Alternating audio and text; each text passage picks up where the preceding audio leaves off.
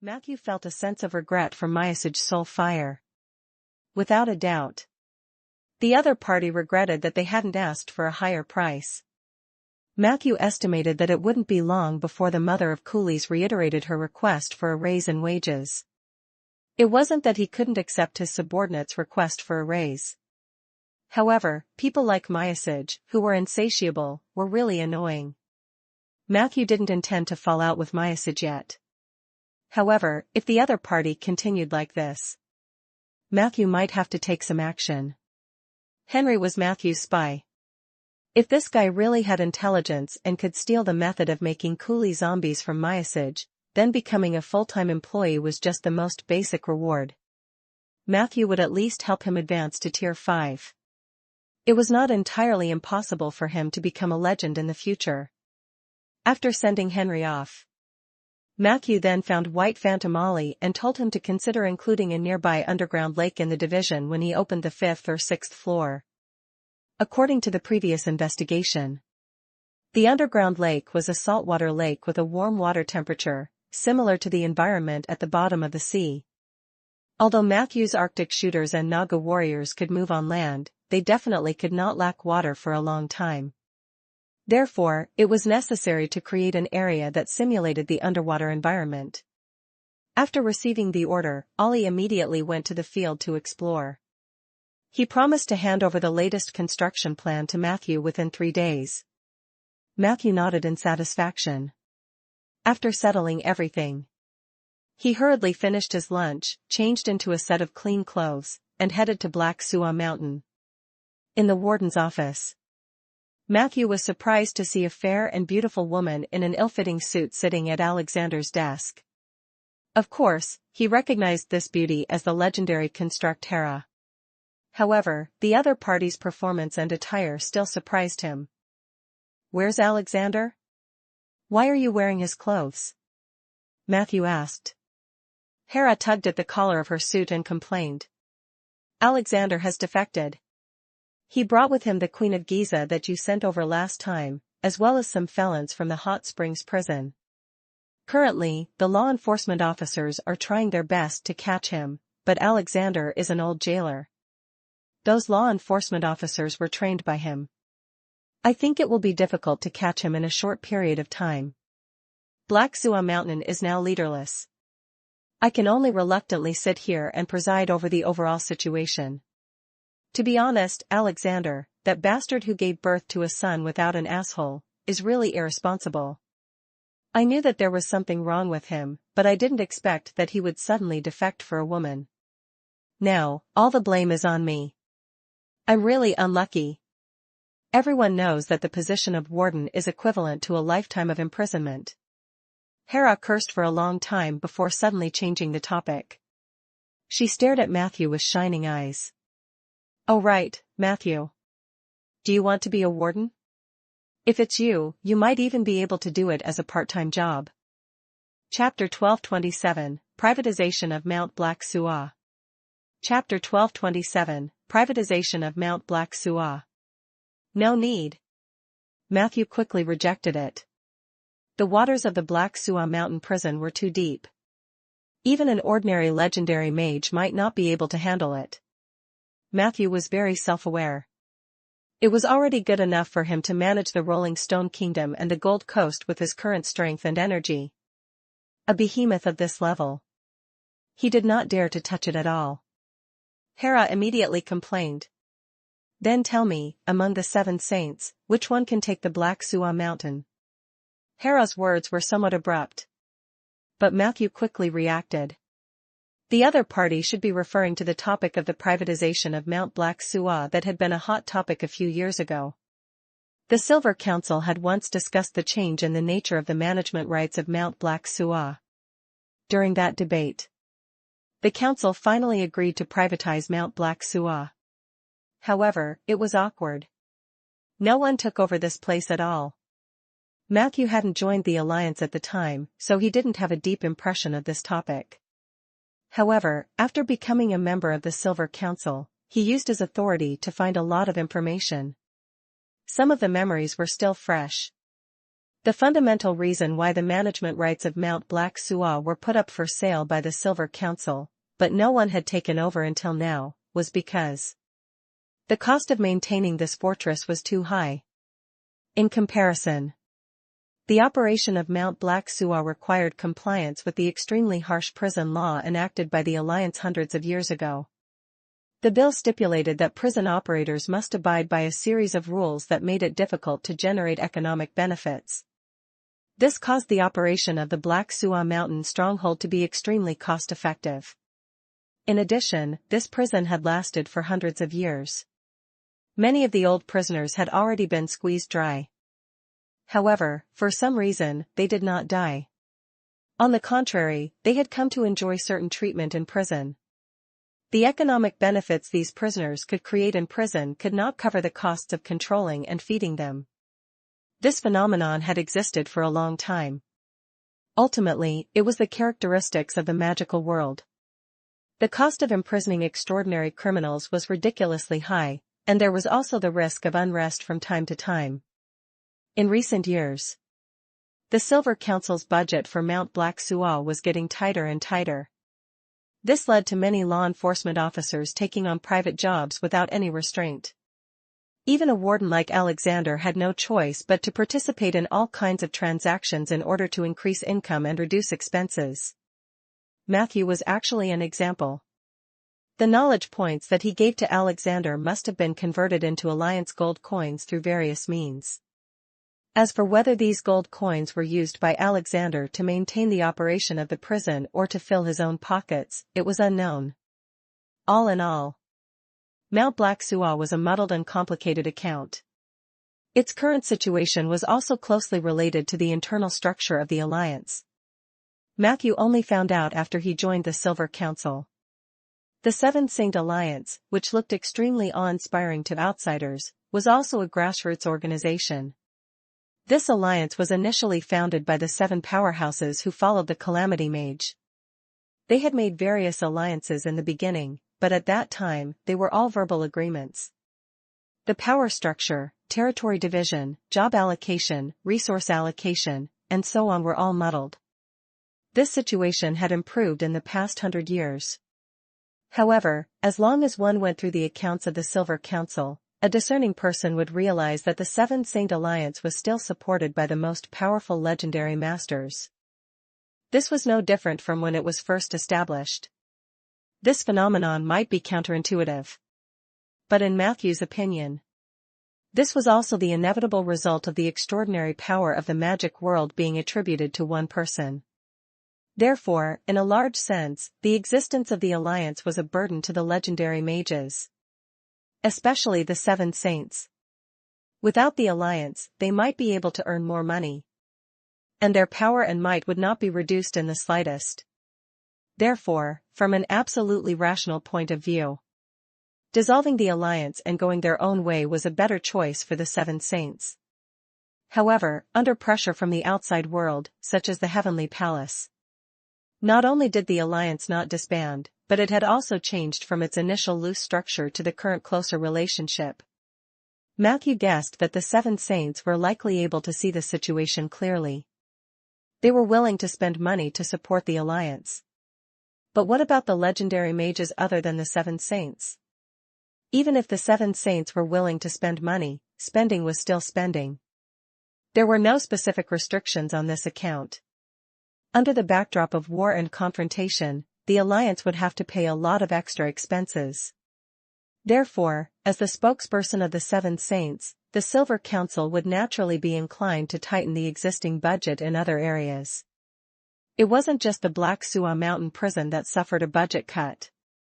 It was the same for the other public organizations of the Alliance. It was just that the reaction was not as intense as in prison. Thinking of this, Matthew couldn't help but feel sympathy for Hera. He knew that Hera's position was very special.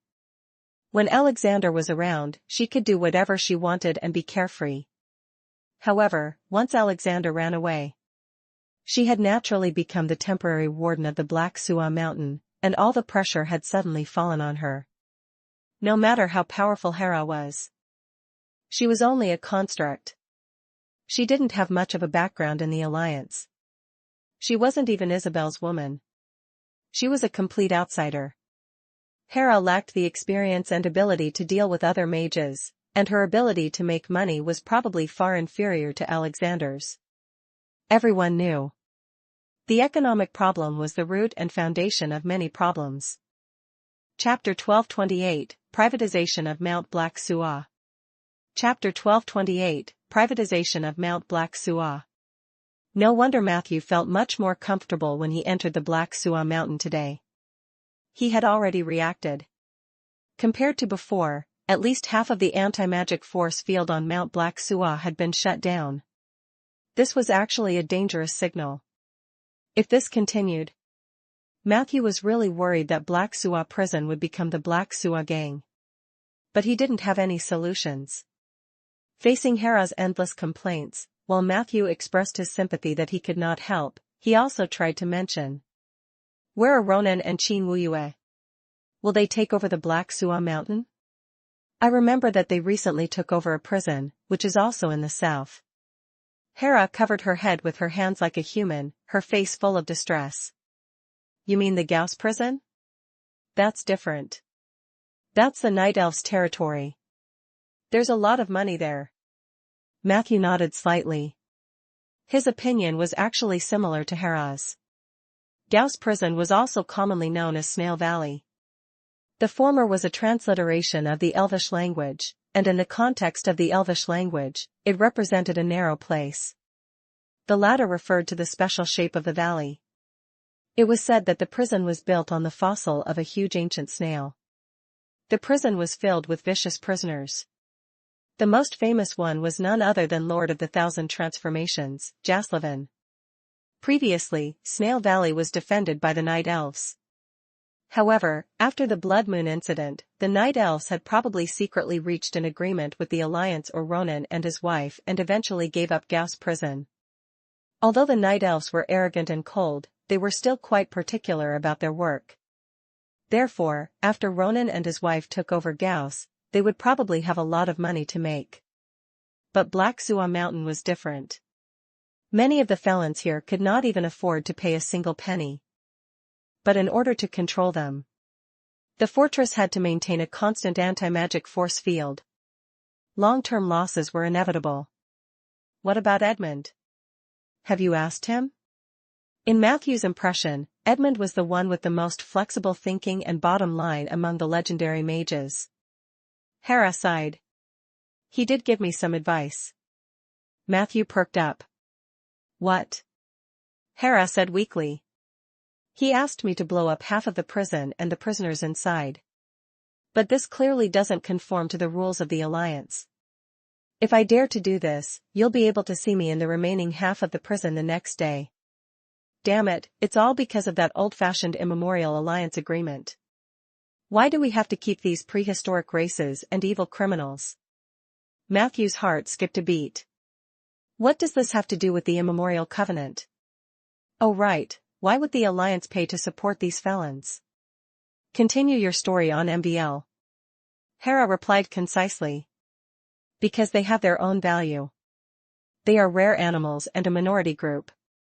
Some people say that their existence can increase the richness of the world, and this richness can guarantee that the world will not instantly perish at a certain moment in the future.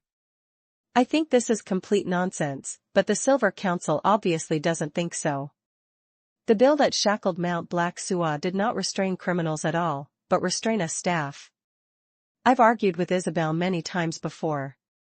I thought she would agree with me. After all, she's the real murderer. However, unexpectedly, she didn't agree with me this time. Damn it, there must be some secrets hidden between the holy mages about this prison that I don't know about. But when it comes to money, they all become stingy again. It's really annoying. Matthew sighed as if he felt the same way. Hera had left a deep impression on him today.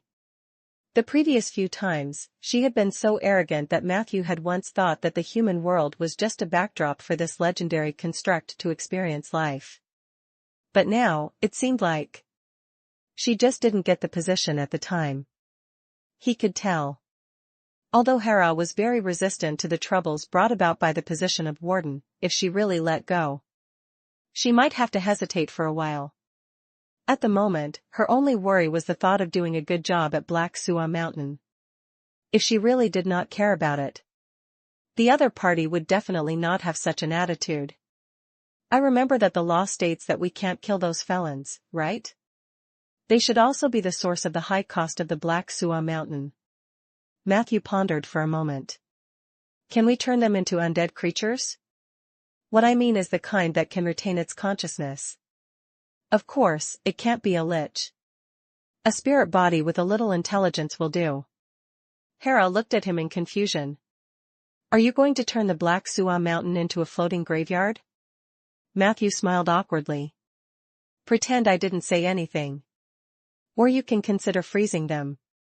It should be cheaper to create an extremely cold environment and glaciers than an anti-magic force field, right? Even if the confinement effect is not as good as expected, you can use the anti-magic bracelet or other facilities to make up for it. If you can go to the water elemental plane to recruit a few volunteers, you might be able to reduce the cost to almost zero. Of course, you can package the low-threat prisoners separately and sell them as different assets. The only requirement is that the buyer must ensure that these prisoners are alive and do not cause trouble. This part should be able to return some money. Chapter 1229, Privatization of Mount Black Suah. Chapter 1229, Privatization of Mount Black Suah. This shouldn't violate the law, right? If you really plan to do this, I can consider helping you share the pressure in this area. Hera looked at Matthew in a daze. That gaze made Matthew's hair stand on end. His voice gradually became softer, and then he stopped.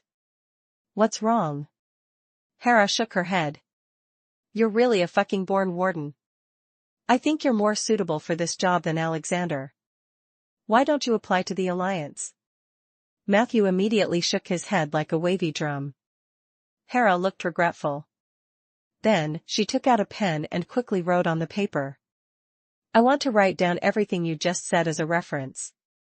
Matthew shrugged. He saw that Hera was focused on thinking about the future of Mount Black Suah. He could only take the initiative to remind the other party of his purpose for coming. I came here today mainly for 3 things. Firstly, although the Giza Queen has run away, her confession should still be there. I hope to get a copy. Secondly, I hope to get all the information about a jailer named Rambo. He owes Madame Saria a sum of money and will be repaying it soon, but he has disappeared. Third, I want to visit a prisoner named Hex. Pa. Hera generously threw Queen House folder to Matthew. Then, there was a bunch of magic keys that were emitting colorful lights. She said without looking up. The information about the jailers is in the archives. Go and find it yourself. As for the prison visit, in theory, the prison visit time is only 1 minute, and you have to pay extra. But for the sake of the suggestion you just gave me, you can stay in prison for as long as you want, as long as you don't let anyone escape. Matthew took the magic key. Hera was still writing something on the paper, muttering to herself from time to time. After he bade farewell to the other party, he then left the warden's office. 10 minutes later. In the high-risk area. Bang! A rusty prison door that could not see the sun was suddenly opened by a huge force. Hex is here. Don't die inside. The strong jailer in charge of leading the way obviously had the bloodline of a giant. The entire floor shook as he walked. Although the other party's tone was fierce, Matthew did not feel any malice, so he nodded lightly. The half-giant left silently. Matthew approached the door and held up a candle. The scene in the cell was accompanied by a rotten stench. The display inside was very simple. A bed and a toilet bowl. There was nothing else. Matthew quickly found a figure that looked like a skeleton in the corner of the room. The figure stared blankly at the candle. Stay updated via MBL. Suddenly, the man's eyes were actually filled with dry tears. Hex? Matthew asked tentatively. In the next second, an extremely difficult voice rang out. Is my son dead? He's not even 40 years old. Matthew was shocked. He knew that something had changed. Ash Ritz was probably not as simple as he thought. He asked in a deep voice. What nonsense are you talking about? The figure slowly stood up. Her skin was dry like a dried corpse, and her eyes were lifeless, like a dead soul. If not for her amazing perception, Matthew would not have been able to determine her gender. The traitor named Hex said in a hoarse voice. Because of the memory curse, no one outside knows of my existence, not even the wardens at Mount Black Suah. They don't even remember my name. In this world, only my son remembers who I am and knows that I am here. I made an agreement with him that I would never reveal my existence until I died. But now, you took the initiative to look for me and successfully found me here. This means that the memory curse has lost its effect. Someone leaked the news, and that person can only be my son. Hex sighed with incomparable sadness. He must be dead or facing death. That's why he did that. Tell me, what happened to my son? Matthew thought for more than 10 seconds. He suddenly said. I want the production method of the Book of Dead Souls. Hex didn't hesitate and started to announce the dishes. First, the main ingredients. It would be best if you have a fragment of a divine persona or a projection of a fragment of a divine persona. Next are the supplementary materials: moon shadow grass, silver tooth 8 leaves, netherworld black locust tree, golden dragon dew, beast tooth. Chapter 1230, An Unexpected Accident. Chapter 1230, An Unexpected Accident. The elder named Hex listed nearly 30 materials and more supplementary materials in one breath. Matthew remembered in his heart. Hex continued. As for the specific production method, I hid it in the big library. Go to the private donation bookshelf number 7013 and find a set of fairy tale books called The White Swan of the Black Forest. After gathering all these books, use the truth-revealing spell and reading spell to obtain the production method of the Book of Dead Souls. Matthew looked at the old woman seriously. It seems that you are prepared.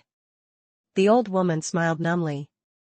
To the outside world, this might be one of the few things I can take out to trade. After I voluntarily used the memory curse, no one would remember me. Even if someone knew about my relationship with Lori, they would most likely not risk offending Bayan City to send me a message unless there was something to be gained, just like you. Matthew nodded calmly. He wasn't embarrassed because he had come for the production method of the Book of Dead Souls. After saying that, Hex continued to ask. So, is my son dead or not? Matthew thought for a moment. If Lori Fangta is your son, then he is indeed dead. A funeral was held some time ago. According to Lori's wife, Lady Ash, the culprit was the Ritz City Lord, but I think her deduction may lack evidence. Perhaps this is just her speculation under great sorrow. Hex was silent for a moment before she suddenly spat. Did Ash Ritz send you? She's not a good person either. Matthew asked curiously. Why do you say that? She seems to love your son Lori very much. Hex looked even angrier. Does this conflict with what I said? Matthew instantly understood that Hex did not deny Ash's feelings for Lori. This meant that the couple was indeed very loving. It was just that the relationship between mother-in-law and daughter-in-law seemed to be worse. Logically speaking, Hex was in prison every day, so she should not have too much conflict with Ash. Could it be because of the old matters between the Fangta family and the Ritz family? Thinking of this, Matthew seemed to have a telepathic connection as he opened the rough file of the felon in Area C. He had taken this file from Hera's office. He remembered it very clearly. When he took it, he wanted to see Hex's specific background. However, after taking it, he somehow forgot about it. He only remembered now. Thinking about it now. This was most likely the effect of the memory curse. Let me see just who you are. However, when Matthew opened Hex's detailed file, his eyes froze. There was nothing else other than the name Hex Fangta. Is this the effect of the memory curse? Even the staff of Mount Black Suah are affected. Matthew suddenly realized. This was definitely not an effect that could be achieved by a group of ordinary forgotten ones. This was the power of a legend. "Are you a legendary mage?" Matthew asked in surprise. Hex shook her hand, bones that were as dry as claws. Her expression looked extremely lonely and sad. "Not anymore. I'm just a weak old woman." Matthew showed a trace of sympathy, but he did not let his guard down. A former legendary mage who could cast a legendary-level memory curse and most likely specialized in necromancy was definitely a ruthless person. Furthermore, Ash had used Matthew before. This made him realize that the people of Bayan City might not be as ignorant as he thought. The naive person, in this case, was him. Or is it because the wife-killer ability has taken effect, making me think that I can take her down? Now that I think about it, the effect of this ability doesn't actually conflict with whether the other party is hiding something else. It's as if Hex thinks that Ash, who loves her son deeply, is not a good person. Matthew reflected on himself. He didn't want to stay in this cell any longer. After comforting Hex, he turned around and left.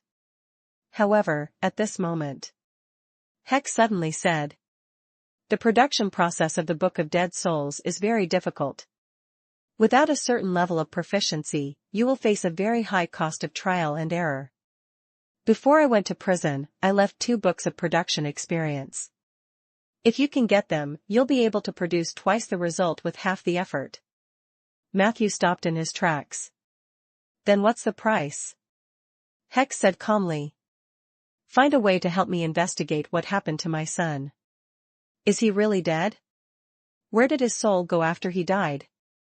I just want to know this. I can't accept him disappearing from this world for no reason." Matthew frowned. This is not a simple matter.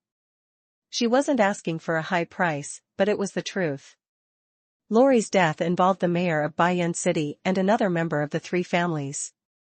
Bayan City was very powerful.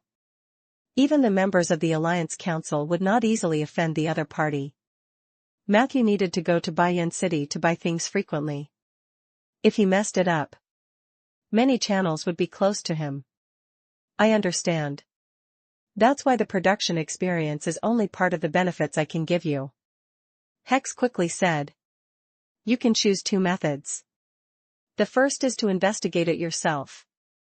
As long as you find out the truth, I'll give you a legendary book of the dead souls that I've hidden." Chapter 1231, An Unexpected Accident. Chapter 1231, An Unexpected Accident. The second method is to commission a third party to investigate. Once the truth is out, I'll give you an ordinary book of dead souls as a reward. No matter which of the 2 methods you choose, as long as you promise me to investigate this matter, you will immediately receive the Book of Dead Souls creation experience. This is my sincerity. Matthew rubbed his temples, feeling troubled. He really did not want to get involved in this mess. However, Hex was very sincere. As a former legendary necromancer, she clearly knew the value of the Book of Dead Souls to a necromancer. Not to mention it being at the legendary level. "How do I entrust a third party to conduct an investigation?" Matthew asked. Hex said without changing his expression. "I'll give you a name and contact information. If he's still alive, he should have become the best rogue in the world. If he's already dead, then I need you to find me another top-notch investigator. Unfortunately, I don't have much money on me. I might need your help to pay for the investigation. If you think that you need to make up for the difference, I can teach you some special knowledge about the field of undead. I can't offer you anything else." Her tone was somewhat bleak. However, Matthew was unmoved. He thought for 2 minutes and said decisively, "I choose the second option. Tell me the name and contact of the person you want to entrust." Matthew handed over a pen and paper. Not long after, Hex returned the pen and paper. Matthew took it and looked at it. His eyebrows instantly shot up. There were a few words written on it: Shanair. Golden Scissors Tailor Shop in River Hishi District of Jiliu City. Your contact is Shanair? He's the Alliance's most wanted criminal. Matthew couldn't help but complain. Hex asked. What's wrong? Do you think I, a prisoner of the Alliance, would have a better investigation channel? Shanair is the best rogue and the best at investigating such cases. He owed me a favor when he was young, so he won't ask you for money. Listen, kid, don't stare at me with those guarded eyes. I'm not that weak and useless bitch Ash, who only knows how to cry at home after her husband dies. I've always been straightforward, so you don't have to worry that I'll scheme against you like she did. It's unnecessary for me, and it's an insult to my honor. Honor? Necromancer's honor? Matthew seemed to have heard something funny, but he held it in. It was Hex's turn to be surprised. You actually didn't retort? Matthew waved his hand. Although I don't think necromancers have any honor to speak of, I believe that everyone is different as an individual. There are so many groups in the field of necromancy, it's not surprising that there are occasionally a few noble ones. A satisfied smile appeared on Hex's face. You're right, child. Don't give up on yourself just because you're a necromancer. Necromancers are supposed to have honor. We had the chance to prove it to this world, but unfortunately. She paused for a moment and did not continue. Although Matthew was curious, he knew that now was not the time to ask about Hex's old story. He confirmed a few details with the other party. He also successfully learned the location of the 2 books from Hex. Nubiel's training email? In the Cauldron House? Hearing this result, Matthew was even more surprised. Won't anyone check that mailbox over the years? Hex chuckled. Of course, no one checked. This is the result of my many years of observation. Ever since the Alliance began to use owls to deliver mail, the mail in the training mailbox has always been the first batch. The training route of the Southern Owl has never changed. It has always been between Rolling Stone Town and Jewel Bay. What's even better is that the training mailbox comes with the Alliance's spell-blocking system. No one can find it even if they want to. If you have a stolen item that you don't have a place to store and it's inconvenient for you to carry it with you, just swap it with a certain email in your training mailbox. Remember to mark it so that you can come back and find it when the time comes. The owls there look very clever, but if you give them something to eat or even a glass of wine, they'll forget everything the next day. Matthew was amazed. Even though he hadn't verified it yet, he believed what Hex said was true. Whether it's the Seven Saint Alliance or Bayen City, there are still many such loopholes. Sometimes, I often wonder why those idiots can't find them. It's such a simple matter. Hex sighed and said. Later on, I realized that people like me are rare. Even if I'm a legend or even a holy mage, I'll still be stupid when I need to be. It's not their fault. The nature of this world is just a group of idiots managing another group of idiots. These words were too sharp. Matthew couldn't take it.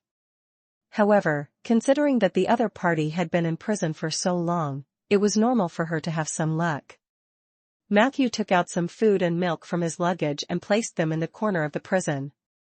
Then, he left quickly. Clang! The rusty iron door of the single room was tightly shut. Matthew wanted to leave quickly. Then, at this moment, the jailer who had brought him in earlier suddenly came over with a mischievous smile. Chapter 1232, An Unexpected Accident. Chapter 1232, An Unexpected Accident. Mr. Matthew. I think I heard something I shouldn't have heard just now. The extent to which the members of the Silver Council colluded with the Alliance's most wanted criminal to investigate Bayen City, you wouldn't want such news to leak out, would you? Don't worry, I'm a very sensible person. I won't ask for too much. I just want some living expenses. He had been at the Black Suwa Mountain for so long. This was the first time Matthew had encountered such a thing. It seemed that Alexander's defection had dealt a greater blow to the fortress than he had imagined. It wasn't just the prisoners who became restless. The jailers seemed to be in a strange state. He walked out and asked, "How much do you want?" The jailer chuckled and said, 5,000 gold coins will do. I've said it before, and I'm very sensible. Matthew calmly pulled him to a corner. Come here, I'll give you.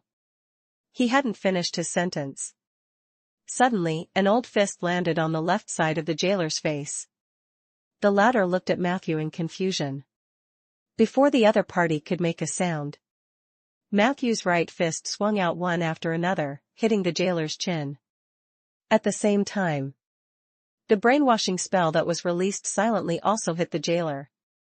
After barely resisting for a few seconds, the huge body of the jailer fell to the ground.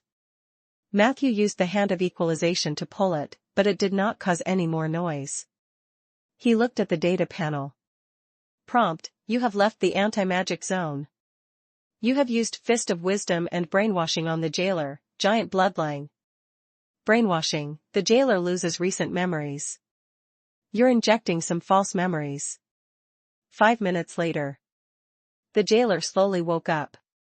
He touched his chin in a daze, and some vague memories appeared in front of his eyes. How could I be so careless and fall while walking? It was Lord Matthew who helped me to the side. Just as he was muttering to himself, a pair of dark red eyes suddenly lit up in a cell behind him. I saw it very clearly just now. That mage beat you up, and then you became unconscious. Hey, big guy, you owe me a favor. Bring me some things that can make me feel good. The prisoner in the cell said. Bang! The huge jailer punched the door and cursed fiercely. Do you think I'll believe you? Idiot! How could Lord Matthew hit me? Listen up, I fell on my own. Then, he punched the cell door twice in a row, scaring the prisoner so much that he kept stepping back. Only then did he leave unhappily.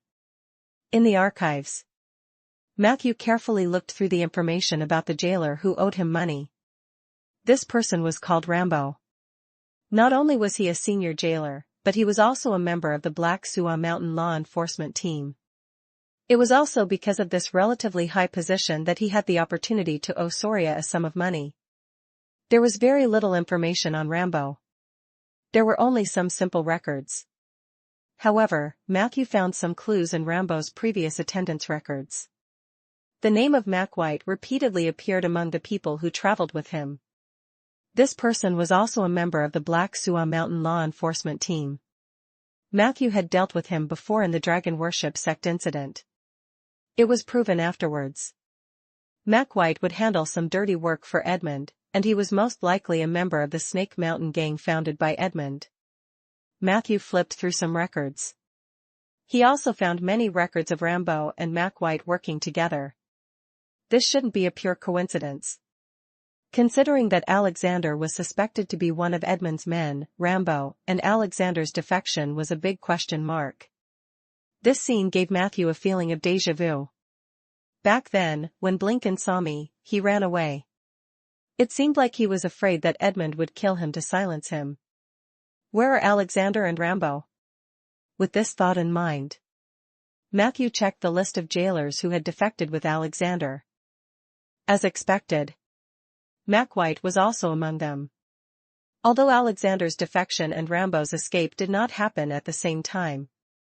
However, they were all related to the Hot Spring Prison riot that had caused a stir a while ago. However, regarding this part of the content, even though Hera had given Matthew enough authority, he could only find some very general information. It was very likely that Alexander had destroyed all the important files before he ran away.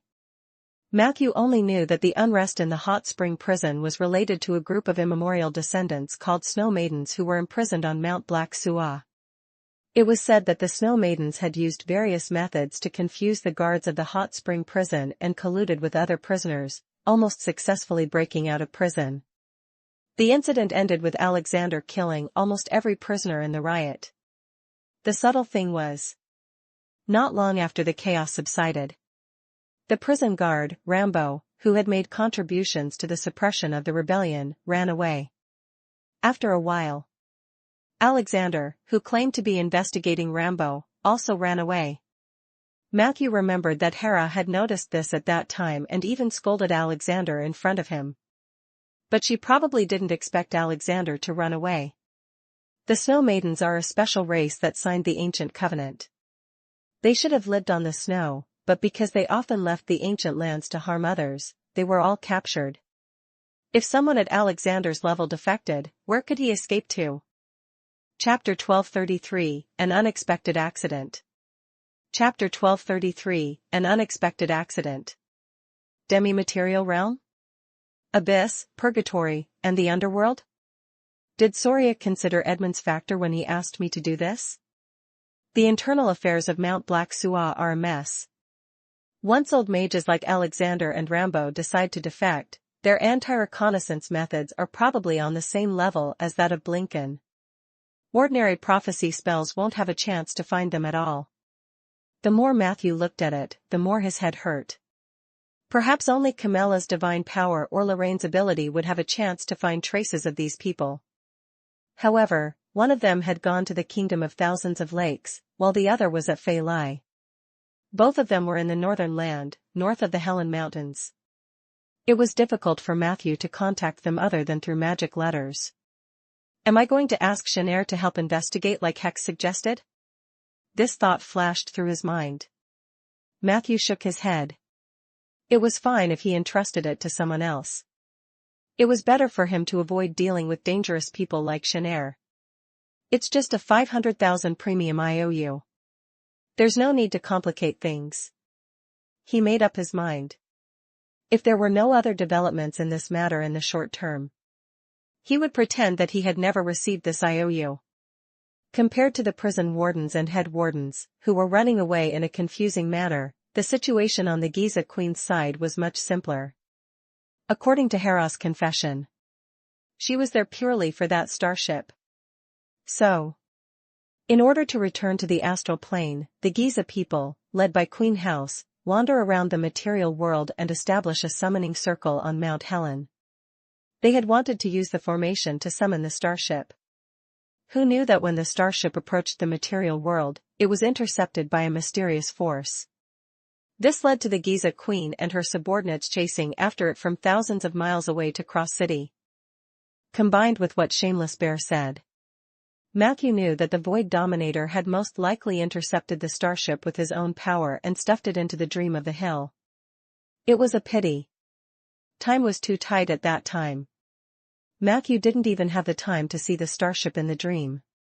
After that was world peace. That starship either vanished along with the explosion of the Dream of the Hill or slipped into the turbulence of time and space. Both of these situations will make it unlikely for it to appear in the material world again. Matthew felt a little regretful. If he could intercept that starship, the benefits he would gain would be unimaginable. Unfortunately, the information was incomplete, and time was too tight. It was wasted just like that. He sighed with emotion. Matthew couldn't help but grab the attachment at the back of the confession and take a few more glances. There were more than 1,000 pages in the annex. Every page was filled with words. According to the description, Matthew knew that the confession was made by Queen House when she was sober, and the attachment was made by Hera using hypnosis. Both of them had a certain degree of authenticity. However, the application scenarios were slightly different. Matthew took a few cursory glances and was shocked by Hera's meticulous and comprehensive hypnosis. She did not let go of any suspicious points during the interrogation. She even recorded Queen House's unique habits, the bad things she had done when she was young, the number of children she had, the number of husbands she had, the caliber and size of her husband, and so on. Hera's handwriting and writing style are quite good. There's actually a large amount of embellishment. It's so obvious that these annexes can be read as little erotic texts. Matthew silently took all the appendixes. I can take it back and show it to Lorraine. This thing should be of some help to the advancement of a bard. After returning to Rolling Stone Town, Matthew took some time out of his busy schedule to plant trees. March. It was the most suitable season for planting trees. Matthew could feel that the land that had melted was welcoming a world-shaking recovery. The bare branches were sprouting. Small animals left their nests to find mates. Even the zombies seemed to work harder. Matthew was also inspired by this enthusiasm. He tirelessly planted trees. Even though the place where he planted the tree was very close to the Scar of the Dead. However, the pressure from the Scar of the Dead had already disappeared. Matthew had taken the time to investigate this matter. He discovered that the power of the Scar of the Dead in Rolling Stone Town had declined further. Of course, this was a good thing for Rolling Stone Town. However, there was no reason for power to disappear for no reason. The firewall could only isolate it but not destroy it. If there were no other changes, it was impossible for this power to suddenly dissipate. The only possibility was that what happened in Jade Court had affected the situation around the Scar of the Dead. Matthew had also seen a shadow similar to the Ashbringer striding towards the Jade Court.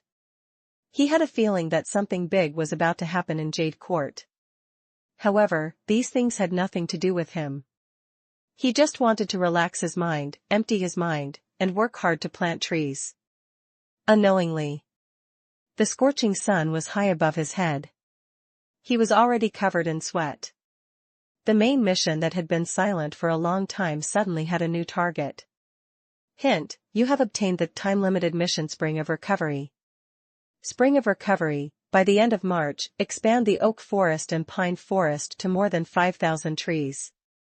Reward: a drop of dew of sublimation in the ritual ground, limited to Fear of Death graveyard, and large amount of XP. Good heavens! 5,000 trees? Matthew estimated that this meant that he would have to plant 1,500 oak trees and 2,000 pine trees in the next half a month. He had to plant more than 200 trees every day. This had seriously exceeded Matthew's current plan. Unless I ask the centaurs and the children of the forest to help me plant trees. However, they seem to be more skilled in maintaining the forest rather than developing it. A group of druids hired from Cross City are all professionals. With my current relationship with the Earth Society, it's not difficult to hire them. It's just a little expensive. Matthew calculated in his heart.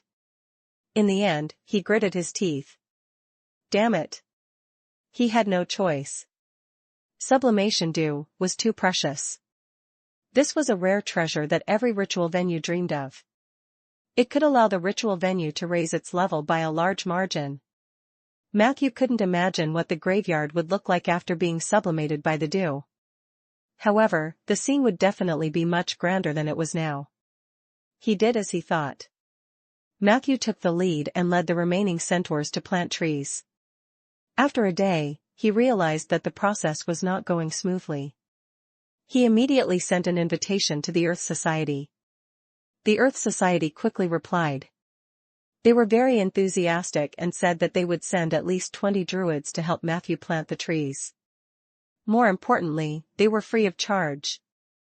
This made Matthew heave a sigh of relief. The reason why he considered the Earth Society was not only because they were professional, but also because he could ask the druids to come over and solve the problem of seeds. One step further.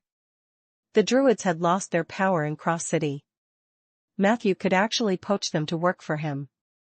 It would depend on whether the other party was willing or not. This time, planting trees together was an opportunity. The next morning, Matthew went out with a hoe before dawn. But at this moment, Alliance Mage Fendrel came over. He held some documents in his hands and smiled at Matthew. There are two main reasons for my visit. The first thing is about your promotion to a second-class member of the Silver Council. In addition to the high subsidy, you also have the opportunity to attend the monthly report. This document notes the time and location of the monthly report this year. You can go with your magic license. Of course, whether you want to go or not depends on your mood. As far as I know, at least 2/3 of the second-class councilmen choose to be absent from the meeting every month. The second matter is related to Jade Court. The Silver Council asked me to discuss it with you. They hope that you can restart the Scar of the Dead project. This is probably Lady Isabel's idea. Matthew raised his eyebrows. Something happened to the Wood Elves? Fandral smiled. If nothing unexpected happens, something unexpected happened to them. Chapter 1234, The Art of Compromise and Unexpected Wealth. Chapter 1234, The Art of Compromise and Unexpected Wealth. Fandral smiled and said. The Wood Elves thought that the matter was very secretive, but they did not know that the holy mages had their eyes locked on them. We learned a long time ago that the Elder Council of Jade Court intends to cooperate with the legendary evil art master Lance.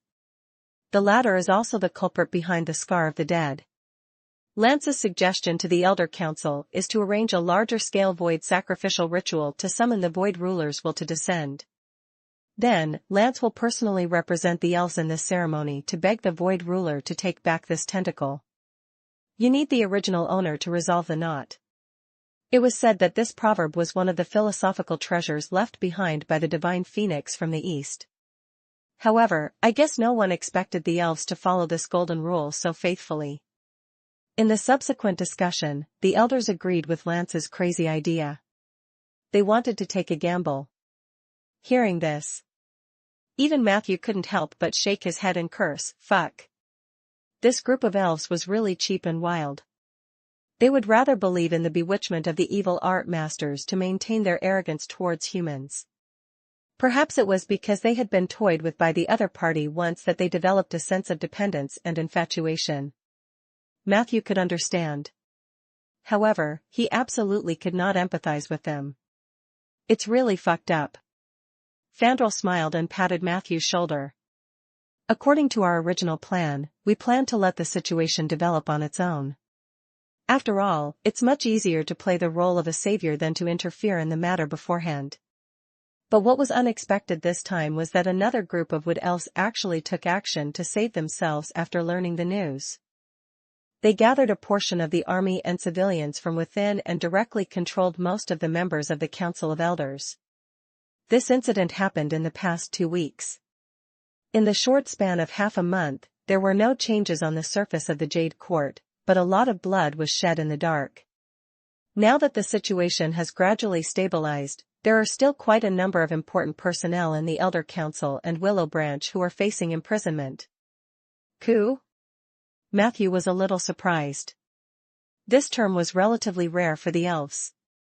As a highly xenophobic race, most elves still maintained a high degree of obedience and respect for the hierarchy and power within the ranks. Matthew thought for a moment. There were very few internal rebellions in the history of the elf race. It just had to appear at this time. The timing is a bit coincidental, Matthew said. Fandral nodded. This is actually neutral news for us. At present, the Silver Council is still studying whether this coup broke out by chance or deliberately.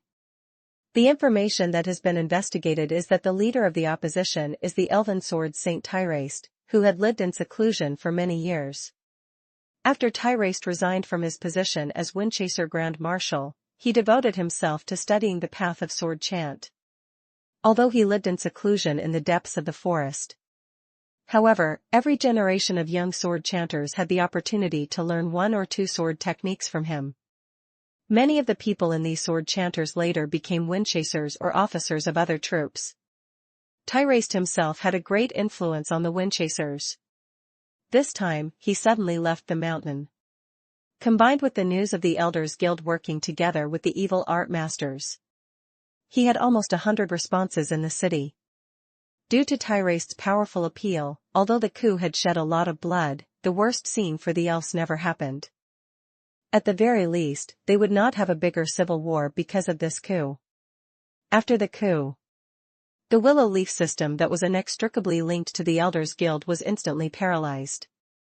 There were many things in the city that could not be carried out as usual. The common elves gradually began to complain about this. However, most elves still hope that Tyraste can take charge of the overall situation. Tyraste? Matthew was not surprised to hear this name. Previously, Bina had told Matthew about the evil art master Lance. It was very likely that she had learned about it from Tyraste's daughter, Tyranny. They didn't just sit there and wait for death. This made Matthew look at some of the wood elves in a new light. So, Tyraste has the final say in Jadeite Court now? Is his attitude towards the Alliance better than the Elders? Matthew speculated. Fandral shook his head with a smile. No, Tyraste's attitude towards the Alliance is even worse than the Elder Council. He's an extremely elven supremacist.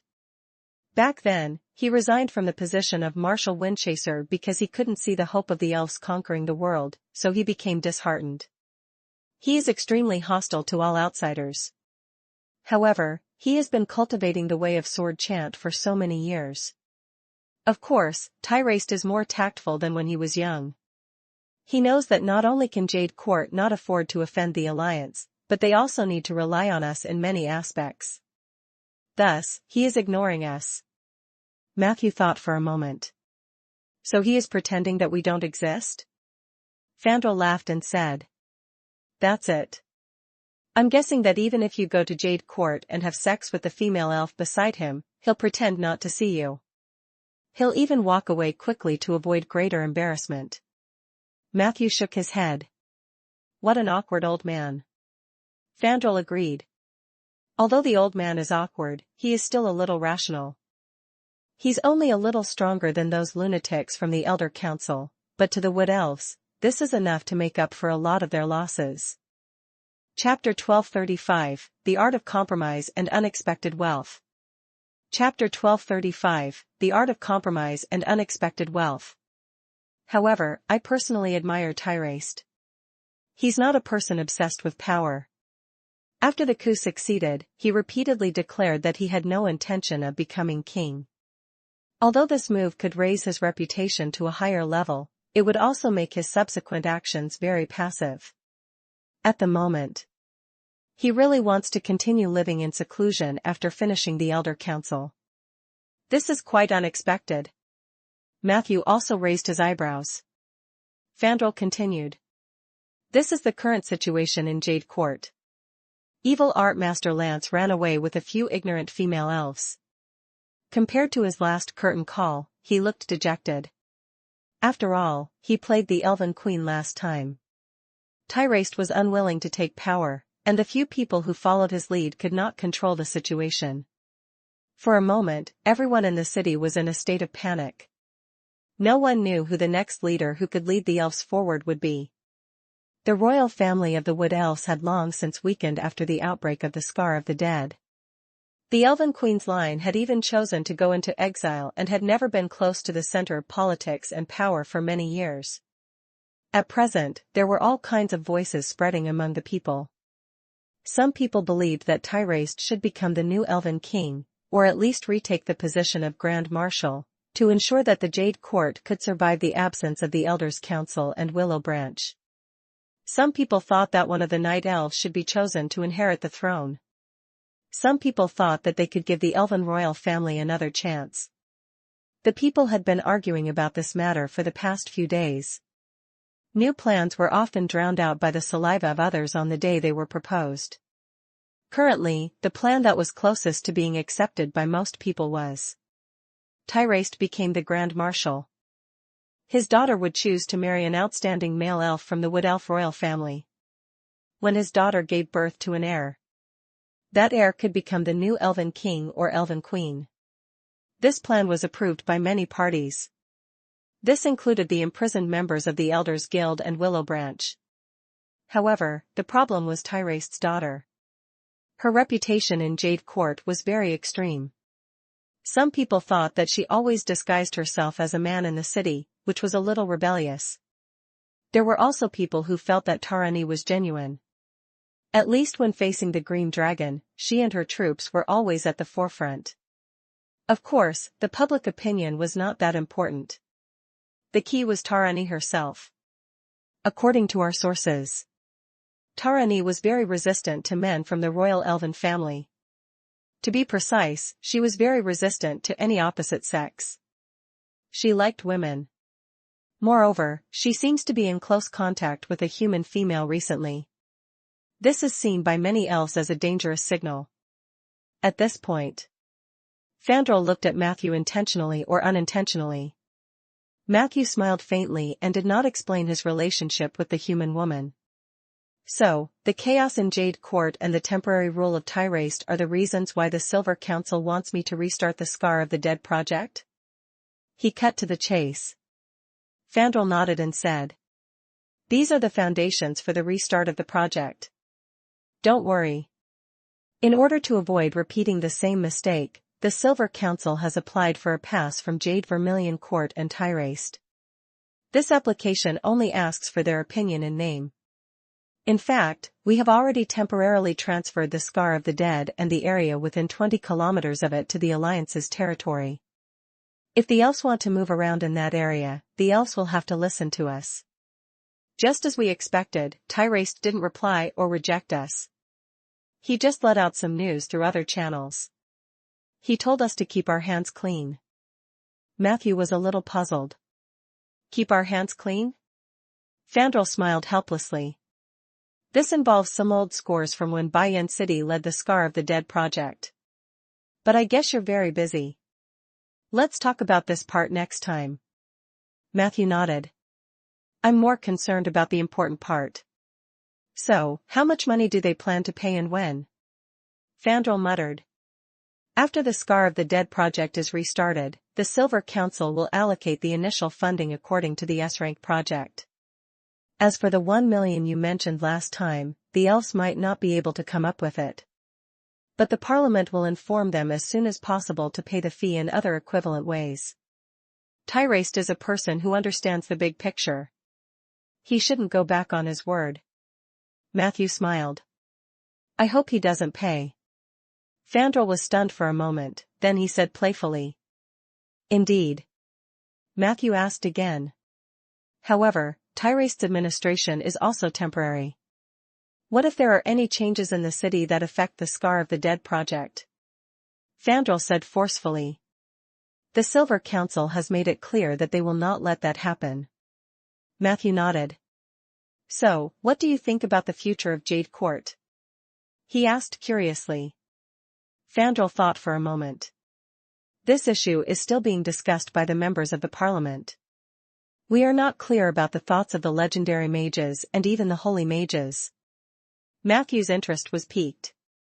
Do the 7 sages have plans for Jade Court? Fandral nodded hesitantly and then shook his head. At present, no lord has clearly expressed his intention to take over the Jade Court. However, I reckon that at least a few of them have their own thoughts. Chapter 1236, Art of Compromise and Unexpected Wealth. Chapter 1236, Art of Compromise and Unexpected Wealth. There's actually not much profit in just one Jade Court. However, the resources accumulated by each long-lived species over the years are a considerable amount of wealth. The awkward part now is that the coup of Tyraste succeeded, and the legendary evil art masters couldn't stir up trouble. It's inconvenient for the legendary mages to help. If they could act at will, I personally think that Lord Ronan or his wife Qin Wuyue would be closer to becoming the new master of Jade Court. At this point, Fandral's voice was much softer. He said to Matthew cautiously, "What I'm going to say next is all groundless gossip. It can't be taken seriously. I'm just casually saying it. Just listen to it." Matthew revealed a look of understanding. Fandral continued. Due to their geographical advantage, Chen and Ronan are the most likely to become the new masters of Jade Court after the collapse of the regime. Edmund is also very close. But Chen's heart is on the ocean. He seems to have no interest in land. As for Edmund, he probably reached some sort of agreement with Ronan. I heard that in the recent 7 sages' decisions, no matter what Ronan suggested, Edmund would immediately raise his hands to support it. It is also because of this and the power of returning from the astral plane that the Ronan couple have recently shown their strength and taken a lot of benefits in one go. Everyone in the alliance is very curious. What benefits did Ronan promise Edmund to make him so supportive? There are even more rumors in this area. I don't dare to say anything. If you want to know more details, you have to ask around yourself. Matthew looked regretful. However, he knew very well that Edmund's support for Ronan was probably related to his loitering around Ronan's house. He must have done something to harm Ronan. However, he could also gain Ronan's understanding afterwards. It could also be considered to have brought out the art of robbery and compromise to the fullest. How about this? You can report this to the Parliament. I will restart the project, but it will have to wait until April. Matthew pondered and gave Fandral a clear answer. Fandral waved and said, "No worries. I was planning to inform you in advance." The official invitation documents are still on the way. It's mid-March now. It'll be April in a few days. Matthew nodded and said. Yes. This notice is too sudden. The window for me to recruit apprentices and official mages is too short. I'm worried that I won't be able to recruit enough people. Fandral comforted. Don't worry. The Alliance will give you the green light. All the major magic academies in the south are open to you. You can even get in touch with Bayan City. Oh, right. He suddenly thought of something and paused for a moment before saying. In addition to the researchers and assistant apprentices, I suggest you choose at least 2 assistants. Assistant? Matthew thought for a few seconds and gradually came back to his senses. First, the benefits of an S-rank project cannot be shared by one person. If you can let others benefit from it, they will most likely return the favor. You know this very well. Fandral smiled and said. Secondly, once something happens, there will be people who will fight with you.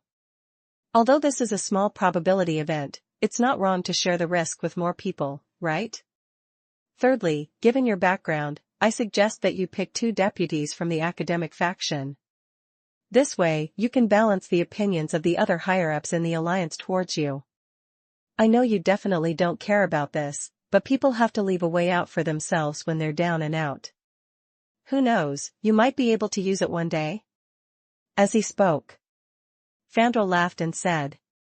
Of course, it's best if you never use it. Matthew shook hands with Fandral solemnly. Thank you. Fandral's words were quite sincere. Ever since the Alliance assessment, this mature and slick middle-aged mage would give Matthew a lot of useful pointers every time they met. Although he knew very well that the other party was not simply showing kindness, Matthew himself was very pleased. At this moment, Matthew inadvertently caught a glimpse of a very hidden badge on Fandral's chest. That was the badge of a first-class member of the Silver Council. Matthew was surprised. He had also investigated Fandral's background before. His parents were commoners, and he was an academic mage.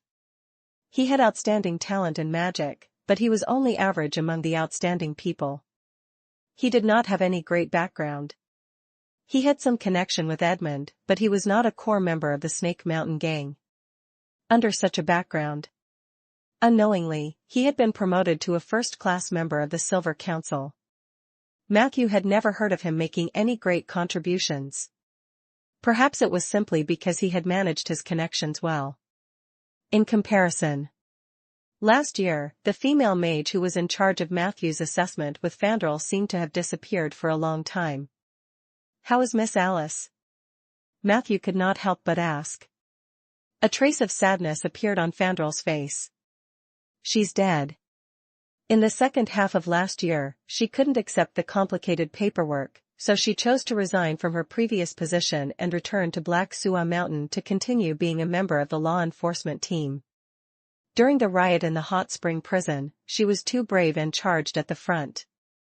She used magic to heavily injure several snow maidens, but she was accidentally attacked by the monsters.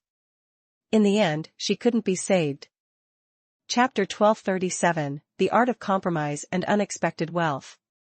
Chapter 1237, The Art of Compromise and Unexpected Wealth. Dead? Matthew couldn't believe it. What about the resurrection spell? Fandral shook his head. It's not like you don't know about that place called Black Suwa Mountain. He didn't seem to want to talk about this topic any longer. Matthew also sighed silently. How about this? When you go back this time, help me tell the Parliament that I will invite the 2 mages from the northernmost floating city to be my assistants. Let the Parliament send them an invitation on my behalf. Before they parted, Fandral asked Matthew. Which 2 mages are they? Fandral took out a pen and paper. Mr. Hibbert. Matthew paused. And Lady Vivian. After sending Fandral off, Matthew called Henry over and gave him 2 new tasks. The first was to draft the official documents for the S-level project. This document included a large amount of paperwork, as well as detailed rules for recruiting mage apprentices and research assistants. Matthew stated his request. He gave Henry a few copies of the template. Because this was an official project, Matthew limited the number of mages in the field of necromancy to research assistants. It was the same for the acolytes. In addition to the undead, mages in the domains of evocation, enchantment, and transformation were also selected. The second task was to distribute invitations and interview letters. Matthew asked Henry to travel to Rolling Stone Town a few times before. No, it was the visiting mages who had sent out a wide range of interview invitations. Other than that, he had also invited Leslie, Lambier, and other mage apprentices who had participated in the firewall project. At least they had some experience. It was better than coming here without knowing anything. Especially Leslie. Matthew admired her management talent and emotional intelligence. If they were willing to come, Matthew naturally accepted everything.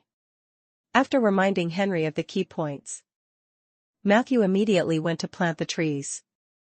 He had to complete the spring of recovery before the end of March. This was the only way. Only then would he be able to show off his skills in the Scar of the Dead project that was launched in April.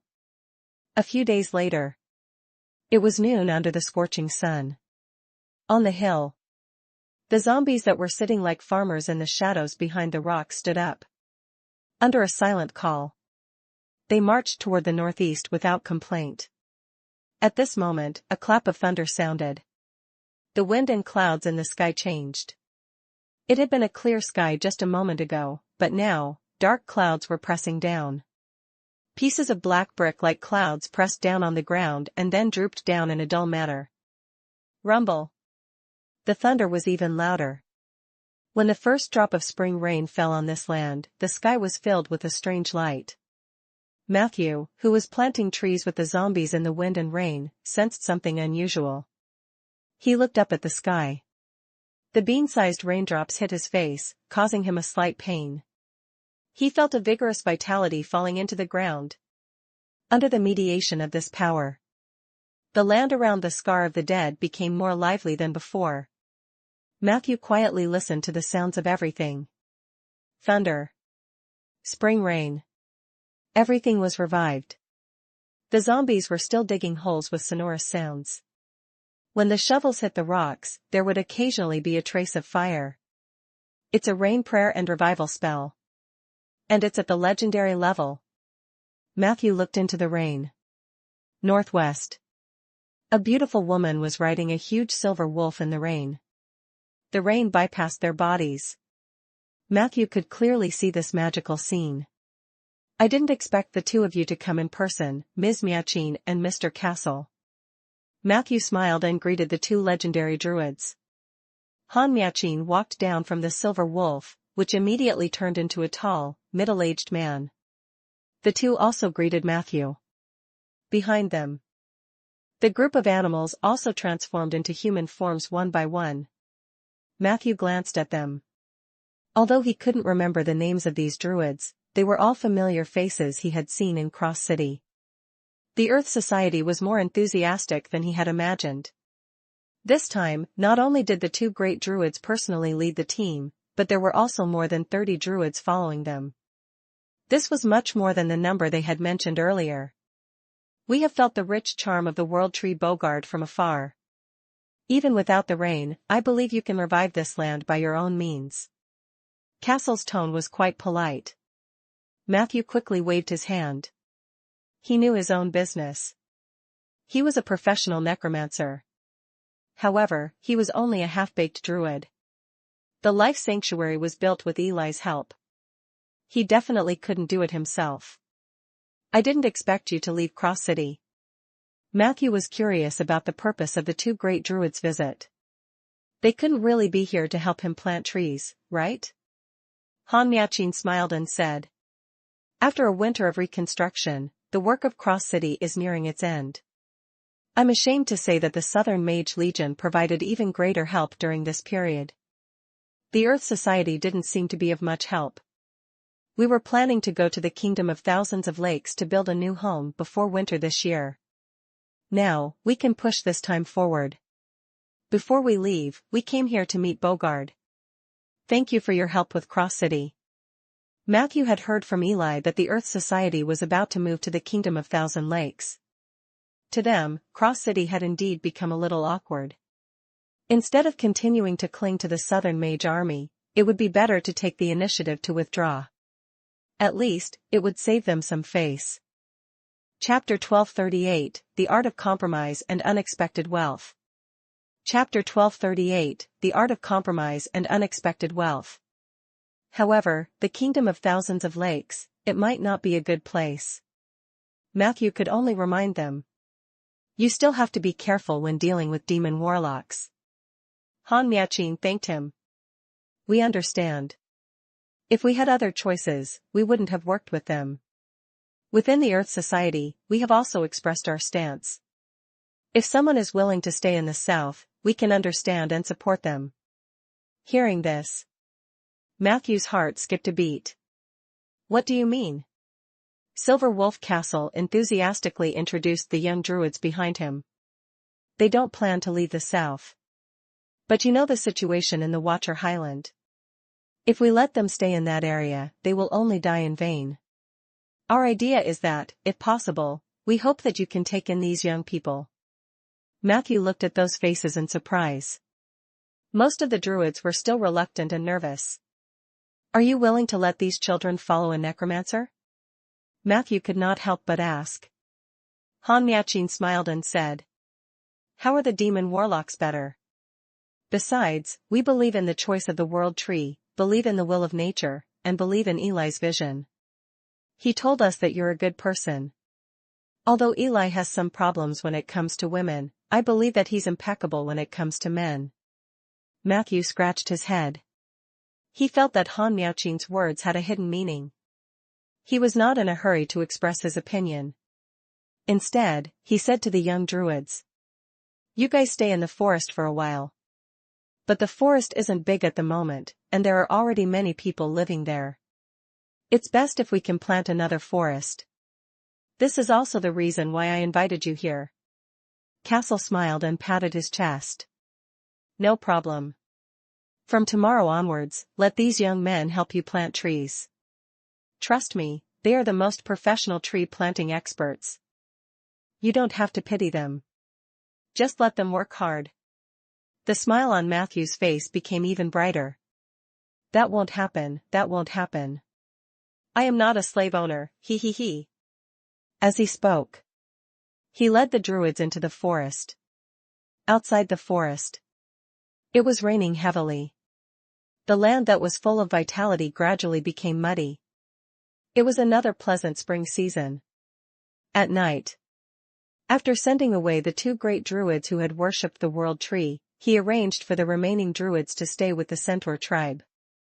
Matthew found time to hurry to the Cauldron House. Under the guidance of the mechanical dwarf David, Matthew successfully found the owl's training base. At this time, the trainers had already gotten off work. Only the sound of the owls flapping their wings could be heard in the huge magic tower. Matthew stood in the hall on the first floor and looked around. Other than the pairs of yellow or green eyes, there were only countless mailboxes and mail on the ground. Go ahead. I plan to talk to the owls alone. Matthew politely asked David to leave. David was also very tactful. Understood, understood. I'll leave now. However, I have to remind you that some elves may be aggressive. You should be careful when you do that. After saying that, he quickly left the magic tower. On the other hand, Matthew was confused. What did this guy understand? However, business was more important. After confirming that David had left, Matthew tore a scroll of group slumber on the spot. The owls in the tower fell asleep under the influence of the spell. For a moment, the light from the magic candle shone on Matthew's face. It actually made his expression look a little evil and ferocious.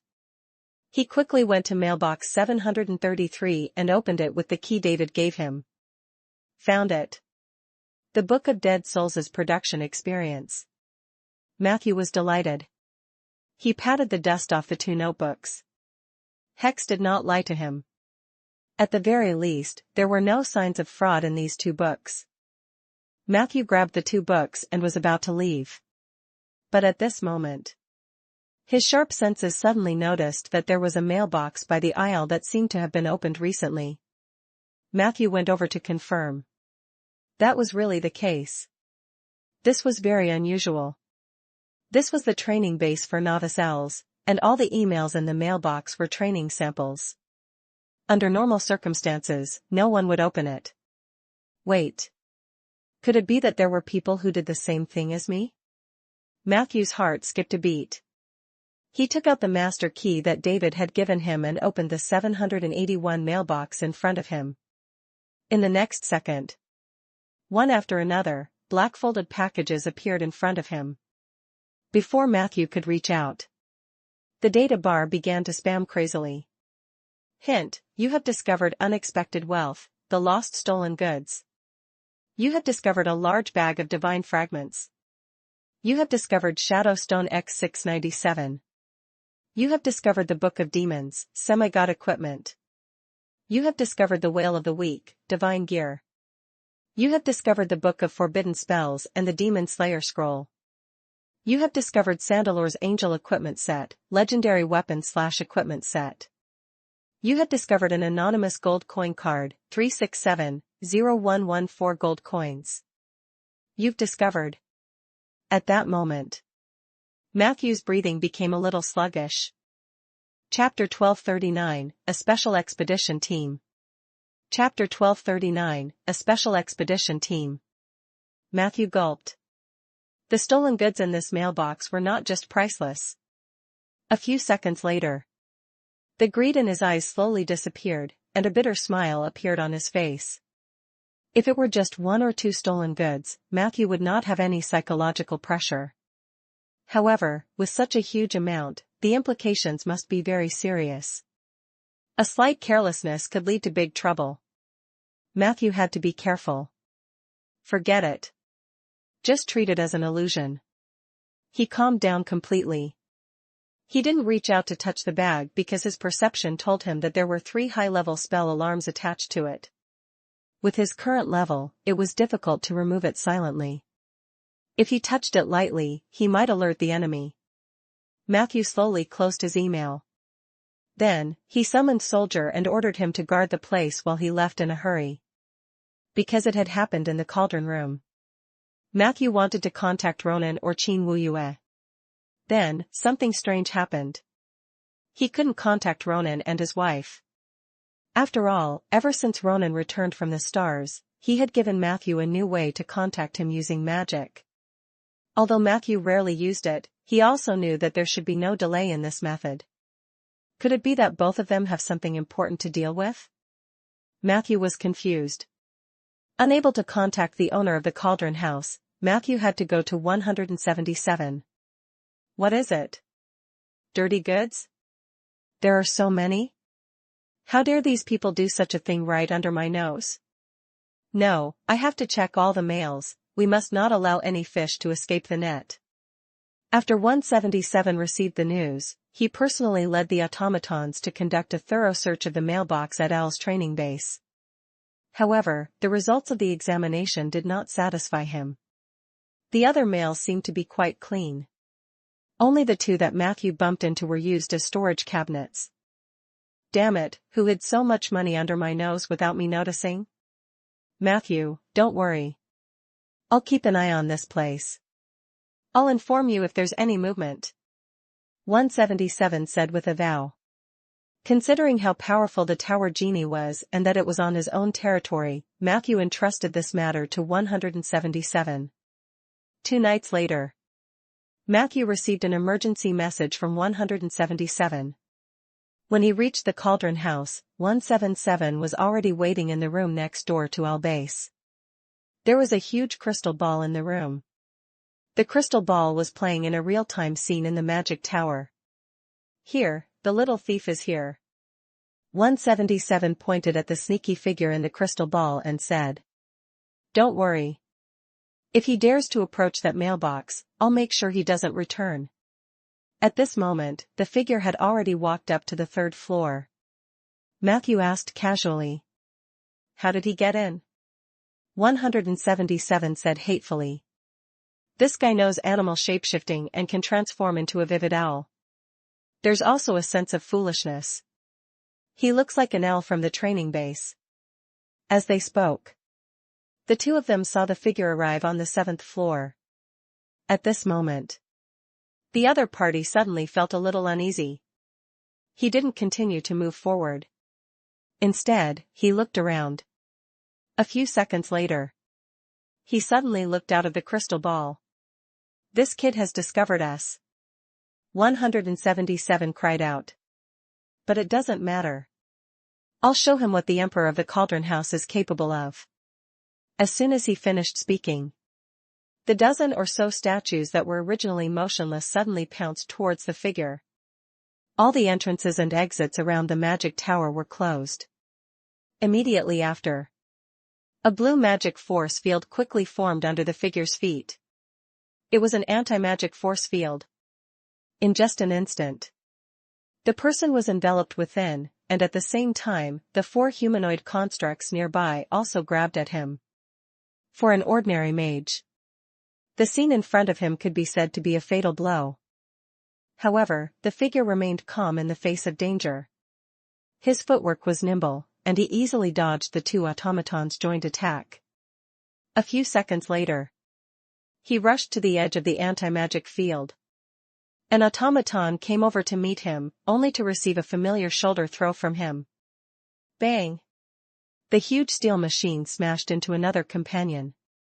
The 2 automatons were declared useless on the spot. Wing wing wing. A loud alarm echoed in the tower.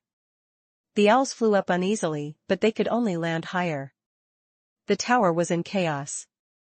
However, what was worrying was that after the other party's handling, he had actually successfully escaped from the anti-magic force field and was hiding in a dark space.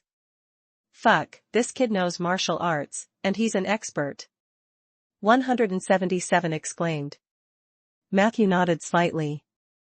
The close combat technique that the person used to deal with the automaton was a very standard martial arts move. Even a martial monk who had cultivated for many years would not be able to find any fault with it. This was quite rare for a mage. Let me through. He spoke in time. Matthew was sent to the tower without a word. He had just landed. Matthew saw a frowning face.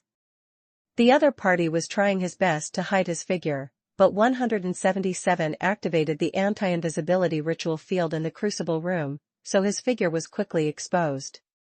Matthew didn't say a word and sped up. When the 2 sides were not far away, the other party suddenly shouted. Stop. Otherwise, I won't be polite. However, it was too late. Chapter 1240, A Special Expedition Team. Chapter 1240, A Special Expedition Team.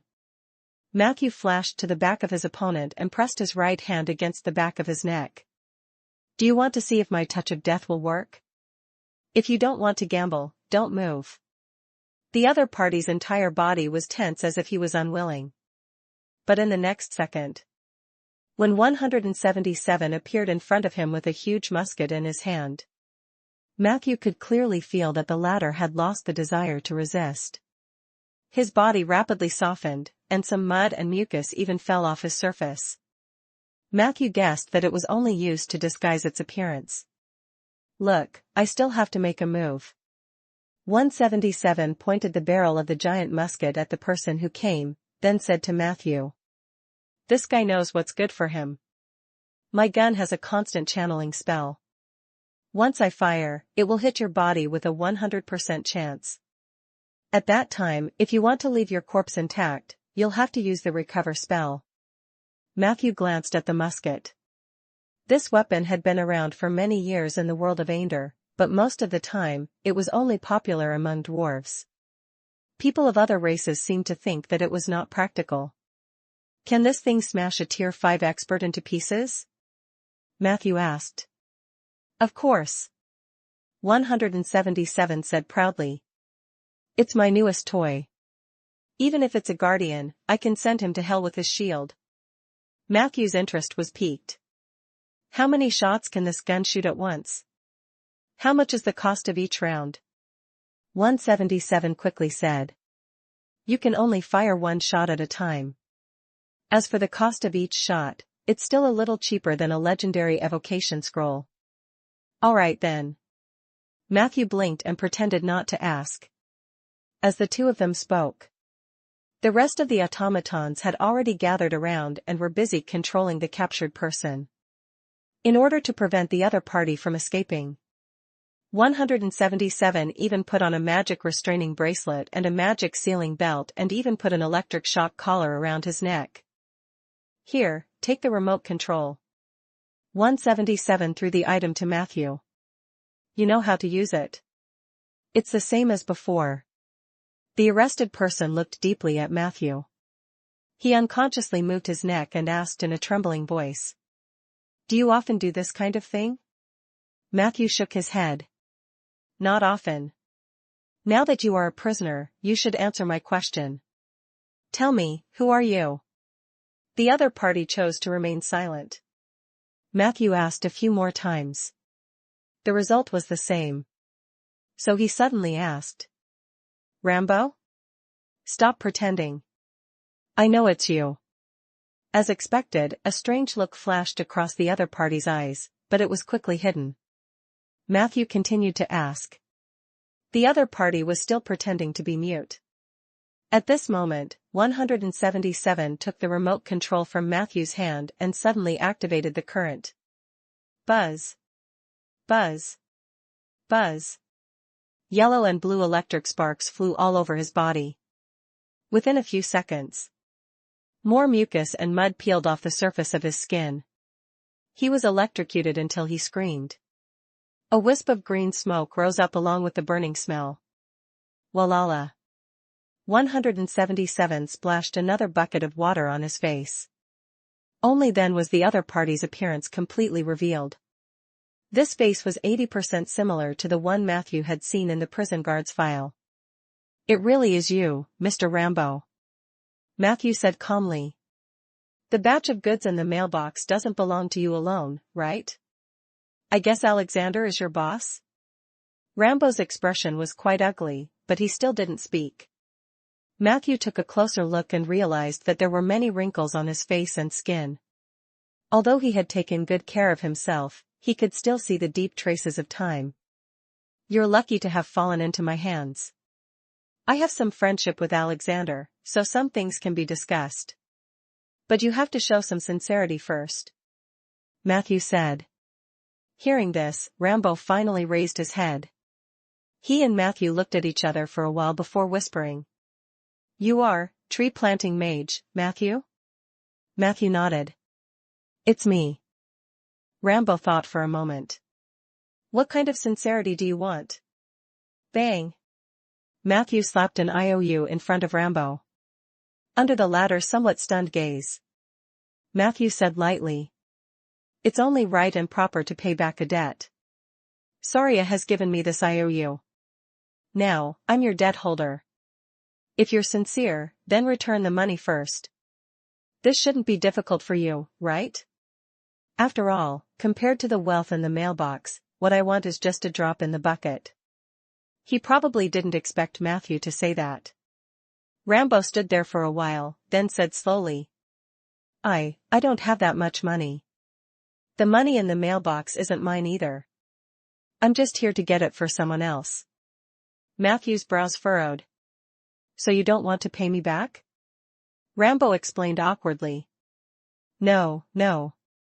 Suddenly, he seemed to have a flash of inspiration. And the IOU hasn't expired yet, right? I'll return it when it's due. Matthew looked at him as if he was looking at a fool. You have already defected. This IOU is based on the fact that you are still a member of the Alliance and a worker of Mount Black Suah. Your reputation is not enough to support you for the next 3 months because you can run away at any time. Do you understand? His tone was somewhat unfriendly. After being rebuked by Matthew, Rambo was obviously guilty. I'm sorry. But I still have my collateral, right? Chapter 1241, A Special Expedition Team. Chapter 1241, A Special Expedition Team. That house in Deep Blue Harbor should be worth at least 200,000 gold, right? Was there collateral? Matthew's expression did not change, but he secretly cursed Soria in his heart. This holy mage really knows how to do business. I don't know anything about collateral. I only know about this loan contract. Matthew waved the IOU in his hand. No matter what, pay me back the money you owe me first. Rambo seemed to have gone through a mental struggle before he said, with some difficulty. You can withdraw 500,000 gold coins from the mailbox, but you can't touch the rest.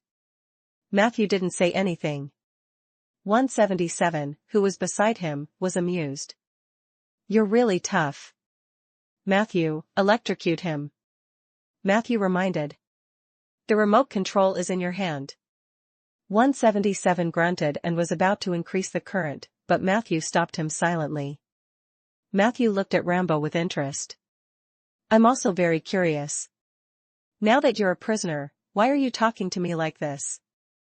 You are no longer a law enforcer of Black Sua Mountain. On the contrary, you are a traitor to the Alliance. Rambo's face turned red. His expression looked rather embarrassed. Pain, confusion, anger, and other struggling expressions flashed across his face. It looked like this mage called Rambo was still not used to the change in identity. Matthew felt that his last two sentences had hurt Rambo the most. Very quickly, he became a little dejected. Tell me more if you don't want to go to jail. Matthew reminded. If there are no accidents, you will spend the night at Black Sua Mountain tomorrow. Hearing this, Rambo quivered again and looked at Matthew hesitantly. Mr. Matthew, can I trust you? Matthew spread his hands. I'm a trustworthy person. If you don't believe me, you can ask Shanair.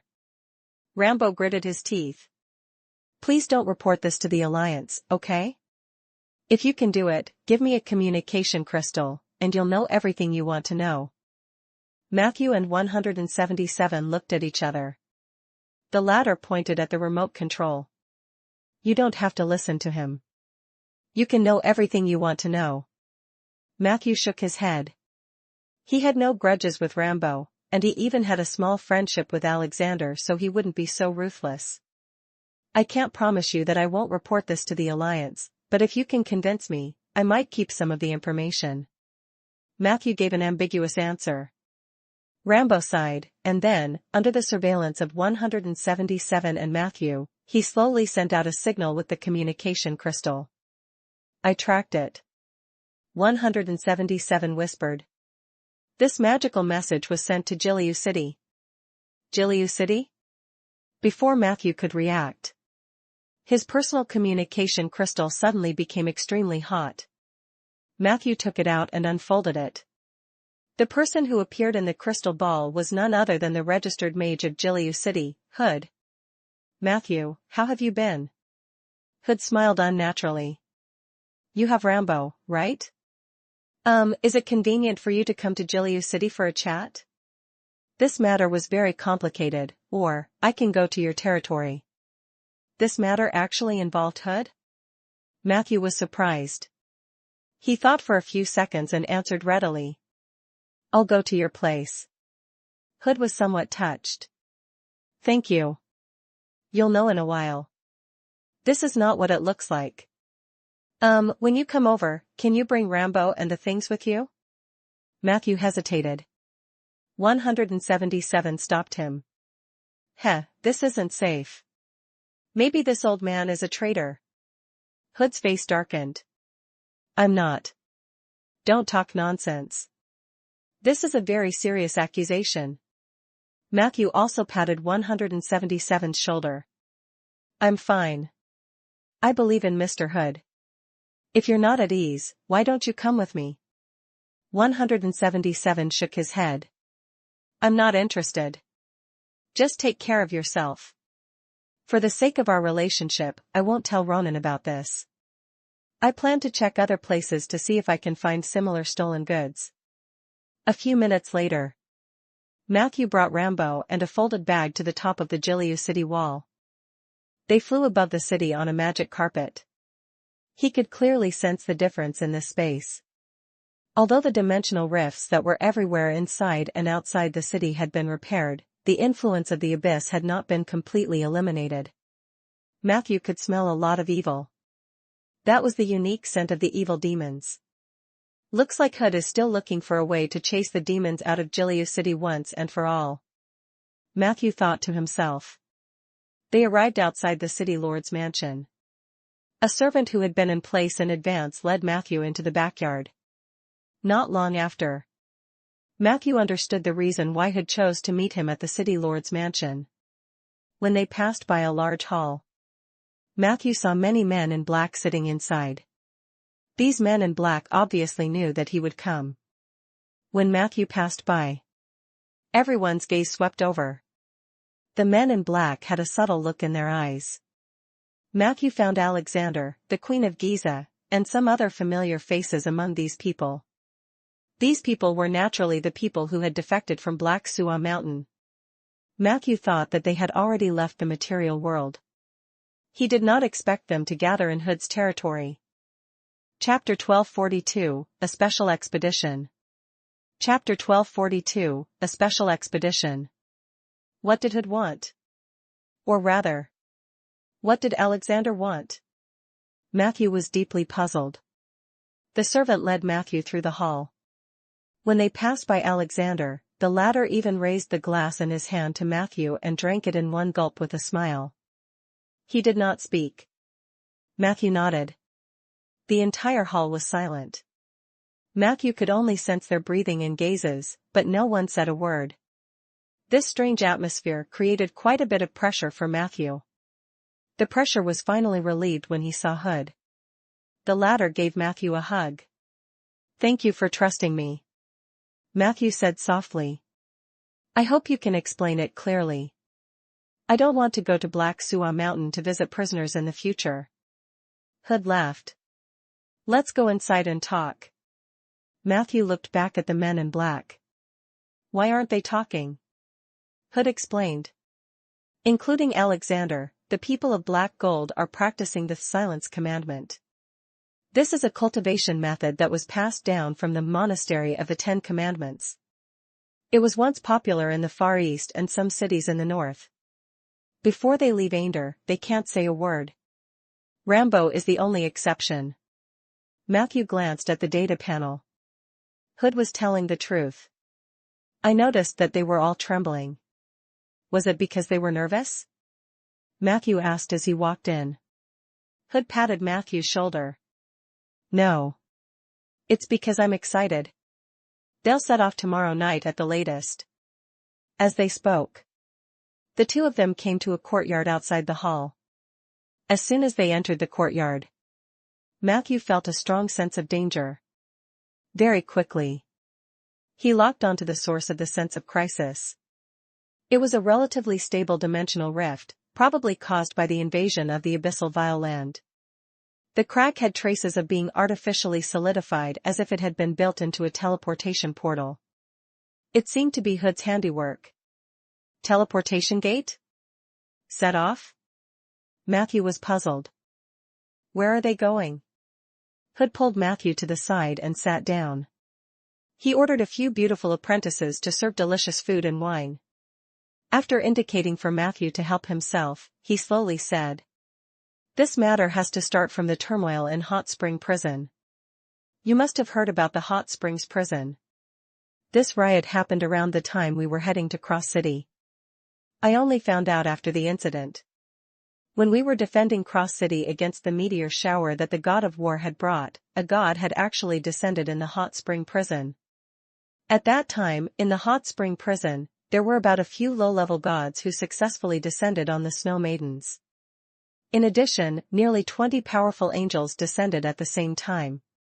These people from the fringe of the Heavenly Palace took advantage of the second-generation war god's attention and secretly took the risk to descend. However, they didn't know that the reason why they were able to successfully form a relationship with the Snow Maidens was actually because of Alexander's deliberate guidance. A long time ago, Alexander knew that the Snow Maidens' physiques were very suitable for use as vessels for the descent of gods. This ancient race was once created by a supreme god using himself as a template, so it has a very high compatibility with the marks of the gods. In the early stages of the descent, Alexander had already set up a killing trap.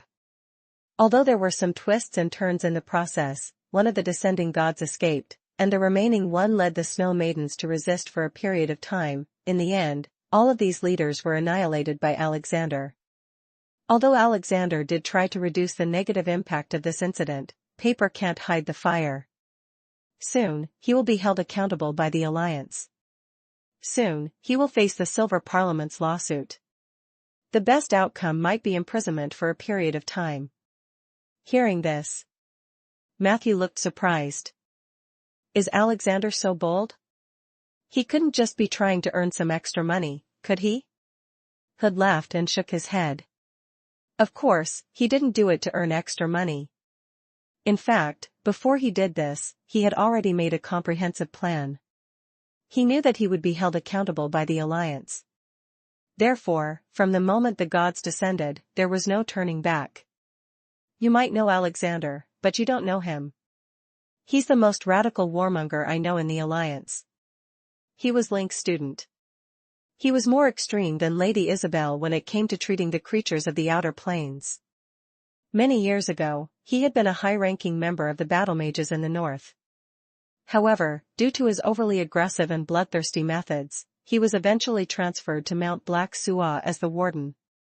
Alexander was a very talented person. Anyone who wasn't blind could see the results he had achieved at Mount Black Suah. I dare say, if someone else were to manage the Black Suah mountain, which was facing an increasing shortage of funds, the fortress would have been in a precarious situation. But in Alexander's hands, Black Suah mountain had always been stable. Of course, this is not something that ordinary people can do. Matthew nodded in agreement. Ever since he transmigrated, he had never felt that earning money was an easy job. Especially when it came to maintaining a large foundation, this was completely different from being alone. Black Suah mountain needs him. Maybe the Alliance won't remove him from his position as the warden, Matthew said bluntly. Chapter 1243, A Special Expedition Team. Chapter 1243, A Special Expedition Team. Even now, there is still room for negotiation. Hood shook his head. It's impossible for Alexander to go back. He's already tired of torturing jailers and prisoners day after day. Deep in his heart, he had always had a dream of returning to the battlefield. He had been planning for this for many years. Especially after Lady Isabel sent Hera to Mount Black Suah. Alexander felt that Hera could replace him as the warden, so he sped up the execution of the plan. The incident at Hot Springs Prison allowed him to complete the last piece of the puzzle. Tonight, they will set off. Matthew frowned and said, "Where are they going?" Hood replied, "Not sure, but it's definitely the outer plane. That depends on where this unstable portal will send them. It could be the abyss, purgatory, the dark spirit plane, the twin heavens, or even the heavenly palace. Their goal is to kill all the powerful creatures in the outer planes that have directly injured the main world. To be more specific, Alexander once revealed to me his first target, Great Evil Demon Trier. You should be familiar with this name. He is the avatar that the God of Midnight uses to control the evil art masters." Matthew looked at Hood suspiciously. "Are you crazy, or am I crazy? Or are they crazy? These people are going to the outer planes to hunt those legendary creatures?" Hood sighed and knocked on the glass in his hand. "Yes, when I first heard the news, I was just as shocked as you. Let's just treat them as crazy." Matthew couldn't help but turn his head. There was a transparent wall separating the hall and the courtyard. There was a magic barrier attached to it. Looking at it from this angle, he could clearly see the movements of the men in black in the hall. They seemed to be performing an ancient ritual. First, they ate slowly. Then, it seemed to have reached a key part of the ritual. Everyone raised their empty wine cups and drank from the empty air. Then, they took off their hoods. At this moment, only then did Matthew see the wrinkled faces and mottled, dry silver hair. They are not young anymore? It was only then that Matthew noticed that even Alexander, who had legendary strength, had the face of an old man. Yes, the youngest is already in his 70s. Hood sighed. Have you heard of the Black Gold Unit? Matthew thought for a moment. An elite of the Black Suwa Mountain law enforcement officers? Hood nodded. Many people know that the Black Gold Troop is the trump card team that Alexander trained day and night. They have the ability to capture mages and other fugitives. But very few people know that this army was originally set up by Link for the Astral Expedition plan. Its main support was the Northern Mage Army. About 100 years ago, the place where the Northlands and the Far East met suffered a joint invasion from the Outer Planes. The invaders included the Heavenly Palace, Purgatory, and evil spirits. At that time, countless barbarians and humans in the north were killed or injured. Many villages and cities were burned down in the fire. In order to take revenge on the enemy, Link personally gathered a team of mages. This time, the members of the team all had family members who lost their lives in the invasion. They are actively training, looking forward to the day when they will successfully take revenge. However, this matter came to an end when Link went to the astral plane to guard the puzzle lock. The Northern Mage Army was taken over by Roderick and Edmund. The two of them quickly split up the original organization, and the members of the Black Gold Unit were transferred to other positions. After that, the Alliance faced different upheavals in the years to come. For the past 50 years, Edmund was the one who dominated the floating city's policies. Edmund advocated using gentler methods to get along with the family palace. Of course, there's nothing wrong with that. Look at Lady Isabel, who was once the most radical. After regaining power, she continued the path of Edmund's suggestion. From the Alliance's standpoint, we must avoid further intensifying the conflict with the enemy when we are not strong enough. But for Alexander and the rest of the Black Gold Troop, this is undoubtedly bad news. They don't have much time left. They only want revenge. A long time ago, Alexander realized that it was impossible to count on Link's return to reorganize the army. Therefore, during his years as the Warden of Mount Black Suwa, he has been recruiting former members of the Black Gold Army. They have long been prepared to take revenge. All they lack is a fuse. Before the riot in Hot Spring Prison, they had already made all the preparations. The only thing missing is the core material used to make Yixing Arc, the Divine Fragment. Yixing Arc was an astral vehicle that could be used for anti-divine reconnaissance. After the Hot Spring Prison, the last piece of the puzzle had been completed. In fact, what you have is only 1/10 of what Alexander has prepared for this expedition. If you are interested in other things, no one will stop you from taking them. However, I beg you in my personal name to at least give them the Divine Fragment. This is very important to them.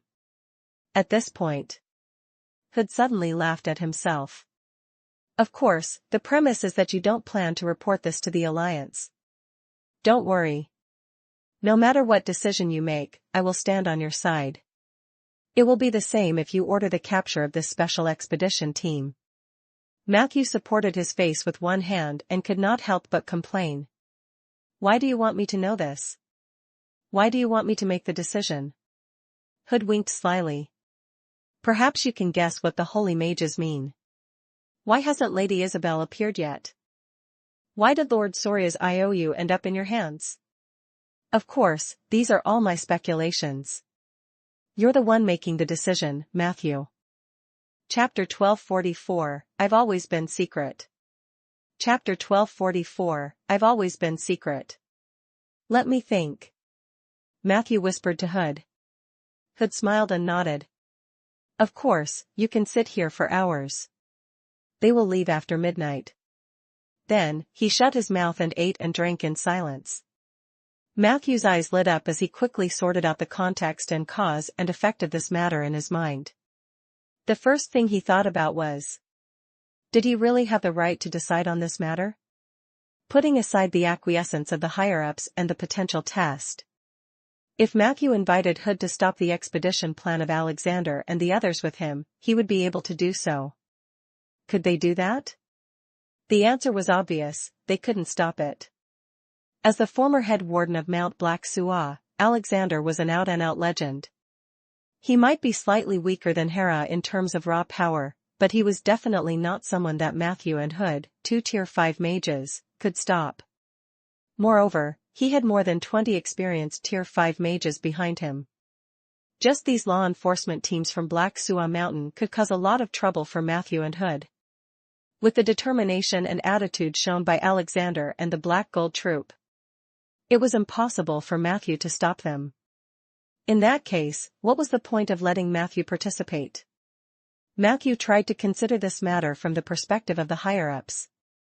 One thing was for sure. This matter should have been tacitly approved by the various holy mages or legendary mages. Even Hood's help in opening the portal had been tacitly approved. This meant that to a certain extent, the 7 sages would not stop Alexander's expedition. Even without me, this plan would have gone smoothly. The IOU that Soria gave me only gave me an opportunity to enter this operation. If I had followed the trail back then, I would have most likely found clues to Hood or Jiliu City. At that time, with my relationship with Hood, it won't be difficult to figure out the ins and outs of all this. Matthew's mind was very clear. He realized that even after he was removed from this matter, the entire sequence of events was still the same. In fact, even if Soria gave Matthew an IOU and Matthew chose to give up because he found it troublesome, he would accidentally cut into the expedition team's plan again while tracking down the clue of the Book of the Dead Souls. Matthew pondered for a moment. The Book of the Dead Souls and the stolen goods that had disappeared were probably things that even the 7 saints did not know about. A holy mage might be omniscient in the general direction. However, there were definitely a lot of details that slipped through the net. Therefore, the current situation was really a coincidence and fate. However, from another point of view, Matthew had a balanced perception and was very sensitive to the changes in the elements around him.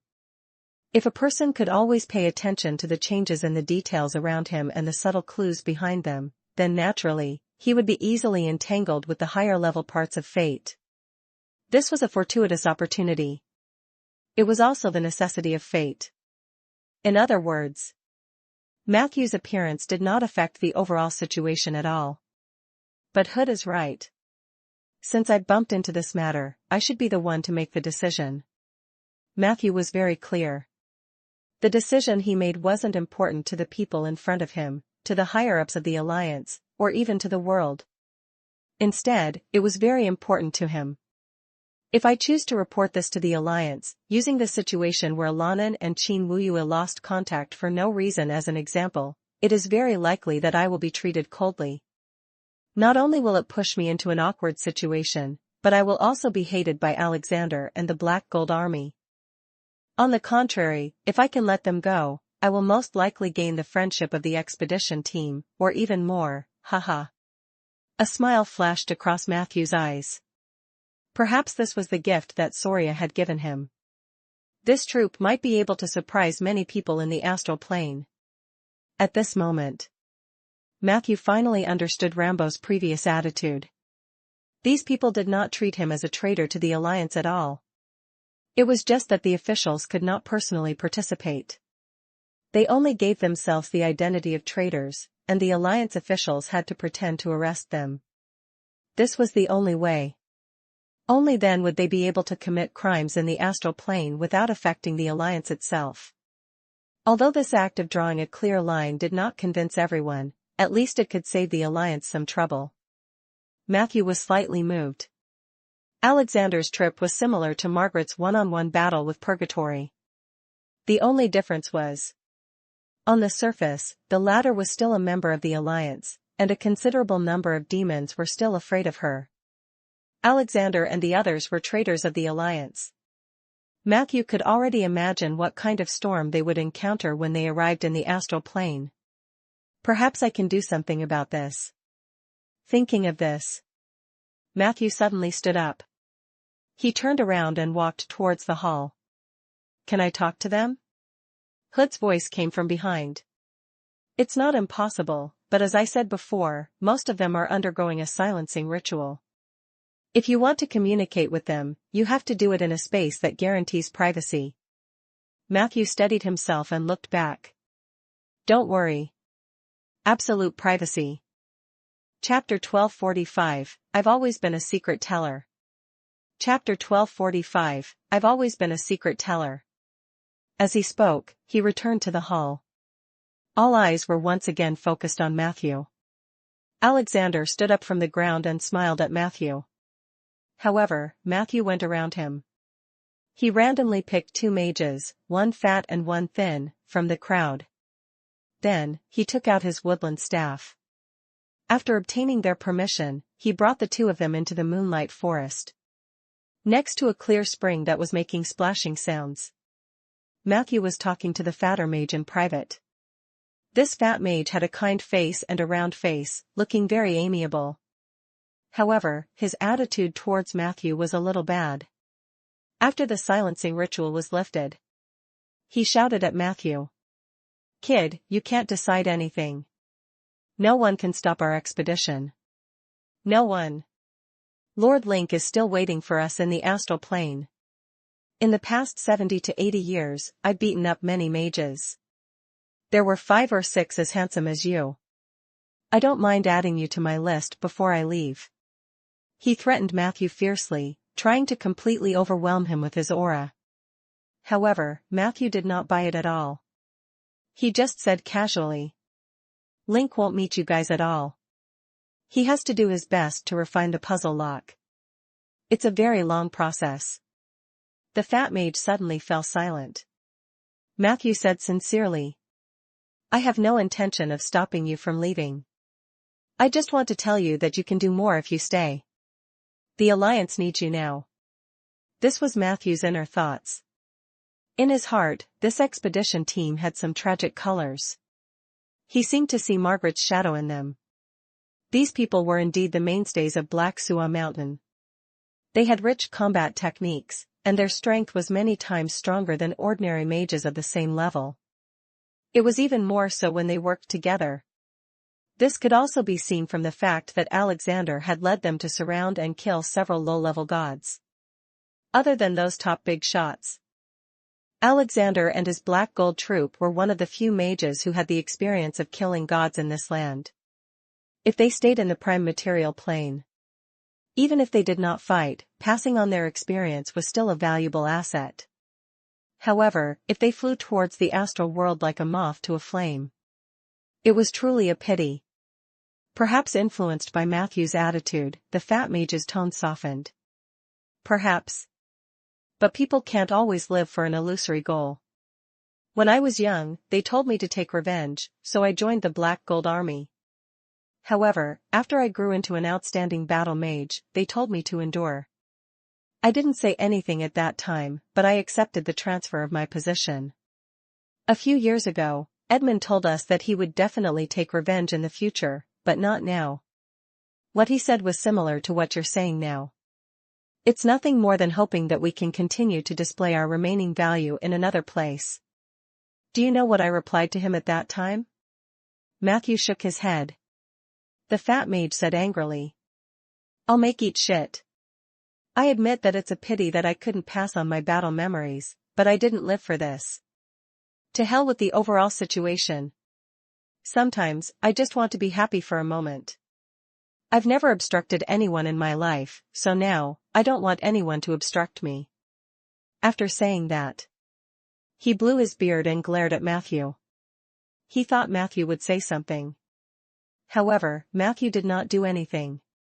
He only bowed slightly to the fat mage and left quickly. In the forest, Matthew and another one-eyed thin mage walked together. This person looked very fierce on the outside, but his attitude was unusually gentle. Did you just talk to Fanks?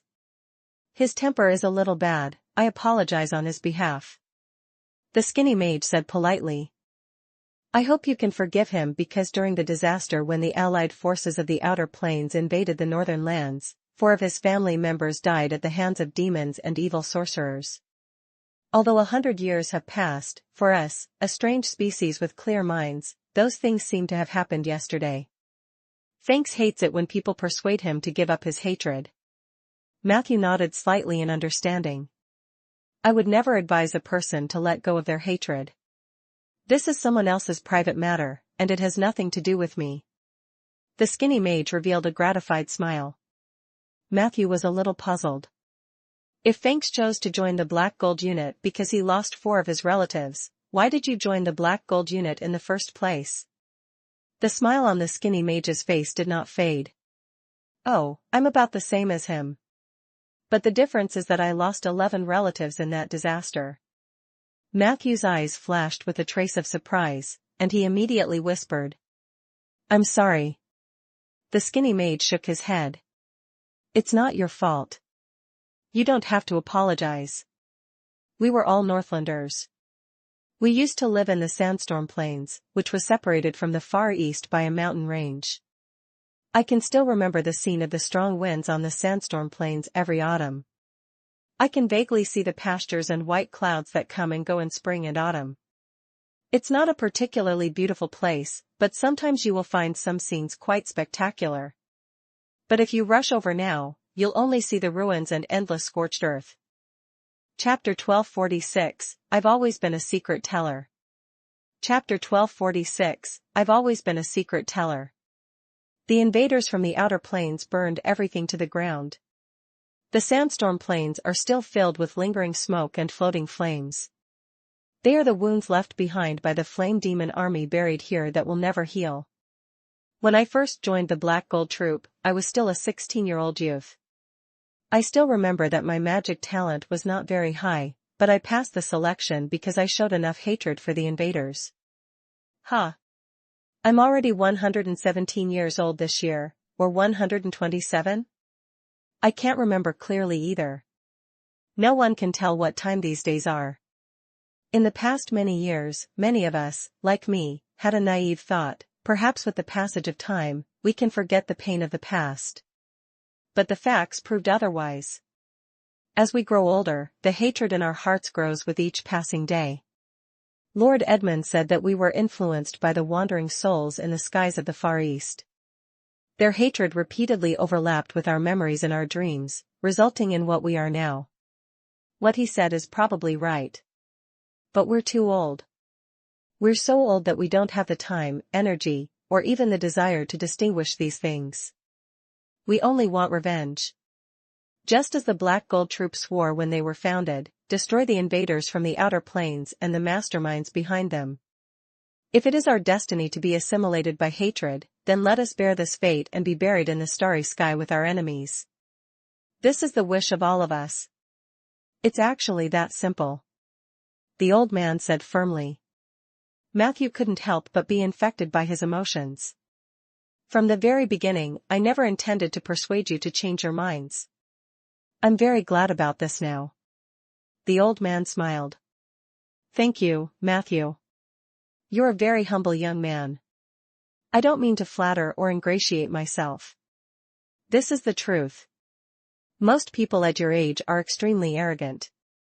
I've seen too many self-righteous people, including myself, when I was young. At that time, it was too easy to be blinded by a leaf.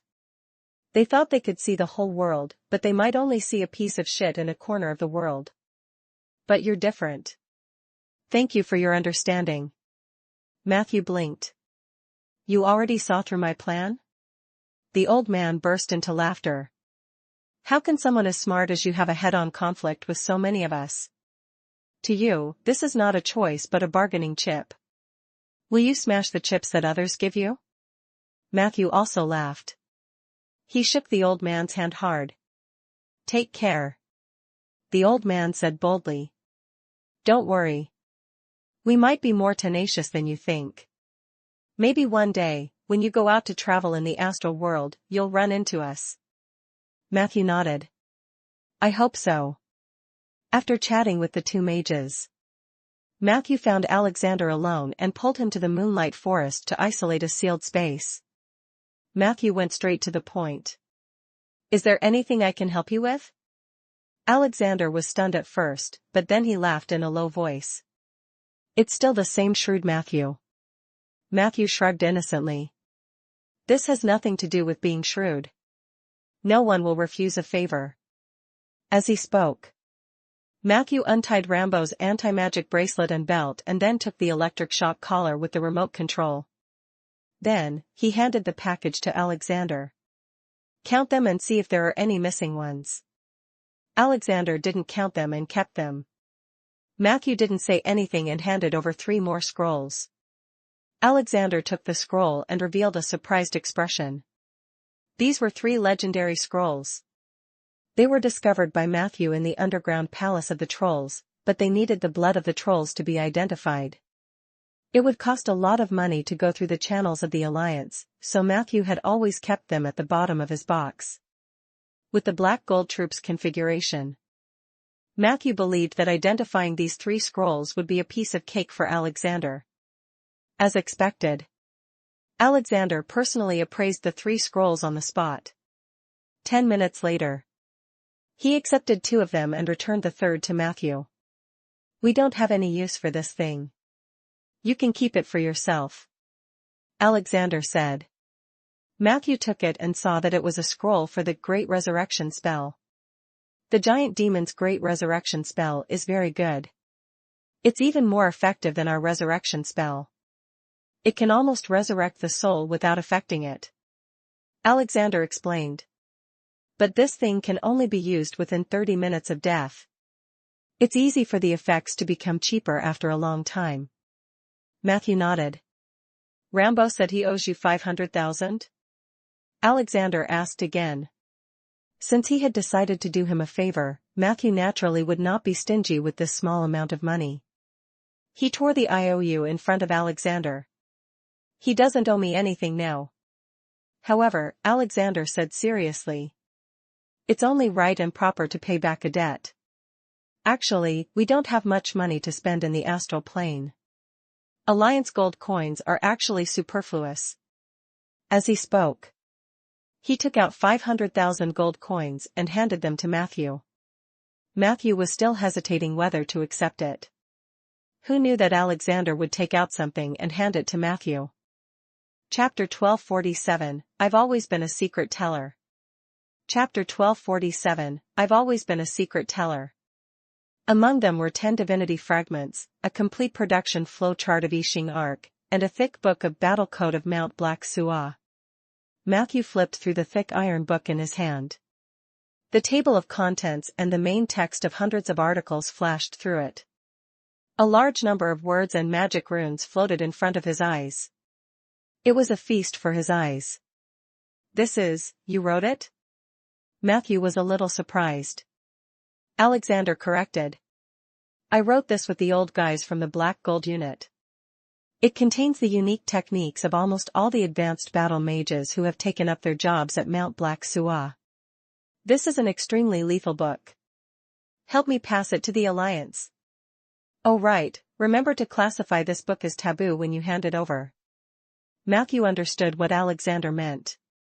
Almost 80% of the combat techniques recorded in this magic book were sinister and extremely vicious. If it were to be sold on the market, it might cause some tragedies. He pondered for a moment. Matthew decided to accept the book. But when he was thinking about how to reject other things, he suddenly saw Alexander looking at him with a smile. At that moment, Matthew was enlightened. He couldn't help but ask, "Did you prepare these things in advance?" Alexander spread his hands, looking confused. "Didn't you just give me this parcel? How can I prepare in advance?" Matthew understood. With Alexander's experience, he probably already understood the Alliance's way of doing things. He had guessed that the Alliance would find someone to do him a favor, so he had made preparations. The Divinity Fragment and I Ching Arc's blueprint were not mentioned. Alexander would definitely give the book to the Alliance. He just needed someone to pass it to him. If Matthew didn't come today, then, the person who changed hands might be Hood.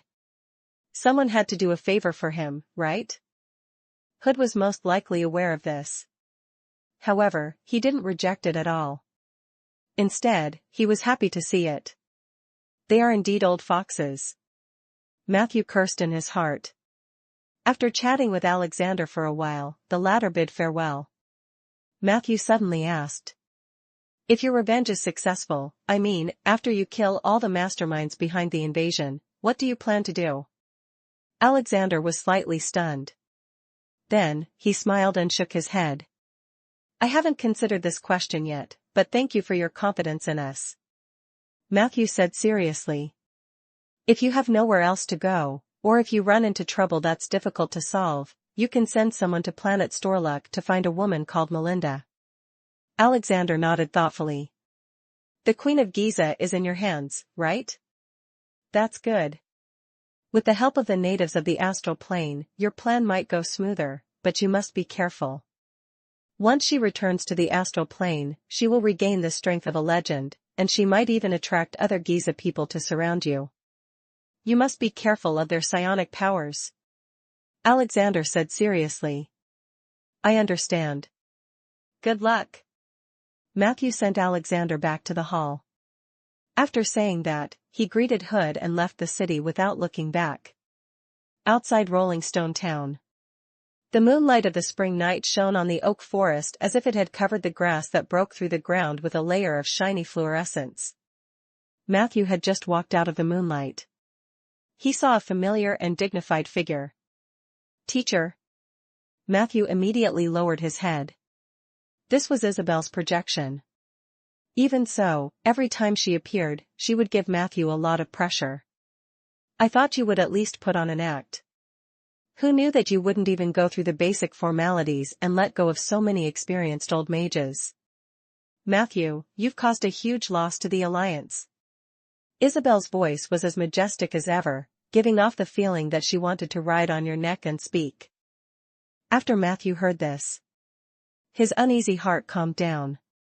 He understood Isabel's style all too well now. The more serious the words were, the less likely it was that there would be any actual punishment. Matthew said calmly. I didn't see anything. I just came back from Jiliu City. I just had a drink with Hood. I don't know anything else. Isabel said coldly. Just because you say you don't see anything, does that mean you don't see anything? Do you know how much effort I had to put in to cover up the traces of your involvement? Matthew looked terrified. Isabel's tone softened. I will remember the serious mistake you made this time. I'll calculate it with you after you finish the Scar of the Dead project. Humph, give me the sickle in your hand. Matthew immediately handed over the scythe of the god of agriculture with both hands. Isabel flicked her index and middle fingers on the scythe 3 times. In the next second, a surge of power erupted from the scythe.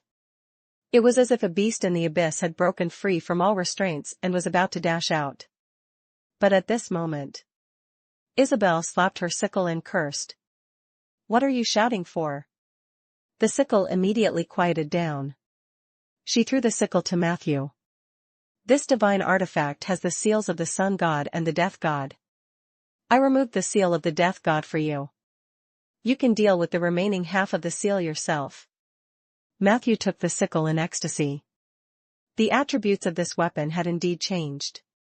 The most obvious one was the addition of an effect. Hint, the new effect of the emerald scythe is Tremor. Tremor, when you hit any part of the target's surface with your scythe, the target's chance of being stunned will be greatly increased. There is also a 66% chance of causing internal bleeding. The tremor effect was suitable for any creature of any size and race. Note, do not use it for entertainment activities. The consequences may be endless bleeding. The emerald scythe was a blunt weapon. It had a powerful stun effect when it hit the back of the enemy's head. But now, not only was the stun effect further strengthened, there was also a special effect that attacked internal organs.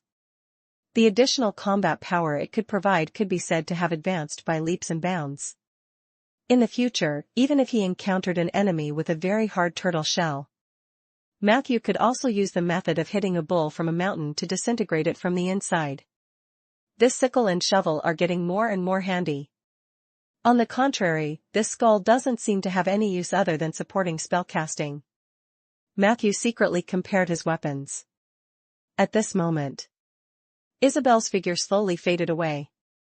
Her ethereal voice echoed in the forest. The Scar of the Dead project can be started now. We have to finish all the protection before May. Report to me immediately if there are any developments. There's one more important thing. Remember to end your virginity as soon as possible. Otherwise, I can only personally take action. Isabel's voice echoed in the forest for a long time. At that moment, Matthew's cheeks were burning. He seemed to hear the whispers of countless small animals. His gaze shifted. He saw a black peacock that had just grown its feathers pass between two oak trees. Matthew was so angry that he wanted to arrest him. However, just as he took a few steps, two figures appeared in his field of vision. One of the girls wore a helmet that never changed. She was short and had a flat chest, but she looked cute. The other man was tall and muscular. The most eye-catching thing about him was his right hand. It was a mechanical arm that was shining with silver light. Matthew's vision went black. "Hello, Matthew." Cough cough. "Don't worry, Matthew. We didn't hear anything just now." Bobo blinked. "And I've always kept my mouth shut. Just like how I didn't tell anyone about you secretly eating shit last year, right?" Chapter 1248, The Hand of God and the Chattering Monster. Chapter 1248, The Hand of God and the Chattering Monster. "I've explained to you that it's a magic book. It's just that its outer shell looks like that's all," Matthew said helplessly. Bobo immediately put on an obedient expression. She placed her hands behind her back and swayed her body from side to side. I understand. Only a pair of eyes were shining brightly. It gave people the feeling that everything was said without words. Matthew rubbed his temples and was about to explain further when Lumiere, who was beside him, said firmly, "I believe you, Matthew. It must be a spellbook." Bobo immediately cast a questioning gaze at him. Lumiere said calmly, "Mages always have strange things, that makes sense. It's just like you arcane machinists. Although you've always told us not to have a rigid prejudice, there's always a reason for the formation of every rigid prejudice." Bobo touched the antenna on her helmet. "What you said makes sense." Matthew took the opportunity to change the topic. He looked at Lumiere's silver hand and asked, "How's your hand?" Before Lumiere could speak, Bobo answered first. "Perfect. A neural control network based on spiritual power fitting. Nearly 25 tons of explosive force. The 4 main modes can be switched smoothly. Construct like life evolution unit. Most importantly, it has a self-destruct module. Therefore, I can only use one word to describe it, perfect. Or rather, bump." At the mention of professional content, Bobo's face flushed with excitement. She wanted to promote her products to the whole world. Construct life form? Bionic evolution? Matthew was in a daze, but he still caught some strange keywords. Bobo nodded vigorously. "That's right. The raw material of this arm was removed from the remains of a mechanical life. Although that mechanical life had died many years ago, its body still has a high level of activity. Rather than calling it a mechanical arm, it's more like a mechanical parasite. However, compared to the minimal harm, its existence is more beneficial to Lumiere." Mechanical life? Matthew wasn't completely unaware of this. Hera of Mount Black Sua and the space undead of Storlek Industries could be considered a type of mechanical life, and 177 was also considered half a machine. He had indeed sensed a rich spirituality from Lumiere's silver arm. This did not exist in ordinary metal components or constructs. This spirituality caused Lumiere's aura to become mixed. It also made him stronger. Matthew carefully observed the arm and casually asked, "But it's only 25 tons of explosive force. It's not as strong as your original arm, right?" Lumiere nodded. "It's probably only half of the original." Matthew clicked his tongue in his heart. This guy's original body was too abnormal. It could only be said that the rainforest had given him a special template that far surpassed ordinary humans. At the same time, one could also imagine the true strength of the Dreadfiend Lord, who had severely injured Lumiere. But other than strength, this arm is perfect in every aspect. Lumiere smiled from the bottom of his heart. It has 4 working modes. Now, it's the normal mode, which is the multifunctional mode. It can meet all the needs of daily life.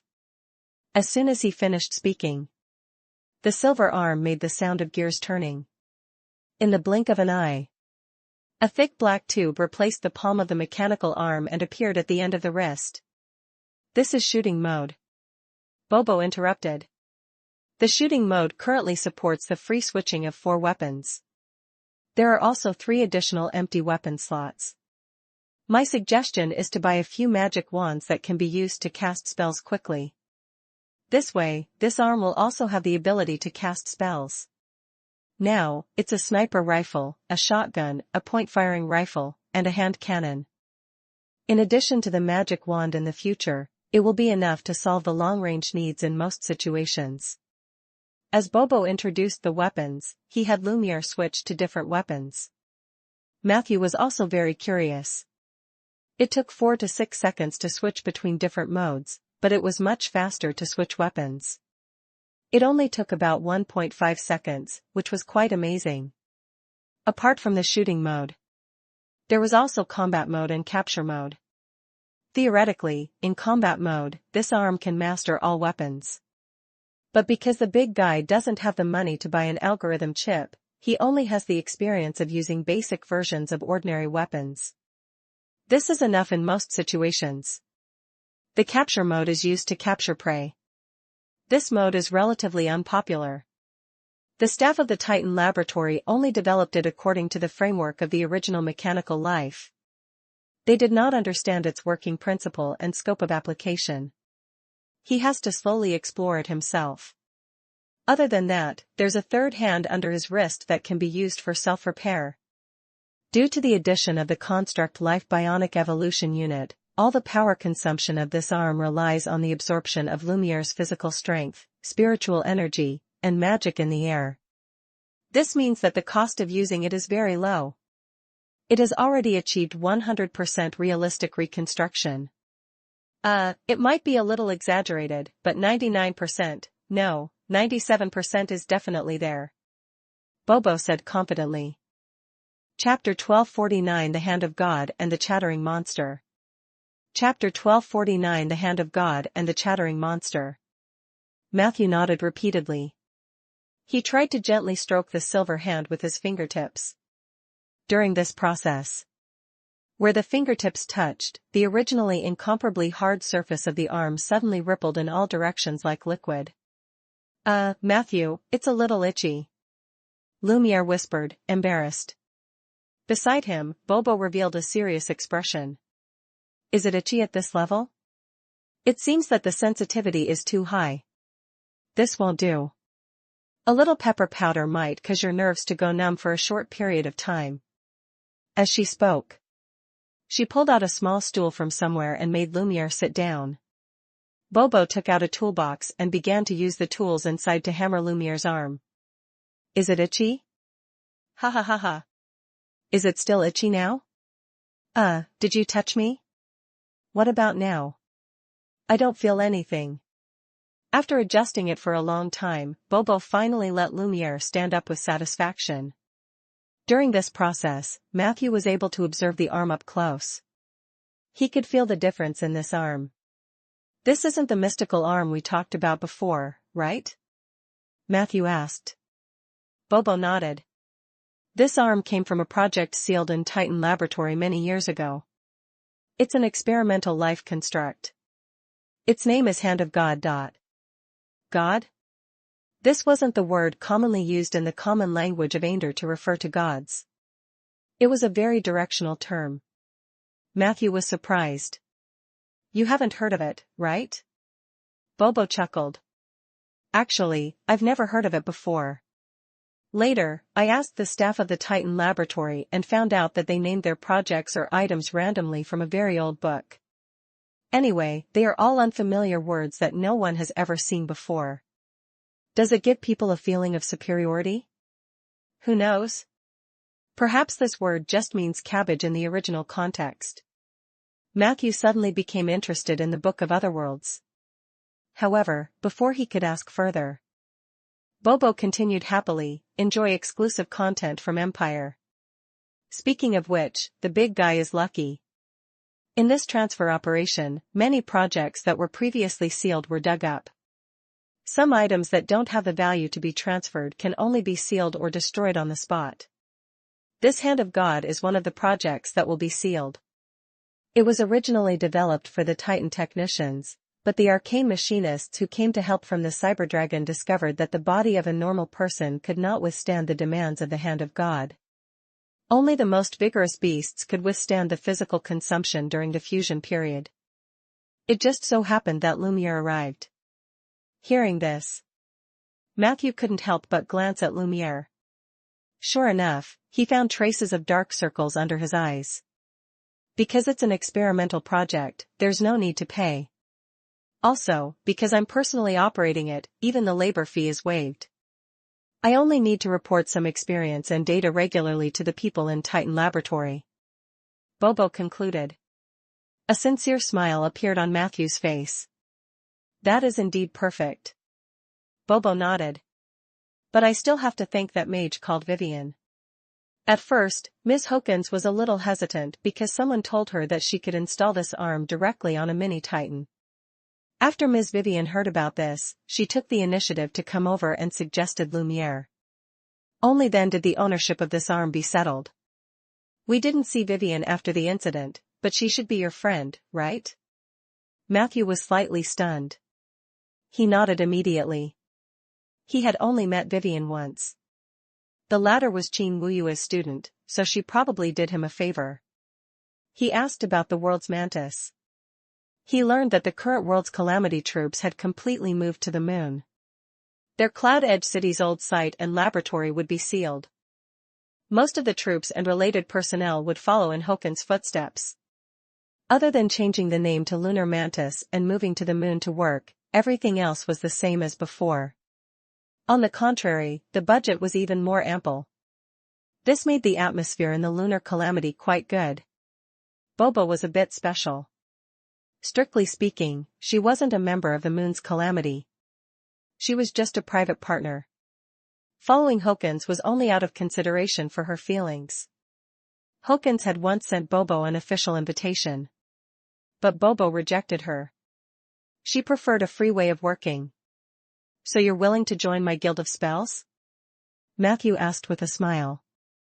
Bobo said without hesitation. As long as there are no mandatory missions. I've done a mandatory mission in the past.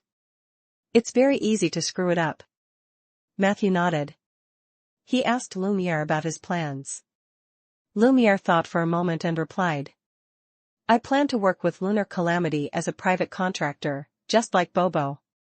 After installing this arm, I applied to be a Titan technician. If I pass the training, I'll sign a mercenary contract with them and fight for them at a specific time. Other than that, I'm still free. If my situation meets the requirements, I'm naturally willing to join your guild. Chapter 1250 The Hand of God and the Chattering Monster. Chapter 1250 The Hand of God and the Chattering Monster. This answer was not surprising. Cooperating with the moon's mantis was indeed a way for Lumiere to maximize his value. Matthew's Guild of Spells was originally a loose organization. The guild would not interfere with the daily lives and work of its members. Then, welcome to my guild. Matthew smiled and brought the two of them to the moonlight forest. Soon, a presentable bronze badge appeared in their hands. Just like Riegar and the other two. As soon as the two of them joined the guild, they were attracted by the novel interface and functions on the badge. Why are you talking about Room X? It's so strange. Point-to-point communication?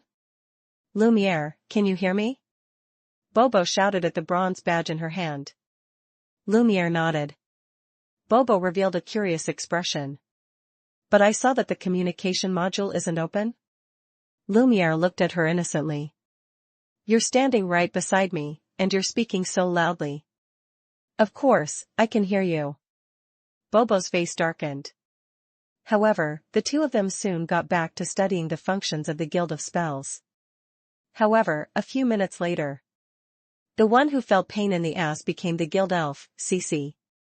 She frantically sent a private message to Matthew. "Why are there so many coal and metal pieces in the warehouse? Who placed the bomb? There are also so many rainforest specimens and bloody chunks of meat. Can you tell them not to stuff everything into the guild storage? It's very tiring for me to clean alone." In the end, she even sent a pitiful emoji. Matthew was helpless. He had no choice. After all, the warehouse was the only special function that the guild could provide to ordinary members. Hand of Magic was also the most frequently used spell every day. It was imaginable. With the increase in the number of members in the guild in the future, he would have to create a few more Hand of Magic. Otherwise, it would definitely not be enough. Matthew found an opportunity to give Bobo and Lumiere access to the Moonlight Forest and instructed them to come out when they were done playing. He then entrusted Bobo with the task of building the communication network. The latter patted her chest on the spot, indicating that she could study it. Only then did Matthew leave the forest with relief. In the following period of time, Matthew's focus was still planting trees. With the help of the druids, the efficiency of planting trees had indeed increased greatly. The druids didn't really approve of Matthew's decision to expand the forest's coverage. In other seasons, such a method of artificial plantation might even be seen as blasphemy against the will of nature. But spring was different. Spring was the season when all things revived. No matter how radical the idea of planting trees or reproducing during this period was, the druids would agree with it with both hands and feet. The druids of the Earth Society were experts at planting trees. After the period of getting used to the coolie zombies, the oak and pine forests expanded toward the northeast at a visible speed every day. Now, the scar of the dead in Rolling Stone Town had become a shallow scar surrounded by protective umbrellas and forests. Matthew estimated. Currently, he could plant 500 trees in a day. The total goal of 3,500 trees could be completed in a week. And 500 trees per day was not the limit for Matthew and the druids. This was the limit of collecting seeds and growing saplings.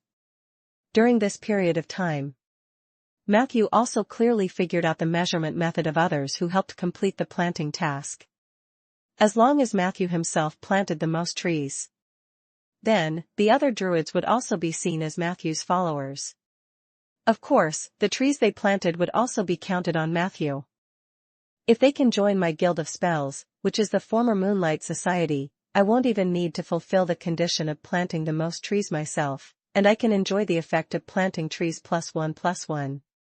Matthew thought to himself. Unfortunately, although the Earth Society had encountered some difficulties, and this group of druids had the idea of following Matthew for a period of time, it was impossible for them to change factions now. It was the intention of the two druids.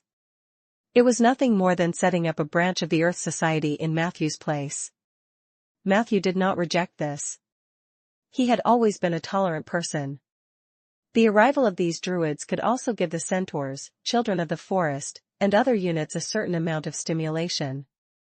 Let them work harder. Of course, it was a good thing for Matthew. Planting trees during the day. Matthew spent the night studying the Book of Dead Souls. He took some time to go to the library and got the complete production method of the Book of Dead Souls. This thing itself was not complicated. Continue reading at Empire. Matthew had a rough idea after 2 or 3 days of research. However, when he tried to create a lower-level roll call, he encountered repeated failures. Fortunately, Matthew found and corrected 2 mistakes in the technique in time according to the tips in his experience. Very quickly. A day later, he received 2 hot roll call books. Each of these 2 roll call books could be used to control 600 undead individually. Matthew immediately put Fire Burier and Arctic Archer into 2 roll call books to relieve the pressure on the number of summons in the cemetery. After that, Matthew began to try to make the Book of the Dead Souls. As a higher-level magic tool, the Book of Dead Souls was naturally much more difficult to make than the roll call. However, Matthew had the experience provided by Hex, and most of the problems he encountered along the way had answers. Chapter 1251 The Hand of God and the Chattering Monster. Chapter 1251 The Hand of God and the Chattering Monster. Therefore, the production process of the Book of Dead Souls was much smoother than the roll call. After consuming a divinity fragment, Matthew successfully obtained a thick magic book. Hint: you have successfully created a Book of Dead Souls. Book of Dead Souls. Even a layman can become a great necromancer if he obtains this book. Spell page, blank, can cast up to 10 necromancy spells, 4 pages for legendary spells. Summoning page, blank, can sign a contract with up to 6,888 undead. Special effects page, negative energy cabin / sphere aura. Negative energy cabin. The undead who have signed a contract with the Book of Dead Souls will create a safe cabin in the gap of the negative energy plane. You can place the undead in the cabin and summon them when you need them. Halo of Fear. The undead who signed a contract with the Book of the Dead Souls will have the effect of Halo of Fear. The moment the undead was summoned, the power of the aura of fear was 3 times that of normal. Due to the accumulation of sufficient elements in the relevant fields, building a guild of spells and creating the Book of the Dead Souls, you have successfully entered the domain of enchantment. As a reward for stepping into the domain, you will obtain one of the following 3 abilities. Mana Flow Vision. Your naked eye becomes more sensitive to ether. You can clearly see the direction of mana flow and the amount of convergence in a collective body. You can more easily sense the border between the ether plane and the main material world. Golden Touch. Your fingers have the ability to turn stone into gold. Enchantment effect is entry level. Duration, 24 hours. Mana Inject. You can now directly inject your mana into the objects around you in a simpler and cruder way, just like the arcane machinists. Matthew looked through it. All 3 abilities were very ordinary. The Golden Touch was eliminated first. It wasn't really turning stone into permanent gold. Otherwise, Matthew would really want to try it. Mana Flow Vision was also quite useless. Matthew had equalized perception and could even observe the flow of ether from the elemental level, which was several times more detailed than the flow of mana. Therefore, he could only choose Mana Inject. This ability was a necessary condition to become an arcane machinist, but Matthew had no intention of becoming an arcane machinist at all, so it was of little value. However, things quickly turned around. Hint: you have obtained the ability Mana Inject. Your new ability resonates with the undead domain. Under the influence of the undead domain, it will receive the following additional effects. Mana Inject and Undying. You can infuse your own mana into your undead. During this process, there is a very low chance that the undead will explode. Note: explosion does not mean death. Most undead can recover after exploding. The injected undead would have a chance to obtain a random increase in ability or attribute. The total number of times each undead could be infused was different.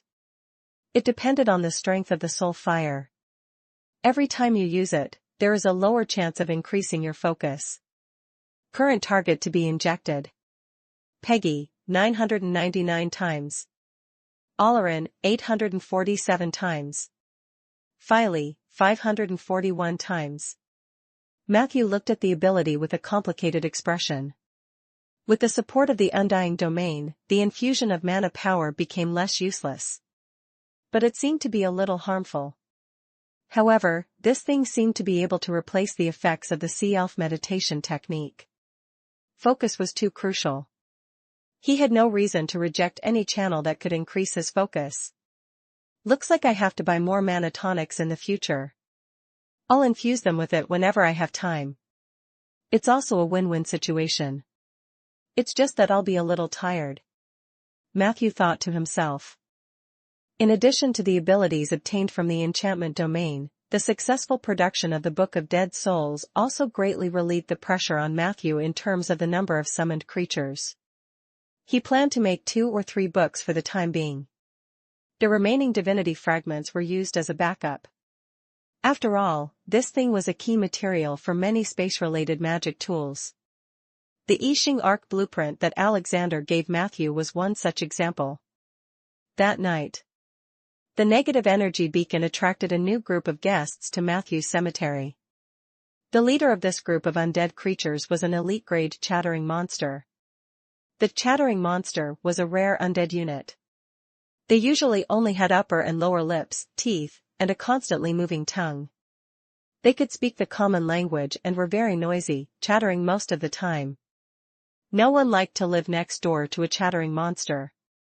This was because their voices were enough to interfere with the soul fire of the undead and even affect the lifespan of ordinary undead. However, after Matthew communicated with the elite chatterbox called Silencer, he still decided to provide them with a place to stay in the cemetery.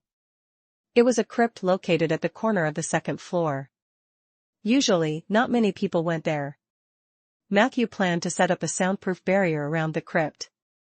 Chattering monsters were undead with a high sense of territory. They would not leave their territory easily, just like the mudmongers. If they could live in peace and not disturb others, the fear of death cemetery could still accommodate them. The chatterer might sound useless, but this thing could be a killer of mages and psionics. The voice of the talkative monster had the effect of destroying focus. The elite chattering monster was even more so. They could constantly repeat a melody or some very magical incantation in your ears. In less than half a minute, these sounds would leave a deep impression in your brain. And when you were chanting a spell, you would involuntarily recite the rhythm of the chatterers. Spells were useless. They were the natural enemies of all spellcasters. Those they encountered would usually be exterminated. Or he could keep them in captivity like Matthew and use them in the future. After arranging the residence for the chattering monster, Bobo found Matthew and proposed a solution to the communication network. We can build a base station on the moon. If you don't have the money, you can rent the frequency and station of the lunar calamity. When the time comes, we can use moonlight as a medium to send signals to the entire plane. The only drawback is that the signal is weak during the day and strong at night. I've done some research. The guild's assembly stone can be used as the main receiver, and the member badge can also absorb moonlight very well.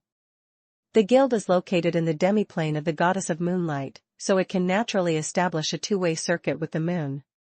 Although this plan isn't perfect, it has many advantages. Firstly, it's very cheap. Hearing this, Matthew decided without hesitation. I'll use this plan. Bobo revealed a surprised expression. I haven't even mentioned the other merits. Matthew shrugged. Cheap is the biggest advantage. And I believe in your foresight and ability. With the supervision of the chief mystic machinist of the lunar calamity, our communication network will definitely be fine. I only have one question now. When can we start construction?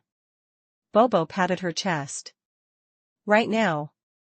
I'll go talk to Ms. Hawkins now. Matthew thought for a moment and said. Tomorrow, noon or afternoon. I'll go with you. On the Southern Mage Army's side, Vivian was currently in charge of contacting the Moon's calamity. She was also the temporary supervisor of the Moon Project. Matthew planned to talk to her face to face. However, before heading to the Moon, he had other things to do. The next morning, west of Jiliu City, Golden Scissors Tailor Shop. Matthew had just arrived at the door when he saw a girl dressed like a rich girl say to the counter with a disappointed expression. Is Mr. Farian not here today? In the tailor shop. A young man who looked rather refined replied politely. Yes, Miss Gavin. Teacher has been out on business recently. If you have a need for custom-made clothes, it might be next month or even the month after. The girl named Gavin turned around and left in disappointment. Before she left, she even glanced at Matthew. A hint of surprise and curiosity flashed in her eyes, but she remained reserved and did not say anything. Matthew didn't care about this rich girl. All of his attention was focused on the smiling young man in front of him. The two of them met. The latter bowed very respectfully, his body almost forming a 90-degree angle with the ground. Hello, sir. Mr. Farian is out on business. Is there anything I can help you with? Matthew looked up. He could feel a huge power surging wildly in his body. That was the distorted authority of a loving father. Chapter 1252 The correct use of the tombstone? Chapter 1252 The correct use of the tombstone? Setrunk. Matthew did not expect that the distorted contract of equilibrium and his fatherly authority would resonate so intensely. This way, he had become a walking detector for the 1,000 transformers. At least before the contract ended, no matter where Setrunk went, Matthew would capture him accurately. He recalled the abnormal attitude Setrunk had towards him when he showed his authority as a loving father. Matthew was relieved. With the authority in hand, he could cancel the contract at any time. He had the initiative from the beginning to the end. It was fine as long as he did not alert the enemy. Therefore, he said calmly, I have a friend who wants to entrust Mr. Farian to investigate the truth behind Lori Fongta's death. This is the name of my friend, and I can provide the relevant information. If Mr. Farian were here, he probably wouldn't reject this commission because he once owed my friend a huge favor. Matthew handed the information on Hex and her son Lori to Setrunk. The latter glanced at it and said with an unchanged expression, I will pass this message to Mr. Farian. His tone was respectful. Matthew nodded slightly and planned to leave. The mission was completed, and he did not want to have any further contact with Setrunk. Then, at this moment, Setrunk actually took the initiative to say, Wait a minute. When do you plan to clean up the mess left behind by the elves? There are no other customers in the shop now. There's no need to pretend to be too distant between us. Matthew immediately put on a gloomy expression. I knew it was you. Why are you asking this? He stared at Setrunk with an annoyed expression. The latter revealed a sickly smile. It's nothing. I just want to know when those bastards from the Elders Guild will die. Tyraste is a weak person. Although he's a decent person, he's extremely fond of elves. Even if the elders rape and pillage in front of him, he'll only stop them, but he won't punish the murderer.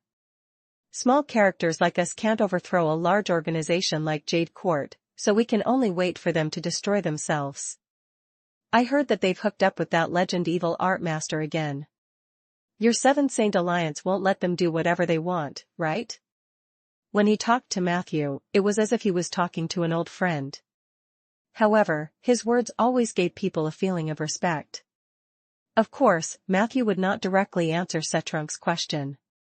According to the latter, after he was adopted by the Wood Elves, he became the plaything of the Elders Guild. He had been subjected to inhuman abuse and assault for many years, which led to the tragedy of White Poplar Village. It didn't matter if what Setrunk said was true or not. The relationship between the two was definitely like fire and water. Jade Court was already troublesome enough. If the Silver Frost Brotherhood also came to interfere when Matthew was dealing with the Scar of the Dead, there would be even more variables. Matthew hated this kind of uncertainty the most. Hence, he calmly returned to the topic. The Alliance has been taking action, but we are very busy dealing with all kinds of criminals. If you really hate the Council of Elders, why don't you tell me what they've done? Or you can provide me with a copy of the information and evidence regarding the crimes committed by the Elders Guild. Setrunk spread his hands. You know, those elves can't do proper things, but they're flawless when they do bad things. Even if there was evidence, it would have been destroyed long ago. I can't do anything about it. But you mages should have a clear understanding of the common problems of long-lived species, right? The elves are not a special case. All living beings become more and more numb the longer they live, and the immortals are highly desynthetic to ordinary stimulation. They yearned for excitement, but ordinary excitement was as light as water to them. For this reason, they had no choice but to increase their efforts. Eventually, they broke through one bottom line after another and became ugly monsters who did not know what they were doing. This isn't something related to morality. This is the essence of living things. Only by accepting stimulation can a living being feel that they are still alive. There are many notorious figures in history who are immortals or long-lived species. To future generations, they are criminals who are not tolerated by the heavens, but to them, those people are just following their own instincts. The Wood Elves' Council of Elders has gathered most of the numb, long-lived, and powerful elders of this long-lived race. It would be strange if they didn't do something out of line, wouldn't it? Even if he was biased against Setrunk. Matthew had to admit that his words made sense. The ugliness of the Wood Elves was perhaps the curse of the immortals. This was a forbidden area that ordinary people's thoughts could not reach, but it was so real. But what you said is not enough to convict the Elder Council. Matthew said calmly. Why don't you give me something useful? Setrunk smiled again. There was a strange mix of aggression and respect in his eyes, which made his expression a little stiff. No need. Chapter 1253 The Correct Use of the Tombstone? Chapter 1253 The Correct Use of the Tombstone? Rather than relying on others, I'd rather believe in myself. One day, I will personally take revenge. Poplar Village is just a prelude. I will let those perverted elves taste the most torturous pain in the world, provided that they can live until then. Matthew raised his eyebrows. He took the opportunity to change the topic and said, Do you have any items or information related to the primordial beauty goddess? He had seen the door of the goddess of beauty in Shanair's hand, and it just so happened that Soldier's legendary path was related to the goddess of beauty, so he asked casually. Setrunk thought for a moment. Mr. Farian might have one. I only have some relics related to the sister of the ancient goddess of beauty, the original goddess of carnal desires. It said that the goddess of carnal desire was defeated in the battle to become the goddess of beauty, and he followed the pre-war agreement and changed her gender to female. After that, not only was she inferior to the goddess of beauty in terms of clergy, but she was also completely immersed in carnal desires. As the earliest immortals, the gods usually wouldn't be so sensitive to the stimulation of mortals because of the protection of their divine personality. However, the goddess of carnal desire is different. Her divine personality is too weak, and the frequency of her seeking pleasure is too exaggerated, so she quickly becomes completely numb. During a certain period of time, in order to seek excitement, the goddess of carnal desire went to the astral plane to have sex with the behemoths. As a result, on her way back from exhaustion, she was captured by the Giza people.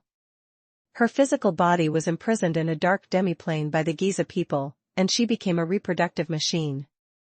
Day and night, she produced the astral mayflies that the Giza people needed. It was a biological airship that could fly long distances in the astral plane alone. But it's a blessing in disguise. The goddess of carnal desire has escaped several disasters in the heavenly palace because of this. The arrival of the calamity mage did not affect her much.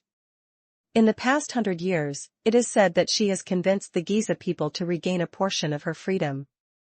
She has already established a slightly famous force in the astral plane.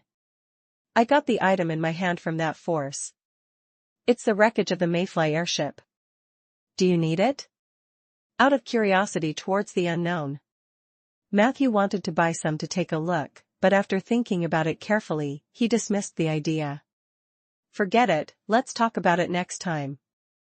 Matthew prepared to leave. However, Setrunk suddenly became enthusiastic.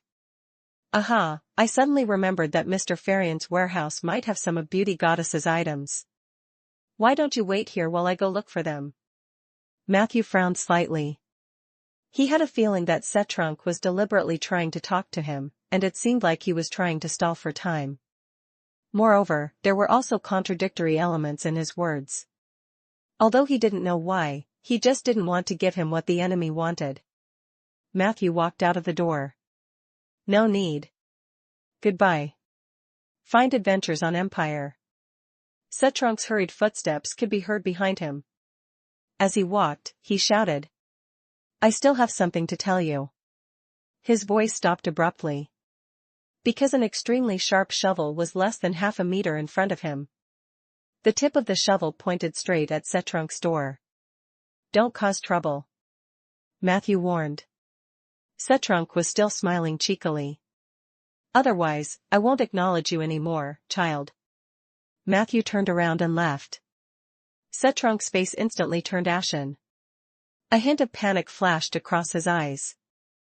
He stood there for a long time until Matthew's figure completely disappeared. Then, he quickly walked to the backyard of the tailor shop. There was a chicken coop in the backyard. There were more than 20 black-feathered chickens scattered inside. Without saying a word, Cetrunk grabbed one of the roosters and cut off its head with the scissors in his hand. Chicken blood suddenly splashed out. Immediately after, the only sounds left in the chicken coop were the sound of scissors and Cetrunk's heavy and suppressed breathing. After giving a small warning to Cetrunk, Matthew had returned from Jiliu City. That afternoon, he accompanied Bobo to the moon. The two of them arrived at the new office building of the Moon's Calamity and met with Vivian, the manager of the place. It was the same as the last time they met. Vivian's attitude was cold and businesslike. However, Matthew's request. She gave him the green light all the way. Not only did Matthew successfully get the license to rent the communication base station, but he also got a price very close to the cost price. This conversation could be said to have gone quite smoothly. After coming out of Vivian's office, Matthew and Bobo discussed the actual installation of the communication network. He planned to temporarily rent a few people from the Lunar Calamity to help Bobo.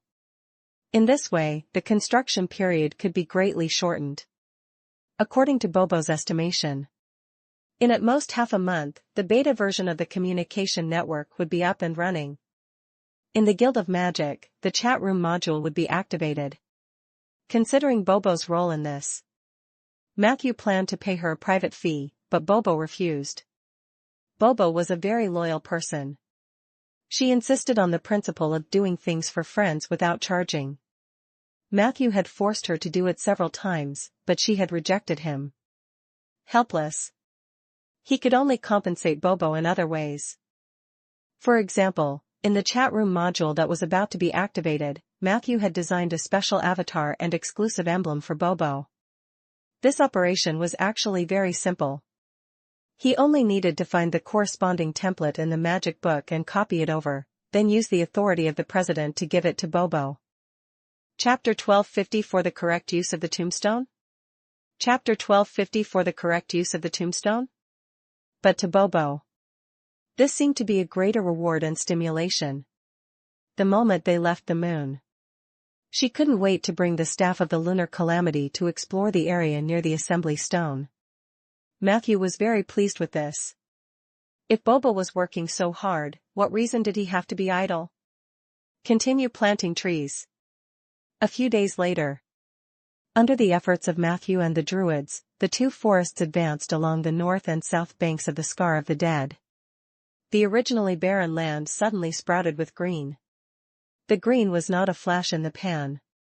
The revival ritual of the two Druids had activated the northeast wasteland, making the land there more lively. After the trees formed a shade, naturally, the centaurs would come to protect it. The area and power of the life sanctuary kept expanding.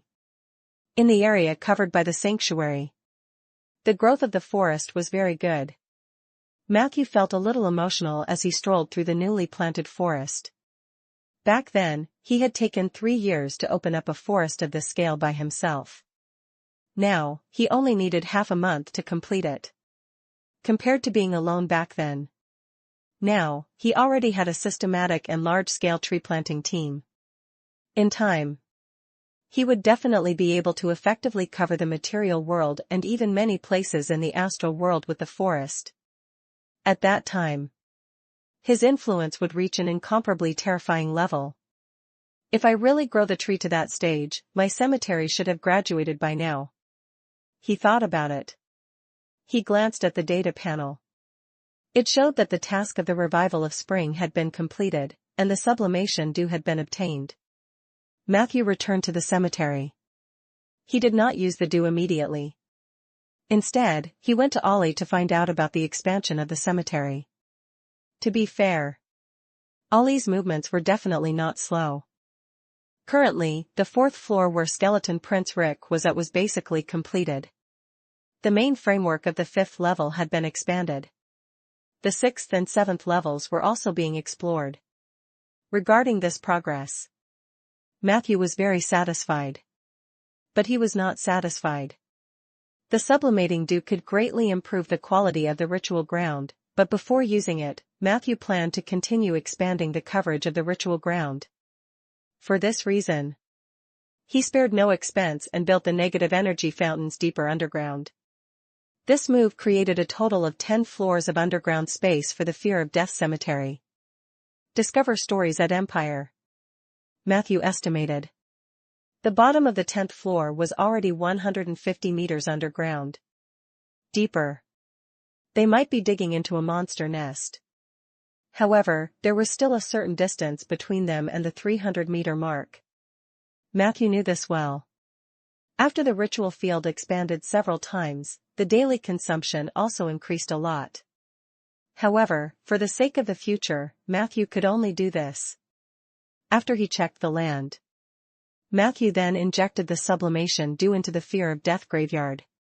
In the next second, a surge of power rippled back and forth between the rocks and the soil, and even the forest on the ground was slightly affected.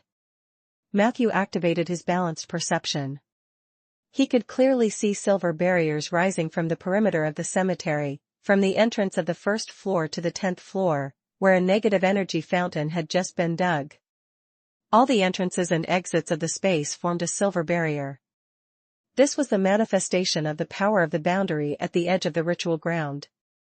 From now on, any foreign creature that wanted to enter the cemetery from the physical level had to cross this silver barrier. This would definitely trigger the alarm in the cemetery. The safety of the cemetery had been greatly improved. Other than that, the integrity of the cemetery was further enhanced by the dew. Matthew could feel that the entire cemetery seemed to have become a fortress that was closely connected to each other. On the data panel, information flowed like a waterfall. Matthew was a little overwhelmed. Hint: Fear of Death graveyard strategy level has been raised to LV2. The number of undead that the cemetery could accommodate had increased. Number of undead type, 1000. Number of undead, 8000. Your ritual ground has obtained new characteristics: Transcendence Barrier, Death Aura, Hostile Burn, Cemetery Weapon, and Floating Item. Transcendence Barrier: the edge of your cemetery will be protected by a Transcendence Barrier. The barrier's physical armor is 18 points, and the average alarm level is 13. Death Aura: your cemetery will release a terrifying aura to the surroundings. Ordinary creatures will not dare to approach this place. Hostile Burn: every unit that enters the cemetery without the owner's permission will be burned by the will-o'-the-wisps. Cemetery Weapon: you can solidify a weapon into a cemetery weapon. After that, your weapon's effect in the cemetery will be greatly enhanced. You have successfully set Ursul's Reprimand as a cemetery weapon. Ursul's Reprimand, Whip, will receive the following additional effects. 1. Retractable: your whip can be extended to a maximum of 60 meters. The farther away you are, the more damage you will deliver. 2. Everywhere: you can use this weapon in any corner of the cemetery to whip enemies in other corners of the cemetery. 3. Deathly Flames: when you hit an enemy with a whip in the cemetery, the enemy's soul or soul fire will be covered with a layer of deathly flames. The deathly flames have the effect of burning the soul, evaporating the soul fire, and corroding the lifespan. The flames of death could be stacked continuously. Every 5 stacks of death fire can cause the target to enter a near-death state. Chapter 1255: The correct use of the tombstone? Chapter 1255: The correct use of the tombstone? 4. Manipulation: you can use the long whip to wrap around any controllable object in the cemetery, including the undead, and then throw it to any open space in the cemetery. 5. Legendary Power: your whip has legendary power when attacking. Matthew smiled in satisfaction as he felt the vast power flowing through the whip in his hand. The effect of the sublimating dew on the ritual ground was obvious. It directly pushed the Fear of Death graveyard strategic level to level 2. In this way, Matthew's predicament in terms of the number of immortals was greatly alleviated. In addition to the Book of Dead Souls, he could summon more than 15,000 undead. This was far beyond Matthew's focus. Other than that, The Transcendence Barrier could further strengthen the border defense of the cemetery. Hostile Burn could also warn uninvited intruders. The Aura of Death could intimidate ordinary creatures and reduce unnecessary trouble. The cemetery weapon surprised Matthew even more. With the blessing of the entire cemetery, Ursul's reprimand had the power of a legendary weapon. Besides, he only needed to stay in the cemetery. He could hit wherever he pointed. He could even use this whip to transfer troops without limit. For example, an intruder had appeared on the 10th floor of the cemetery. Then Matthew could easily whip Peggy, who was cooking in the kitchen on the 1st floor, and throw her to the 10th floor to resist the invaders. He could also sit on the spot and use the whip to attack the enemies far away on the 10th floor. This provided him with extremely strong fighting strength and convenience. He could even use the whip to throw himself anywhere. As long as he held Ursul's reprimand, he could reach any corner of the cemetery in an instant. This was much faster than any teleportation portal. But that wasn't what surprised Matthew the most.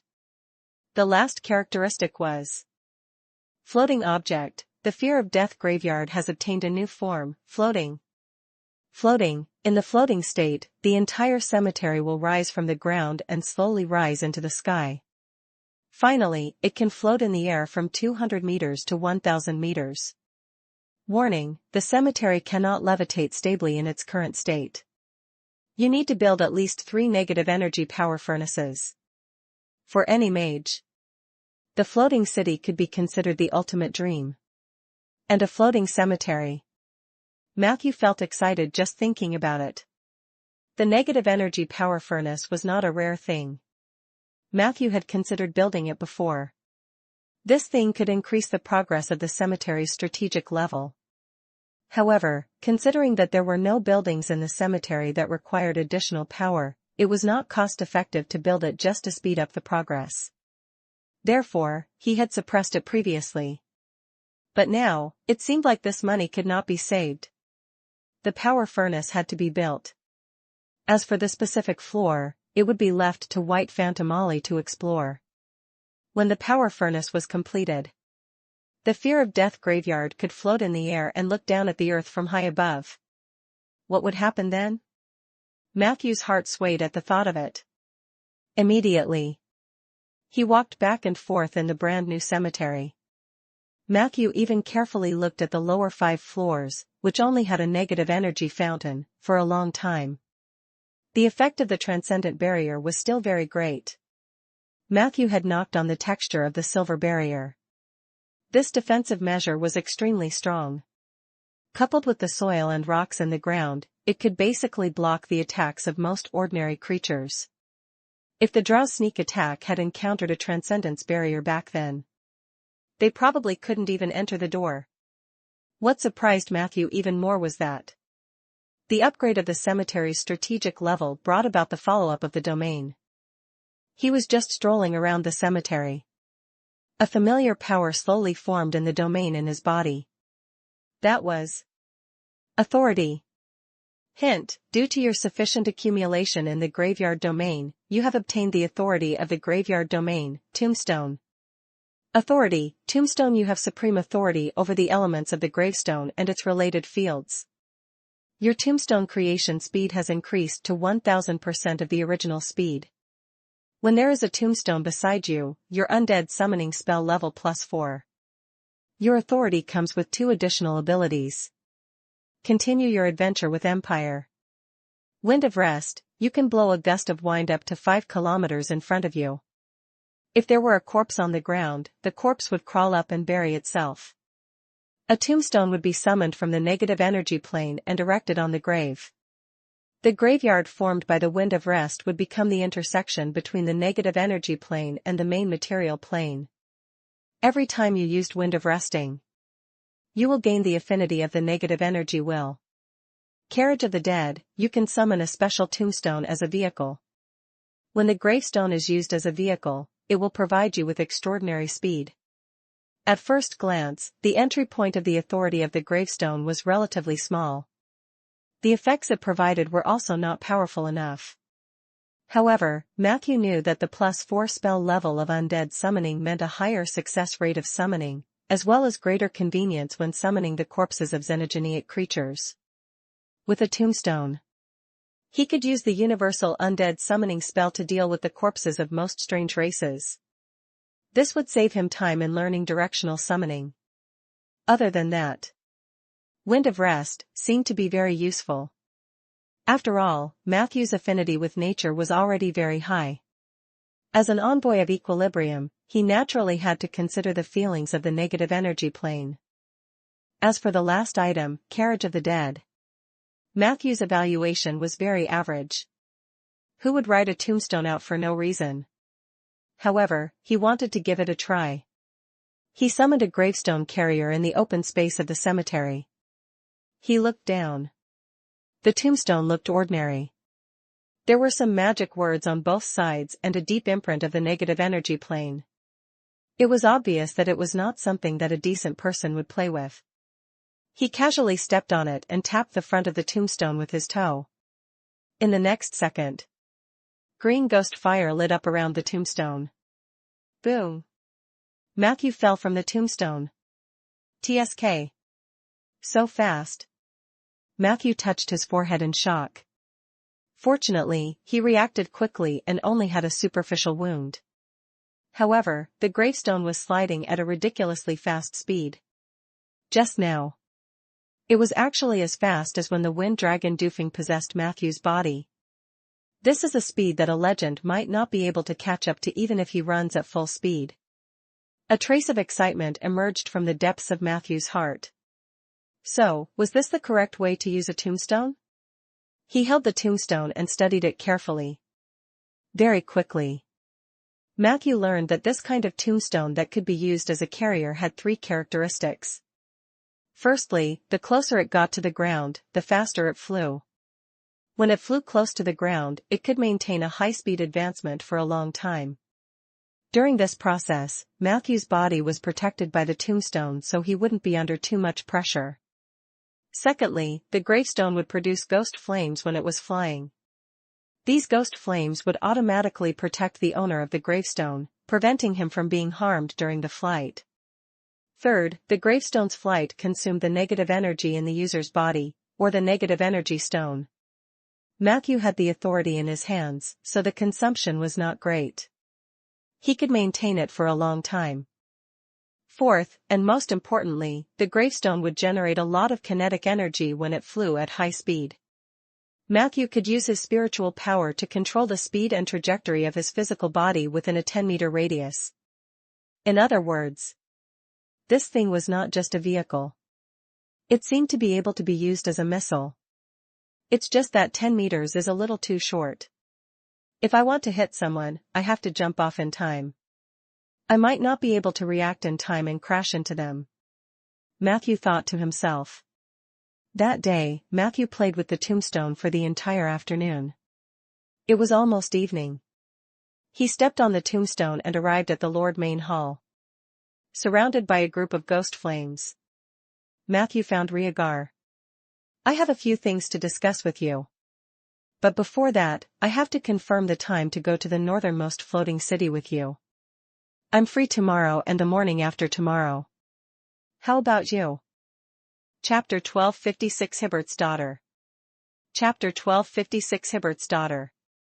Hearing this, Rhaegar immediately replied. Tomorrow then.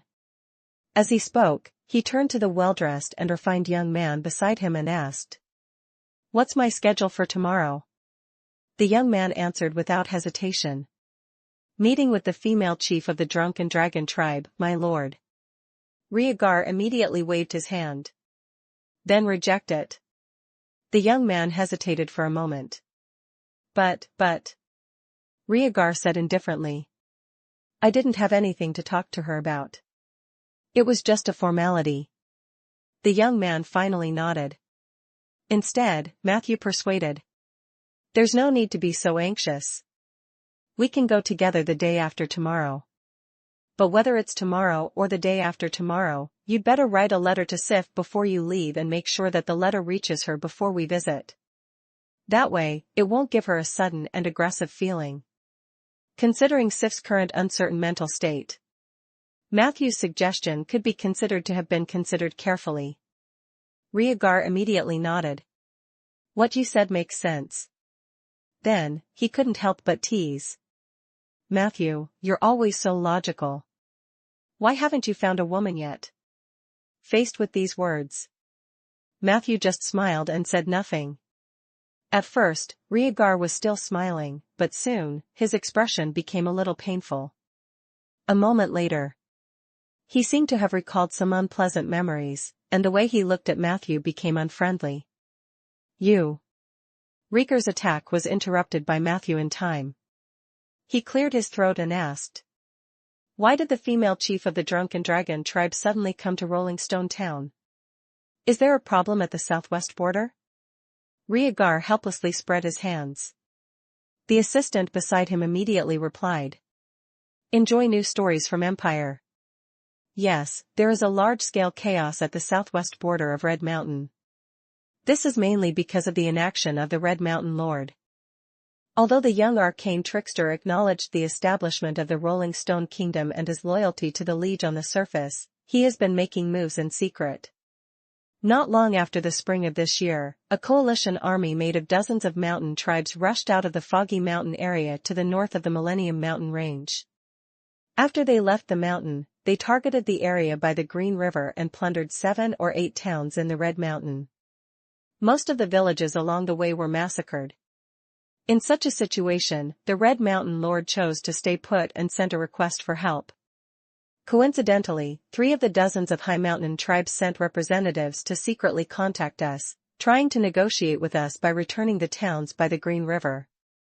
The most important representative of these 3 tribes is the female chief of the Drunken Dragon tribe, with whom my lord is supposed to meet tomorrow. The young man explained the situation in a few words. It could be seen that he was a nimble fellow. Matthew nodded secretly. The Rolling Stone Kingdom was about to be established, and there were still many problems. After the Battle of the Moss Hills, in order to win over the local noble forces in Red Mountain, Rhaegar had no choice but to help the original feudal lord of Red Mountain return to his original position. Doing so would certainly help maintain stability.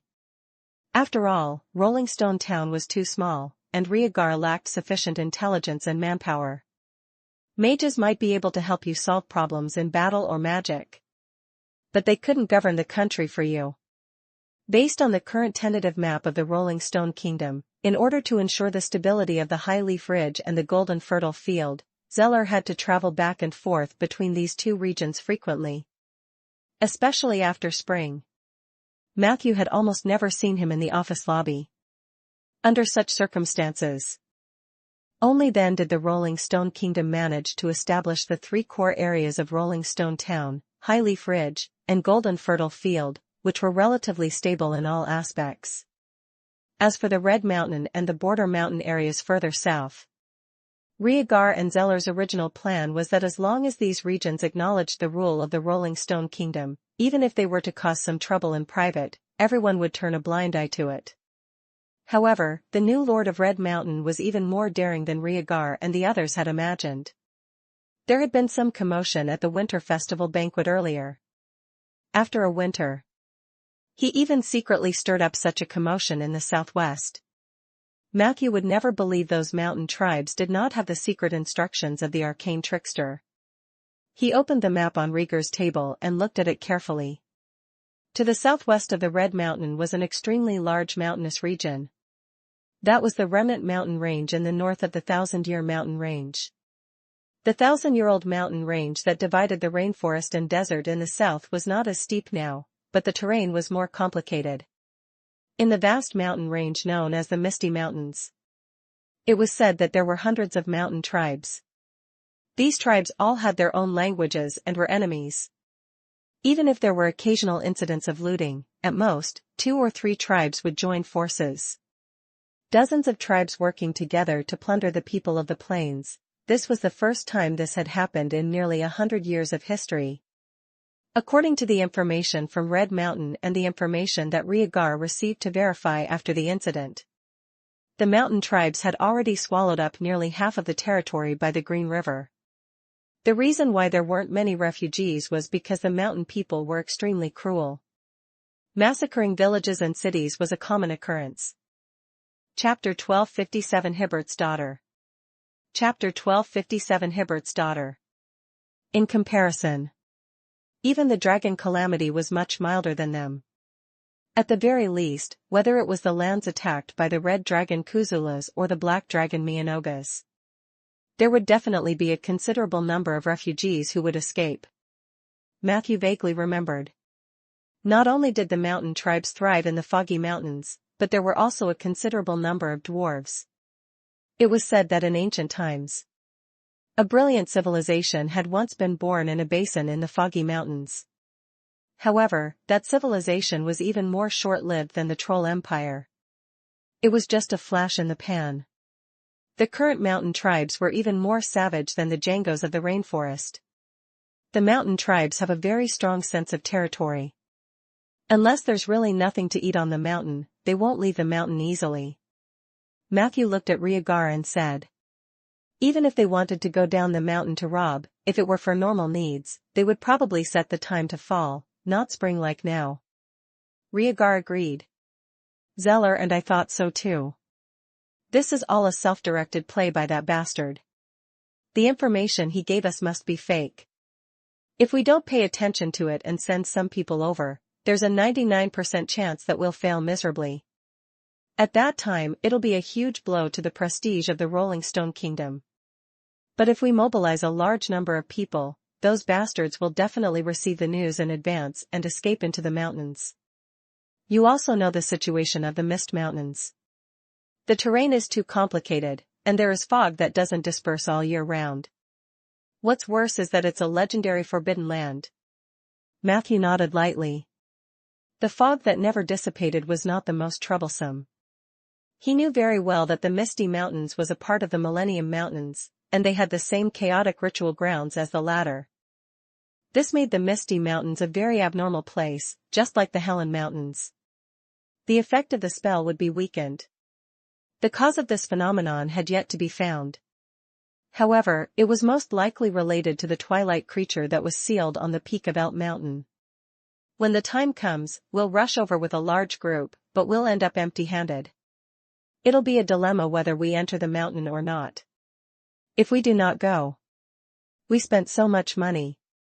We can't take this lying down. We'll be laughed at. If we go, the outcome might be even worse. Rhaegar continued to complain. Matthew thought for a moment, then reminded him. The mountain tribes are not necessarily united. They and Red Mountain Lord are just using each other. Look, isn't the female chief of the Drunken Dragon tribe coming over? This is a perfect example. Perhaps the chiefs of the other tribes have the same thoughts as her. We can totally take advantage of this. Rhaegar muttered. I understand. But I'm pessimistic about this negotiation. The Drunken Dragon tribe is trying to please both sides. These mountain people are very short-sighted. They all have the attitude of earning as much as they can. Matthew did not refute this point. But no matter what, you still have to see her. Rhaegar sighed. All right. I'll follow the schedule tomorrow. We're going to see Sif the day after tomorrow. The young assistant immediately said happily. You don't have any other arrangements in the morning the day after tomorrow? Oh, except for the secret meeting with Mrs. Tazzle and her twin sisters. Do you need me to help inform them? Rhaegar glared at him. The latter lowered his head in embarrassment. Matthew was not surprised by this.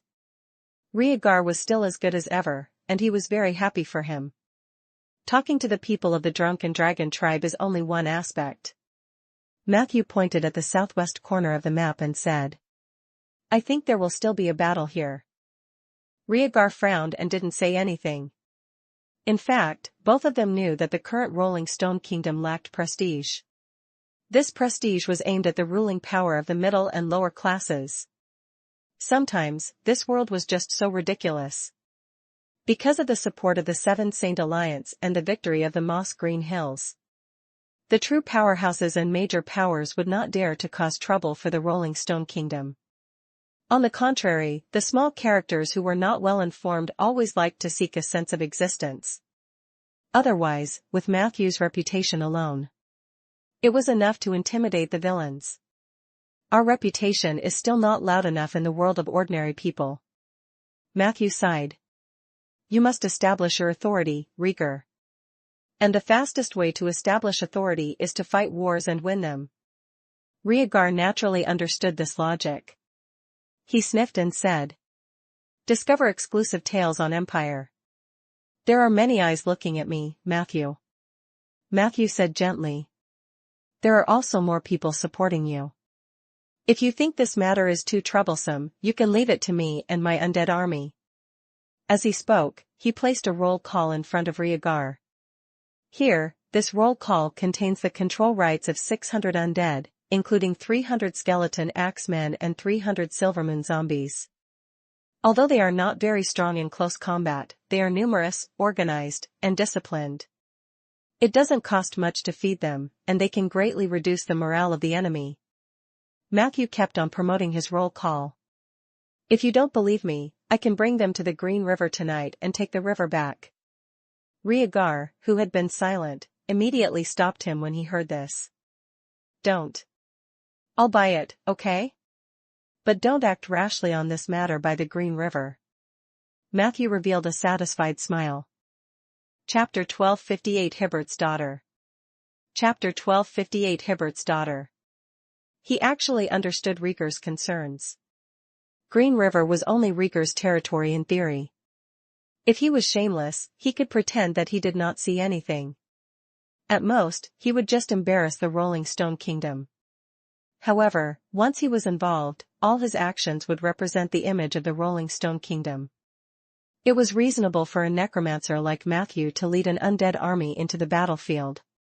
However, if a large number of undead units appeared in Rieger's own troops or if the undead troops played a big role in the high-profile event of recovering the Green River, it was likely to cause another round of controversy. Ordinary humans were still afraid of the undead. This was also the reason why Matthew was paying more and more attention to the boundary between the cemetery and the gathering place of ordinary humans. The future of the Rolling Stone Kingdom was destined to be limitless. However, the liveliness belonged to someone else. The Fear of Death graveyard had its own unique operating pattern. Except for the crucial battle. Matthew didn't intend to let the undead get too involved in the future military system of the Rolling Stone Kingdom. This would damage the image of the Rolling Stone Kingdom. Of course. That did not stop him from promoting the roll call. Putting the undead into the army was one thing. Buying a roll call for self-defense and governing unruly people was another aspect. Moreover, he was only trying to sell it to Rieger, the real buyer. It had to be someone like you, Lien, who had great authority and wealth. Actually, it's not that your undead army can't appear at the southwest border, but we have to have a reason to send troops. Previously, when we were discussing the countermeasures against the Green River, Zeller suggested that I issue a pioneering order. Rieger looked at Matthew with a questioning look. What do you think? Matthew raised his eyebrows. Do you want to elect a new noble? You mean, you want me to lead the pioneering order and attack the southwest mountain area in the name of expanding the Rolling Stone Kingdom's territory? Rieger nodded. All the territories you've conquered will belong to you. Just like before, you only need to bow down to the Rolling Stone Kingdom in name. Matthew immediately revealed a helpless expression. I'm sorry, I'm not interested in this aspect, and I lack the energy to manage any territories. Rieger seemed to have expected this. Therefore, he only sighed. That's understandable. As we discussed before, this kind of thing can't be solved by mages. It looks like I can only choose some suitable talents from the group of fugitives in the north as potential election targets. Matthew suddenly said. Lumiere. Rieger was stunned for a moment. What? Matthew explained. Lumiere and his people have always wanted to walk out of the rainforest. We can let him lead the pioneering order to attack the Green River. You can give him some manpower and a sum of money. Let him think of a way to solve the remaining manpower. Trust me, he's much more useful than the Northland mercenaries. The Jangos were brave and good at fighting. What restricted their development was the terrain and climate of the rainforest. Lumiere had understood this point long ago. Therefore, his greatest wish was to bring the people of the tribe to live a good life on the plains. It just so happened that the Green River was an area with rich water and soil. The mountain people only knew how to plunder and kill. They didn't know how to build at all. After the invasion, the Green River was empty, and the land was exactly what Lumiere needed. In any case, Rhaegar did not intend to personally manage the southwest border. Instead of letting the mercenaries in the north take advantage of it, it was better to let one of their own take over. Sure. Under Matthew's patient explanation, Rhaegar made a decisive decision. He signed a pioneering order on the spot and handed it to Matthew, who handed it over to Lumiere. No matter what the outcome of tomorrow's meeting is, this pioneering order is still valid. If Lumiere and his people are really brave enough, it's not impossible for them to kill that bastard from Red Mountain. Rhaegar said solemnly to Matthew. Matthew spread his hands. Come on, Red Mountain needs stability. Even the stability on the surface is precious. It won't be too late to kill that kid after you have enough manpower and energy to stabilize the situation on Red Mountain. Rhaegar nodded gloomily. The two of them chatted about other things for a while.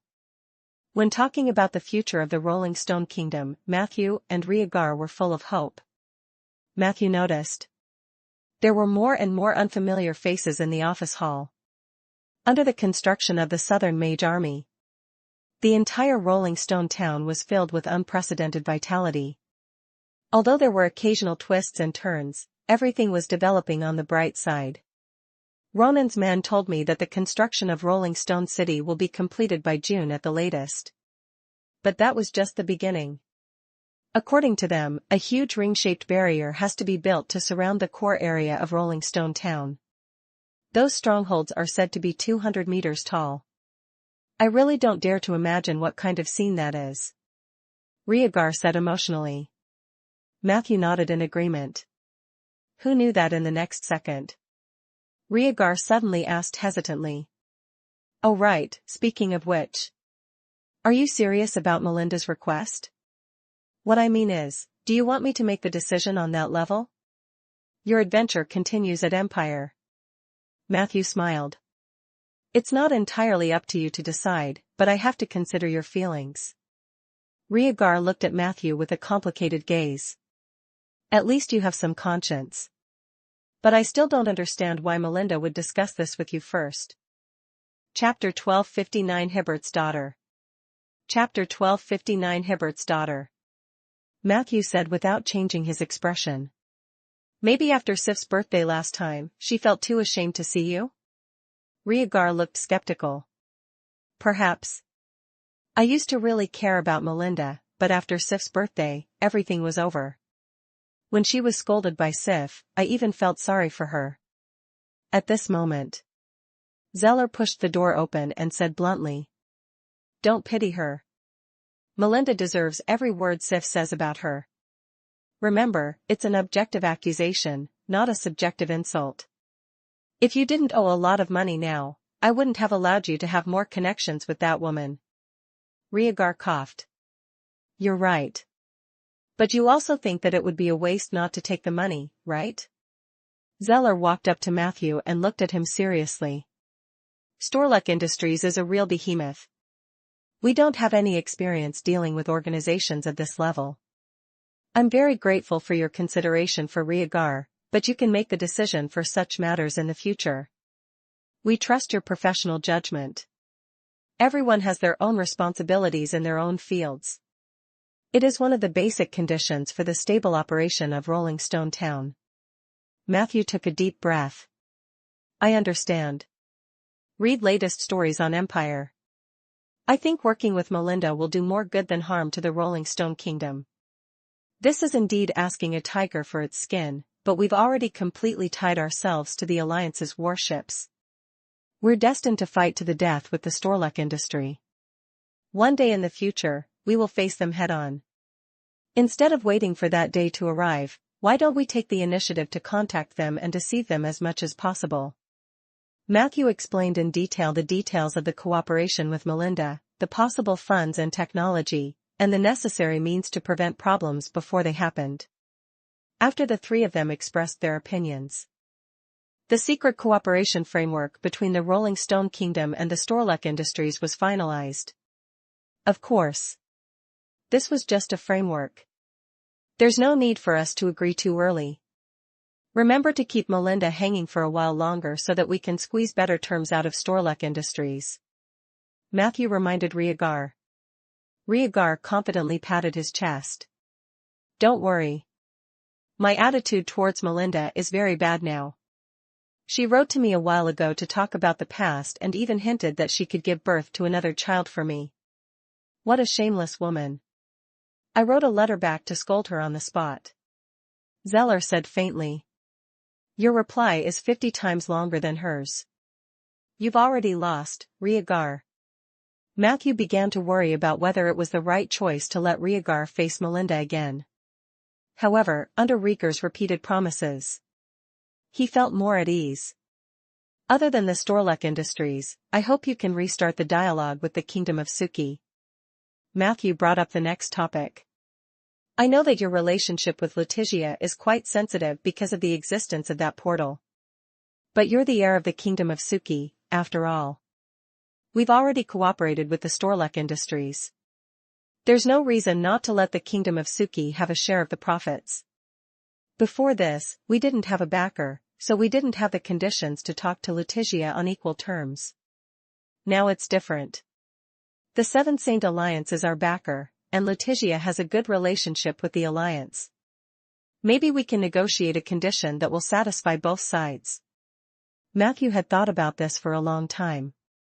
The biggest reason why he had fallen out with the Suki Kingdom was that Rhaegar was worried that he would not be able to suppress the demons and would have no choice but to cut ties with them in the end.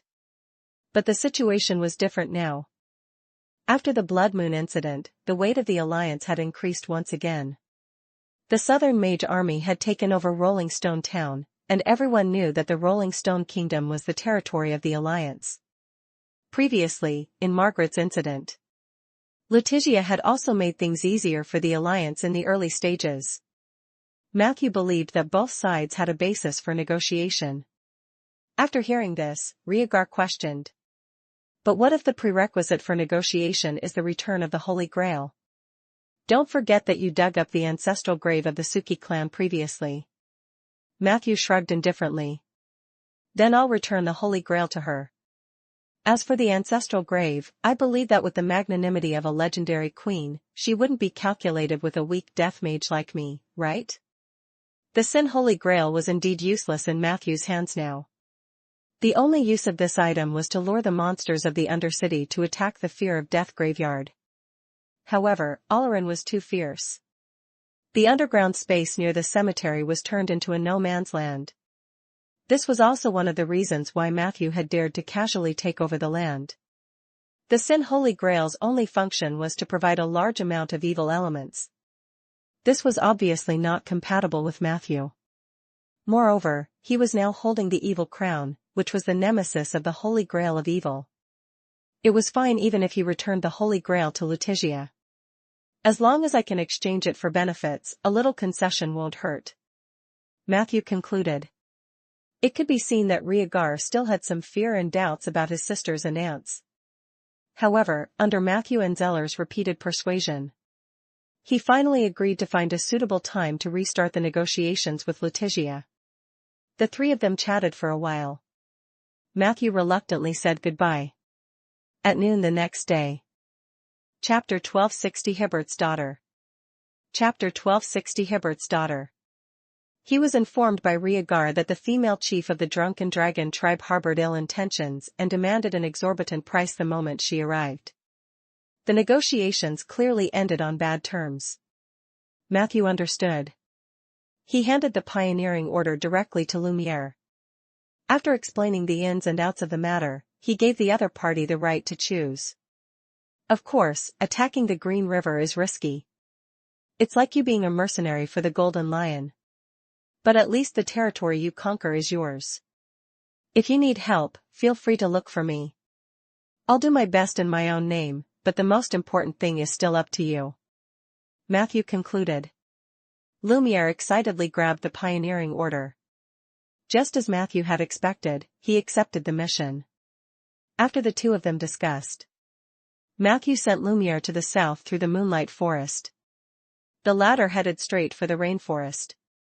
The next day, far north floating city, outside the Warlock Academy. Matthew, Rhaegar, and the others stood on a high wall. In front of him was a floating staircase that led to the interior of the Warlock Academy. After the report was completed, very soon, the Academy staff led them inside. However, Matthew did not move. Under Rhaegar's puzzled gaze, Matthew explained. I can come over any time, but you might not. So, I won't disturb your father-daughter meeting. As he spoke, he waved goodbye to Rhaegar. The latter didn't try to be pretentious. He followed the staff into the academy. Not long after, Matthew appeared in front of a lonely mage tower in the eastern part of the floating city. This was Hibbert's residence. He went over and knocked on the door.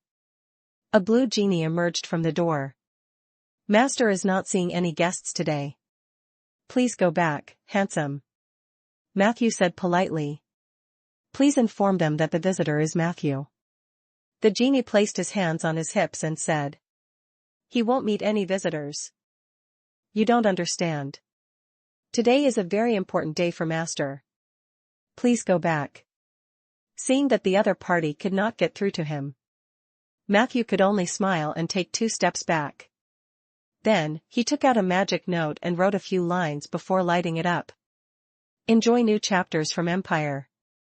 Walala. The note turned into ashes. 2 minutes later, the door opened from the inside. The genie hanging on the door looked at Hibbert with surprise.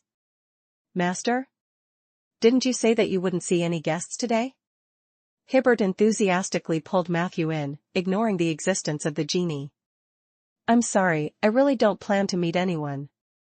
Because today is a special day for me and Vivian. Hibbert explained. Matthew stopped in his tracks. I can visit again tomorrow. Hibbert quickly waved his hand and said. No, you came at the right time. We just happened to have some problems and needed to find a normal person to refer to. You understand. Neither Vivian nor I are normal people. An unnatural smile appeared on Matthew's face. The two of them passed through the ordinary hall and arrived at a small room. A delicate little girl lay on the bed in the small room. The little girl's eyes were tightly shut as if she was unconscious.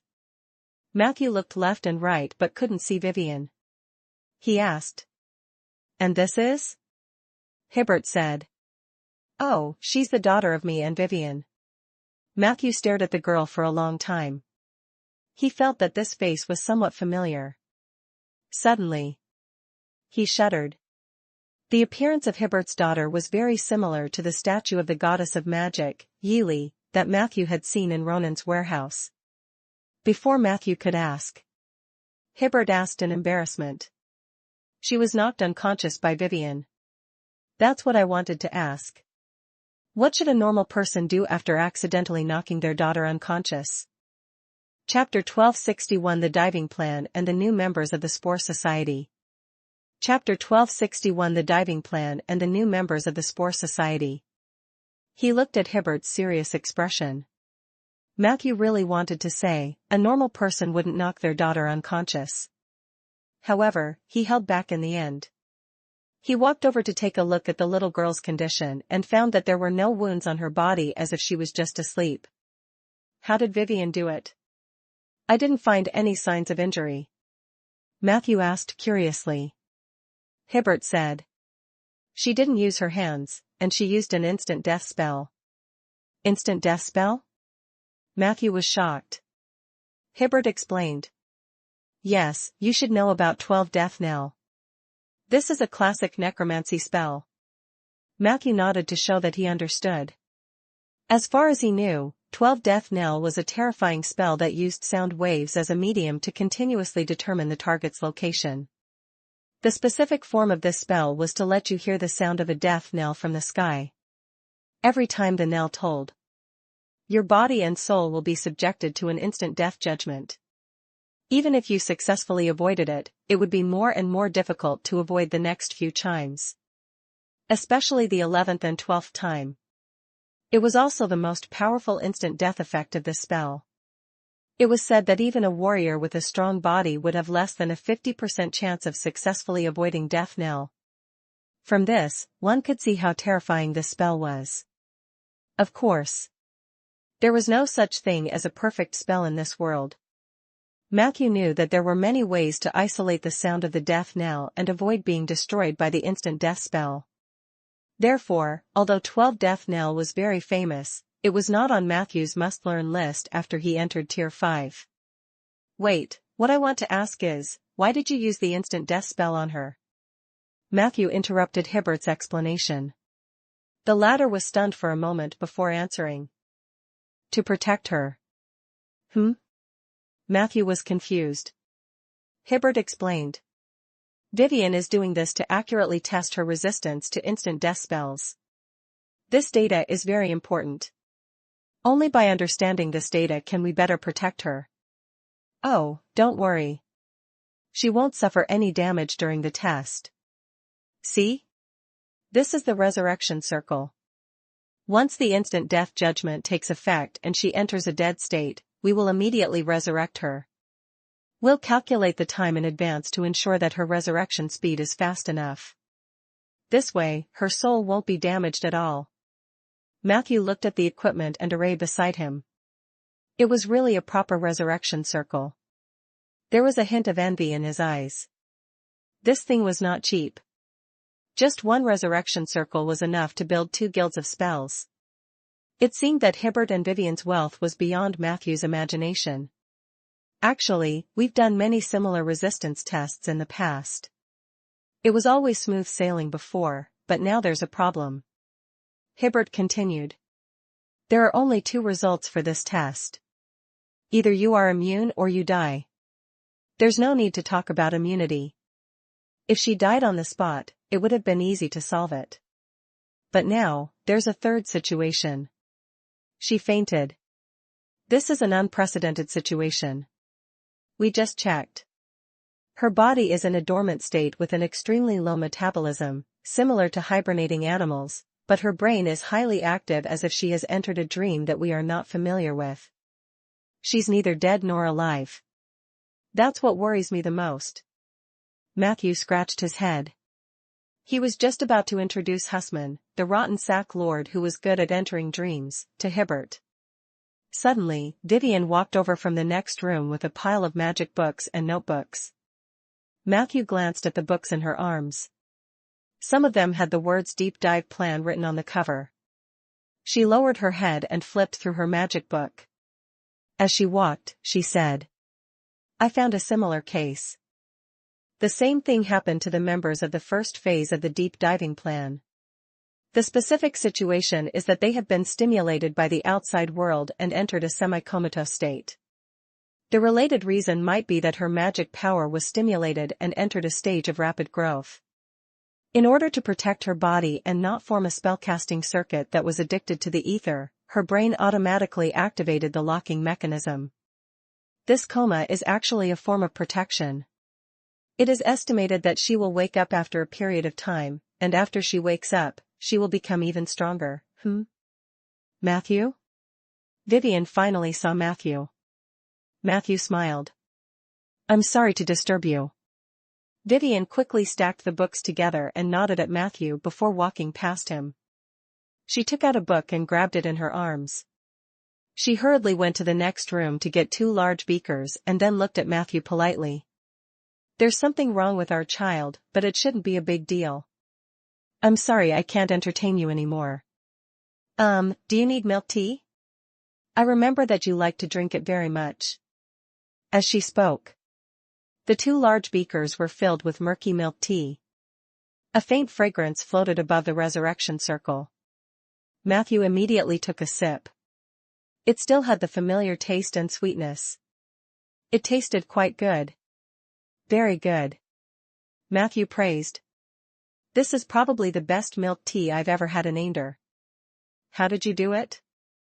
Chapter 1262 The Diving Plan and the New Members of the Spore Society. Chapter 1262 The Diving Plan and the New Members of the Spore Society. A smile appeared on Vivian's face. It's just a small trick. Compared to that, what you did on the Blood Moon was really shocking. The way you shattered the star core was really cool. By the way, did you take the opportunity to get any star core fragments? Matthew shook his head. There is no chance to do so. The situation at that time was too dangerous. He was too busy saving his life, so how could he dare to reach out? Vivian's face was filled with regret. What a pity. Then, she turned to look at Hibbert. I found a feasible solution. Now, I need to seek Lord Yuru's approval. I'll have to trouble you to help me take care of my daughter. Hibbert nodded. I'll keep an eye on her. A hint of hesitation appeared on Vivian's face, but she couldn't help but add.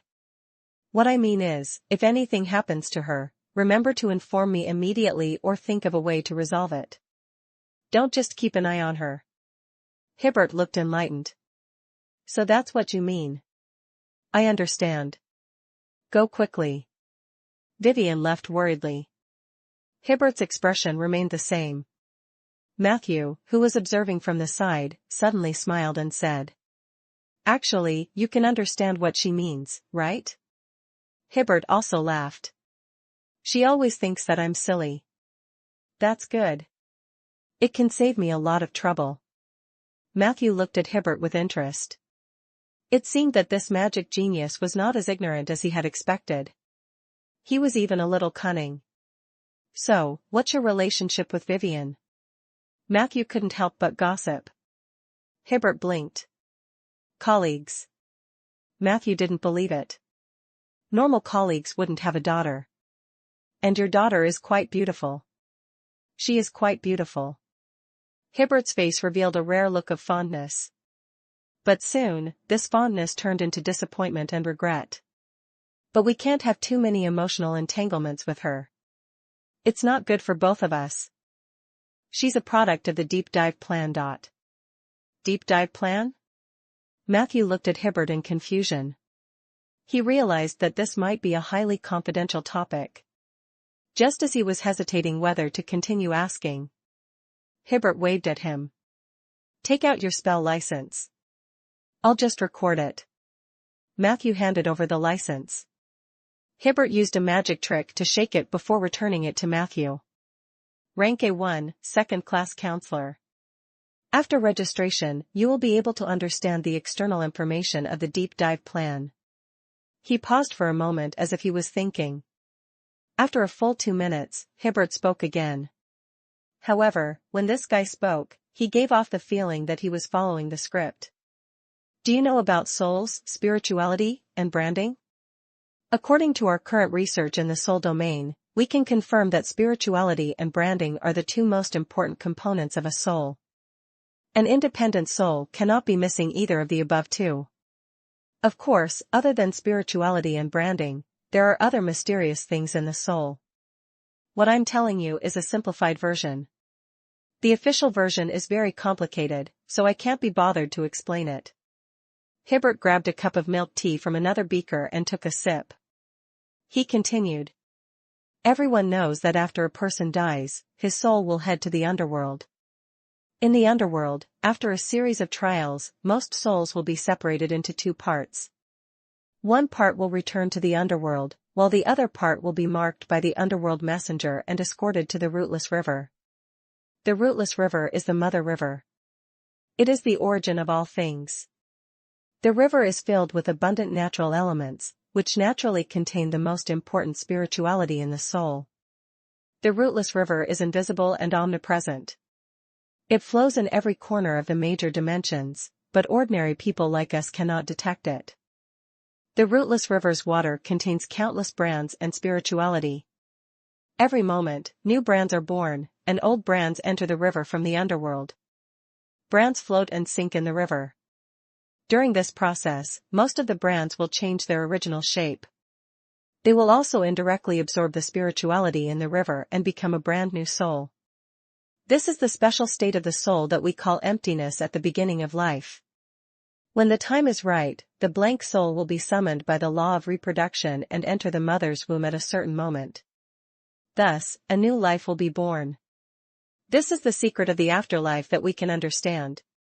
And just as I said before, because of the constant ups and downs of the brand in the river, the framework of the brand has actually changed compared to before it was reincarnated. Therefore, those who reincarnate through the rootless river can only be regarded as successors, not true reincarnators.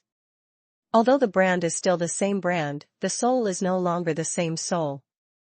It is precisely to avoid this that most reincarnators are unwilling to step into the rootless river. They will do their best to preserve their brand and ensure its integrity and sturdiness.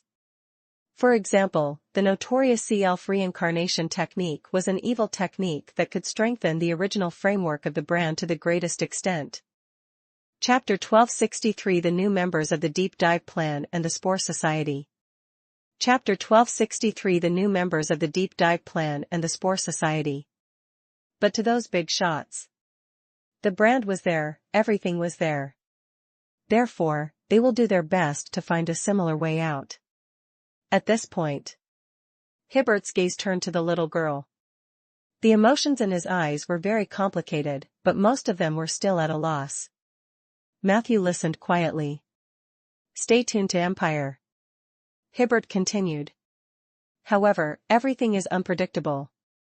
Even for those powerful life forms who are unwilling to let their brand fall into the rootless river, only a minority of them can transcend in the end. The brands produced by these lives are much stronger than those of the same kind in the river. In the process of being washed by the river, these imprints have a certain probability of sinking to the bottom of the river, and they have a unique attraction to reasonable spirituality and other elements. As time passed, these heavy brands did not drift with the flow like other brands. Instead, they slowly floated at the bottom of the river. During this process, a protective mechanism will be formed on the surface of the brand to prevent it from being further washed and changed by the river. These brands won't completely lose their sense of self like other brands. According to reliable information, they might only change by 3% to 5%. Therefore, the blank souls generated by these brands will be stronger. After reincarnation, they will have a new personality and a new self, but they will be closer to their previous lives. When you trace back to history, you might feel that a certain historical figure is particularly close to you. In this case, your brand is very likely to come from that historical figure. In essence, you are two different people, but compared to ordinary reincarnators, you will have better talent and potential, especially at the soul level.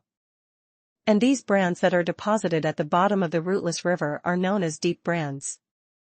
At this point, Hibbert's statement gradually became clearer. The purpose of the deep dive plan is to find and nurture stronger mages of the new era. We found that the reincarnated creatures with the old brand are often more talented than the new ones, and the deep brand is even more so. Instead of training new people like searching for a needle in a haystack, why don't we directly conduct a directional search on the deep brands of the rootless river and then combine the souls generated by these brands with artificial breeding spells to cultivate a replica of the champions who left traces in history? What I just said is probably the basic content of the deep diving plan. It sounds reasonable, but we're in a lot of trouble at the execution level. If it weren't for Sir Link's guidance, we wouldn't have been able to complete the search for the deep brand. Then, he talked about a lot of profound theories and problems encountered in practice. Matthew could only nod or ponder. It was because he had already delved into a field that he could not understand. Link is indeed the only person in the Alliance who has entered the rootless river. According to Hibbert, Link helped to capture all the deep brands involved in the deep diving plan. Matthew thought to himself. The rootless river was a supreme mysterious domain.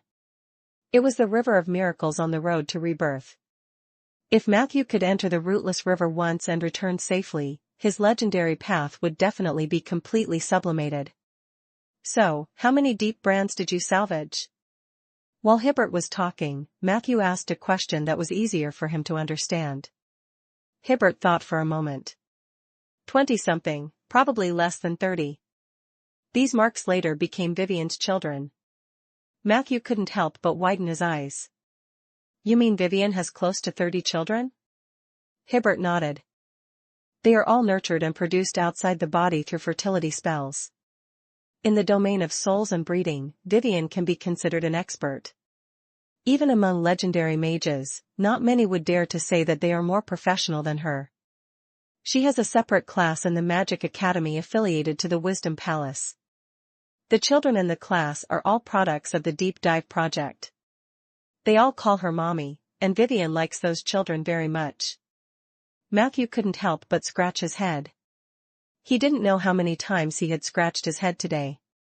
With his strong self-control, he barely held back from asking the embarrassing question of who are the fathers of the other children? Although Hibbert probably wouldn't feel embarrassed, Matthew felt even more embarrassed. As expected. There aren't many normal mages, especially those from the academy. Thinking of this, he could not help but point at the little girl lying on the bed. So, do you know the origin of her deep brand? Hibbert nodded and said. It's most likely the goddess of magic, Yili. There's a small chance that it's Yili's twin sister. No matter what, the powerful talent and unique adaptability that she has shown can make her the best successor of the goddess of magic. Maybe she can help Lord Ronan crack the secrets of the Door of Ether. Ronan also knew about this. Matthew understood that there were probably many similar topics. The mages in this floating city seemed to be very busy every day, and they were probably studying these abstract things. So, does she know? Matthew asked. Hibbert said with certainty. She knows. When she was 5 years old, she had the mind of a normal 18-year-old. Out of respect for the deep brand, we told her these things a long time ago. Chapter 1260 for the new members of the Deep Dive Plan and the Spore Society. Chapter 1260 for the new members of the Deep Dive Plan and the Spore Society. She was very calm and told us that she felt very lucky. She has been behaving like a normal person since she was born. Generally speaking, members of the Deep Dive program have psychological problems, mainly cognitive dislocations. However, she performed very well and was mentally healthy from the beginning to the end. When he was praising his daughter, Hibbert could not help but reveal a trace of pride. Matthew felt that this guy probably provided some genetic material in the plan. However, the strange resonance that came from his bloodline did exist between Hibbert and the little girl in front of him. When he looked at the little girl, his eyes were filled with tenderness. The chaotic and melancholic temperament that had enveloped him for a long time had disappeared. This was a good thing for Hibbert. At the very least, it could give his brain, which was constantly thinking and had nowhere to put it, a chance to catch its breath. The two of them chatted for a while. Vivian appeared again. She said to Hibbert. Lord Ura said that we can try the freezer technique. This is a special version of the freezer technique that is suitable for the human body. Take a look. Hibbert took a few glances. I've learned it. In the next moment, under Matthew's gaze, Hibbert chanted a few syllables. The water particles in the air were instantly sucked dry. Immediately after, the sound of ice forming could be heard. The little girl was instantly trapped in a huge block of ice along with her bed. Is it enough? Hibbert asked. Vivian knocked on the outer layer of the ice, revealing a satisfied expression. Enough, enough. Freezing can reduce the mana circuits in her body that are overheated and, at the same time, prevent her from sinking deeper into the dream. Let's wait and see for a week. If there's no movement after a week, we'll think of another way. Hearing this, Hibbert's eyes revealed a hint of worry. Matthew took the opportunity to say, if you have any more questions, I can bring a friend over to take a look. He's an expert in the dream realm. Hibbert and Vivian looked at each other and agreed. Then, the three of them left the room. During this time, Matthew brought up the matter of the Guild of Spells. Hibbert apologized profusely, claiming that he was too busy to answer the invitation. Hearing their conversation, Vivian couldn't help but interject. Guild of Spells? It seems very interesting. May I ask if I can participate? Matthew said without hesitation. Of course. Although the guild's quota was precious, Matthew naturally wouldn't reject a genius mage like Vivian. She might be weak in actual combat. However, in terms of theoretical research, Vivian was considered one of the best among the younger generation. Putting aside his talent in magic, even Hibbert had to lower his head in front of her. Immediately, Matthew directly invited them to the Moonlight Forest. In front of the assembly stone, the two of them left their spiritual imprints. As usual, Matthew distributed the member badges to the two of them. As usual, the new members were full of interest in the Guild of Magic, a product of an era. However, these two were clearly more professional. The content of the conversation also directly pointed to the guild's internal spell structure. Is the guild spell realized through the mana anemone? This sea anemone is so ugly. Magic network? Wasn't this a backward ritual field that had been proven to be inefficient, costly, unstable, and not widely used? However, your cost doesn't seem to be very high. What the hell is room X? Does X mean that there are no taboos in that chat room? Most of the time, it was Vivian who asked. Hibbert was deep in thought. After a while, Spell Elf Cece once again privately messaged Matthew. Why would someone stuff rocks into the warehouse?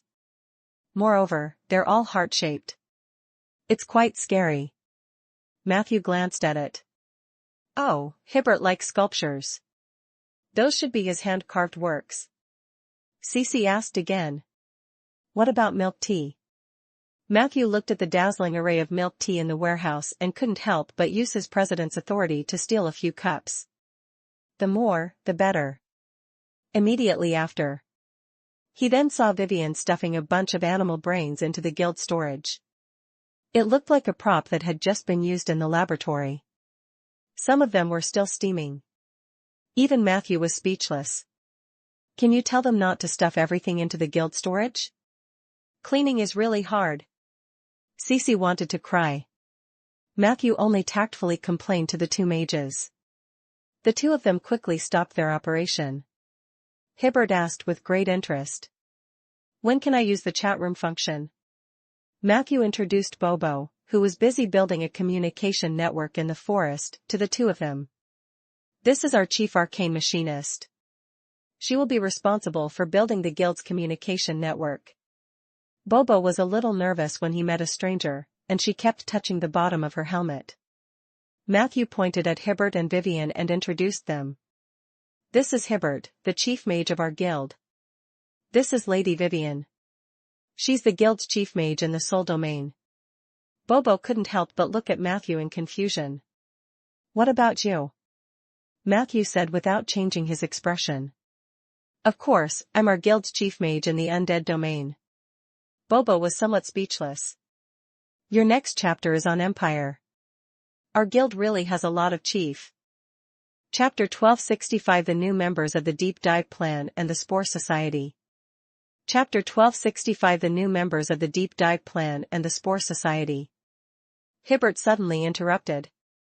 Matthew, I think we can add a spell slot by improving the connection structure between the sea anemones.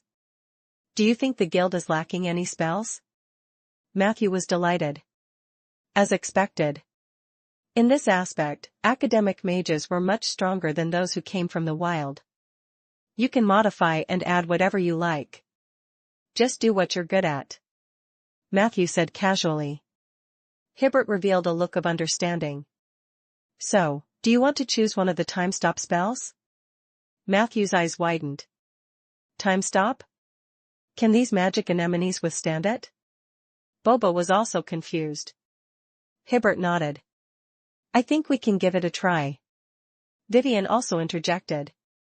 I can help you to improve the structure of the network.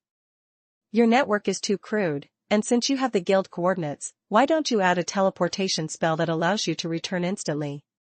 This doesn't require the mana anemone. I just need to enchant the return badge 3 times and then set the mark on the assembly stone. I can set up a charging circle beside it and directly draw the required mana from the mana pool. That way, every guild member can use the badge to teleport back here. Also, isn't Matthew's Guild of Spells too common? Can't you think of a better name? Vivian made several suggestions in one breath. Matthew rubbed his temples. Without a word, he directly opened up part of the authority of the Moonlight Forest to the two of them. Then, he set Hibbert as the vice president of the guild. The matter of transforming the Guild of Spells was handed over to these two academic geniuses.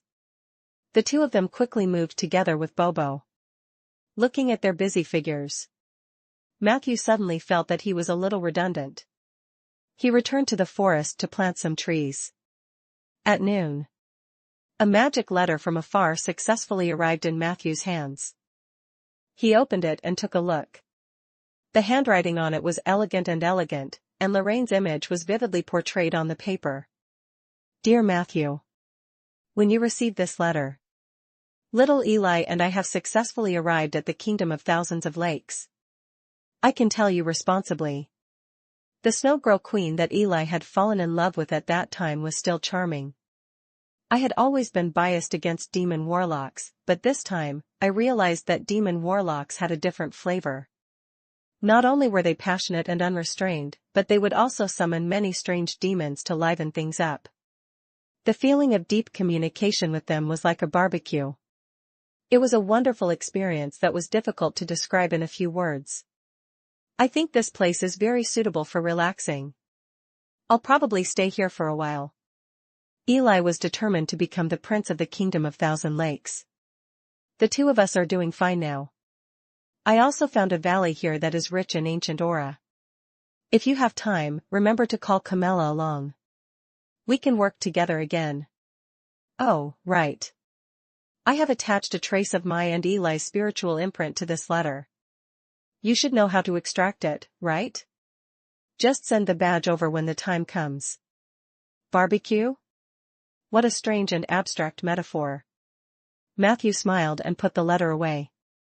In the next moment, a childish voice suddenly sounded in Matthew's heart. Matthew, Will has successfully passed the trial on Eternal Island. According to tradition, he will become a new member of the Spore Society. I hope that all members will be present during this process.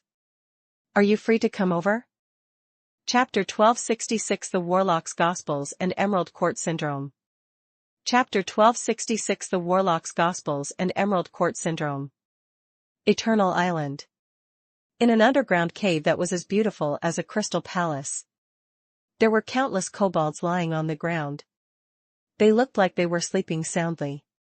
When Matthew walked past them, he could even hear light snores. I didn't expect you to come so quickly, Matthew. Husman's voice sounded a little awkward. Will has just recovered from the long treatment. He probably needs to sleep for a while. It won't be long. Maybe 10 to 15 minutes. His spirit is very strong. He's the strongest kobold I've ever seen. Matthew looked at the little boy beside him curiously. Have you met a lot of kobolds? Husman lowered his head shyly. Yes. Before I met Dudley, I used to travel with some kobolds, but they couldn't understand my thoughts and couldn't observe my world. In the end, I could only part ways with them. I once thought that species like the kobolds would not be able to understand the beauty of the spore world, but Will's appearance subverted my understanding. Clearly, I was too narrow-minded before. Matthew smiled and said, There's no need to think that way. Everyone has their own limitations. This has nothing to do with narrow-mindedness. Husman bowed sincerely and said, Thank you for your comfort, Matthew. The little fellow was always so polite, making Matthew feel a little uneasy. He looked at Will and the others on the ground. In his perception, Matthew noticed that the kobolds were different from before. His connection with Mushroom isn't that close anymore. Husman nodded.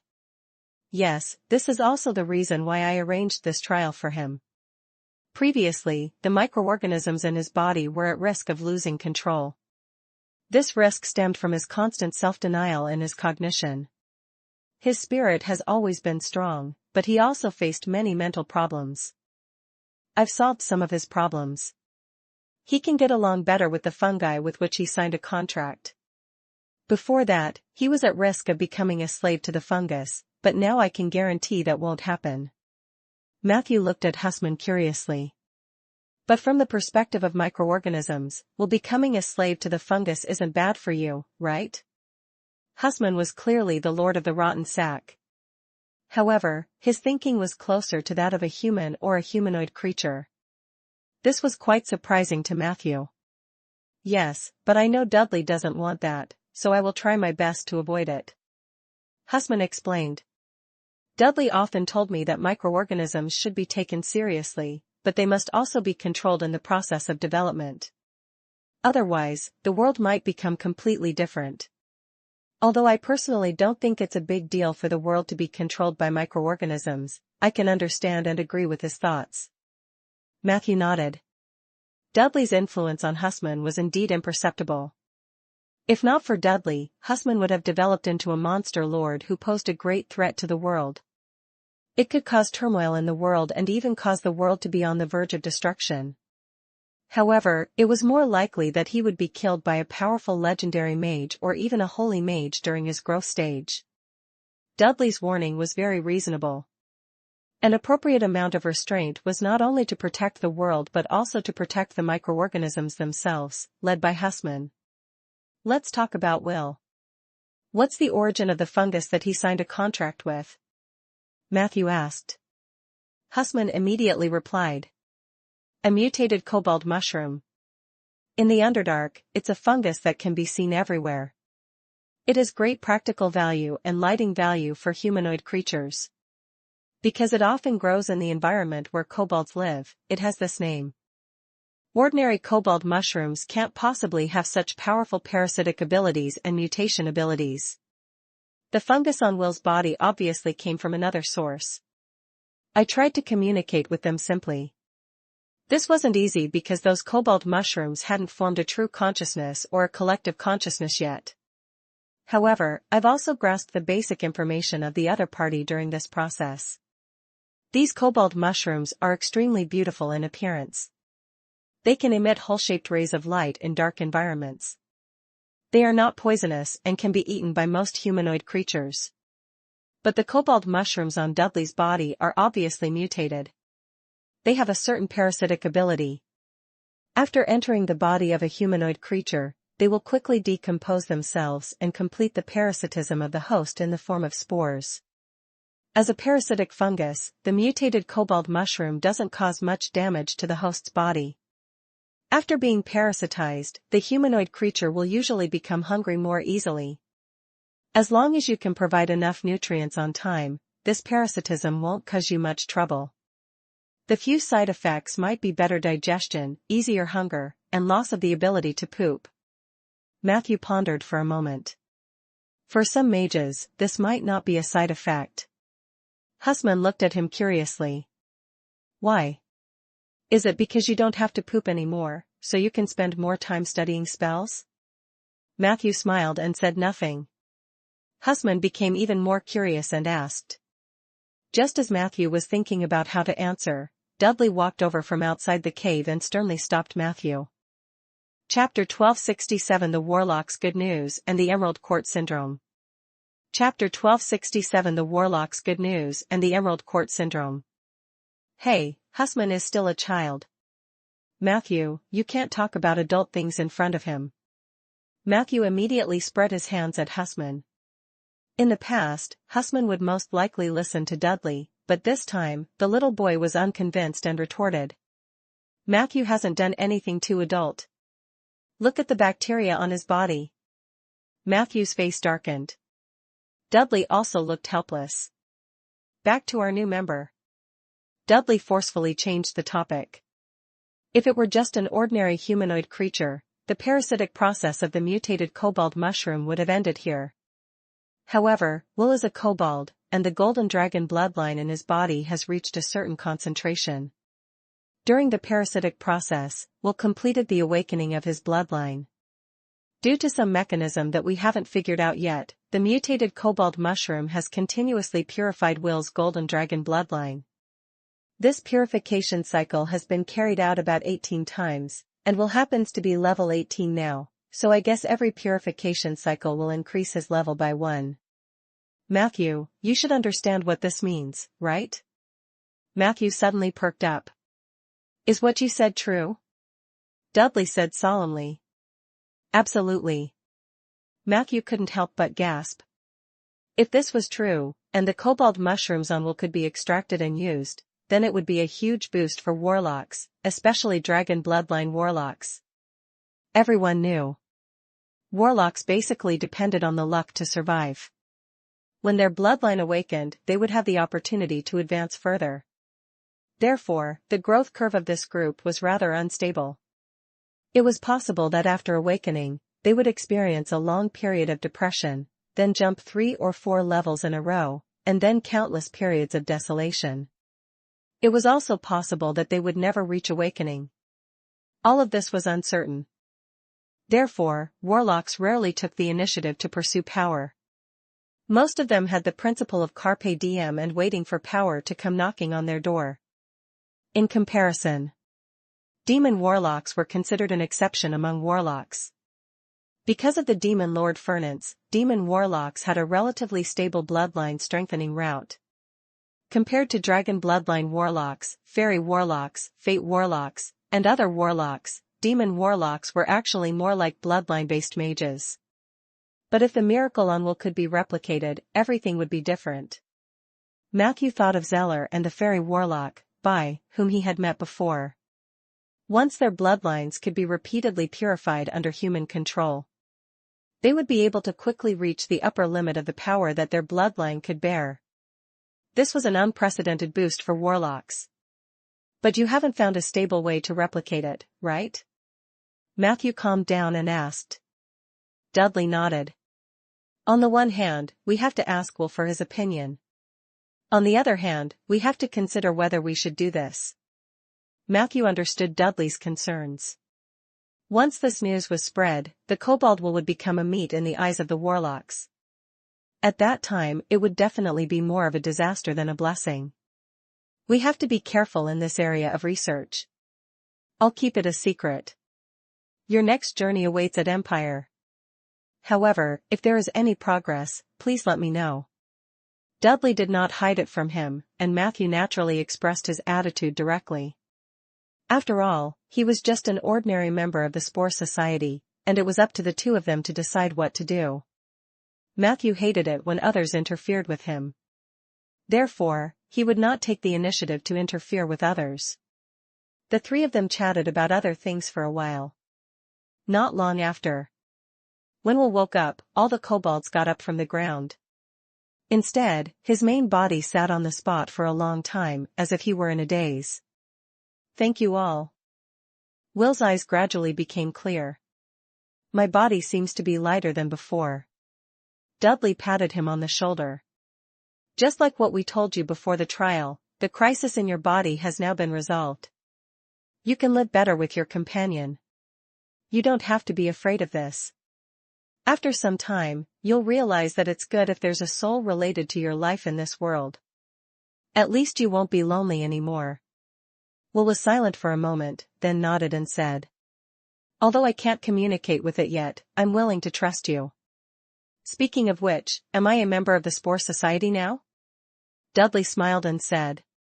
If you are willing, then you are now. You're already familiar with Husman and I, so I'm sure you're no stranger to this person. He's Matthew, the elder of the Spore Society. He was the one who sent you here. Will clearly remembered Matthew. The silver dragon that Matthew had transformed into had left a deep impression on him. His first reaction was to kneel. Fortunately, Matthew stopped him in time. In the Spore Society, everyone is equal. His tone was rather gentle. Will was instantly flattered. Thank you, thank you. I understand. At this moment, Husman stood up and added. The job of the Spore Society members is to explore the role of microorganisms in life and death and in nature. Our goal is not to dominate the world, but to let the world know, recognize, and acknowledge our existence. Chapter 1268 The Warlock's Good News and the Emerald Court Syndrome. Chapter 1268 The Warlock's Good News and the Emerald Court Syndrome. We hope that a small corner of the world can also bloom with its own brilliance. This is why the Spore Society exists. Will's eyes were moved after hearing this. It seemed that he had deeply memorized this passage. Matthew couldn't help but whisper into Husman's ear. "Why didn't you tell me this when I joined last time?" Husman replied in his mind, a little embarrassed. "This was something Dudley and I came up with recently. We're not good at expressing ourselves, so we asked the bard who stayed in your forest a while ago to polish the words. He really has literary talent." Husman's tone was full of envy and admiration. "Bard?" Matthew was slightly stunned. Lorraine wouldn't help people polish it for free, would he? What benefits did this guy receive from Husman? He was about to ask for more details, but Dudley had already called them out to eat grilled mushrooms. During the barbecue, the kobold will took the initiative to tell his story.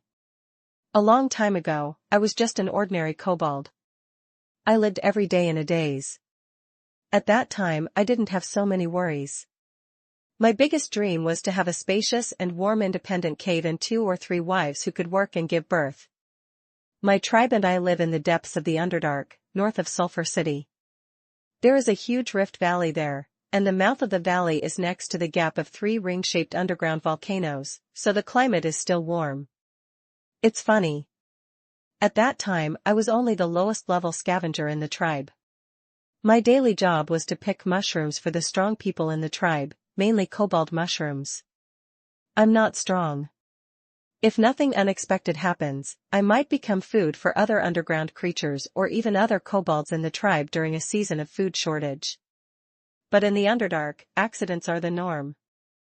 A purgatory viper crawled out of the crater and attacked all the underground settlements in the north of Sulphur City, including our tribe. That viper seems to be provoking someone in Sulphur City. When he was wandering outside the city, he didn't kill us immediately. He only sealed the Great Rift Valley with an endless poisonous fog. The poisonous fog has enveloped everything. Living beings are dying in torment. Almost everyone in the tribe suffered in the poisonous fog, and I was no exception. But what can a kobold do against a powerful purgatory viper? I can't do anything. I could only hide in the cave where the mushrooms were stored and wait for my death. Soon, my skin began to fester, half of my teeth fell out, and all kinds of blood blisters grew on the corner of my mouth. I felt that I didn't have long to live. But just as I was in a daze, I suddenly heard a voice. It told me to eat it quickly. Only then could I save my life. I opened my eyes and realized that it was the mushroom I picked earlier. It turned into a little person and jumped around on my arm, begging me to eat it. To be honest, I still can't tell if that scene was my hallucination. It was many years later that I learned that the poison of the purgatory viper can cause mental disorders. At that time, I was confused and filled with panic. I felt that I was not far from death. Since I was going to die anyway, why not eat a little more before I died? With this thought in mind, I wanted to eat that mushroom, but I realized that I didn't have the strength to reach out. At this moment, I saw a very beautiful female kobold. She had triangular buttocks and a pointed head. She was extremely beautiful. In short, every inch of her body was pleasing to my taste. I watched as she plucked the jumping mushroom from my arm, bit it, and sent it into my mouth. At that moment, my heart was filled with happiness. Then, I fell into a deep sleep. When I woke up, I found that the poisonous fog had dispersed. I was still alive, but my body was covered in mushrooms. However, my clansmen were all dead. Since then, I've awakened the bloodline of the Golden Dragon and mastered some abilities that ordinary people can't understand, such as these strange clones. With the help of the mushrooms, my strength improved by leaps and bounds. But in the dead of night, I was sometimes confused and sometimes terrified. Who am I now? I can't be the original Will. It's impossible for a kobold to have such a clear mind. I don't look like a normal mushroom either. What kind of mushroom can walk and cast spells? It's even more impossible for me to be a true dragon. Although the true dragon bloodline in my body is getting stronger and stronger, I still can't confirm my identity, but I still have a glimmer of hope in my heart. I'm still the Kobold Will, but I'm a little different because of some fortuitous encounters. However, this hope was quickly shattered. At this point, find adventures on Empire. Will sighed deeply. Matthew asked curiously. How was it destroyed? Will explained. I went to the most famous brothel in Sulphur City. There are many beautiful kobold women there. But I only went in for 3 minutes and came out. It is because I have despairingly discovered that I no longer have any interest in them. Chapter 1269 The Warlock's Good News and the Emerald Court Syndrome. Chapter 1269 The Warlock's Good News and the Emerald Court Syndrome. Matthew showed a trace of sympathy. Will sighed and continued. In the days that followed, I settled down in Sulphur City. With the power and knowledge in my bloodline, I became a slightly famous local doctor. I met a highly skilled grave robber when I was treating someone. From then on, my empty life found a new hobby: archaeology. Archaeology can make me forget my identity, forget the confusion and pain. After that, I was active in the ancient tombs of the Underdark. By chance, I heard about the bounty of the green dragon Fat Tina, so I came to the surface. Will's statement didn't have many words to modify the story, only a running account. Finally, he sighed deeply. Actually, I know very well that the Kobold Will died in the poisonous fog of the Purgatory Viper. A brand new life borrowed his body to be reborn and inherited Will's memories. That life is the current me, a supernatural life form that is different from ordinary species. There's nothing bad about that. I only feel fear and loneliness occasionally. But now I know that I am not the only monster in this world. What do you call this life form? Oh, a companion. It sounds good. I think I can slowly accept it. At this point, he hesitated for a moment and suddenly looked at Matthew with some respect. So, what kind of great existence is your companion? Matthew chewed and swallowed all the mushrooms in his mouth. He was about to explain that not every member of the Spore Society had a companion, and he was an exception. Dudley joked. His companion is a towering skeleton. He's much stronger than us. Will was instantly filled with respect. Matthew couldn't help but roll his eyes at Dudley. He casually explained a few sentences and then impatiently pointed to the question that he was most concerned about.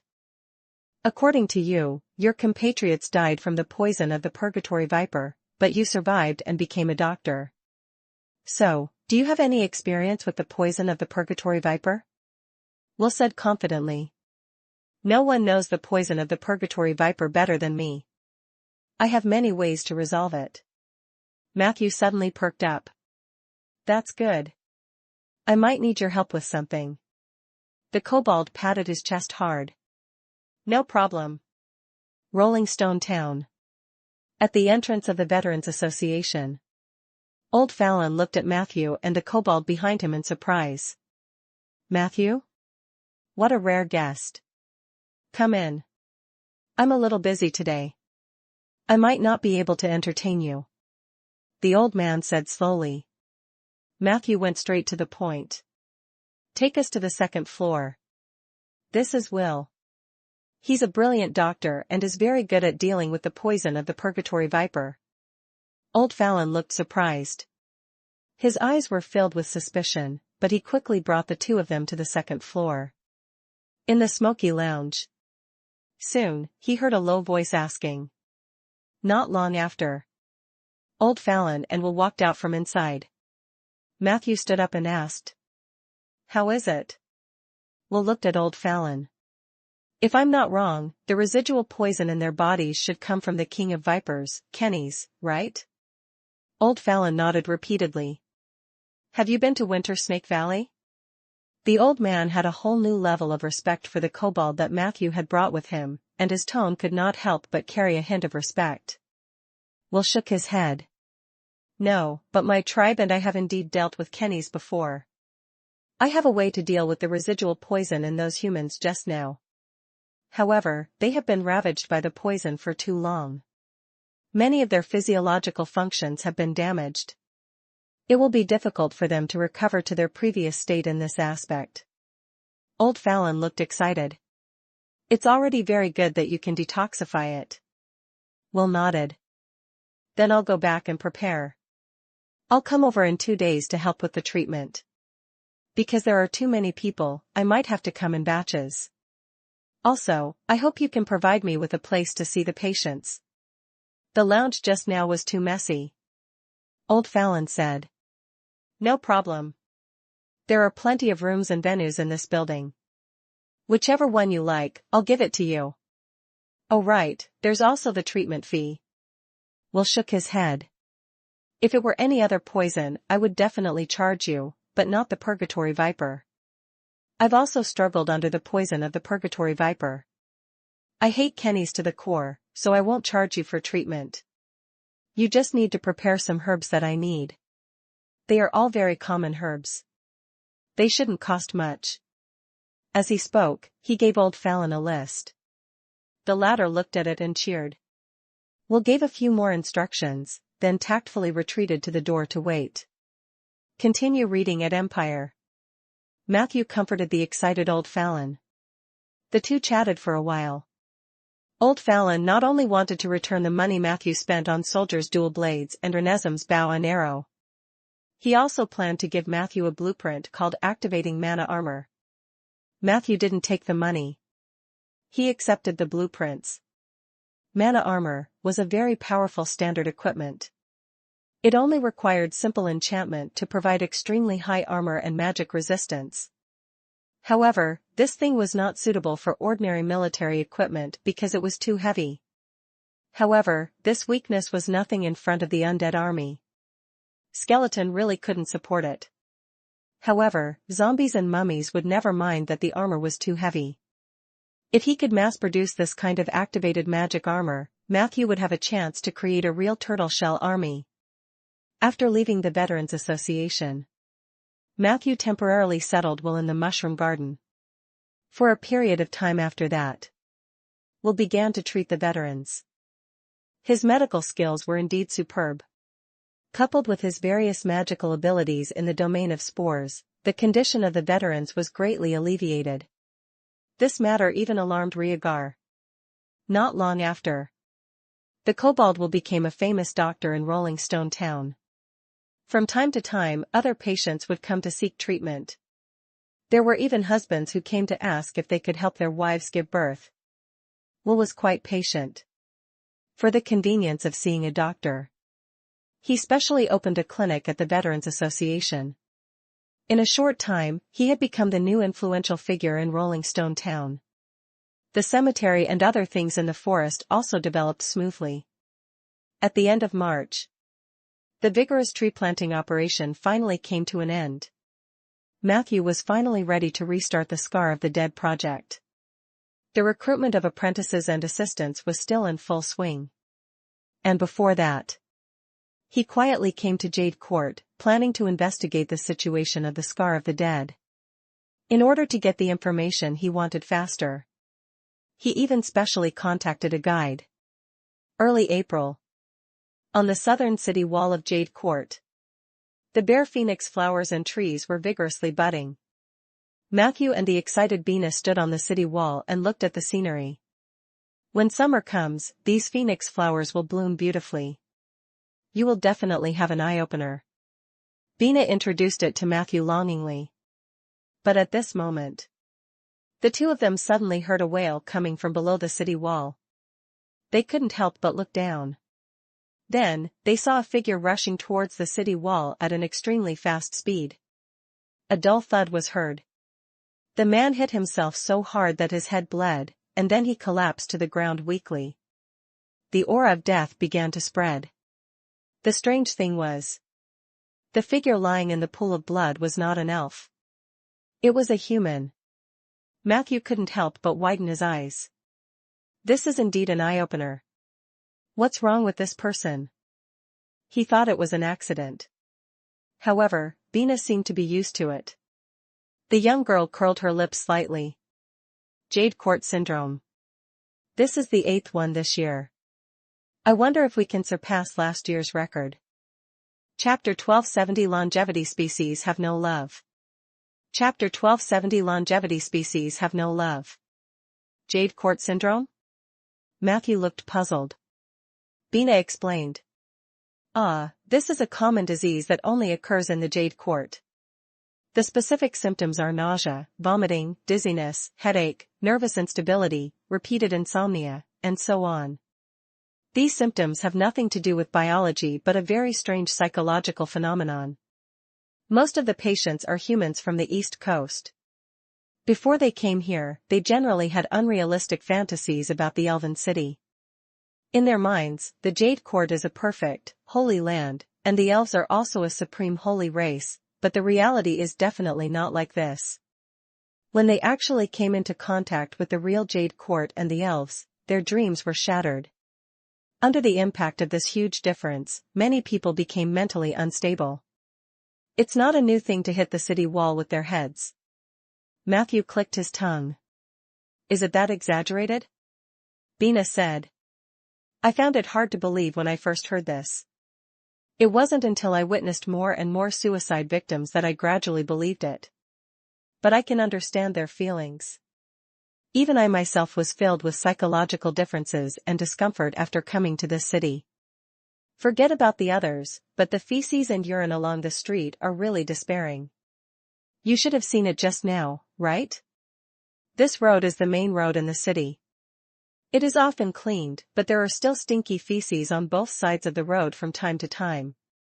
It is the excrement left behind by the old-fashioned elven elders. They think this is a manifestation of their respect for nature. I feel disgusted. Bina pretended to vomit. Matthew nodded lightly. I thought it was animal excrement at first. They were all left behind by the elves. Bina led Matthew along the city wall and said. Do you know why I brought you to the city wall? Because the terrain here is high, and the air is good. I'm worried that you'll be smoked down there. Most of the time, I live in the tallest treehouse. That way, I won't be affected by disgusting things. Matthew was puzzled. Don't the elves have toilets? Bina replied. Not for a long time. Because the Elven City is closely connected to the forest, they really think that urinating and defecating in the city is a way to get close to nature. However, after a few plagues, the Elven royal family and the Council of Elders forced the implementation of dry toilets in the city. What you're seeing now is the result of the effective implementation of the Aqua Privies policy. It might have been worse decades ago. Matthew couldn't help but exclaim. You're saying that the Wood Elves have only recently started to use Aqua Privies? Bina shook her head. That's not it. It's just that their policy has been implemented for nearly 60 years. It's only in the past 2 years that some results have slowly been produced. It's very difficult to implement a new policy among the elves. Among the long-lived species, the elderly have a very poor ability to accept new things. When you explain to them the superiority of the pit toilet, they will tell you that they have been doing this since they were young. It just so happens that this group of people has the most say. Even if it is determined that a certain policy must be implemented, it will take an extremely long time for it to be implemented smoothly. Stay tuned with Empire. In the history of elves, it often happens that policies are indeed implemented, but because they are delayed for too long, the situation has changed. The original policy is no longer suitable, but it is difficult to implement a new policy. As time passed, the elves were no longer willing to try new things. The two of them walked along the phoenix flowers to the east of the city wall. This section of the city wall was connected to a raised mountain. There were dense bamboos planted on the mountain, and music could be vaguely heard in the bamboo forest. Matthew followed Bina up the mountain. These bamboos are not bad. Matthew could feel the great vitality contained in the bamboo forest. Although the elves had all kinds of shortcomings, the plants in the Jade Court were indeed full of vitality. This was a characteristic that Matthew couldn't obtain by planting trees in a short period of time. Bina narrowed her eyes. I also like these bamboos very much. It is said that these bamboo are the same as the phoenix flowers. They are also gifts that the divine phoenix left for the elves. But this place isn't as popular as the phoenix flower because these bamboos have caused a rather bad trend in the history of elves. Matthew looked interested. Bina asked as she walked. Do you know about the bamboo stick gang incident? Matthew shook his head. I don't know much about Jade Court. Bina replied happily. I didn't know about Jade Court before I came. Later, I did a lot of research and learned a lot of shocking and even unbelievable things. The bamboo stick gang incident was one of them. As you know, the Wood Elves advocate order and respect for the elderly and love for the young. This was originally a good thing, but after years of evolution, this atmosphere has become very extreme. Compared to the younger ones, the older ones have more say. If a young Wood Elf wants to obtain a desired position in society, he or she will either be sidelined, which means that he or she will have to go to the border with humans to find a job, or he or she will have to obediently serve as a servant for the elderly until the latter abdicate or die of old age. Only then will he or she have a chance to rise to the top. Chapter 1271 Longevity Species Have No Love. Chapter 1271 Longevity Species Have No Love. This extreme phenomenon has caused some of the younger elves to hate the older elves. On the surface, they are respectful to the older elves, but in secret, they are extremely hostile to the group of older elves who hold the right to speak. Under the joint promotion of various factors, a group called the Bamboo Stick Party appeared in the Jade Court. The members of the Bamboo Stick Party are mostly young elves. They hold bamboo sticks and call each other brothers. The sticks come from here. Bina pointed to a dark green bamboo beside her and said. Matthew reached out and touched it. This bamboo was very hard. Although it was hollow, it gave off a solid feeling when held in one's hand. What did the bamboo stick gang do? Matthew asked. Bina said. Attack the elderly elf. They will leave their homes at night, then randomly target an old elf and hit the back of his head with a bamboo stick. Due to the special constitution of elves, it's very difficult to kill elderly elves with this kind of attack, but it's very easy to beat them into dementia. When a person is demented, of course, he can't continue working in his original position. Hence, the position is vacant. This trend became more and more intense, so much so that more and more young elves joined the bamboo stick gang. During that time, the elders of Jade Court were all in danger, and some young elves were even attacked. The reason might be because he looked old. This story was told to me by Tyranny, and the person who personally experienced it was her father, Mr. Tyraste. You might not know this, but the later awe-inspiring Grand Marshal Windchaser was also a member of the Bamboo Stick Gang. Matthew continued to ask.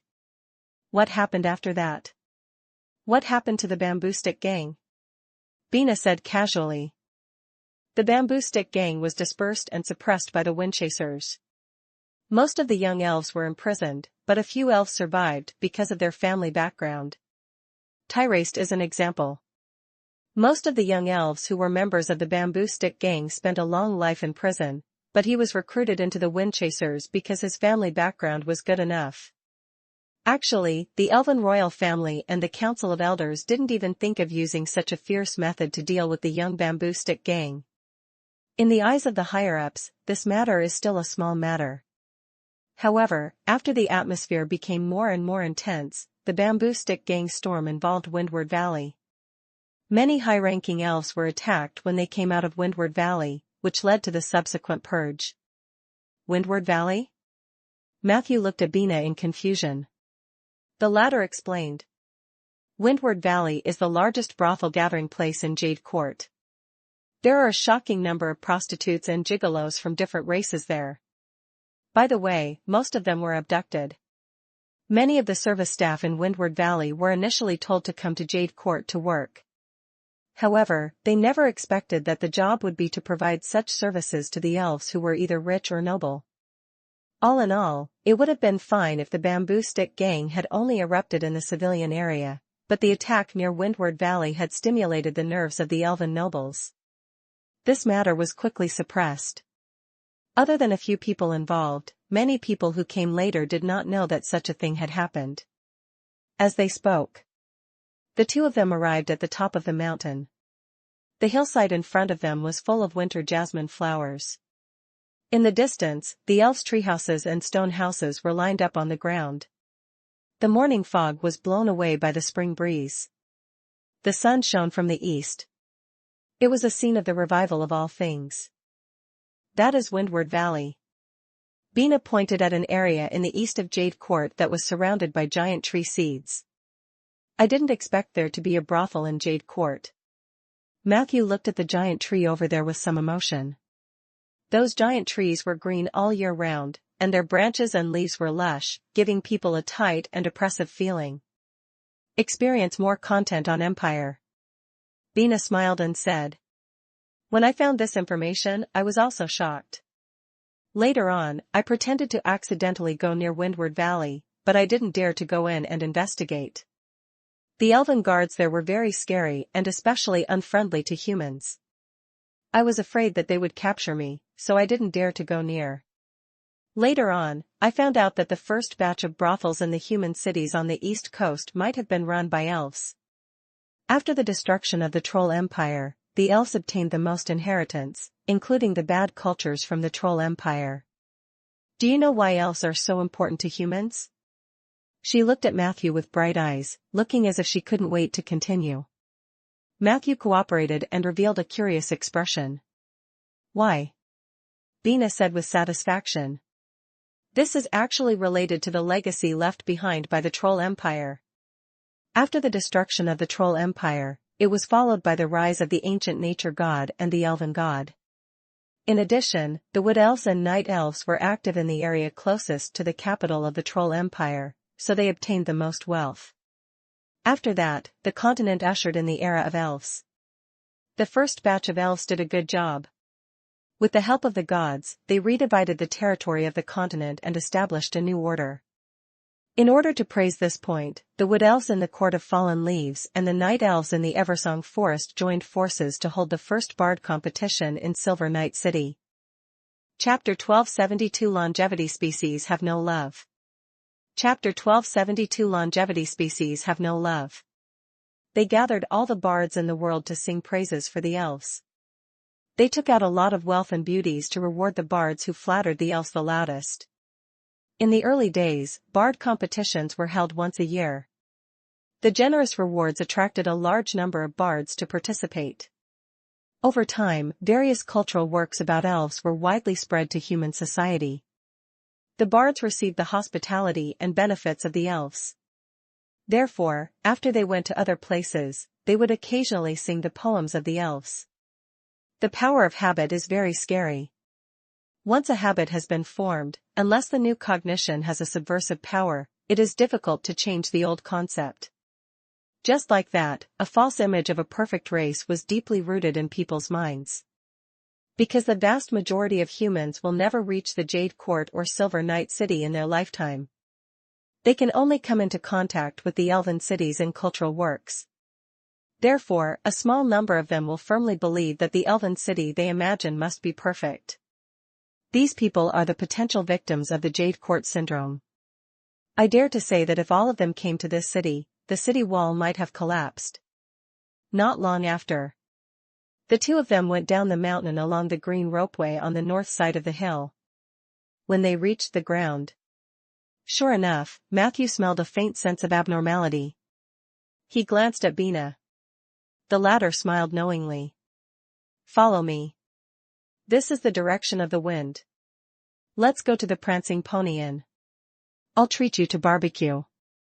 She brought Matthew to a small path made of wooden logs.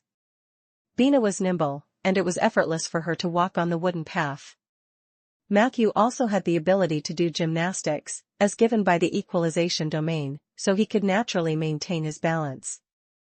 On the way, Bina introduced him to the local customs of Jade Court. Matthew shook his head after listening. Is there nothing good about this city? Bina smiled sheepishly. There are still some. If you can tolerate a slight odor, then the scenery here is beautiful most of the time. And living in this city, the pace is very slow and free. You can sleep alone in the treehouse for 3 days without anyone coming over to disturb you. The elves sleep an average of 10 to 12 hours a day. Not only do they like to sleep, but they also create a sleep competition. The record for second place in this competition is 7 months and 15 days. Matthew couldn't help but ask. What about the first place? Bina pouted. The first place has fallen asleep and died. It was only when his corpse was summoned by the light-melting pool that the other elves realized this. Matthew was silent for a few seconds before he sighed. It does sound like the winner can sleep. Enjoy new stories from Empire. They passed through a single log path.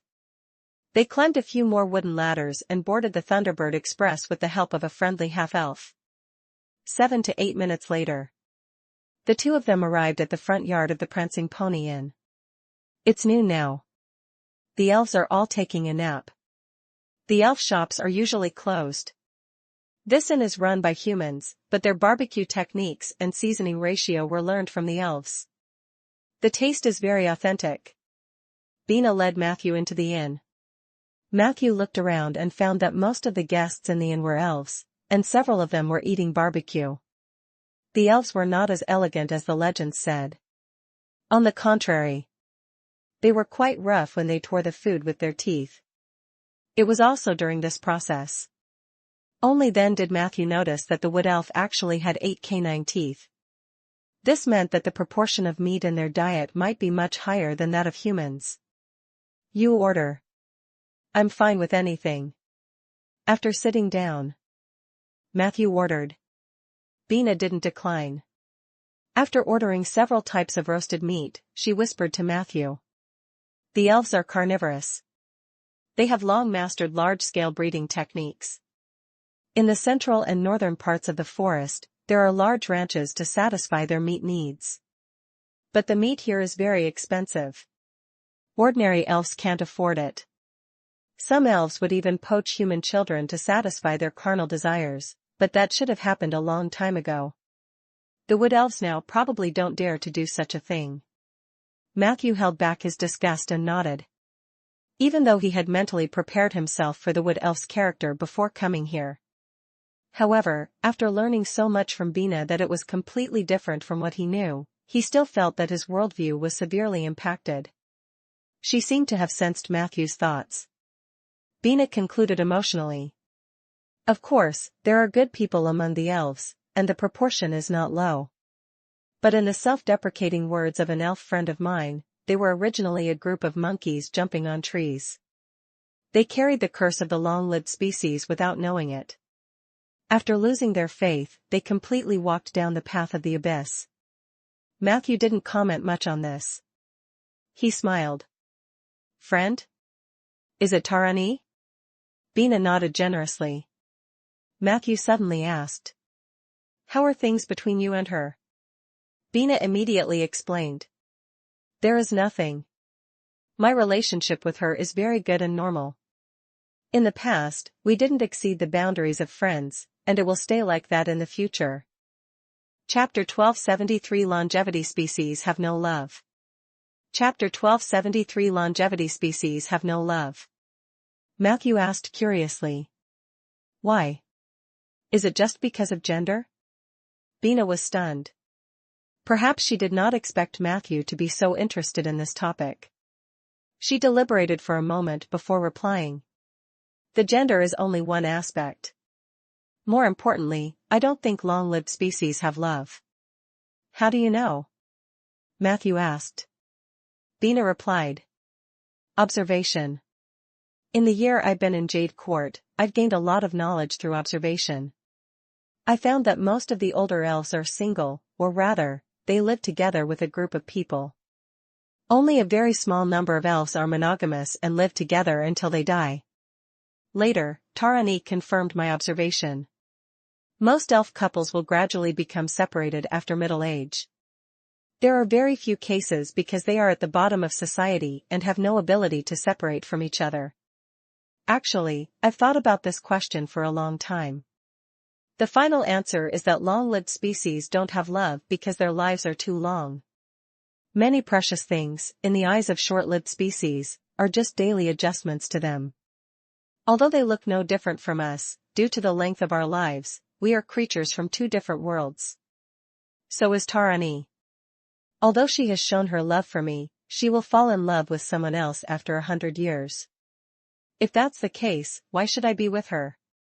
Besides, I don't like her in that sense at all.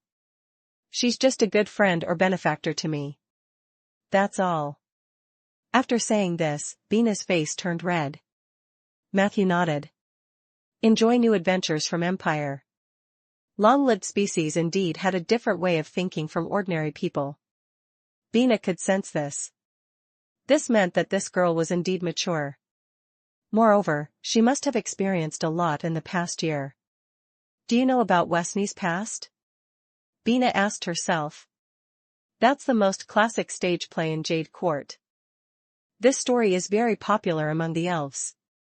It is rearranged almost every year and performed in theaters everywhere. The female protagonist of the story is a female elf named Wesney.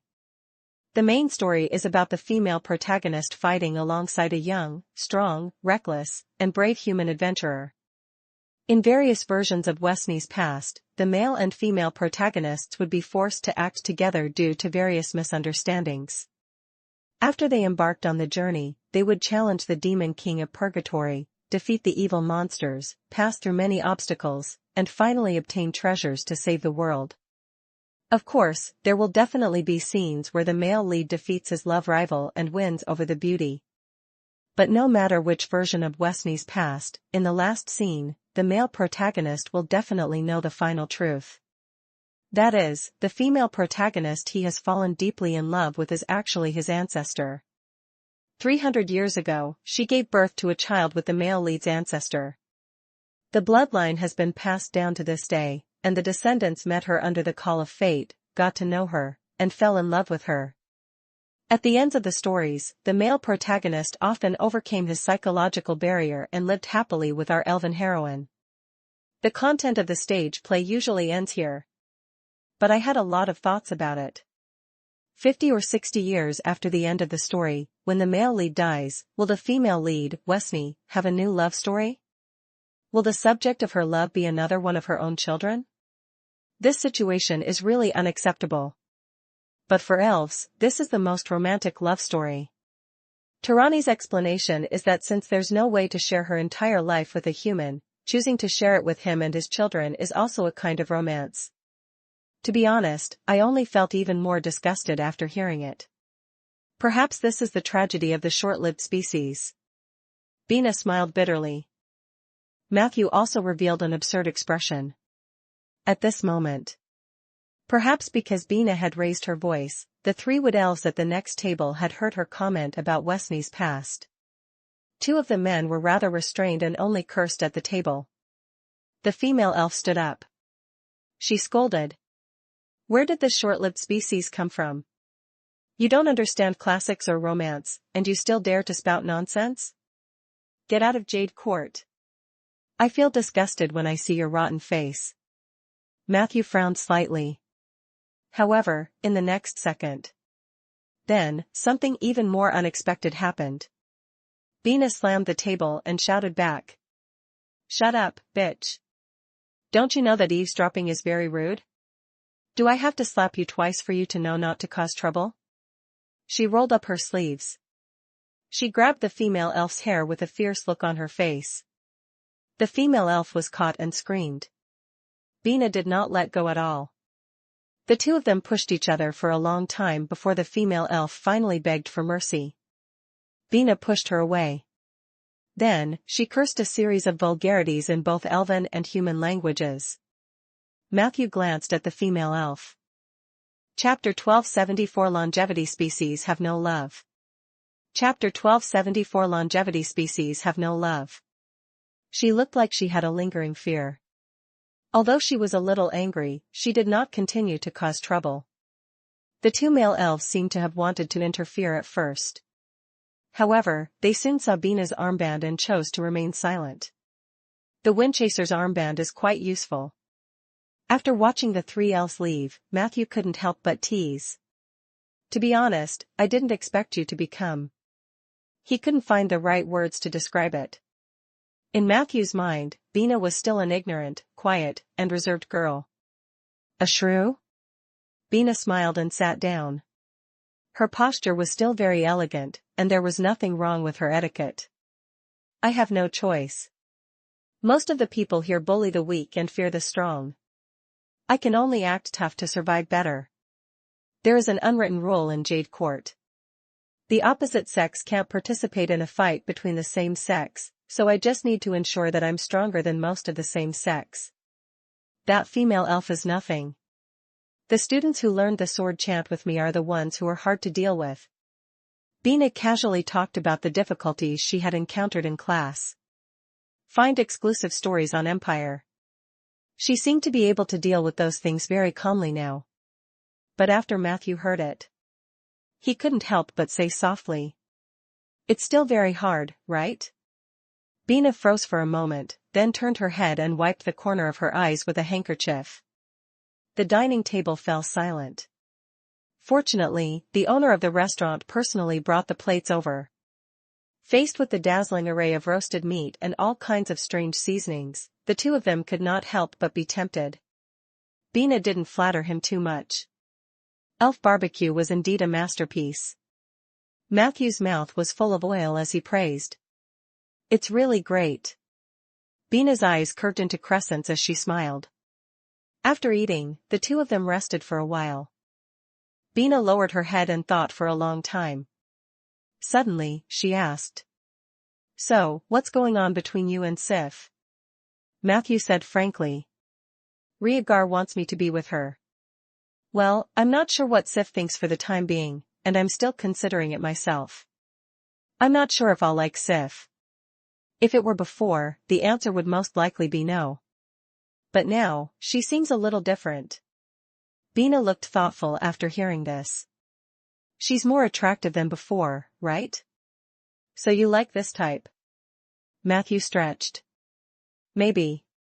I'm not sure. There are more important things for me now." As he spoke, he looked out the window. In the gaps between the trees, one could vaguely see an ugly gray-brown color. Of course. Scar of the Dead. Dusk. 7 kilometers away from the south wall of Jade Court. A grayish-brown lake-like Scar of the Dead formed once again. If one looked down from the sky, the lake was like the pupil of an eye, and the winding Scar of the Dead on both sides was the other part of the eye. Matthew stood nearby and quietly sensed the changes in the elements in the Scar of the Dead. The night breeze blew. A few sparks flew out from the Scar of the Dead. Suddenly, his confused eyes became focused. "What can I do for you?" Matthew turned around. A tall and straight figure was standing less than 20 meters away from him. It was a wood elf with an old face. He held a bamboo stick in his arms. He looked old and lazy, but his eyes were sharp. "Mr. Tyraste. I don't look that old, right?" Matthew looked at the bamboo stick in the other party's hand and said in a low voice. Tyraste said calmly, "I heard that Neela's bow is in your hands. Can you lend it to me to take a look?" Hint, you have encountered the Sword Saint of the Apocalypse, Tyraste, LV28/Hero Mode. Chapter 1275 Punishment Bamboo Rod and Divine Phoenix Egg. Chapter 1275 Punishment Bamboo Rod and Divine Phoenix Egg. Matthew looked at Tyraste. The latter was holding a bamboo stick in his arms. His body was tall and straight, and he looked rather peaceful. "Hence," he said. "Wait a moment." Matthew chanted the summoning of the undead in front of Tyraste and summoned Renesm from the cemetery to his side, accompanied by the elemental fluctuations brought by the negative energy portal. A hint of disgust flashed across Tyraste's face. However, he still restrained himself and did not flare up. Matthew kindly took back the jade wind from Renesm. Then, he lifted it forward. Tyraste walked over silently. When the two of them approached, Matthew's heart was filled with warning signs. A strong sense of discomfort emerged in his heart. Therefore, after Tyraste took away the jade wind, Matthew immediately took a few steps back and maintained a considerable distance from him. Although Tyraste didn't deliberately release his aura, the pressure of a superior legend was still real. If it wasn't for Teacher's Patronus, this old man could have killed me instantly. Matthew's heart was pounding. However, Tyraste didn't seem to notice Matthew's reaction at all. His attention was completely focused on the elven longbow in his hand. A look of reminiscence appeared on Tyraste's face. He used his calloused hands to gently caress the jade wind and whispered a few words in elven language that Matthew could not understand. After a long time.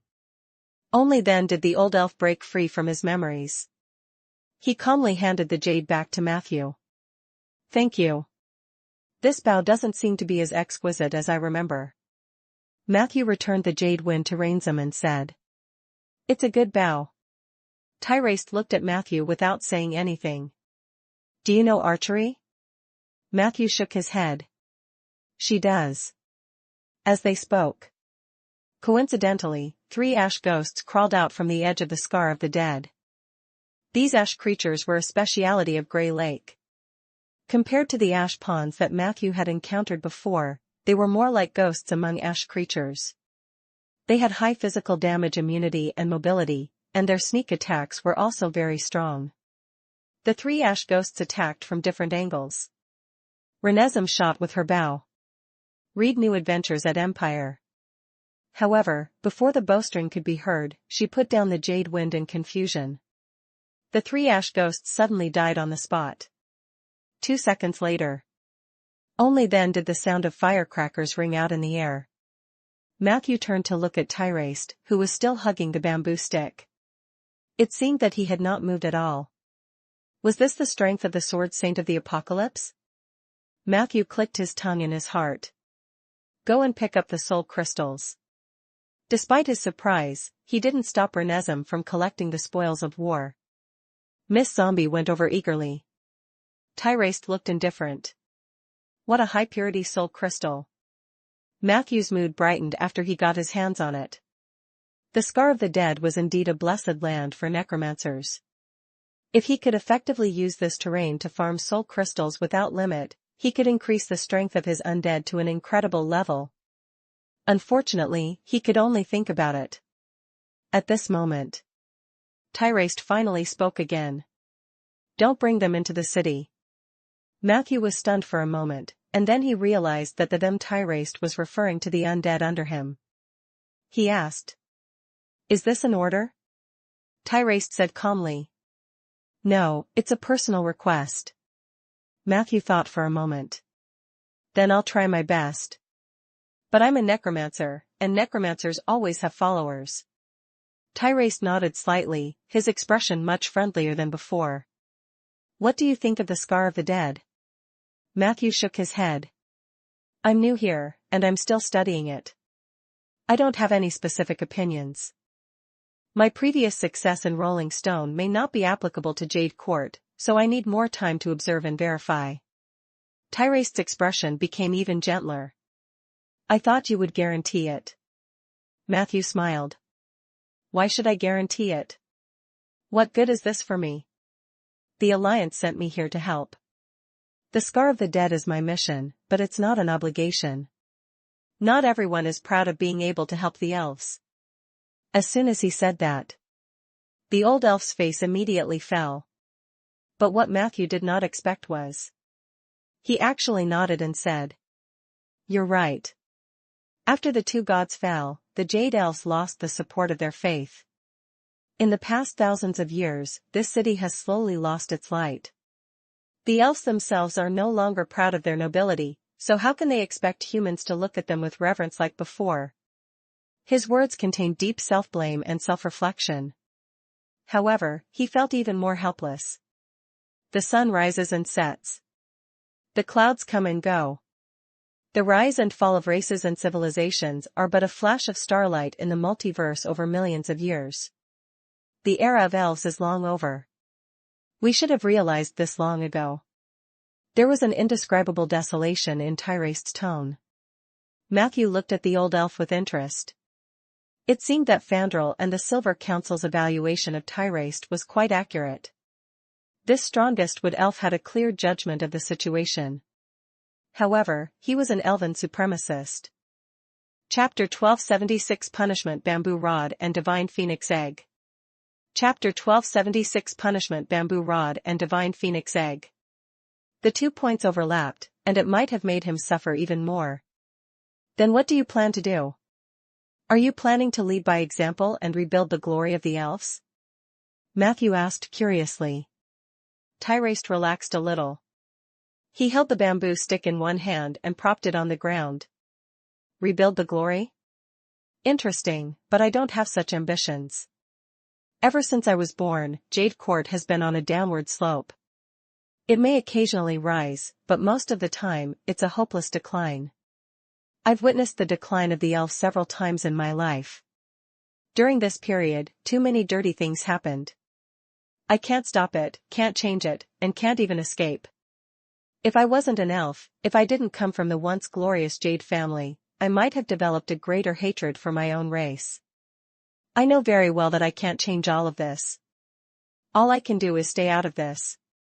Be good to yourself. This is an idiom from the proverb left behind by the divine phoenix. The old elf was about to give a long and detailed explanation. Matthew quickly stopped him. Although your expression is a little strange, I can understand what you mean. I know a little about the culture of the Sioux. Tyraste's face revealed a deep look of surprise. He immediately returned to normal. You're the first human I've ever met who understands the culture of the Sioux. Matthew teased. Is it possible that it's because you don't leave Jade Court often? The old man actually thought about it seriously and then confirmed Matthew's words. What you said makes sense. It's true that I haven't traveled far for many years. The elf's understanding of time is biased. Many times, we may only feel that a short while has passed, but the outside of the forest has already undergone earth-shattering changes. Matthew felt that the old man was still able to communicate, so he asked what he was interested in. Have you seen the divine phoenix? Tyraste shook his head. No, I haven't. But my father did. He was one of the physicians responsible for treating the divine phoenix back then, so he received many gifts from the divine phoenix. It's said that the Jade Court was the shining star of the South at that time. All the races on this continent had to come here regularly to worship us. We represent nature, advancement, and civilization. However, everything changed after I was born. Too many people started to fall after their glory, especially those sons of bitches from the Elder Council. Matthew had noticed it long ago. When Tyraste spoke the common language, he had a high-class accent unique to the elves. Even when he cursed, his syllables were not that unpleasant to hear. He seriously lacked aggression. Looks like this old man is indeed a representative of traditional elves. He's old-fashioned and elegant. Unfortunately, this type of elf is not mainstream in Jade Court. Just as he said, a group will fall very quickly after losing their faith. Matthew thought to himself. So, is faith really that important to the elves? He asked. Tyraste replied. Of course, it's important. If there is no faith in one's heart, then longevity is meaningless. Matthew asked. Did the divine phoenix say this too? Tyraste shook his head. This is my own understanding. Do you think it's correct? Matthew spread out his hands. I'm not qualified to express my opinion. Besides, don't you think it's offensive to talk about such a topic with a short-lived species? Tyraste was slightly stunned. Is it offensive? Seeing the old elf's serious expression, Matthew smiled silently. I was joking. Tyraste's expression changed from confusion to displeasure. His tone was also slightly harsh. Why can you humans joke about such a topic? Matthew shrugged. First of all, I can't represent all humans. I can only represent myself. Just because I like to joke doesn't mean that humans like to joke. Secondly, between offending others and joking, which one do you prefer? Tyraste said seriously. I would rather choose to offend others. At least I can apologize after offending you. But once the seriousness of the topic is deconstructed and desecrated, it loses the meaning of discussion. Matthew thought to himself that this old man was really a philosopher. He was a little overwhelmed. It's hard to imagine that you were a member of the bamboo stick gang back then. Matthew started to change the topic. As expected, Tyraste was fooled. The old elf's face revealed a hint of emotion. Yes, I am. Who would have thought that the once glorious elven kingdom would actually need a rebellious kid from back then to stand up and do something? If I think about it from another perspective, I am a member of the Elders Guild. It is also very difficult for me to accept this. No wonder those sons of bitches are so resistant to me. After a while of contact, Matthew felt that Tyraste was a pretty good elf, so he said sincerely. You did more than that. You can be said to have turned the tide for this country. He was very clear. If it weren't for Tyraste, the actions of the Elder Council and evil Art Master Lance would have been the last straw that crushed Jade Court. However, Tyraste didn't seem optimistic. Discover more content at Empire. Turn the tide? You overestimate me. My appearance might make things worse. Because of me, many elves have unrealistic fantasies. They think that I have power comparable to the Four Guardians, which is enough to give the Jade Court a greater say. I find it hard to imagine what those people are thinking. What scares me is that such people actually account for the majority of the elves. Chapter 1277 Punishment Bamboo Rod and Divine Phoenix Egg. Chapter 1277 Punishment Bamboo Rod and Divine Phoenix Egg. Matthew almost burst out laughing. This old elf was too honest. He even said such things to him. However, Matthew could understand the sadness and fear that the other party felt. The stronger one was. The clearer he could see the abyss ahead. The weaker one was, the more arrogant they were due to their ignorance. In theory, the weak should follow the strong. However, in reality, many experts were bound by their own group and fate. Tyraste was a classic example. He was too clear-headed, so clear-headed that it was terrifying. He became an exception among the elves. However, he was stubborn about the glory of the elves and was unwilling to cut it off decisively. Although his strength was quite dazzling, he might one day be buried with the other stupid elves. What if the Jade Court perished in his hands? He might even have to bear the humiliation and infamy. Matthew only immersed himself in it for a moment before he felt a little overwhelmed. It has indeed not been easy for you, he said sincerely. Tyraste nodded slightly. This is my mission. It's not easy, but I really don't have the ability to see through the fog of fate. I came here today to inform you that I will be heading to the Court of Fallen Leaves after tomorrow. I might not be able to make it back in time. Court of Fallen Leaves? Matthew narrowed his eyes. Do you want to slay a dragon? Can you get close to the old capital? The old elf said calmly. Others can't, but I can. I intend to implement a new policy in the Jade Court, but that policy may face unprecedented resistance. I need more prestige to achieve my goal, or else it will only make the elders rise again. Matthew understood. As a wood elf, what was the fastest way to gain reputation? That was to kill the green dragon, Fat Tina, who had been harassing the Jade Court for a long time.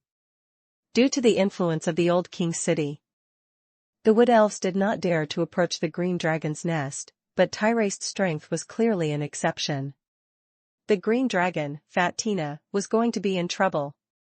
When I'm not around, I'll ask Tarani to cooperate with you, but her prestige is not enough. She may not be able to suppress the soldiers who are loyal to the Elder Council. Tyraste said solemnly. I only hope that you can show mercy. After all, he was a level 28 powerhouse. What else could Matthew do? I'll try my best. He gave his guarantee. Tyraste tapped his chest lightly with the end of the bamboo stick, as if thanking Matthew. Matthew might as well do him a favor. When you head to the green dragon's lair, you must be careful of a Dracolic. She's entrenched in the old capital. She should be a transformation of the ancient green dragon. Other than her, there's also a man and a woman. The man is called Lyndon, a human who has some relationship with the elves, and the woman is called Daisy. She looks like an ordinary person, but there should be something wrong with her. Tyraste was silent for a while after hearing that. He solemnly said, "Thank you." Then, he turned around and left. It wasn't until the old elf's figure completely disappeared from Matthew's sight that he suddenly noticed that the bamboo rod was stabbed into the ground diagonally. Matthew went over and pulled out the bamboo stick. A rich spirituality surged into his palm. The life force contained in the bamboo rod was so powerful that it was shocking. Hint: you have obtained a spiritual weapon, Punishment Bamboo Rod, enchantment +2. Punishment Bamboo Rod, +2. This is a slender bamboo rod. It can be used as a symbol of the bamboo rod gang. Accuracy: when you hold the bamboo stick, you gain an additional +1 hit rate.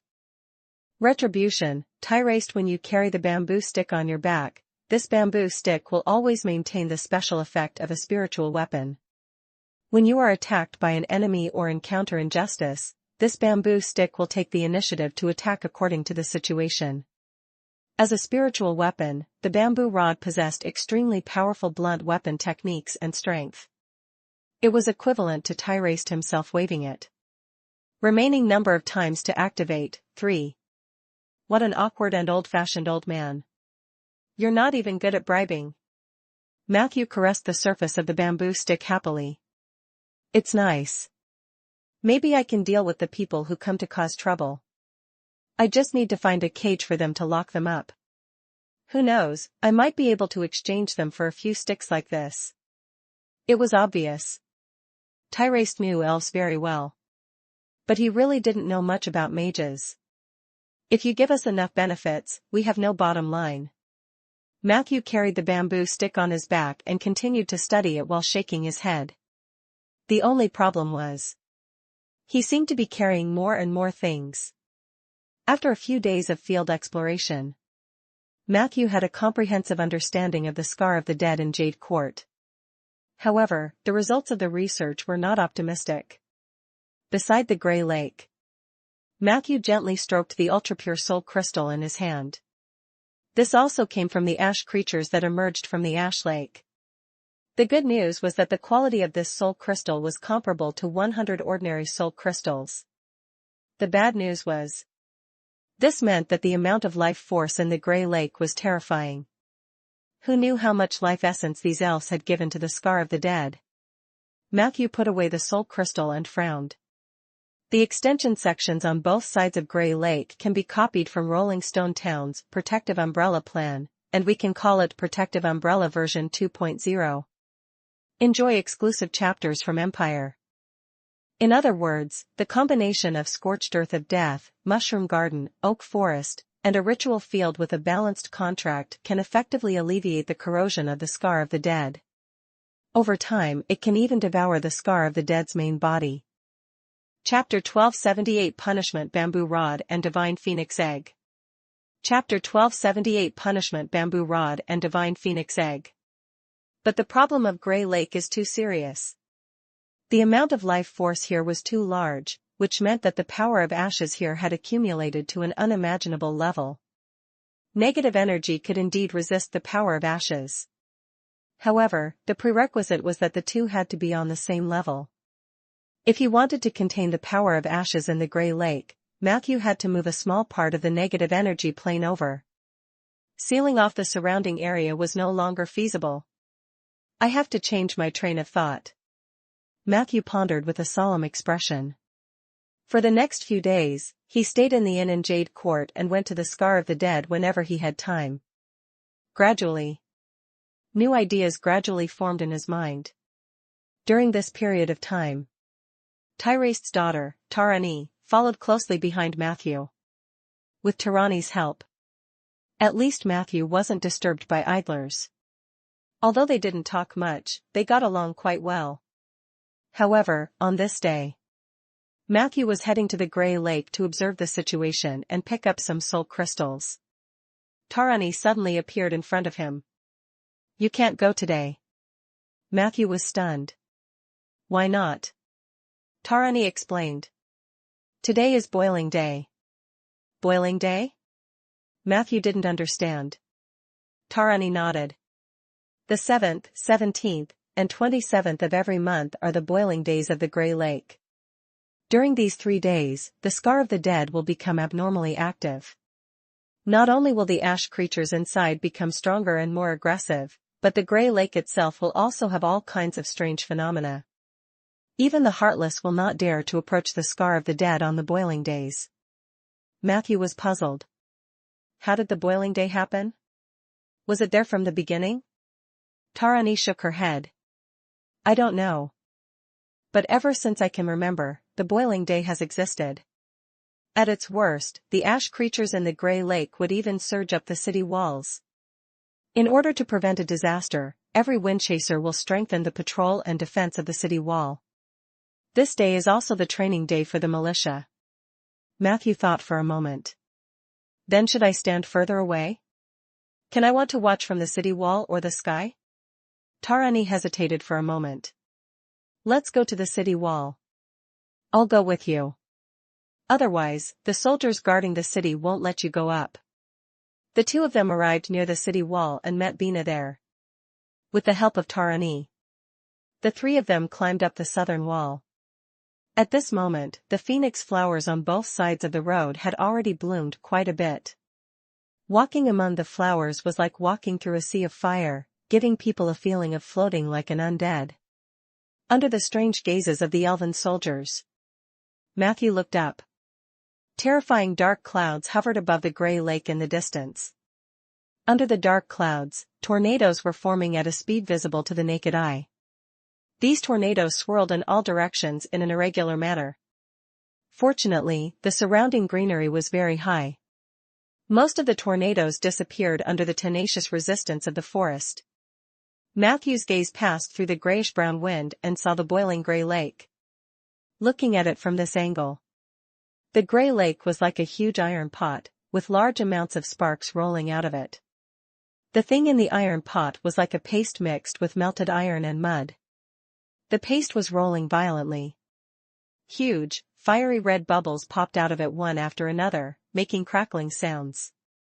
Dark clouds, tornadoes, and a lake of ashes that was boiling with molten iron. The scene in front of him was so out of place with the beautiful scenery around him. It gave people a sense of world-destroying oppression. At this moment, there were no living beings around the Scar of the Dead. Even the stupidest animal could predict the danger. A few ash creatures crawled out of the lake and attacked the city gate. The elves were quite knowledgeable about this. After a round of battle, the ash creatures were all wiped out. Wait, what is that? Matthew suddenly pointed at a huge oval sphere that was rolling in the Grey Lake and asked. His face was filled with shock. Matthew felt that the sphere was extraordinary. It contained an immeasurable amount of life force. He speculated that the sphere must have contributed greatly to the distribution of the power of ashes in Grey Lake. However, there was no sound beside him. Matthew couldn't help but look at Tarani. It was the first time he had seen the Windseeker general, who was dressed as a man, look so unnatural. The latter tilted his head, his expression rather conflicted. Find exclusive stories on Empire. In the end, Bina helped her out. That is the egg left behind by the divine phoenix. What? Matthew asked in disbelief. Why did you throw the egg of the divine phoenix into the lake? Bina smiled helplessly. Tarani said gloomily. It was done by the elders. They listened to the slanderous words of the evil art masters and thought that doing so would neutralize the evil nature of the Scar of the Dead, so. By the time we arrived, it was already too late. She couldn't continue, and her face was flushed with shame. Matthew fell silent. Didn't they think that the divine phoenix's egg had other values? He asked. Tarani shook her head. The egg left behind by the divine phoenix has been in the hands of the elves for thousands of years. Other than the extremely sturdy shell, we can't get any useful information. The people from the Elders Guild were probably desperate. Matthew rubbed his temples hard. He was wondering why Tyraste would give him the bamboo stick. Moreover, the other party had left the city to slay the dragon as soon as he arrived. This old man was obviously very guilty. I quit. You guys should find someone else. Matthew kept shaking his head. There was no way to do this. These elves were too abnormal.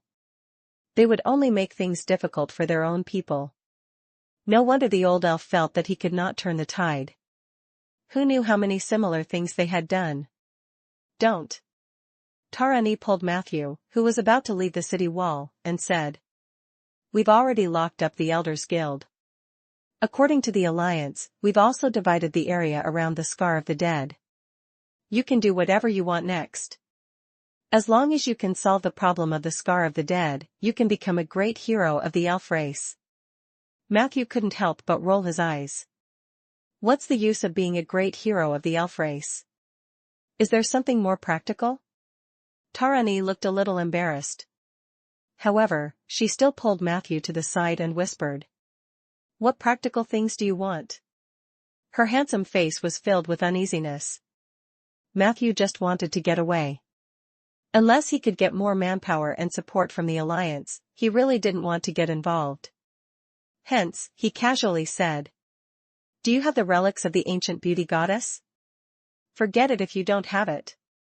However, in the next second, Tarani answered honestly. Yes. How many do you want? What? Matthew thought to himself, is this possible? As expected of the elves, their background was indeed extraordinary. Hence, he said. Take me to take a look first. Tarani looked at Matthew suspiciously. Do you have a way to deal with the Scar of the Dead, especially Grey Lake? Matthew said with certainty. Of course there is. In fact, my new plan has already been sent to the Alliance for approval.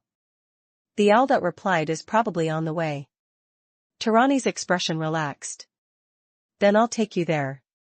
I can lend it to you to take a look first, but don't. Try not to touch it, okay? There was a hint of pleading in her voice. Matthew nodded. I'll try my best.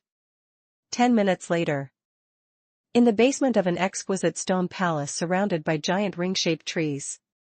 Matthew looked at the various instruments and artwork around him in surprise. This was once the side palace of the ancient beauty goddess, so there are many relics left behind. It's a pity that Shanair came here once back then. There are only a dozen or so items left that can be considered as having artistic value. Tarani introduced with some regret. A dozen? It was enough for Soldier to advance to legend 3 to 5 times. Matthew silently summoned the knife dancer to admire the surrounding art. Soldier appeared. As expected, he was immersed in the relics of the ancient beauty goddess. The data panel showed. He was in the midst of his own path of legend, which was to appreciate the relics of the goddess of beauty. The duration of this process varied. However, as long as it was successfully completed, Soldier had a chance of becoming a legend. Tarani looked at Soldier strangely but didn't ask anything. After a while, she could not help but ask. How do you plan to deal with Grey Lake? Can you tell me the truth? Matthew casually said. I plan to find someone to make a super invincible magic bomb. Then detonate it in the center of the Grey Lake. After that, it should be over. Tarani was instantly dumbfounded. Chapter 1279 I want to invite you to do something big. Chapter 1279 I want to invite you to do something big. Are you serious? Tarani stared at Matthew with wide eyes. Matthew replied casually. Don't try to use your knowledge to understand my train of thought. Or do you still think that throwing the egg of the divine phoenix into the Grey Lake is a more scientific method? Tarani still couldn't believe it. She couldn't help but growl. Are you going to destroy Jade Court?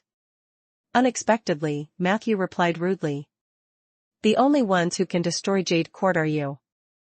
But I'm different. I'm trying to save this city in my own way. Tarani stared at Matthew, her willow-like eyebrows knitted together. At this moment, Bina asked gently. There must be safety measures, right? I believe Matthew is not a reckless person. Matthew smiled at Bina. Look, even a little human girl is more flexible than you. Of course, there are safety measures. Before detonating the magic bomb, I will set up a time-stop spell and an anti-magic force field outside so that the effect of the bomb is limited to the Grey Lake.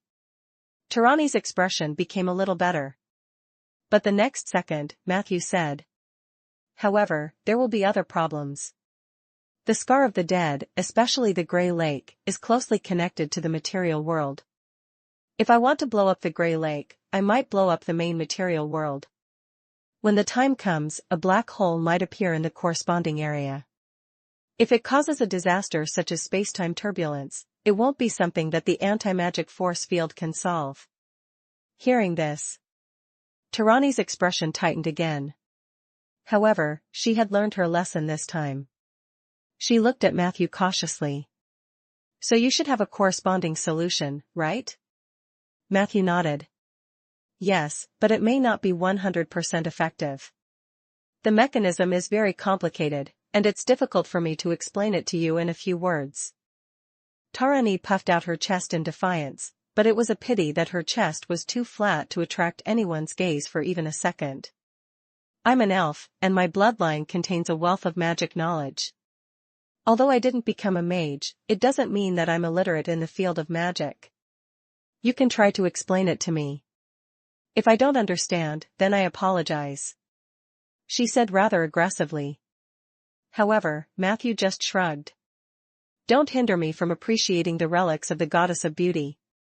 Then he turned around and went to check the statues and paintings with Soldier. This move made Tarani tremble all over, but Matthew was their valued guest. She could do nothing but stand there and stare. Especially when she saw Bina looking at Matthew with admiration. Tarani gritted her teeth so hard that they were about to shatter. Matthew turned a blind eye to it. The reason why he was able to reveal the new plan was because of the relic of the ancient beauty goddess. As for the method to deal with the black hole, to be honest, he really didn't have any ideas. This thing involved plain studies. In this domain, it was difficult to achieve very high achievements without the strength of a legend and decades of research and accumulation. But just because Matthew had no way didn't mean that the Alliance had no way. Isabel had previously suggested using Mordenkainen's scalpel to solve the Scar of the Dead. Of course, this plan had major flaws. Enjoy new chapters from Empire.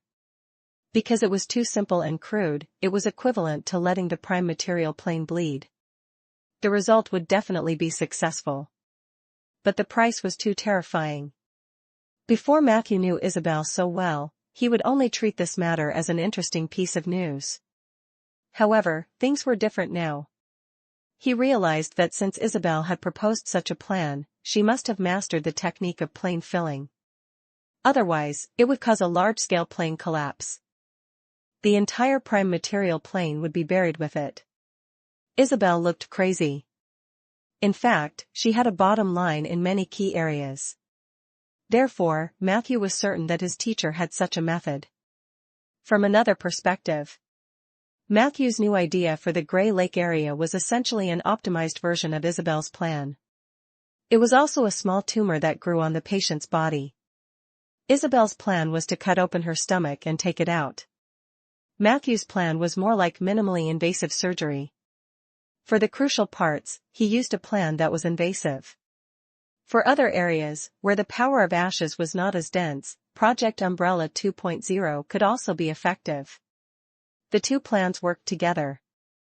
At the very least, it could ensure that the Scar of the Dead would not be a big problem for a period of time. As for the time dimension, that was even further away. That was not something Matthew needed to consider now. The days of heavenly change were about to change. If the Void Ruler were to descend directly, the Scar of the Dead would only be a small problem. Actually, before coming to Jade Court, Matthew had done his homework. The mages of the Alliance had proposed many ways to deal with the Scar of the Dead.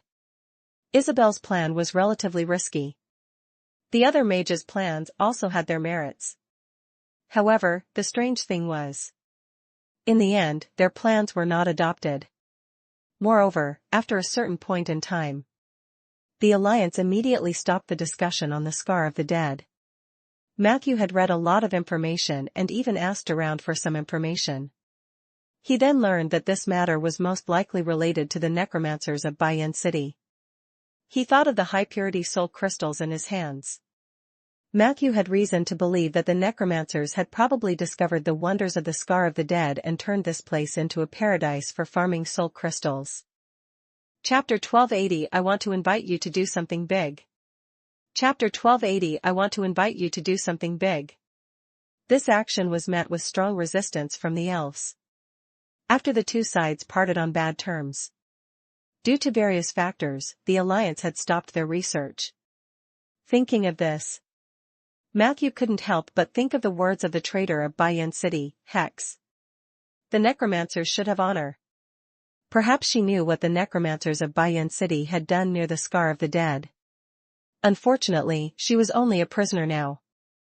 Matthew didn't even know what crime Hex had committed. There was very little information in her file. Not to mention the charges, there was not even basic information. There was only the key information of an unlimited period of imprisonment. This made Matthew curious about what she had done. At least she didn't lie to me about the Book of Dead Souls. Next time I go to the Black Suwa Mountain prison, I can talk to her again. Matthew thought. Continue your journey on Empire. After a casual tour of Tirani's underground chamber, Matthew, who knew nothing about art, began to yawn. He left Soldier in the basement to continue comprehending the path of aesthetics. He was not allowed to come out until he was at the legendary stage. He left with Tirani. For the sake of these relics, I won't leave for the time being. However, you'd better keep an eye on your compatriots. I've been having an uncomfortable feeling recently. Matthew instructed Tirani. Tirani said gloomily. Got it. Oh right, there's one more thing. Since you're here, I'll leave it to you. As she spoke, she brought Matthew around the buildings. Not long after, they arrived at another underground secret room.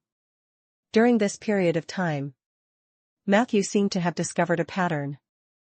Although elves were famous for worshipping nature, in Jade Court, the elves who lived in the treehouses seemed to be poor.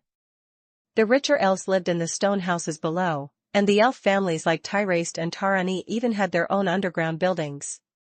Perhaps this was also influenced by the troll culture? The moment he entered the room, Matthew felt an extremely dense ether aura.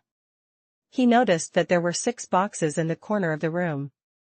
These boxes were not big, but each of them was of good quality and locked tightly. For me? What's inside? Matthew asked. Tirani blushed and said. My father entrusted me to pass this to you. I should have handed it to you a few days ago, but I never found the opportunity to say it. See for yourself. We don't have $1 million anyway, so we can only use other things to pay you. Matthew looked at Tirani in confusion. The latter opened all 6 boxes without a word. In the next second, the ether aura in the room became thicker. Matthew couldn't help but widen his eyes. There was nothing else in the box. Instead, they were elemental crystal clusters with high purity. Earth, fire, wind, water, negative energy, holy light. There were all 6 major elemental crystal clusters. Matthew made a rough estimate. The total value of these 6 small boxes was definitely more than 1.2 million. High-purity crystal clusters were extremely rare within the Alliance. Even if it was only used to cast spells. The elemental crystal cluster was also more effective than the magic rune. Tyraste's gift could be said to be quite sincere. Matthew's face was immediately filled with smiles. You guys are too polite. Tirani silently handed over a pen and paper, signaling Matthew to sign it. Matthew looked at the contents of the paper. The Elvish grammar was troublesome, and it took him a while to understand. The paper said that these 6 boxes of elemental crystal clusters were a personal gift from Tyraste to Matthew on behalf of the Willow Branch to celebrate their eternal friendship. Because it's a gift and friendship, it's obviously not a commission fee. In this aspect, the elves' minds are unprecedentedly clear. They were really a race that cared about their reputation. Matthew grumbled in his heart and signed it readily. He had no choice. Who asked him to be kind? As long as he could get some benefits, he had to give the Wood Elf's face. I will do my best to solve the problem of the Scar of the Dead.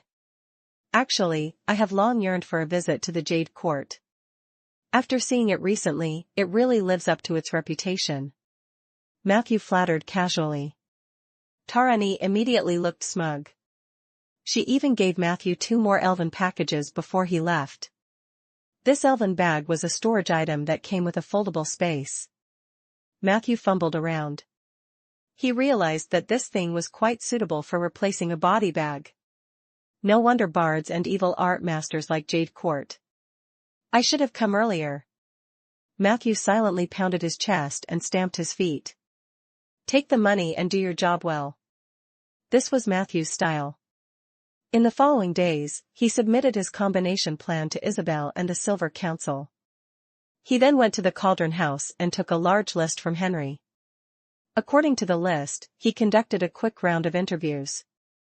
In the end, more than 100 mage apprentices and research assistants joined the actual work of this S-rank project. Among them, the research assistants were all mages of the 4th tier and above. There were a total of 28 of them, which made up a large portion of the southern mid-level and high-level mages. Due to the uniqueness of the Scar of the Dead, the theoretical research did not require these people's efforts, so as soon as they came to report, Matthew arranged for these people to carry out the extension section's Umbrella 2.0. Chapter 1281 I want to invite you to do something big.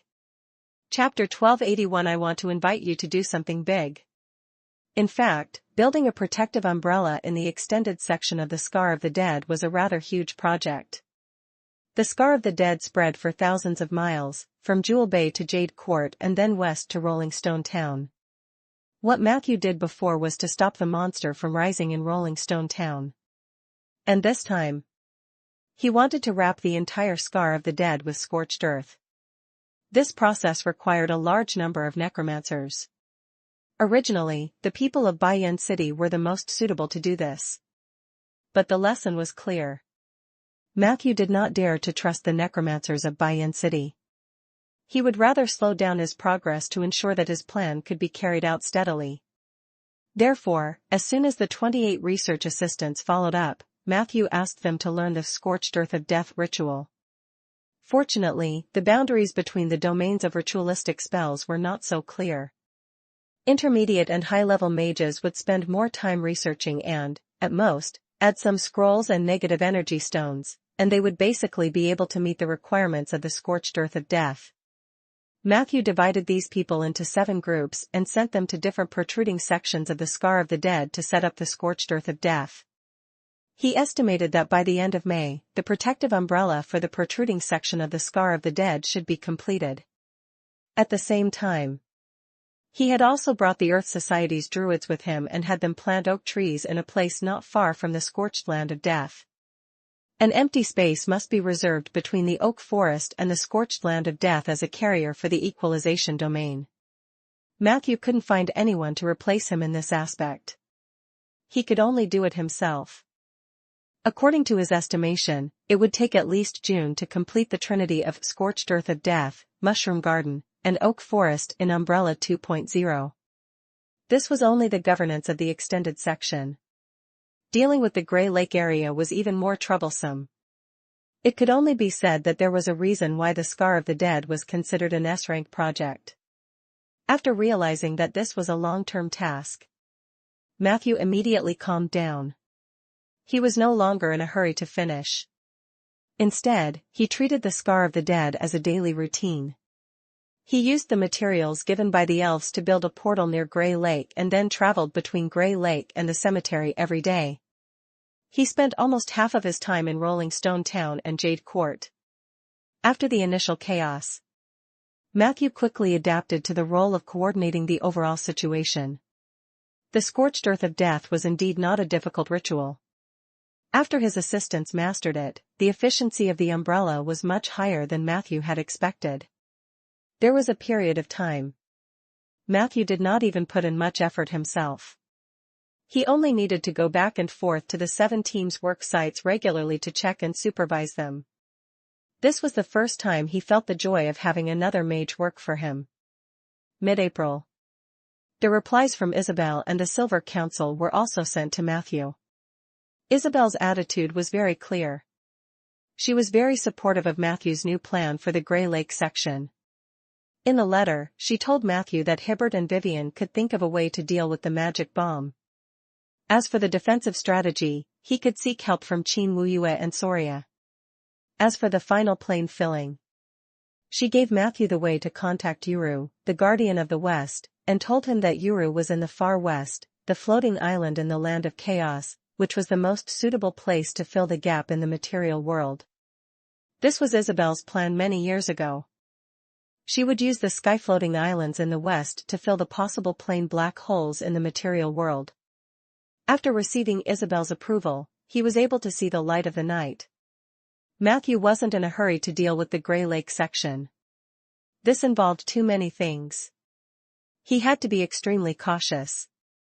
He was sure that the explosion was controllable, but Matthew had to experiment with it himself to see if it would really work. Looks like I have to find Uru and have a good chat. Matthew couldn't help but smile bitterly. This Western Guardian seemed to be a little too open-minded. The last time they met, his performance seemed to be very ordinary.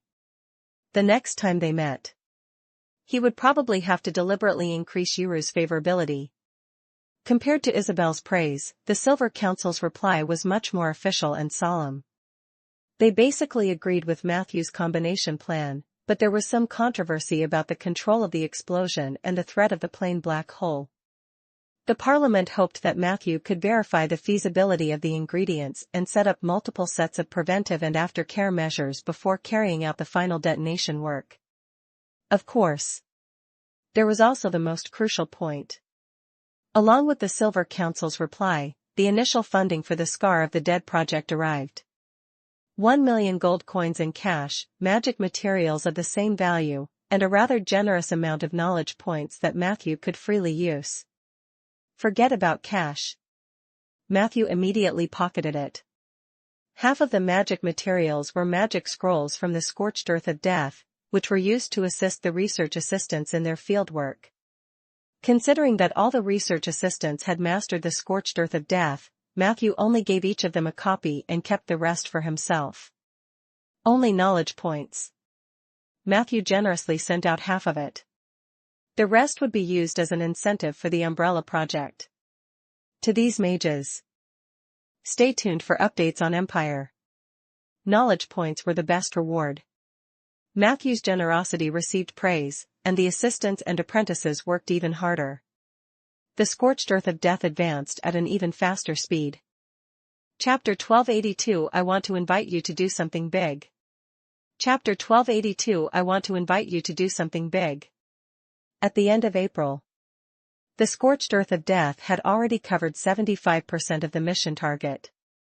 This way, Matthew's team was expected to build the framework of Umbrella 1.0 in early May. The mages were in full swing. The druids were not idle either. The Oak Forest and Scorched Earth of Death followed at the same time. Wherever Scorched Earth of Death spread, the Oak Forest followed. This was tough on Matthew. He had no choice but to spend more time planting mushroom gardens between the Oak Forest and the Scorched Land of Death and draw up balanced contracts. Fortunately, Margaret still had a lot of demon scalps left. Matthew did not have to worry about the carrier of the balanced contract for the time being. More and more ritual fields appeared. He could feel that the authority that was being nurtured in his domain of equilibrium was about to emerge. Soon. It's almost out. Just one step away. Matthew was not in a hurry after sensing the calling of the Equalization Authority. He returned to Grey Lake first, planning to return to Rolling Stone Town and complete the final sprint of the Equalization Authority in his home ground. However, at this moment, a ghostly figure appeared in Matthew's field of vision. It was an elf youth who looked very thin. However, Matthew recognized the other party's true identity at a glance. Setrunk. You actually dare to come to Jade Court? Matthew looked at him in surprise. Why not? Setrunk chuckled. In a sense, this is also my hometown. Matthew asked warily. What's the matter? Setrunk said calmly. The mission you entrusted me with previously has already been investigated. But this is not the place to talk. Come with me. As he spoke, he threw a green mask to Matthew, then turned around and walked into Jade Court. Matthew hesitated for a moment. After confirming that the mask was harmless, he put it on. In the blink of an eye, he turned into a thin wood elf. Matthew followed Cedric around the Jade Court, and soon, they arrived near a circle of giant trees. Setrunk looked like he was very familiar with the place. He naturally found the entrance to the ring of giant trees. It was a very hidden door. There were strong stone elemental guards on both sides of the door, and not far away, there were 2 elven warriors who were not to be trifled with. Get lost, my friend and I are going to the 7 Luminaries field. Setrunk took out a grayish-brown card and waved it in front of them, then said arrogantly. The stone elemental guard was still relatively slow. However, the 2 elven warriors immediately put on a smile. Please come in. Are there any familiar girls? I need to find someone to bring. They chatted as they opened the door. Setrunk said coldly. There's no need. We have our own way of playing. The 2 elven warriors immediately left. Just like that. Matthew and Setrunk walked into the inner ring of the giant tree. He raised his head and looked around. This was a huge valley. The valley was covered with all kinds of trees and vines, and there were wooden houses of different colors standing on it. There were all kinds of women and men in the valley. Most of them were dressed scantily or wore strange equipment. Just as he walked in, a lewd aura assaulted his senses. Do you know what this place is? Setrunk led Matthew to the highest room. Matthew said in a deep voice. Windward Valley, of course, I know. Serenko chuckled. Perhaps you don't know everything. A moment later, the 2 of them arrived at the edge of a circular treehouse. There were several treehouses connected to each other, and they were almost floating in the air. The wind blew from the sky on both sides, and the wooden houses shook in the wind, giving people a sense of excitement. Come into the house with me. Setrunk led Matthew into a treehouse. Wait a moment. Matthew frowned. He did not understand what the other party was up to. You can tell me the results of the investigation first. Matthew said coldly. Setrunk immediately shook his head and gestured for him to keep quiet. Don't make a sound. Hey, did you hear that? They're here. At this moment, Matthew also heard footsteps coming from the corridor outside the treehouse. The footsteps were very light. This meant that there was a high probability that the person who came was an elf, and there was more than one. Through the sound of footsteps and other movements, it was not difficult for Matthew to deduce that these elves had entered the room next door. After a while, a strange sound came from the next room. Matthew looked at Setrunk impatiently. Setrunk made a gesture to calm down. 2 minutes later, he skillfully took out a mirror and hung it on the wall of the treehouse. The mirror instantly fused with the treehouse. Immediately after, Matthew could clearly see everything in the room next door. The scene was rather strange. In the middle of the room next door were 3 old elves standing in 3 different directions. In the middle of them was a spherical black box. There were holes of different sizes in the black box. Judging from the movement from the black box, there seemed to be a living thing inside. Matthew's expression turned even uglier. It was not difficult to guess what the 3 old elves were doing from their panting movements. What is this? Matthew cast a soundproof spell and questioned. It's a special service from the Windward Valley. They call it the biological blind box. It means that you'll never know what or who your penis is doing. Before Setrunk could finish his sentence, Matthew suddenly saw an old elf stop moving and take a few steps back. Then, a cursing voice came from the next room. Fuck, it's bleeding. Awesome, this is more exciting. After saying that, he actually started to push again. Matthew felt his scalp tingle. He couldn't help but cast a clairvoyance spell. In the end, he was surprised to find that there were 3 thorny monsters with thorns all over their bodies in the black box. What exactly do you want me to see? Matthew suppressed his disgust and lowered his voice. A playful smile appeared on Setrunk's face. Don't tell me you don't know the identities of these 3 people? They're the 3 elders of the Elder Council, and they have supreme authority in Jade Court. After the coup in Tyraste, the 3 elders should have stayed in prison until they died. But as soon as Tyraste left the city, the prison guards released all the members of the Elders Guild and Willow Branch. It looks like they're bored to death in prison. And need to find release in such a manner. Haha. The Elders Guild? Matthew's heart was slightly stirred. At this moment, Setrunk continued. Although the elders were defeated by Tyraste, their prestige among the elves is enough to allow them to stand up after countless falls. What you're watching now is just a small show.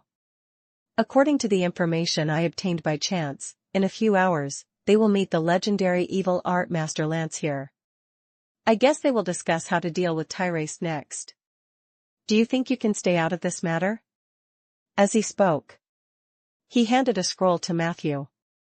This is about Lori Fongta. The investigation report on Fongta's death contains all the information you want to know. After learning that this was entrusted by Ms. Hex, my teacher declined all tasks and prioritized the investigation of her son's death. When you hand these things over to Ms. Hex, please send my teacher's regards. Matthew stared at Setrunk. Is that it? Setrunk smiled brightly. Of course not. What's next is the main point. I want to invite you to do something big. You should be interested in that legendary evil art master, right? And it just so happens that I also want to take revenge on these scumbags from the Elders Guild. You and I should have the same goal. How about it? Chapter 1283 He wants to lick me. Chapter 1283 He wants to lick me. Setrunk's persuasion seemed to be quite convincing, but Matthew only replied expressionlessly. I refuse. Setrunk narrowed his eyes slightly. Why? Matthew said calmly. Because I don't need it. I don't need to cooperate with you, whether it's against the Elder Council or the entire Jade Court. In my eyes, you seriously lack the value of cooperation. In this aspect, your teacher has some redeeming qualities. It's not normal for me to deal with you. This information is a deal between Miss Hex and Shanair. I'm just a middleman. After this deal, you and I have nothing to do with each other. By the way, the reason why I haven't made a move on you is because I'm giving Viscount Fanface. This face is for Shanair, not for you. Is it because my attitude is too good that you have the illusion that I will let you go? Matthew said in the most normal tone. I remember that you are now the leader of the Silver Frost Brotherhood. Your head is also worth some bounty. As he spoke, he looked at Setrunk with malicious intent. Of course, he didn't plan to make a move immediately. However, it was necessary to put some pressure on this guy. Matthew was very clear. He absolutely could not follow the enemy's rhythm. If he really listened to Shanair or Setrunk, he would most likely fail. After hearing this, Setrunk wasn't angry. He just asked provocatively. Then why haven't you done anything yet? Matthew immediately asked. Why would I attack a clay figurine that is about to melt? Hearing this, only then did Setrunk's expression finally turn serious. When did you find out? Matthew shook his head. If I didn't even have this bit of vigilance, I'm afraid I would have died more than a dozen times. Besides, you gave yourself away the moment we met. My suggestion is that the next time you use the clay figurine clone, try to choose some soil that has not been peed on by dogs to mold. Otherwise, the stench will be really strong. The expression on Setrunk's face was very interesting. His eyes were gloomy, and his voice became a little erratic. Haha, as expected of Matthew. You are always so unexpected. Looks like I'm asking for trouble. I brought the information that Ms. Hex wanted. Just like you said, we have nothing to do with each other from now on. As soon as he finished speaking, his body quickly melted like a candle. After the dull crackling sounds, there was only a puddle of muddy water in the room that emitted a faint stench. Matthew checked his surroundings. After confirming that this room had not been tampered with, he took out the scroll and used a spell to check its safety. He confirmed that Setrunk had not set any traps on the scroll. Only then did Matthew read the contents with peace of mind. The handwriting on the scroll should have come from Shanair. Seems like Hex wasn't boasting. Shanair did owe her a huge favor back then. That fellow should be attacking the Divine Dragon Island with Viscount Fan's men. She actually has the time to investigate this matter. Matthew scanned through it. Shanair's report was quite concise. He directly pointed out that Hex's son, Lori, was the only one who had been killed. Fangta died at the hands of the assassin from Shadow Prairie. Shadow Prairie was an ancient assassin organization related to the Shadow Plane. This organization was founded by the assassin Emperor Daemon of the North. Because they had recruited a group of skilled assassins from the beginning, they had developed very quickly since the beginning. A few decades ago, Shadow Prairie was the home for 1/3 of the top rogues in Aender. They monopolized the assassin market and entered their peak. However, the good times did not last long. Perhaps it was because of the continuous victories that Daemon had lost his mind. They had actually accepted a mission entrusted by the Heavenly Palace to assassinate a legendary mage of the Seven Saint Alliance. What was even more terrifying was, they really succeeded in assassinating him. This had caused the Seven Saint Alliance's upper echelons to be enraged. The Holy Mage Link had personally taken action. He had killed the assassin Emperor Daemon with lightning speed, then uprooted the entire Dark Shadow Prairie organization. He had even attacked the Shadow Plane. Even Galen had been alarmed. Since then, this organization had almost disappeared. It was only in recent years that Shadow Prairie showed signs of rising again. However, even though Link had gone to the astral plane, Shadow Prairie's activities in the prime material plane were still rather low-key. They didn't even dare to leave their names when they killed. Instead, they liked to impersonate other organizations. Only Shanair, who had been in the assassin industry for many years, was an old fox. If it were anyone else, they might not be able to find out about the Shadow Prairie. Shanair also mentioned it at the end. Even though Lori was killed by the Shadow Prairie, but the employer behind him was most likely the mayor of Bayen City, Ritz. In recent years, Bayen City and Shadow Prairie had been very close. It was said that the root cause was that Shadow Prairie had a tool that could obtain greater benefits in Boneyard. As a result, the three great clans of Bayen City had a good personal relationship with this organization. It should be true. Matthew read it several times but could not find any flaws. Although Shanair was ruthless and had no bottom line, he wouldn't go so far as to ruin his reputation. But for Matthew. Chapter 1284 He Wants to Lick Me. Chapter 1284 He Wants to Lick Me. It didn't matter whether it was true or not. When he handed the scroll to Hex, his mission would be completed. After this deal was over, he didn't want to have too much to do with Bayen City, Shadow Prairie, or Shanair. It took him dozens of seconds to finish reading the contents of the scroll. Matthew planned to leave. Before he left, he took another look at the mirror on the wall. This thing should be a one-time item, and it was on the verge of failure. Matthew saw that the 3 members of the Elder Council in the next room were still fighting hard. However, the original biological blind box had been moved to the side. Now, they had a new one. Compared to before, their faces were purplish-green, their skin was dry and wrinkled in many places, their movements were exaggerated, and their joints were stiff. They looked like zombies that did not know fatigue. Where's the medicine? Where's the medicine? Quickly give it to me. Anxious curses came from the room next door. Matthew shook his head and left the treehouse. In the end, as soon as he left the house, he saw a few naked elves and orcs entangled together. They climbed over the suspension bridge and did it as they climbed. It was really an eye-opener. What a dirty place.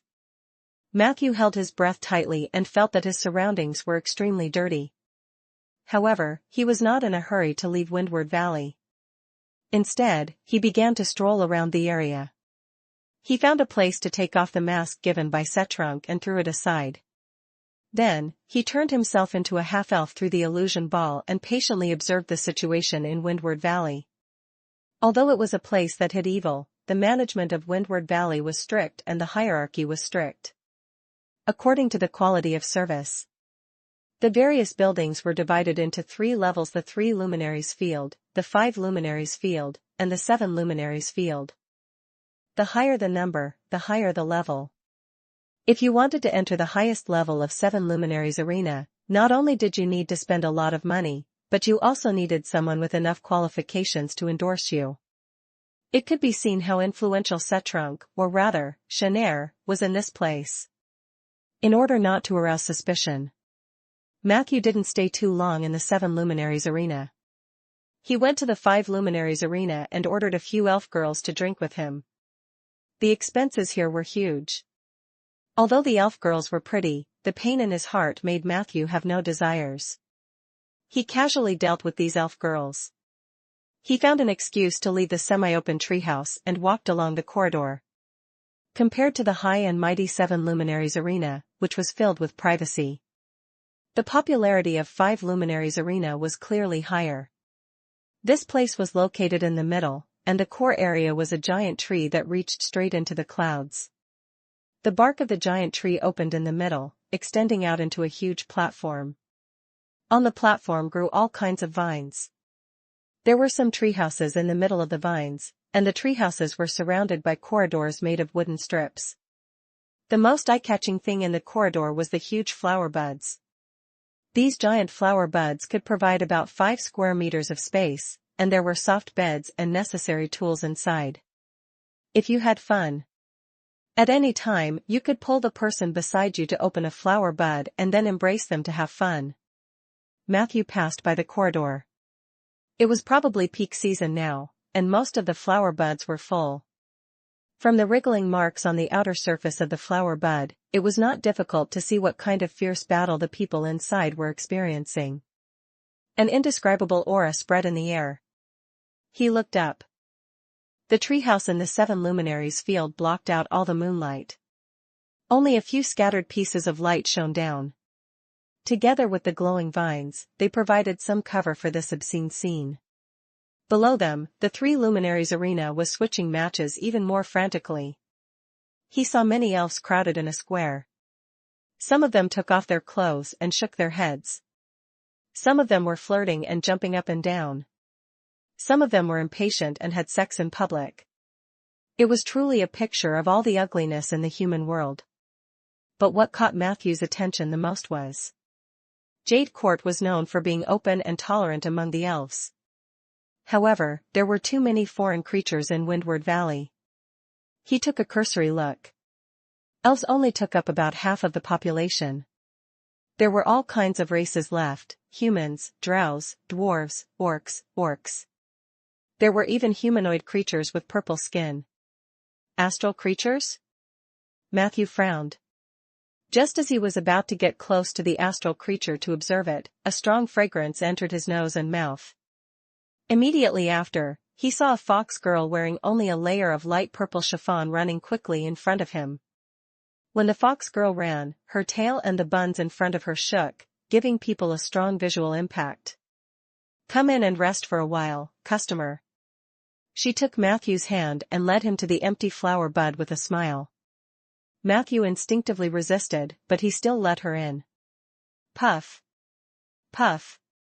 After the two of them entered, the flower bud that was as tall as a person closed automatically. The top trembled slightly, and some fragrant pollen automatically fell down. There was only a faint light in the bud. Matthew quietly lit up the mage fire and stared at the fox girl. The young girl smiled shyly as if she was about to undress. However, Matthew said in time, "Find adventures on Empire. You didn't think you could hide it from me, did you?" Chapter 1285 He wants to lick me. Chapter 1285 He wants to lick me. Madam Mary Joshua.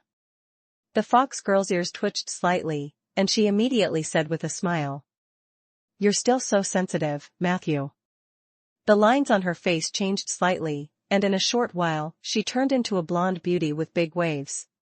She was Mary Joshua, the patriarch of the Order of Calamity. The two had met several times in Jiliu City, and they had once been close to working together. Madam, why are you looking for me? Also, how did you know I was here? Matthew went straight to the point. Mary Joshua chuckled and said, I was just about to remind you of this. The leader of the Silver Frost Brotherhood has released your real-time coordinates in the underground world, and many people have bought this information. I just happened to be in Windward Valley. After buying the information, I came to look for you. Matthew frowned.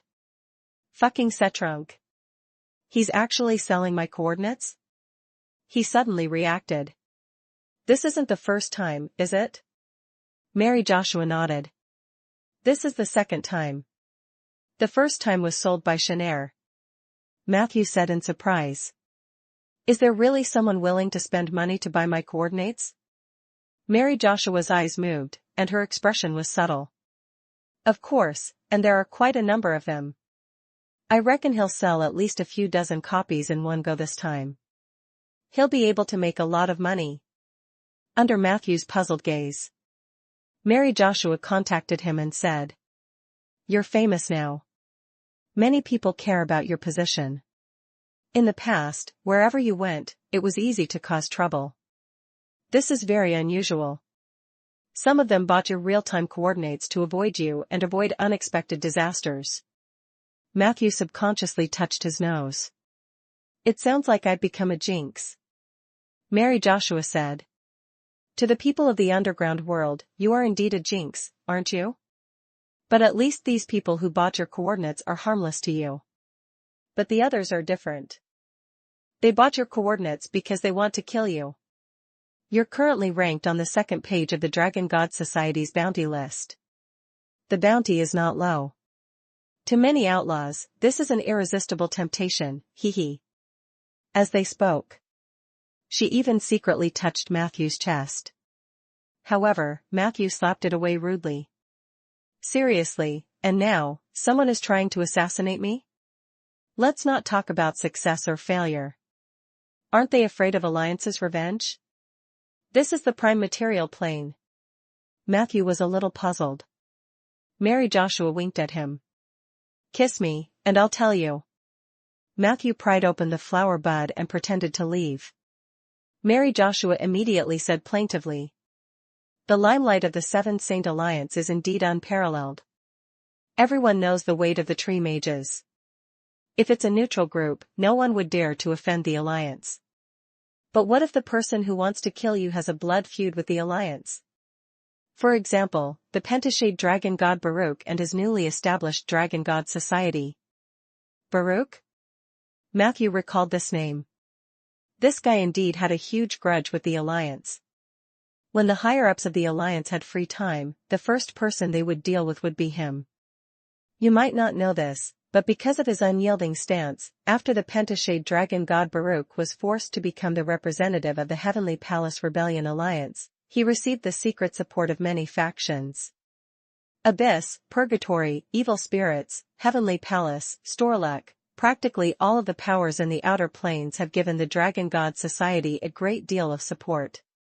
This has allowed Baruch to do very well in the outer planes, and even his Dragon God Society has received widespread attention from the organizations in the underground world. Mary Joshua licked her lips. Windward Valley has a teleportation portal that leads to the outer planes. To the Alliance mages, this might be the most dangerous place in all of Ander. After all, although the big shots from the outer planes can't enter, they can still send some elites who are enough to threaten your life. Matthew asked calmly. How much is my bounty? Mary Joshua said. 3 million gold coins, kill once. Baruch personally offered a reward. The great evil demon Trier, the evil spirit Lord Omadochi, and the other lords also offered a reward. 3 million was the final sum. Find more chapters on Empire. As she spoke, she licked her lips again, looking thirsty. Matthew suddenly sensed something and asked coldly. So, do you also want this 3 million? Mary Joshua giggled. Don't say that. I'm just an intermediary. I only charge a small introduction fee. I've already said it the last time we met. My church and I are potential allies of your alliance.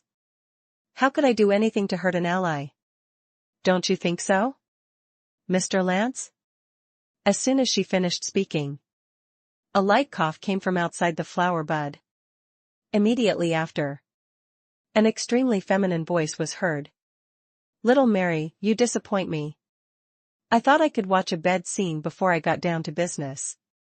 It seems that you've almost forgotten the skills I taught you in the past. Mary Joshua replied unhappily. Matthew is a gentleman. I've already tried my best. If you can do it, go ahead. The flower bud parted on both sides, and Matthew looked out solemnly. A well-dressed middle-aged man stood at the door. He was wearing a light blue tuxedo and a gentleman's tall hat. He held a golden cane in his hand. The end and tip of the cane were like the head of a snake and the tail of a snake. Chapter 1286 He wants to lick me. Chapter 1286 He wants to lick me. The man had a pair of light blue eyes, and the lines of his face were extremely gentle, giving off an amiable feeling. His style of clothing was a bit like Richard's, and his temperament was a bit like Zeller's. But from his intuition, Matthew seemed to have met another Lorraine. Legend Evil Art Master Lance, the ex-husband of the Elven Queen, the most trusted human of the Void Ruler. He was the one who single-handedly created the scar of the dead that you're most troubled with now. Mary Joshua introduced to Matthew. This is Matthew. I heard that he's a calamity mage who doesn't get close to women or men. I'm guessing that his hobby is skeletons. You can try it later. If you get it, please remember to give me a reward. Mary Joshua said to Lance. After finishing all of this, she prepared to leave. My mission has been completed. Now, please have a chat among yourselves. Lance took off his hat and placed it on his chest before bowing slightly to Matthew. He corrected Mary Joshua's introduction. Strictly speaking, the Elven Queen and I haven't divorced yet. In name, I'm still the Prince of Jade Court. By the way, send my regards to your father. Mary Joshua chuckled. My father doesn't like you. And he hasn't been doing well recently. Lance's face immediately revealed a sincere smile. That's great. I'm greeting him because I want to hear your answer about how he's been doing recently. People like your father deserve eternal damnation. This is the consequence of betraying the Void Ruler. Mary Joshua gave Lance the middle finger. Remember to transfer the introduction fee to me, old man. Also, don't be so extreme. My father is just as devoted to serving the Void Ruler as you are. It's just that he's trying to find a balance between the void and reality. Your journey continues with Empire. Lance smiled. If you like balance so much, why don't you guys become druids? We are cultists, an evil organization. Since we have embarked on this path, only the most extreme people can survive. This is a life and death battle. Your father is too stupid to understand. Little Mary, you have to stay away from him. Don't be implicated by him, and don't be affected by him. Mary gave him another middle finger, then took 3 steps back and disappeared into the night. It's finally just the two of us. I've been wanting to talk to you in private. Lance reached out his hand eagerly, wanting to shake Matthew's hand. Seeing that Matthew did not move, he was not angry. If it's convenient, can we talk inside? He pointed at the flower bud beside him and said. Matthew refused stiffly. I won't go to that kind of place with a man. Lance chuckled. It's good to be young. At our age, gender is no longer important. Matthew frowned. So you'll be happy no matter if it's a man or a woman? Lance shook his head. I've lived for too long. My soul and body are close to numbness. It's been a long time since I've encountered something that can make me happy. This is the punishment of time.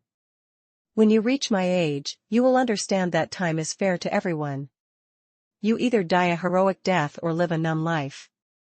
But when the passion and happiness that only belongs to the living are stripped away from you, what is the meaning of this life form?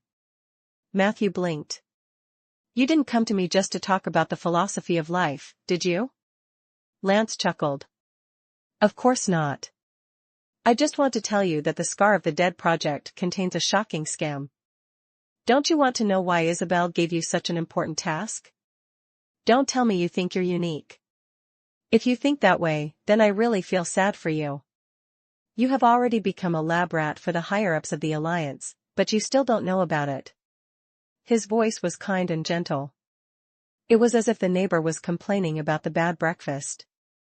Matthew's heart tightened. Then, an even more intense warning surged out from his heart. The 3 divinities on his chest instantly lit up red.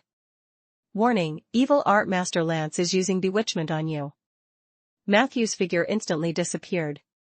In the next second, Lance's face revealed a shocked expression. Because at this moment, Matthew suddenly appeared behind him. The latter held a shovel in his hand and smashed it on Lance's head. Blink. The iron shovel that could cut through iron like mud hit Lance's head, and it was as if it had cut through seawater. In a flash, Lance's body shriveled. He had turned into a human skin hanging on a shovel. Matthew grabbed the human skin. The face on it was still smiling at him. He instantly threw it away and burned it to ashes. During this process, Lance's voice also sounded in his ear. You're really in a hurry, Matthew. Can't you hear me out? Aren't you curious about how I convinced the Elven Queen to bear my child back then? If you learn this trick, you can easily make all the women in the world willingly give birth to your children. Maybe your favorite skeleton will be willing to have your children too. Haha. Matthew instantly felt dizzy. The evil art master's voice changed from a male voice to a weak female voice. Chapter 1287 He wants to lick me. Chapter 1287 He wants to lick me. He whispered in Matthew's ear. Matthew couldn't hear what he was saying at all. He only felt that the voice that sounded like a man and a woman was really annoying. He tightly grasped the 3 divinities to ensure that his mind was clear. But unknowingly, he still noticed that the surrounding environment had undergone a huge change. At a certain moment, Matthew was dragged out of Windward Valley of Jade Court. He arrived at a very strange space. 20 to 30 meters below his feet was an endless lake. Above the lake, Matthew was surrounded by 16 huge mirrors. The mirrors floated above the lake and slowly spun in circles. He looked up. He only saw a vast starry sky. This is the evil thought space of a legend evil art master. Matthew forced himself to remain calm. The evil art master's attack techniques were relatively strange, but as long as Matthew could ensure that their thoughts were not flawed and their minds were clear enough, with 3 parts of divinity in hand, it would be very difficult for the other party to really hurt him. He tried to move in all directions. During this process, he realized that the 16 mirrors were also moving with him. The lake beneath his feet and the starry sky above his head seemed endless. He was trapped in the middle of the 16 mirrors. At this moment, Matthew suddenly saw a huge black shadow floating up quickly from the bottom of the lake. However, as the black shadow slowly approached, his heart began to beat faster. A few seconds later, his body could not help but be carried up by the air current. The black shadow under the lake suddenly tore apart the calm lake water. The latter suddenly floated to the surface of the lake. Explore hidden tales at Empire. At that moment, Matthew's pupils constricted violently. He saw the head of a huge Buddha statue. The Buddha's head floated on the surface of the water, emitting a black-purple aura around it. Boiling water surged from below. The Buddha statue's eyes were tightly shut, and its expression was solemn. However, the corners of its mouth were slightly twisted up, carrying a faint smile. Lance's androgynous voice came from the mirror. In the far south of the eastern continent, there used to be a group of magical beings called Buddhas. The best of the Buddhas had the ability to know the past and the future. They were the first great beings in this world to master the law of time, Matthew, you should feel lucky. Next, I will reveal to you the truth of this world and how the evil alliance of 7 saints used your ignorance and stupidity to destroy this world. Open your eyes wide and read the following content. You will then sincerely throw yourself into the embrace of the void. No, it's not a devotion, but a return. You and I came from the void in the first place, the womb that nurtures all things, the mother of all existence. Now, open your eyes. Lance's voice suddenly became extremely stern. However, Matthew closed his eyes indifferently. In the next second, he crushed a high-quality negative energy crystal cluster and forcefully activated the crisis clause of the Undead contract. Undead summoning, emergency assembly. In just an instant, 9 figures appeared beside Matthew. Peggy, Filey, Soldier, Renesm, Drifter, Death Knight 47, White Phantom Ollie, Lich Olerin, and War God Zombie Vasnov. Wow, you really have the advantage in numbers. Lance laughed softly. Matthew, what happened? Peggy looked around blankly. The others also looked at Matthew in confusion. Before Matthew could answer, the Buddha head floating on the lake suddenly opened its eyes. In the next second, a thick tongue came out from between Buddha head's lips and licked Matthew's direction. As you can see, he wants to lick me. Matthew replied. Chapter 1288 My Fireball Will Bear a Grudge. Chapter 1288 My Fireball Will Bear a Grudge. Just as the thick tongue was about to lick Matthew and the others, a white light flashed at the critical moment. Peggy, who had transformed into the Valkyrie of the Moon, immediately cut it off. Suddenly, an intense stench pervaded the surface of the lake. The tongue fell to the ground. Countless pitch-black flames rose from the huge Buddha's head. Immediately after, the flames turned into countless black and purple tongues that licked up fiercely. Peggy's figure turned into streaks of white light. She was very fast, swimming in the black flames like a beautiful white butterfly. Filey also flew to the surface of the lake. The bone dragon spat out a large amount of poison and tore at the tongues. A portal appeared behind him. A large number of undead creatures surged in crazily.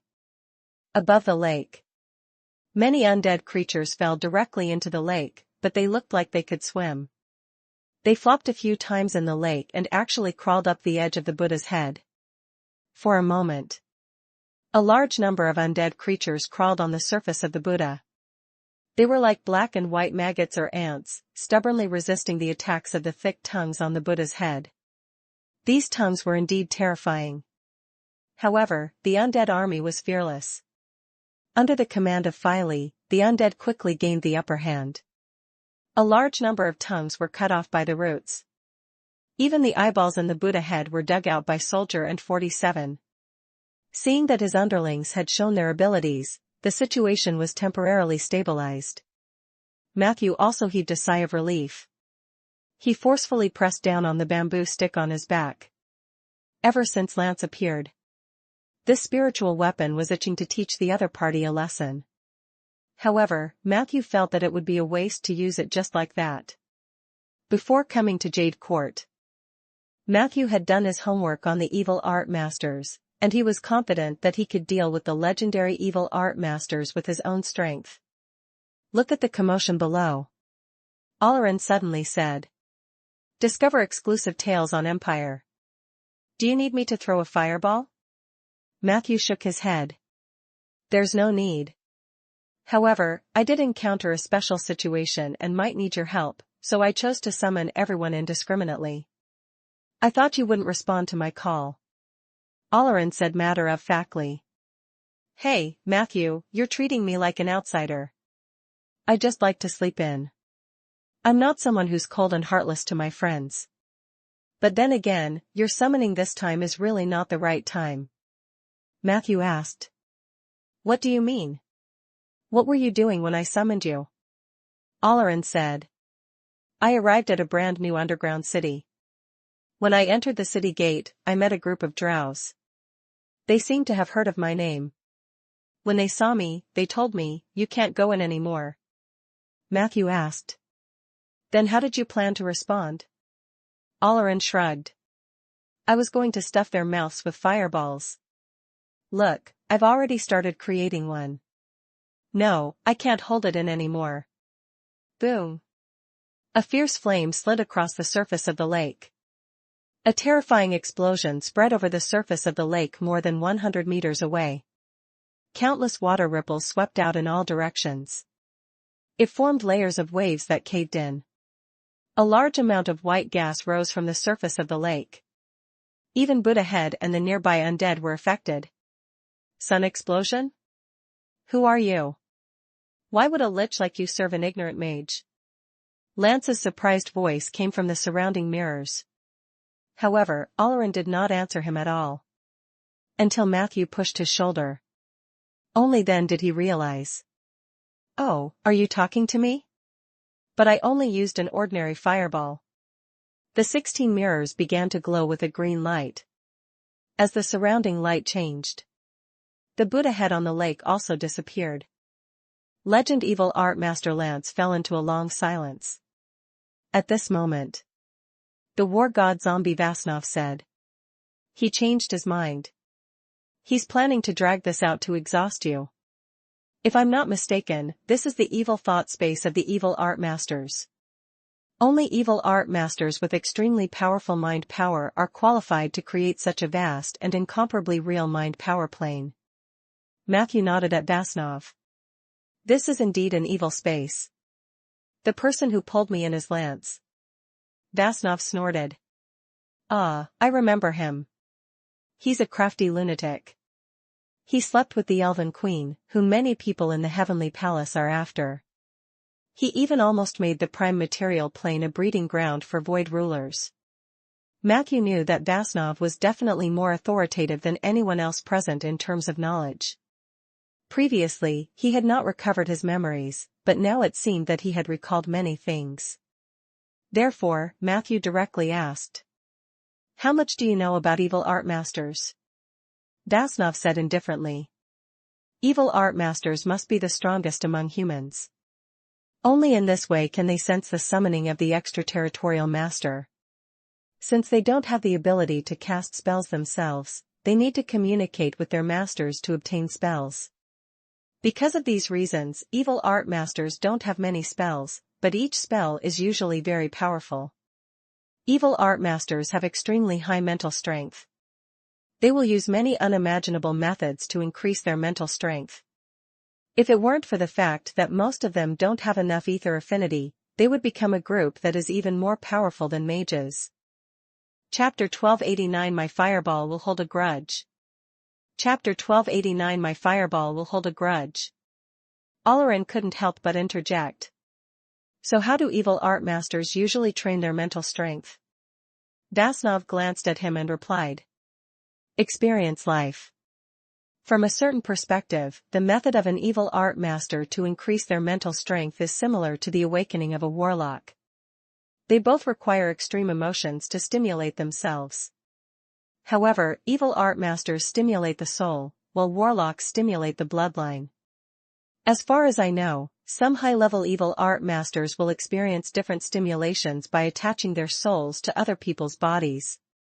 For example, a woman who has been humiliated, a lamb waiting to be slaughtered, a weak person whose family has been destroyed, the pain, joy, sorrow, and despair of these living beings can stimulate their souls, causing their mental power to continuously grow. Because passively searching for living beings that are experiencing extreme stimulation is a very troublesome thing, many evil art masters like to take the initiative to create human tragedies in order to attach themselves to various living beings to obtain self-improvement. But this kind of improvement isn't without a price. In most cases, negative emotions are far more powerful than positive emotions, so most evil art masters use negative emotions to stimulate their souls. This will cause a hidden danger. When they use the pain of the weak to stimulate their own spirit, their souls would also accumulate a spirituality called evil thoughts. Explore more stories at Empire. These evil thoughts were the curses of the souls they possessed when they were on the verge of collapse. When enough evil thoughts were combined, a new evil consciousness would be produced. Once this consciousness was formed, it would reside in the evil art master's soul and slowly replace it. This process was irreversible, and there was no solution. The only way to stall for time was to create a cage for this evil consciousness. This is the origin of the evil thought space. It isn't actually an evil art master's method of dealing with enemies. It is a self-protection measure. After all, a legendary evil art master can kill many opponents with just his mental strength. Keeping the enemy into the evil thought space is a high-risk but low-reward thing. If our opponent is really Lance, then it means that he is treating us seriously. Pa. Olarin clapped his hands and said, "Excellent exposition. You look impressive and extraordinary.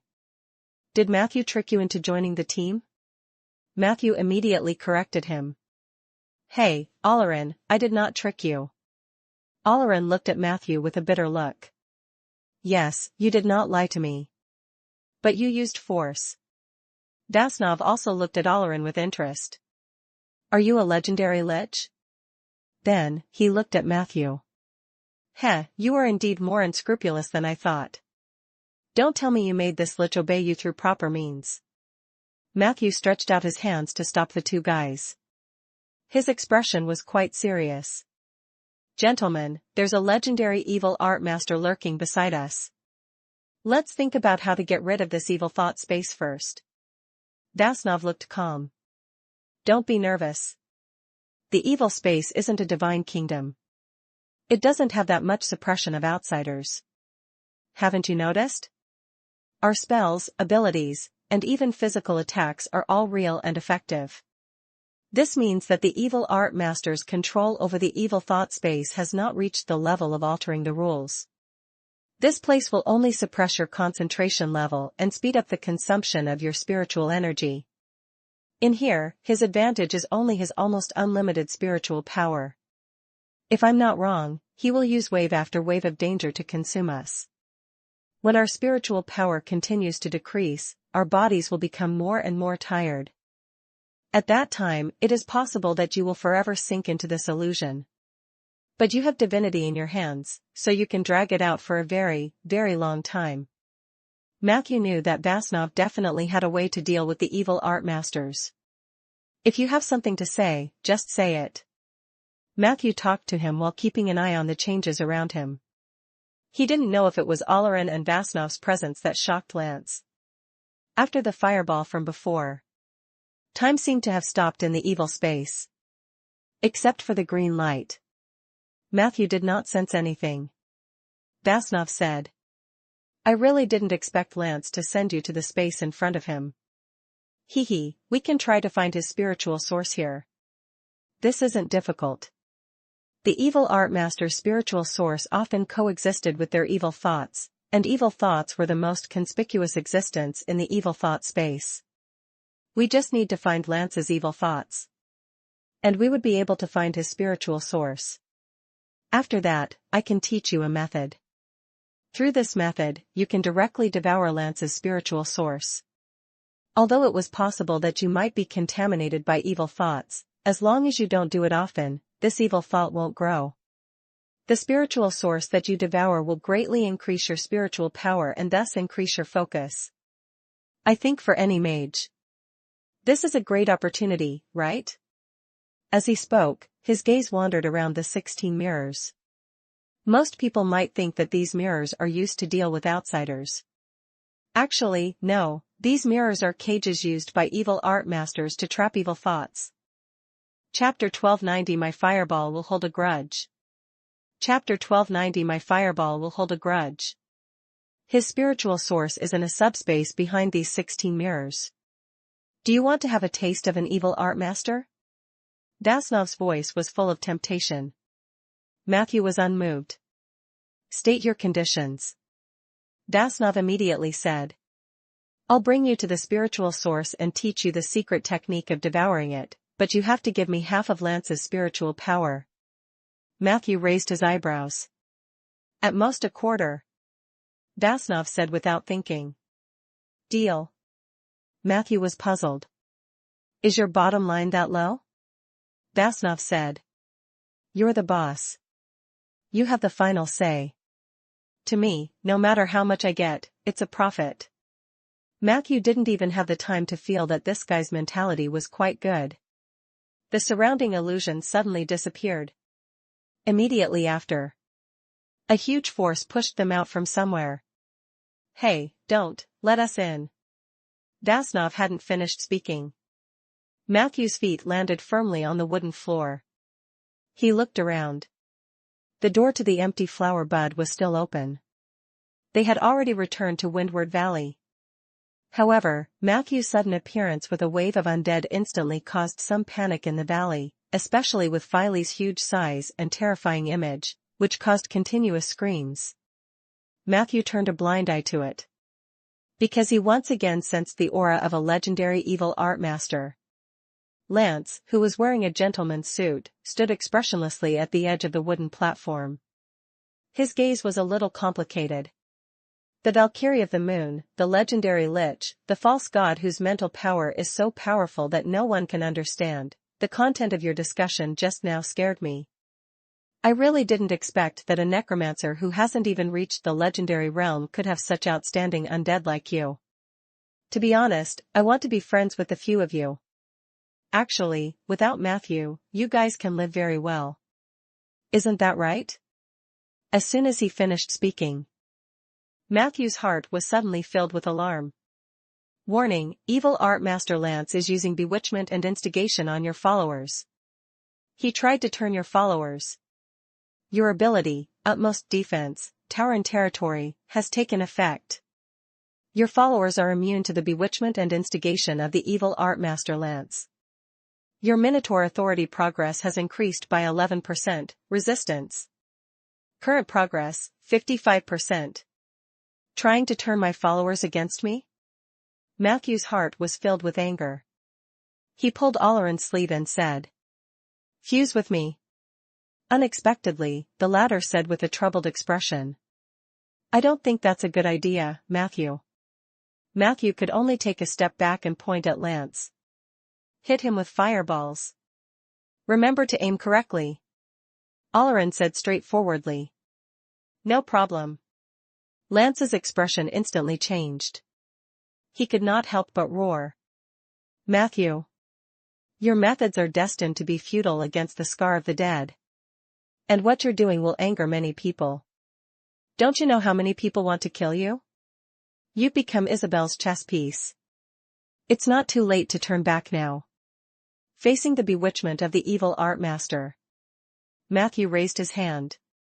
"How many people want to be chess pieces but have no chance? How do you know that I didn't become a chess piece willingly?"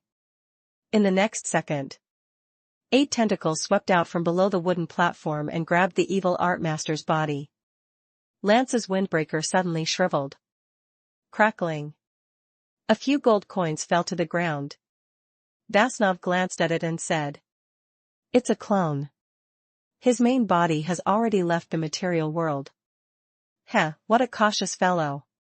What an ingenious escape route." Then, he looked at the increasingly bright fire beside him and asked in confusion, "The enemy has run away. Why are you still casting?" Olarin laughed and said, "You don't know about this, do you? My fireball will hold a grudge." In the next second, the fireball, with a diameter of about 1 meter, smashed out. The fireball burned Lance's windbreaker and ignited the flower bud beside him. Then, it suddenly disappeared into the void.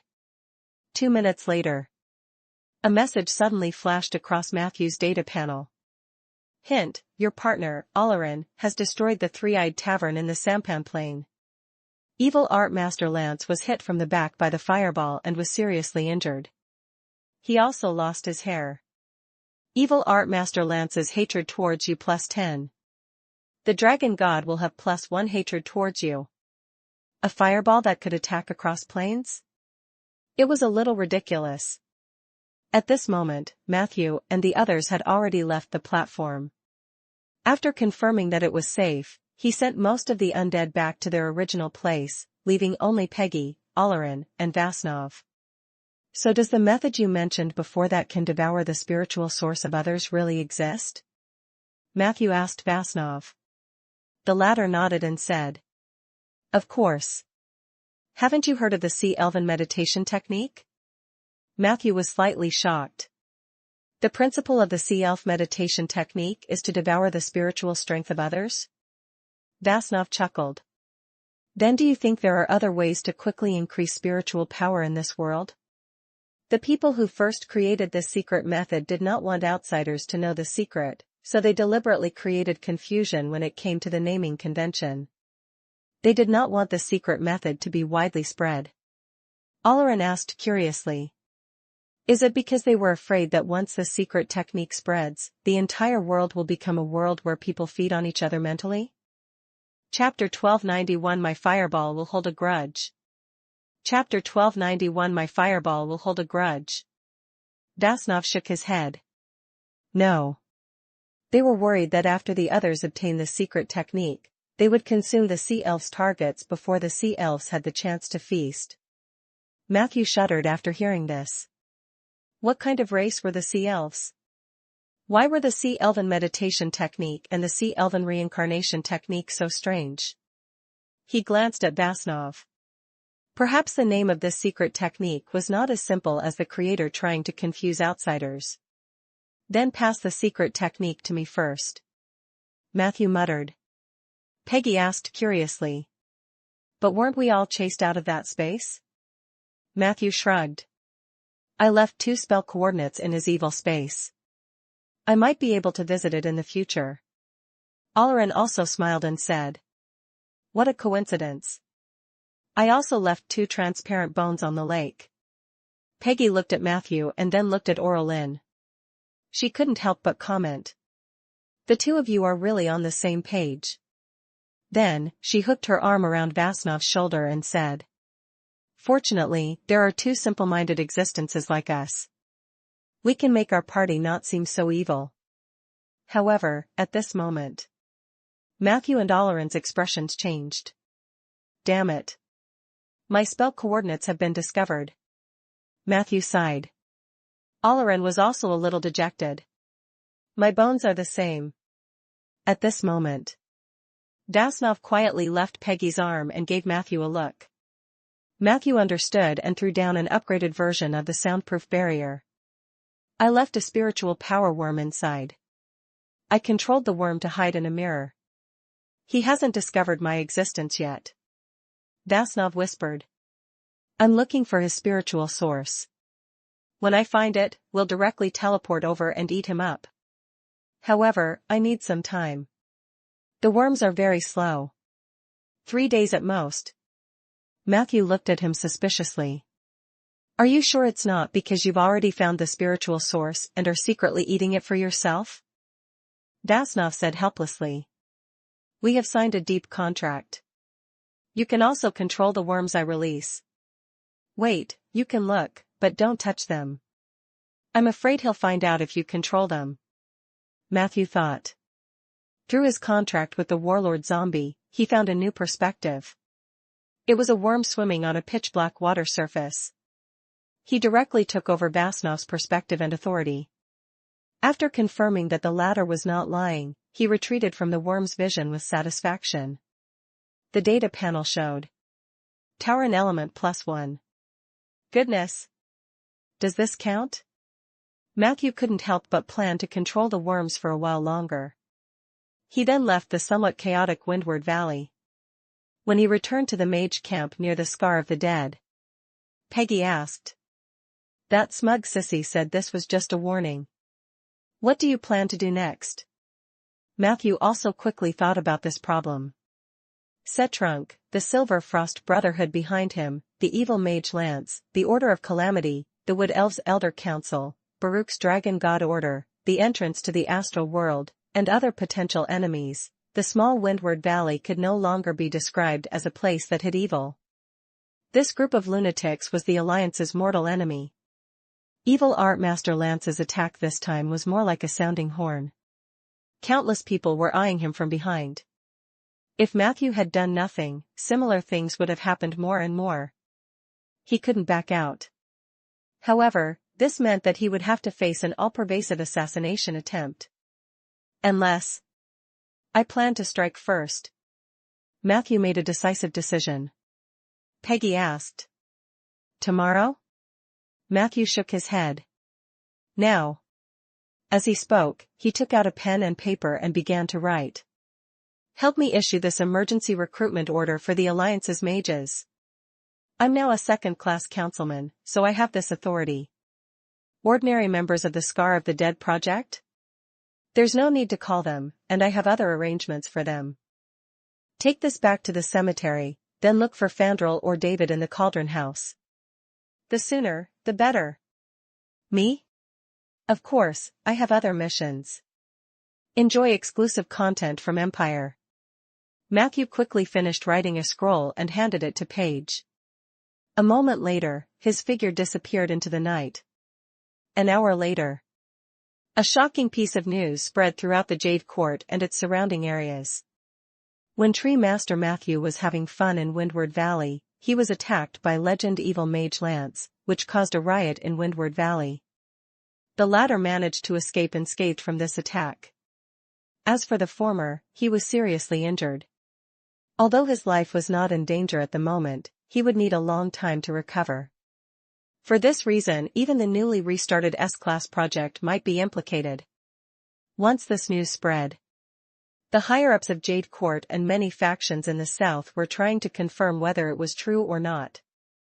In the darkness, many shadows were restless. Most of them didn't understand the real situation. However, they were certain that the Alliance mages who were busy with the Scorched Earth plan had all returned to Matthew's camp. None of the mages showed any signs of leaving. As for what happened inside, outsiders naturally did not know. At the same time, in an inconspicuous wooden house quite a distance away from the Scar of the Dead, many figures appeared. This was a hidden safe house that the Seven Saint Alliance had set up near Jade Court. Most of the time, this safe house was empty. It would only be used in an emergency. Inside the safe house, Matthew's gaze swept across everyone present. Other than himself, there were 4 Alliance mages who responded to this emergency recruitment order. Hibbert, Vivian, Hood. There was also the legendary mage Milan, who was known as the Shield of the Gem Mountain. Matthew really didn't expect this. He had thought that it would be good enough for him to be able to summon the first 3. The emergency recruitment order was to obtain some emergency resources. For example, this hidden safe house. Facing Matthew's puzzled gaze, Mulan smiled and explained. I happened to be capturing a demon nearby, but I lost track of that demon. Anyway, I had nothing to do. After receiving your news, I thought of coming over to take a look. Matthew nodded slightly. This operation might be a little dangerous. Mulan smiled. Is it more dangerous than dealing with demons? Matthew thought for a moment. I plan to attack the astral plane. Mulan was shocked. Then, he revealed an incredulous expression. Did I hear wrongly? Wait, aren't you planting trees near the Scar of the Dead or something like the Umbrella Project? Why are you suddenly attacking the astral plane? Matthew did not answer. He just looked at Mulan calmly. The latter revealed a trace of interest. Sure. I heard the news that you were attacked on the way here. Young people have a fiery temper. I know the rules. I'll join, and you'll still be the commander. But I have to make it clear in advance that I'm only good at defensive spells and not very good at fighting. If you expect me to defeat some powerful enemies, you might have miscalculated. Matthew nodded. Welcome, sir. My current plan is divided into 2 stages. The first phase is to eliminate Jade Court.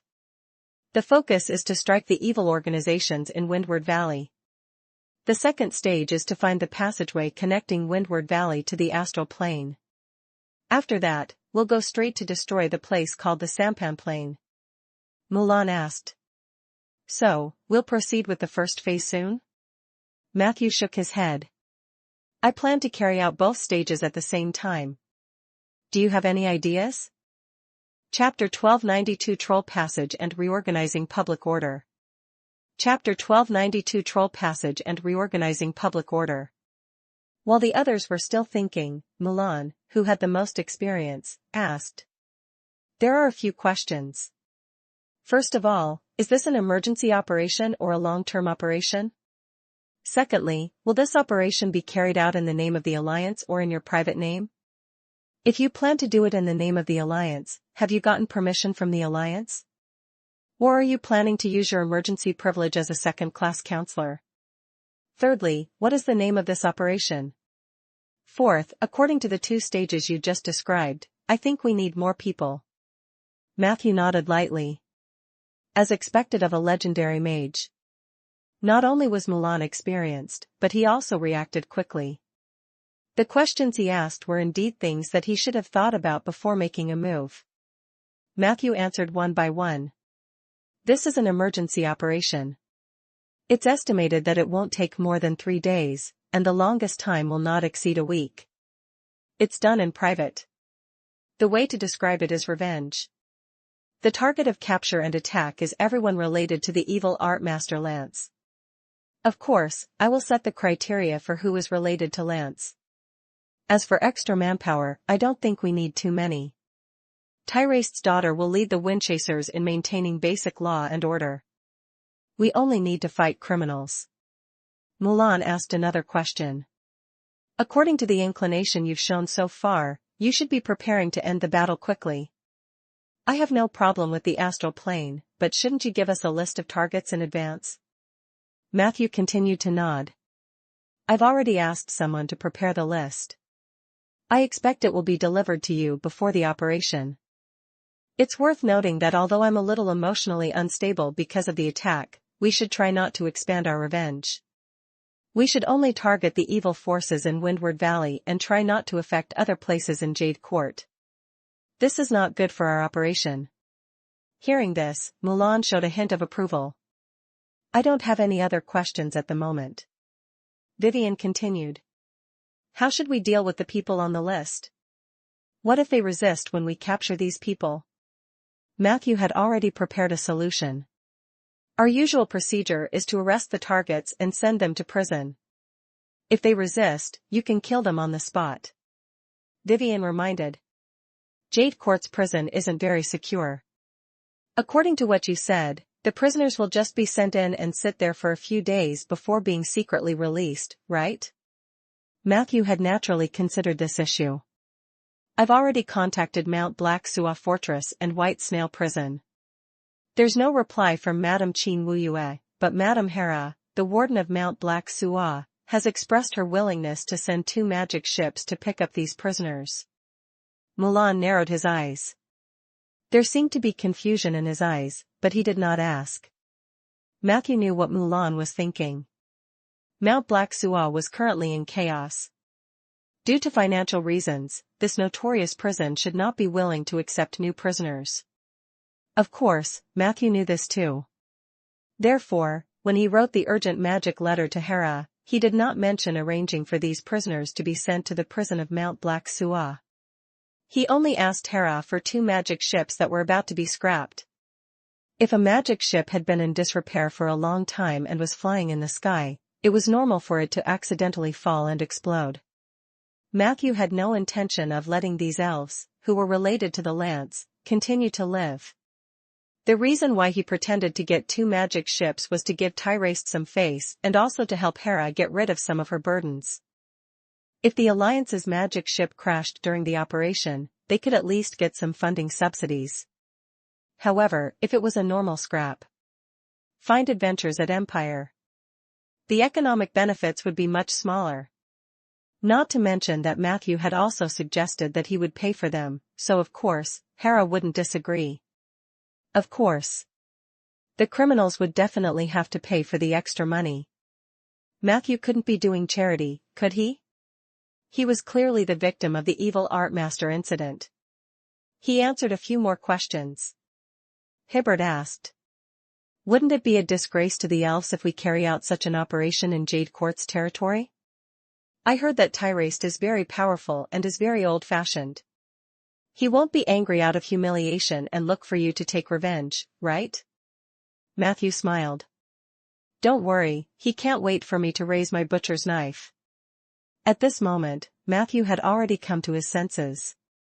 The tragedy of the long-lived species was that they had lived too long. The solution to the problem was simple. He just needed to inject the concept of death into this race again. Tyrest clearly understood this point. It was just that he himself was unwilling to be the butcher. Therefore, he could only hint to Matthew to help in various ways. The priceless elemental crystal cluster and the ancient beauty goddess artwork, as well as Tirani's attitude towards him, explained everything. After Tyrest returned, he would definitely pretend to be furious. However, that was only for the sake of the elven people. Secretly, he probably couldn't thank Matthew enough. After answering everyone's questions, Matthew added, "Actually, the main goal of our operation this time is still the first phase. As long as we can wipe out the people related to the evil art masters in Windward Valley, it will be fine." Chapter 1293 Troll Tunnel and Reorganizing Public Order. Chapter 1293 Troll Tunnel and Reorganizing Public Order. As for the situation in the astral plane, because it is filled with many uncertainties, I will treat it as an additional goal to complete. We will do as much as we can. Our bottom line is to control the Windward Valley and the astral passage behind it. When necessary, I will make a request to the Silver Council to turn the Windward Valley into the territory of the Alliance.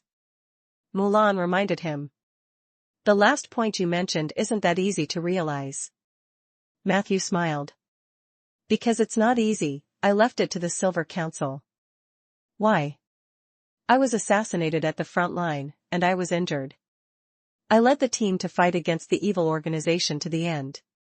Can't our people at the back provide me with some help? Mulan laughed. You're right. However, your performance is completely different from what I expected. I thought you would be a refined and easygoing person. Matthew was surprised. You are not wrong. I am such a person. Mulan smiled and said nothing. Right, in order to make it seem more justified, I urgently applied for a batch of evil detection scrolls from the Silver Council. This batch of scrolls is already in my hands. I'll send them to you in a while. When you go to capture people, if you encounter any evil elements detected by the scrolls and the other party is not on the big list, you can also capture them. Matthew mentioned another detail. Bobo immediately asked. But what if someone on the list can't be detected by the evil detection scroll? As far as I know, evil detection scrolls have many limitations. Matthew smiled. Don't worry, and it's absolutely impossible for the elves on the list not to be evil. He looked very confident. Bobo was even more curious. Why? Matthew casually said. Because they're too evil. It's impossible that we can't detect them. He couldn't tell everyone.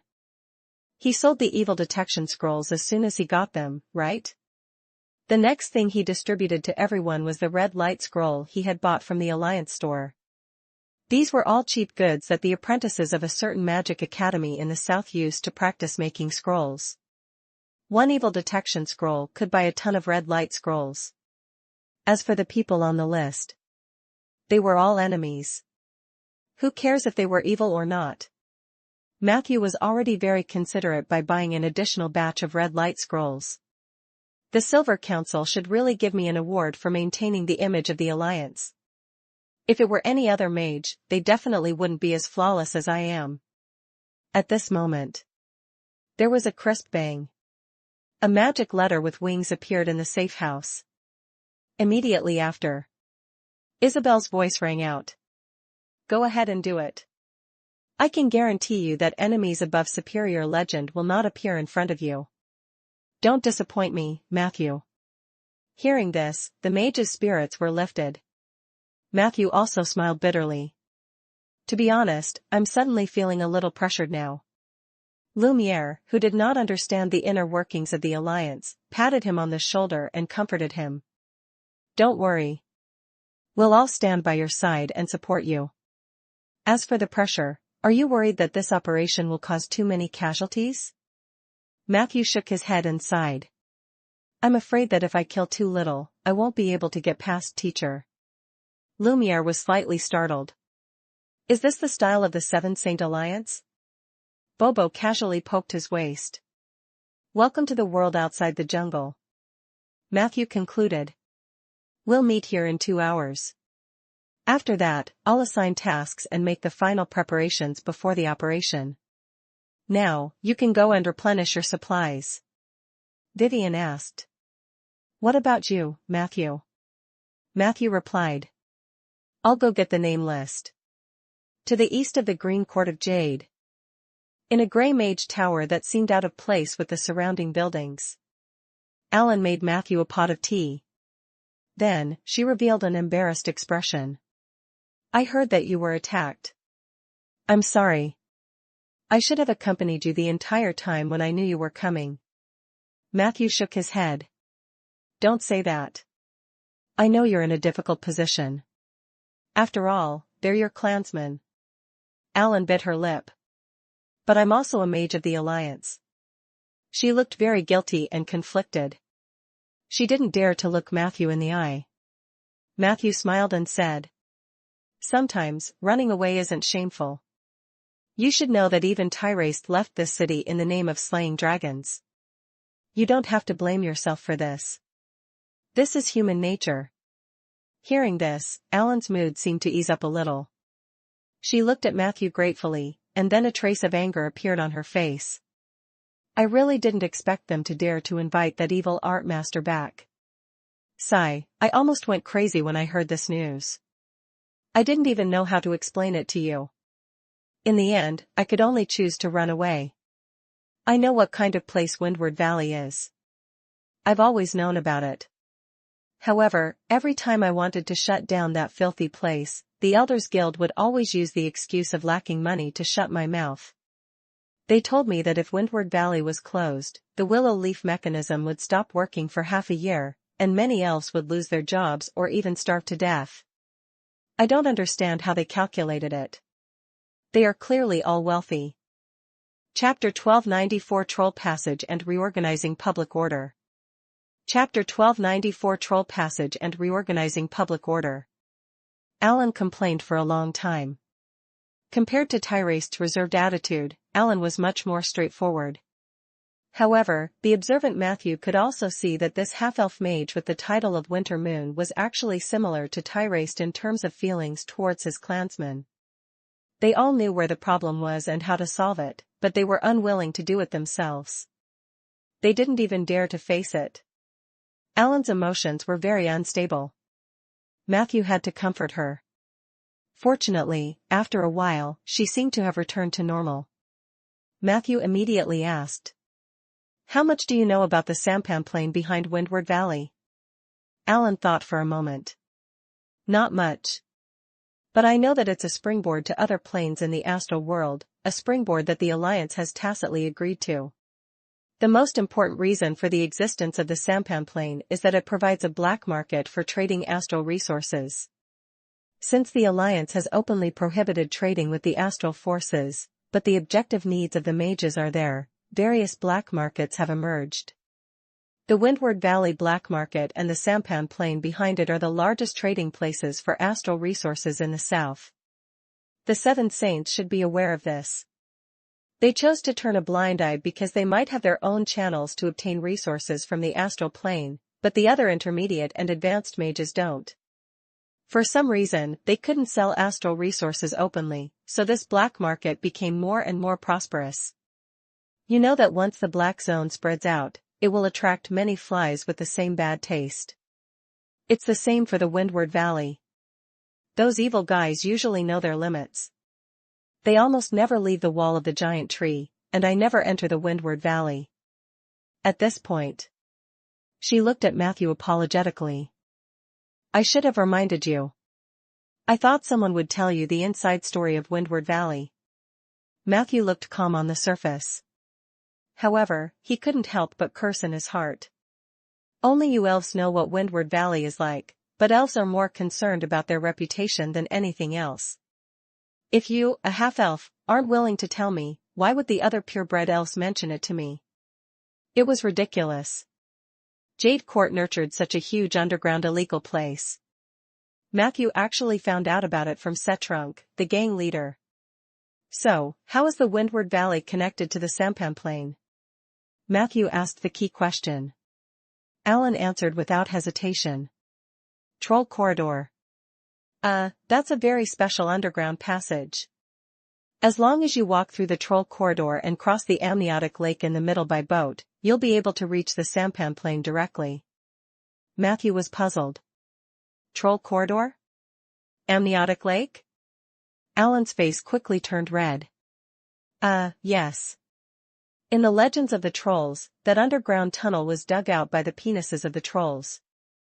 Due to the great divine power of the God of Heaven, the traces of penises piercing through the main material world were permanently preserved, thus forming the Troll Corridor leading to the astral world. That's how the amniotic water lake got its name. Matthew scratched his head.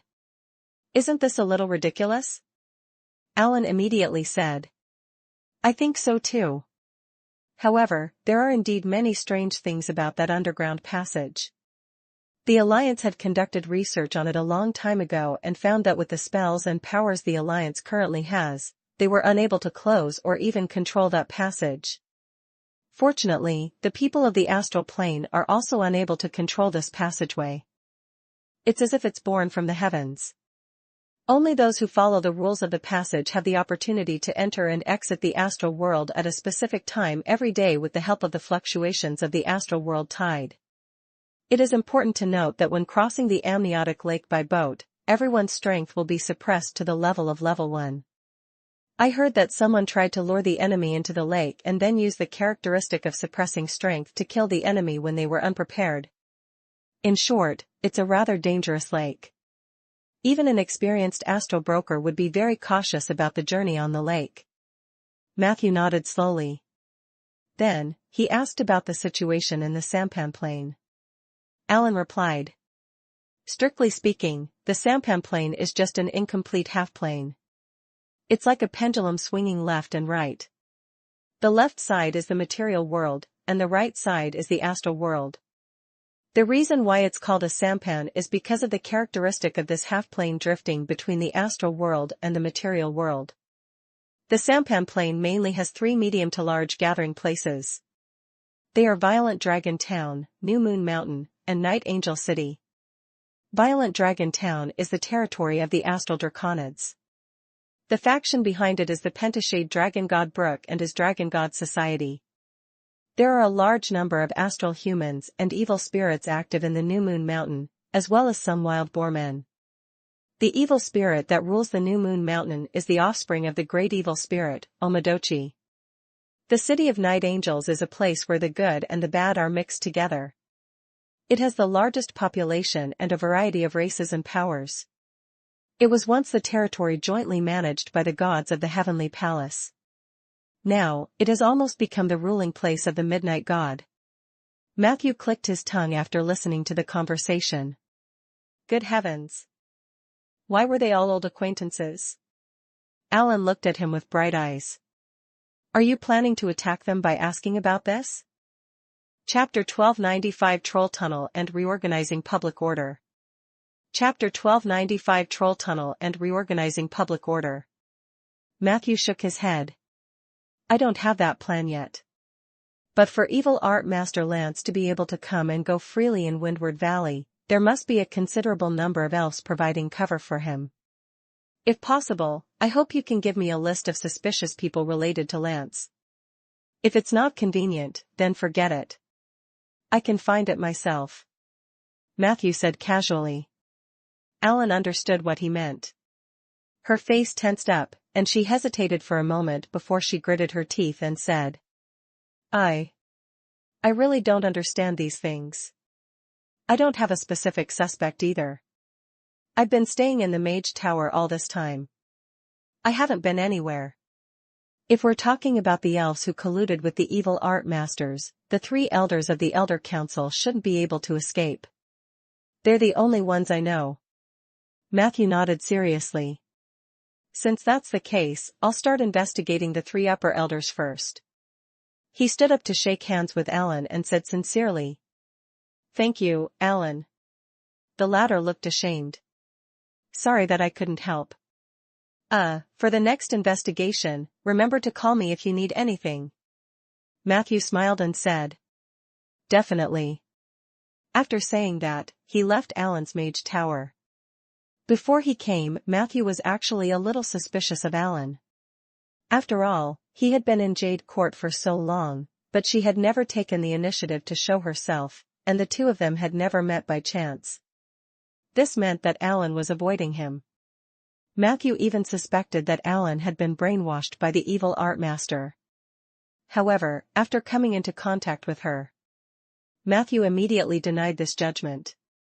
Equalized perception could distinguish a person's state at the elemental level. Alan looked very healthy. Only her mental state seemed a little depressed, conflicted, and confused. Until the other party refused to hand over a list of suspects. Matthew was certain that Alan had nothing to do with the evil art masters. She was probably just at a loss because of the actions of her clansmen. Even so, Matthew still didn't plan to tell the other party about his actions. This might hurt their friendship. But he had no choice. A few minutes later, Matthew came to another place in the city. This was a park full of vines. It was said to be a famous secret meeting place. When Matthew arrived, the other party was already waiting for him. Tarani was wearing a skirt and traditional elf clothing, which was rare. She seemed to be hiding something. Matthew's eyes lit up. You seem to have arrived very early. Matthew greeted casually. Tarani looked shocked and immediately rolled her eyes at Matthew. Then, she sighed. Why don't necromancers have any footsteps? This list has been with me for a long time, you finally came to get it. Sigh. Matthew took the list. As expected. This was what Tyraste had written before he left the city. Your old man really likes to fish for fame. Matthew couldn't help but mock. Tarani nodded in agreement. That's right, that's right. I hate his pretentious behavior. However, there are still many elves who fall for his tricks, especially those old ladies and some elf girls who are ignorant of the world. You might not know how many elf girls have been throwing themselves at my father recently, but it's also because he likes to put on an act that I don't have to have a few stepmothers for no reason like other elves. Was she trying to reduce her guilt by talking about something else? Matthew smiled. The operation of clearing Windward Valley still requires the cooperation of the Windchasers. Of course, you only need to maintain basic security and ensure that there is no large-scale riot. I will play the role of the real villain and butcher myself. Tarani's expression was a little complicated. I hope that you can abide by your agreement with my father and try your best to show mercy. Matthew's expression did not change as he said. I will follow the spirit and instructions that Mr. Tyraste left for me before leaving the city. Tarani heaved a long sigh of relief. But you have to pay more. Matthew added bluntly. The price you gave me before was to solve the problem of the scar of the dead. And now, I'm going to help you remove the malignant tumor of Windward Valley and the many dark forces behind it. You should understand that this difficulty is no less than governing the scar of the dead. Tarani's expression was a little ugly. How much more do you want? Another $1 million? Matthew said calmly. At least 2 million. Tarani's eyes widened. You're crazy. Aren't we cooperating with you? Why should we pay more money? Matthew sneered. I was attacked by a life-threatening attack. When I was captured by the evil art master and brought into the evil thought space, where were you? Where was Tyraste? Where are the troops of Jade Court? I originally wanted to take action against evil art master Lance and related personnel in my own name. Do you want me to use the Alliance's channels to hold Jade Court accountable? Tarani's face instantly turned pale. Compared to the other Wood Elves, as the general of the Windchasers and the daughter of Tyraste, she understood the meaning behind Matthew's words better. The Alliance mage had been attacked by evil art masters in Jade Court, and the Scar of the Dead had been involved. Chapter 1296 Troll Passage and Reorganizing Public Order. Chapter 1296 Troll Passage and Reorganizing Public Order. If this matter were blown up, Jade Court would definitely be unable to escape. She thought of the Snail Valley prison in the Eversong Forest and the new base on the moon. It wasn't hard for Tarani to guess what kind of price the Wood Elves would have to pay to quell this matter if the Alliance really intervened. Thinking of this, she immediately shouted, "Just 2 million. No more." As she spoke, she gritted her teeth and glared at Matthew. "I'll fight you if you ask for more."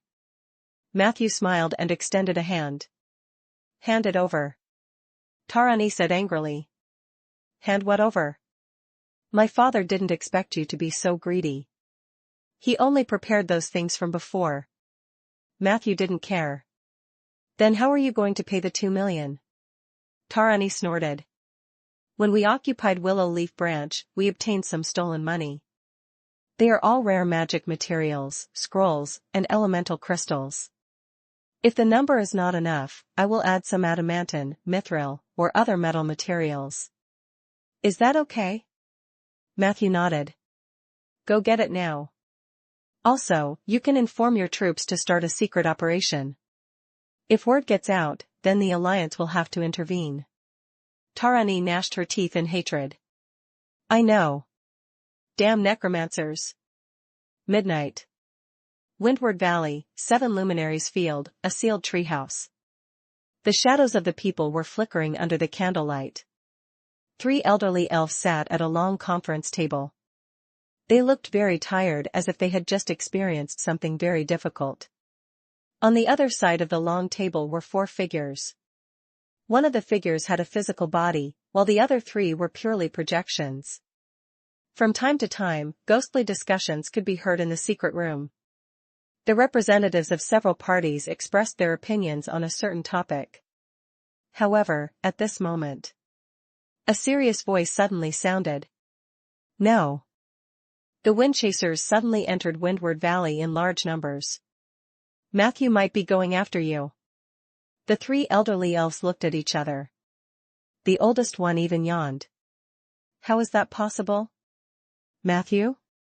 Aren't we still discussing whether we should deal with him? We haven't even had the time to attack him. How dare he?" Boom. After a crisp sound, a hard object tore through the roof of the treehouse and smashed onto the long conference table. The 3 elves couldn't avoid it in time. The most senior member of the Elder Council had his head smashed. In the chaos, everyone focused their eyes. That unexpected disaster was actually a tombstone. What was even more ridiculous was, there was also a man standing on the tombstone that was filled with killing intent. "Matthew, didn't they say you were injured?" someone exclaimed in the darkness. At the same time, Matthew's vigorous voice was also spread throughout the entire Windward Valley with the effect of the sound amplification spell. "Yes, I'm injured. I'm seriously injured. 2 hours ago, I almost died in Windward Valley. Today, all of you have to give me an explanation. Otherwise, none of you can leave. Why aren't you saying anything? Where's the first elder of the Elders Guild?" The other 2 members of the Elders Guild looked at each other. Under Matthew's powerful aura, they had actually lost the ability to speak. He could only point at the corpse under the tombstone whose face could not be distinguished. Matthew looked down. "Heh. What a tragic death. Elders, this place is too dangerous. How did the Great Elder die just like that? No, I have to rectify the public security here. Don't you think so?" Matthew looked at the 2 elven elders with a smile. At this moment, the figure on the other side of the table laughed softly. "Well done, Matthew. As expected of my most beloved father." Chapter 1297 This is too advanced for mages. Chapter 1297 This is too advanced for mages. Whose side are you on? An elder questioned Setrunk in shock and anger. The latter shrugged. "I've already advised you to make the first move. Unfortunately, he made his move faster than you. As for me, I'm on the side of whoever makes the first move. Goodbye, everyone. It looks like the elves are going to be in big trouble, ha ha ha." A light purple magic light flashed in the treehouse. Hood's numbing colored ball instantly enveloped the entire arena. Matthew was able to easily avoid it with the protection spells on his body, but the others weren't so lucky. Setrunk's body immediately turned into pieces of mud. It was obvious that this was another mud clone. The difference from last time was, this time, there was finally no smell of urine. Setrunk quickly escaped again, as if he didn't leave any evidence behind. However, Matthew managed to capture some information from the few words just now. Setrunk's stance was indeed very strange. He contacted Matthew to deal with the Elders Guild. He also contacted the Elders Guild to deal with Matthew. Putting aside these guesses, Matthew was certain that the relationship between Setrunk and the Council of Elders was not that bad. They could actually sit in the same conference room and chat. Unless the Wood Elves didn't know about Setrunk's real identity, but this guess was too ridiculous. There was a greater possibility. There was another truth behind the tragedy in White Poplar Village, and the murderer, Setrunk, was not as innocent as he claimed. He might not have massacred the village just for revenge. He might have been a victim. However, from Matthew's point of view, this guy was more likely to be spy, who had a close relationship with the Elders Guild and was once tasked to clean up their mess. From this perspective, Setrunk was actually cleaning up the mess for the Elders by creating the tragedy in Poplar Village. Although the main target of this operation is Lance, I can't let Setrunk off either. He has been restless for a long time. I can't allow him to continue like this. Matthew secretly made up his mind. As long as Setrunk revealed a flaw, he would let him know what a true loving father was. The other three projections also turned into bubbles under Hood's spell. In the huge reception room, only the two elven elders were left twitching slightly on the spot. The paralyzing magic ball would make a considerable part of their muscles relax violently. Not long after, a foul stench filled the air. Matthew could not help but frown. No wonder there are always mages who want to include paralysis balls as a forbidden spell. These two elves' bladders are relaxing too quickly. Hood shrugged. You can't blame me for this. Elves are naturally more sensitive to the numbing colored balls. I used this move out of habit. Inside the colored ball, the two elven elders were humiliated. They called for the guards for a while, but when they realized that there was no response, they looked at Matthew with horror. What are you doing? This is the Jade Court, the holy land of the elves. How can the people of the Seventh Saint Alliance barge in so casually? The other person looked at Hood and cursed angrily. Hood? It's you. I was the one who gave you the order from Jiliu City. You used to treat me. Hood used silence to interrupt the other party's nonsense. The past is the past, and the present is the present. Lord Matthew was attacked by the warlocks of the Order of Calamity on your territory. Of course, we have to find out how many of his accomplices are here. Your Excellency's expression seems to be very dissatisfied? Are you also an accomplice? The two elven elders widened their eyes. They seemed to want to say something. However, the undead who were lurking in the darkness had already swung their butcher knives at them. Soldier and Peggy sneaked behind them from the left and right, then easily took their heads off. Hood looked at Matthew in surprise.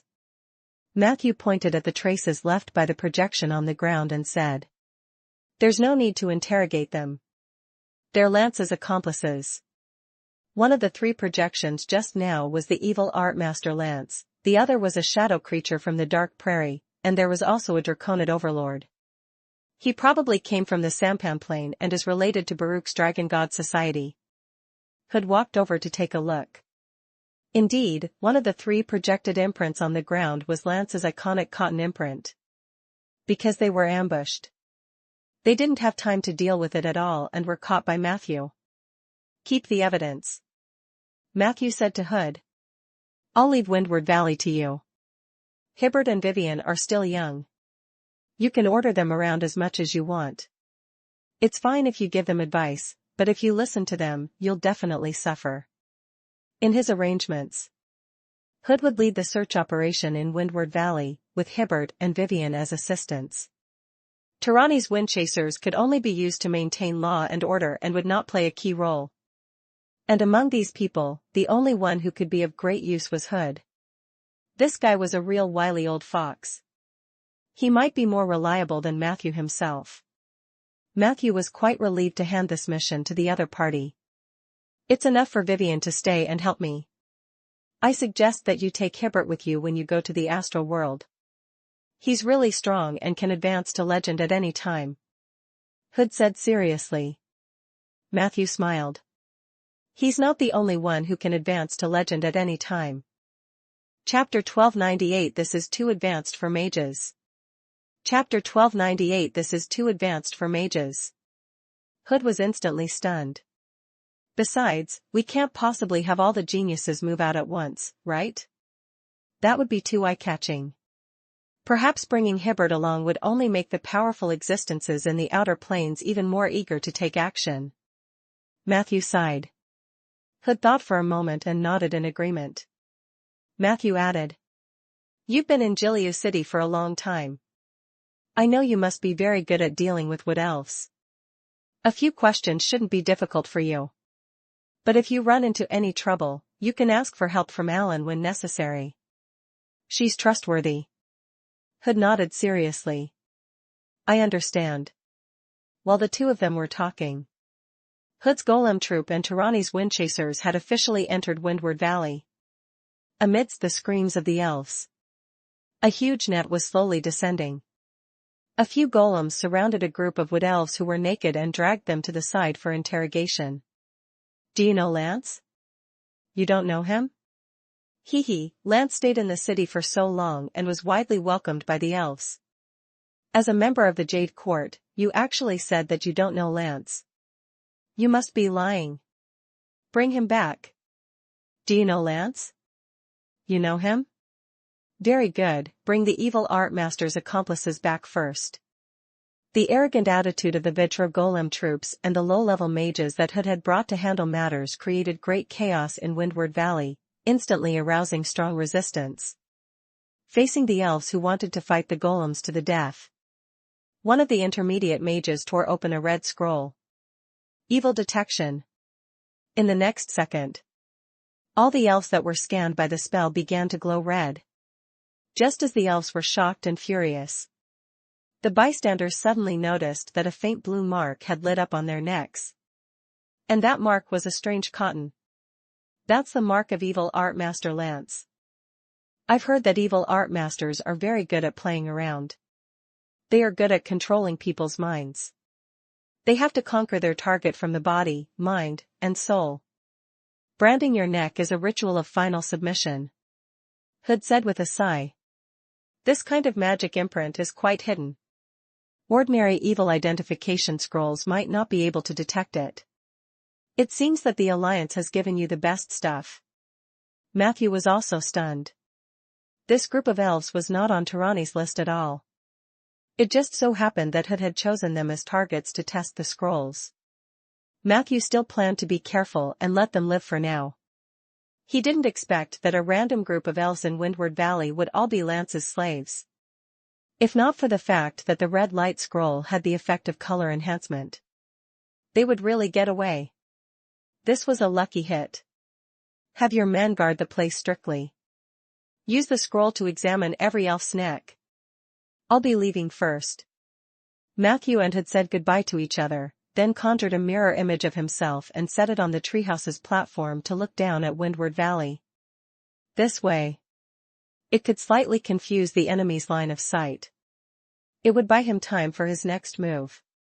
A moment later, Matthew's real body arrived at the Fanged Cave in the northwest of Windward Valley using the teleportation spell. The cave's surroundings were covered in a deathly white color. It was the teeth of countless giant demons. There were more than 10 elven guards lying at the entrance. The legendary mage Milan stood there alone, waiting for Matthew. I thought you didn't know any spells other than defensive spells. Matthew smiled and asked. Then how did you knock them out? Milan sighed and took out a hammer from behind him. It's quite troublesome. I can only cast a defensive spell and knock them out one by one. Fortunately, they can't hurt me. Matthew looked at the hammer, then at Mulan's muscular body, and then shook his head. He knew that Mulan was joking with him. These elven guards were obviously knocked out by a counterattack spell. However, since the other party could easily carry such a large hammer, his physical strength must be extraordinary.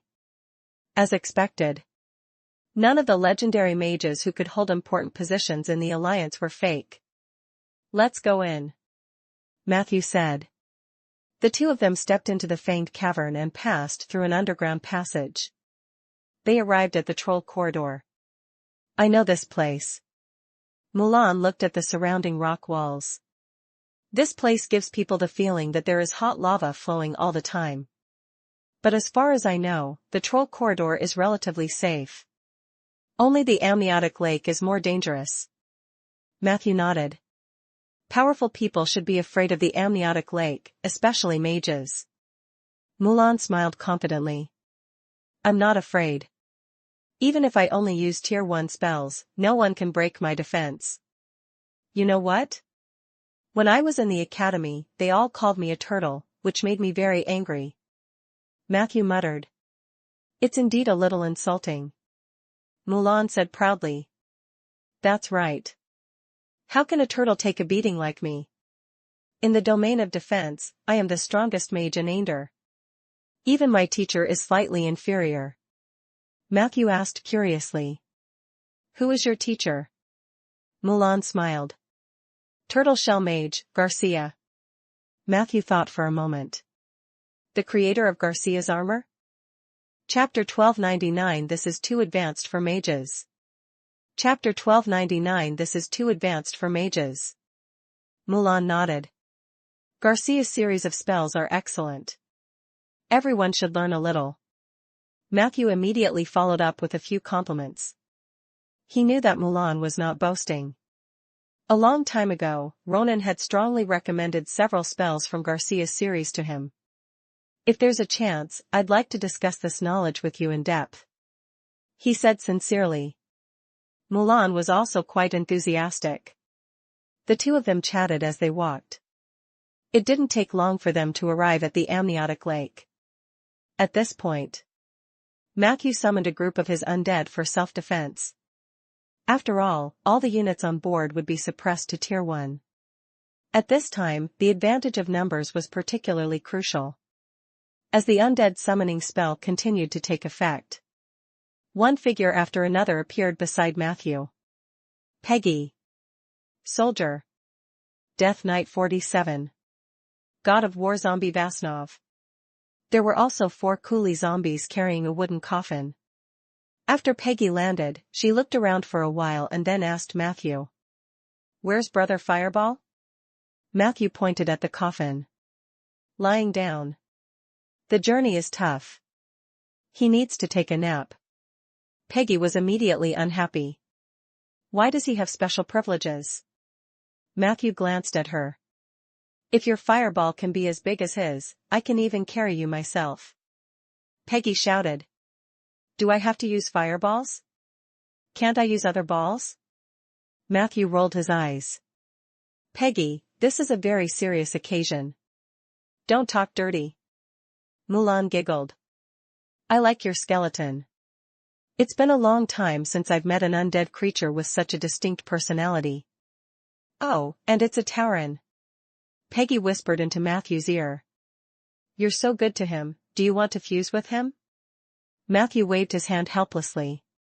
The group of people walked towards the pier by the lake. There were a few boats docked at the dock, some big and some small, but they were all very quiet. The lake in the distance stretched as far as the eye could see, and only the stars and fireflies illuminated the outline of the lake. For the first time, Matthew felt as if he had come to the end of the world. "Get on this ship." After 2 rounds, Matthew chose a slightly larger ship to board. They did not go to the cabin, but chose to stand on the deck. The ship was huge, but there were not many people on it. It looked like it had been in disrepair for a long time. Occasionally, a few shadows would pass by them. There was no conversation or contact between the two sides. A shadow even passed through Soldier's body. It was like a ghost. Remember, after you set sail, don't talk to the sailors or the captain, and don't look them in the eye. Matthew warned his undead. These shadows are the projections of the astral souls, and so is the ship we're on. They don't exist in the same world as us. They might have died many years ago, but for some unexplainable reason, these projections are still silently carrying out the mission of ferrying. Mulan glanced at the structure of the cabin and whispered. No wonder we don't need to buy tickets. Matthew nodded lightly. Theoretically, they can't even sense our existence. As long as we don't interact with them, there shouldn't be too much danger. Mulan said thoughtfully. I can sense a strange magnetic field from their bodies. If we interact with them, that magnetic field might pull our souls away and send us to an unknown world. It's more dangerous for the undead. If they are not careful, their soul fire might be sucked dry. What a dangerous and fascinating phenomenon. Upon hearing this, the undead instantly fell silent. Matthew thought for a moment and threw out a large invisible magic ball to hide the undead. Then, the two of them communicated in low voices for a while. Not long after, the boat set off. On the deck, the astral soul's projections became more active. They moved back and forth, appearing unusually busy. The lake was covered in thick fog, and the visibility was pitifully low. As the ship moved forward, the creaking of the mast could be heard every time it shook, and the creaking of the deck was heard from time to time. This ship gave people the feeling that it could disintegrate at any time. The broken ship swayed for more than 10 minutes before slowly coming to a stop. Matthew and Mulan stretched their necks and found a small island on the lake. At this moment, the broken ship was docked on the island. Not long after, there were 4 people boarding the ship at the dock. The first was a dark-skinned, vigilant purgatory human. The second was a bald demon with a scar on his face and a fierce gaze. The third was a tall, snow-white fairy with thick purple eyeshadow. The fourth was a succubus with huge chest muscles. It was literally chest muscles because all 4 of them were men. After the 4 of them boarded the ship, they did not enter the cabin. Instead, they found a corner on the deck and sat down. 15 minutes later, the broken ship continued to sail unsteadily towards the unknown. Nothing happened along the way. The lake was much bigger than Matthew had expected. Perhaps this was not a lake at all, but an ocean that connected the astral world and the material world. Matthew sat on the boat and could clearly sense the subtle changes in the surrounding elements. He knew very well that he was getting further and further away from the prime material plane. Because the feeling of being blessed was constantly leaving him.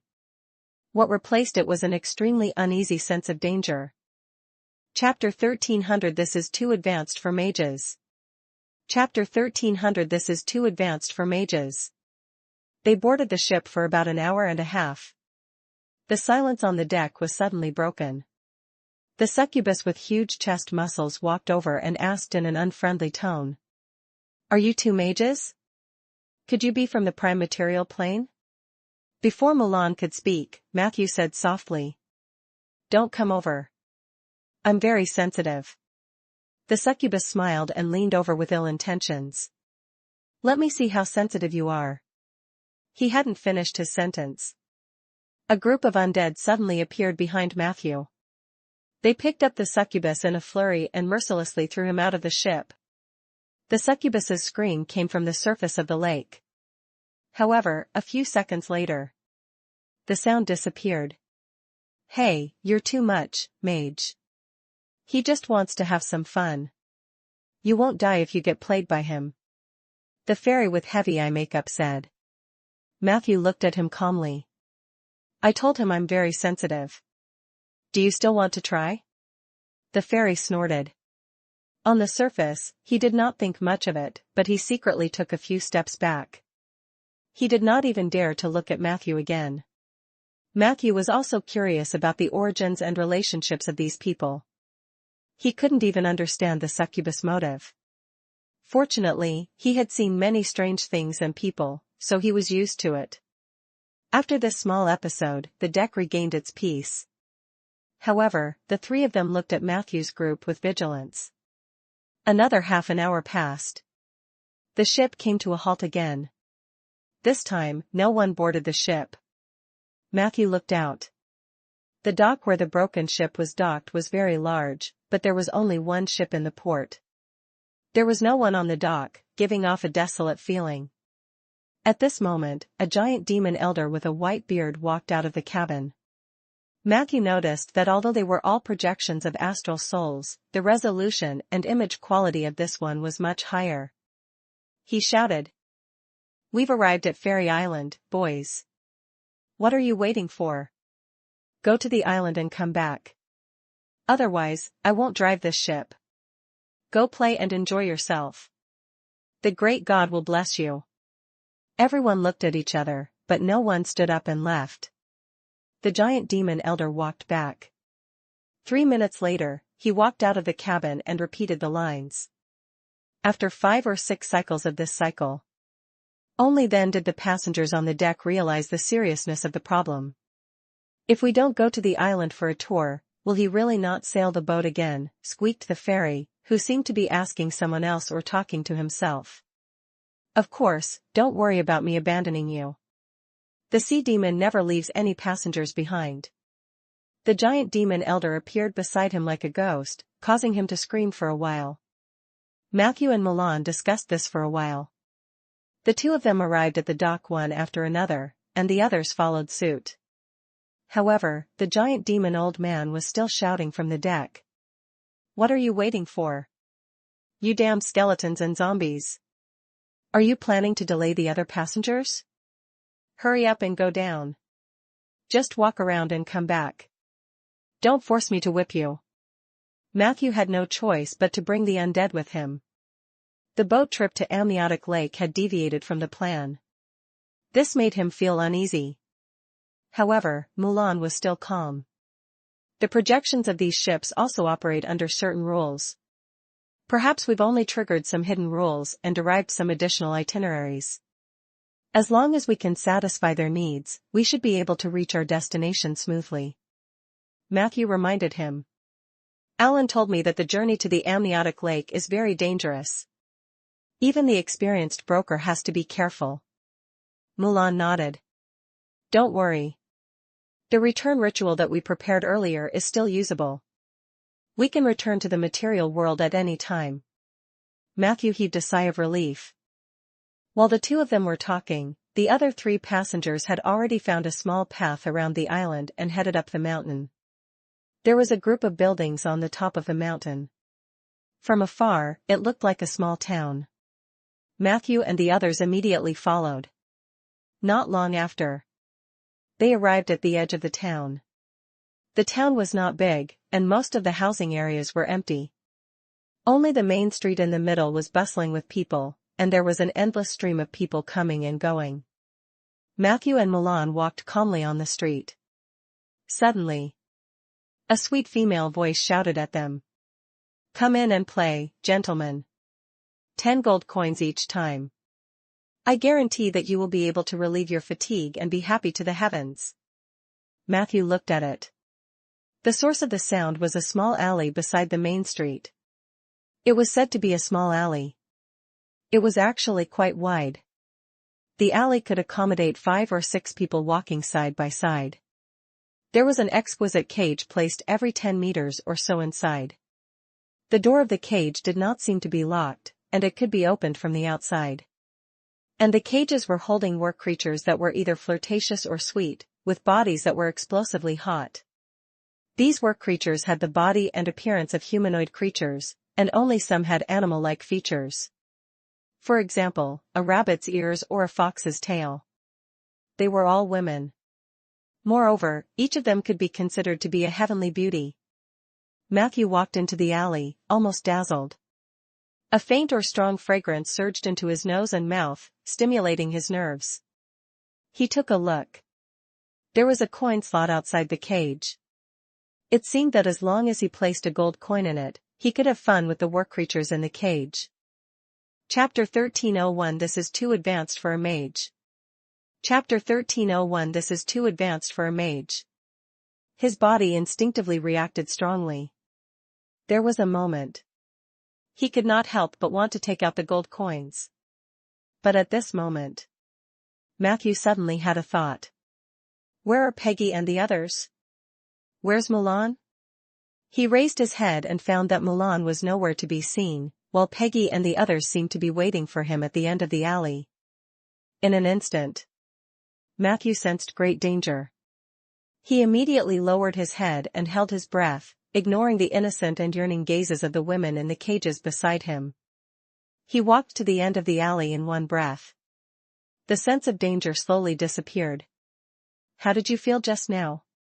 Matthew asked Peggy seriously. Peggy spread her hands. I don't feel anything. I've walked out in a few steps. Why were you so slow, Matthew? Were they treated differently because they were undead? Matthew thought to himself. At this moment, Milan also walked out of the alley.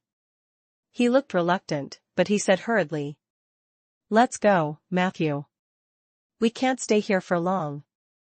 The two of them left the hilltop town and walked half a circle along the remaining road before returning to the dock. The giant demon old man was watching them from the deck. When they boarded the ship this time, the old man said cheerfully. How is it? Did you feel good? I told you I wouldn't lie to you. Everyone who came to Fairy Island told me that this trip was worth it. This is a man's paradise. Matthew and Milan looked at each other. The two of them returned to their original seats. After a while, the bald demon with a face full of scars boarded the ship, breathing heavily. When he saw that Matthew and the others were unscathed, a deep shock flashed across his eyes. Another 10 minutes passed. Two strangers boarded the boat. Matthew narrowed his eyes. These two people were also men. They were wearing very normal men's clothes, but their behavior was very feminine. As they got on the boat, they whispered. We finally escaped. That's right, that's right. The giant demon old man replied to them with the same lines as before, and the two of them directly ignored him. All right, all passengers are in position. Let's continue sailing. The old man shouted. The broken ship slowly left this strange island. Another hour and a half later, the broken boat stopped at a certain dock, and the two strangers hurriedly got off the boat. Only Matthew's group and the bald demon were left on the deck. The ship continued to move. The bald demon suddenly said. You two have good willpower. You were able to escape from the fairy island unscathed. Milan pondered and asked. Where did that human from the purgatory and that fairy go? A mocking smile appeared on the demon's face. Them? In the cages, of course. You guys don't know, right? Once someone was tempted by the work creatures in the cage, paid 10 gold coins, and opened the cage door to have sex with them, things would become strange. During this process, those sexy and beautiful work creatures will do everything they can to satisfy your sexual needs. I guarantee that this will definitely be the best time in your life. However, due to some unimaginable rules, once you complete the ejaculation, you would be horrified to find that the animal skin on the work creature who was serving you just now would fall off and stick to your body. From now on, your identities will be swapped. The work creatures would be freed. They had obtained the opportunity to leave the cage. And you would take their places in the cage. If you want to be free, you have to attract guests in the cage like her and complete the ritual she did to you before. Hee. Now, do you know the relationship between those two who left and those two people who came after? The corners of the bald demon's mouth curled up. Milan looked as if he was shivering. Matthew suddenly asked. How do you know so much? The bald demon instantly fell silent. But after a moment, he said frankly. Of course, I've experienced it once. I stayed in that damned cage for half a year. Actually, there's nothing wrong with experiencing this kind of thing. The fairy island was left behind by the giant troll god. It said that his original intention was to let men experience the happiness of women. If you can completely let down your guard, that cage won't be able to trap you for long. After all, the fairy island is very crowded, and that alley itself has a strong aphrodisiac effect. Someone will definitely save you. I also heard that some people never wanted to leave the cage. Matthew and Mulan looked at each other. This fairy island was too strange. Even for a mage, it was a little too advanced. Right, you guys are also going to Brutal Dragon Town, right? The bald demon asked casually. Chapter 1302 Matthew's Undead Disaster. Chapter 1302 Matthew's Undead Disaster. Seeing that the bald demon's tone was still kind, Matthew did not deny it and nodded lightly. He asked, "Where else can this ship go other than Brutal Dragon Town in the Sampan Plain?" The demon said, "Oh, there are many places to go. The amniotic lake is essentially an astral hub that connects the main material world and the astral world. It also connects to many secondary planes along the way. Every island you see on the ship might have a demiplane or a secondary plane behind it. As long as you can find the pattern, you can take these ships to the abyss, purgatory, and even the underworld for free." At this point, the bald demon paused for a moment, then solemnly reminded, "But I strongly advise you not to go to the abyss. If you really go there, you have to be careful of those brainless demons. You have to keep a distance from them. Otherwise, you will bring disaster to yourself." Mulan looked at him curiously. "Aren't you a demon yourself?" The bald demon nodded. "Of course, I'm a demon, but that doesn't stop me from hating demons.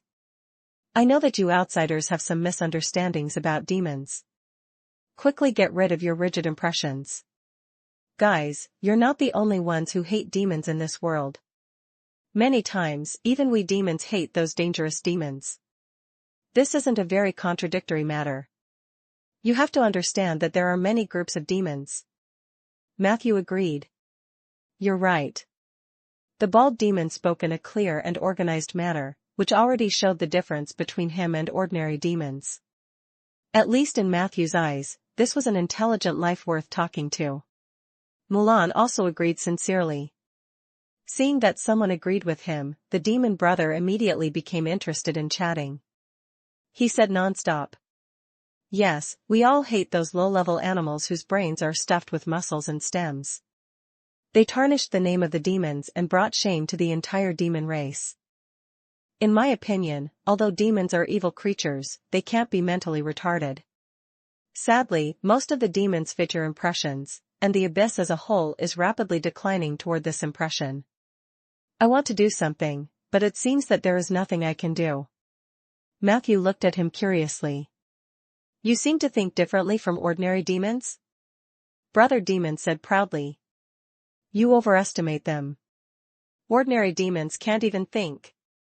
They are walking corpses dominated by evil nature. You know the nature of evil, right? The evil power in the universe is divided into two parts, one for the abyss and the other for purgatory. The abysses is called the evil maintenance nature, while the purgatories is called the evil root nature. These two natures seem very similar, but they actually contain many different aspects. I only learned about the secrets of this place after reading a lot of books. We're going off topic.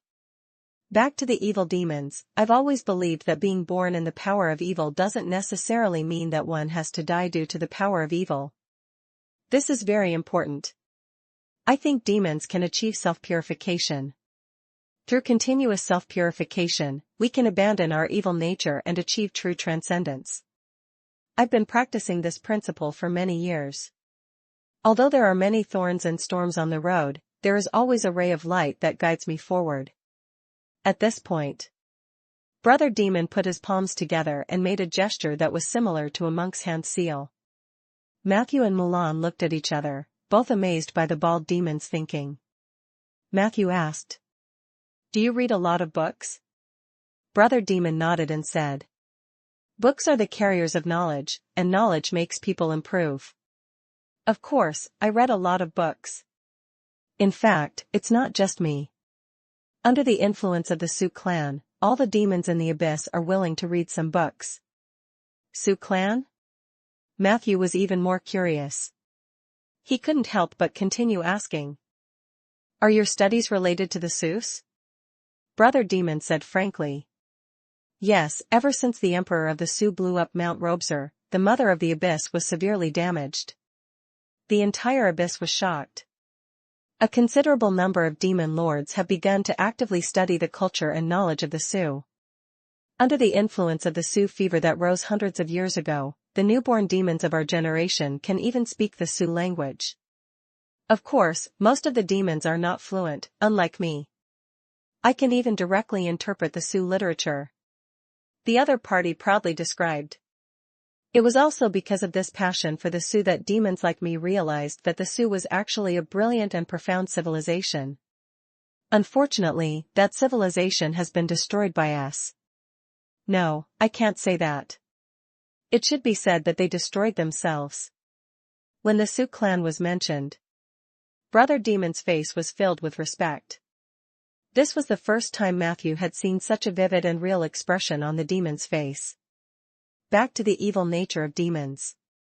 According to my current observations, it might be a little self-deceiving to directly persuade demons to be good. However, I discovered that as long as I put in enough effort, I could at least influence a portion of the demons and make them act like normal, intelligent life forms.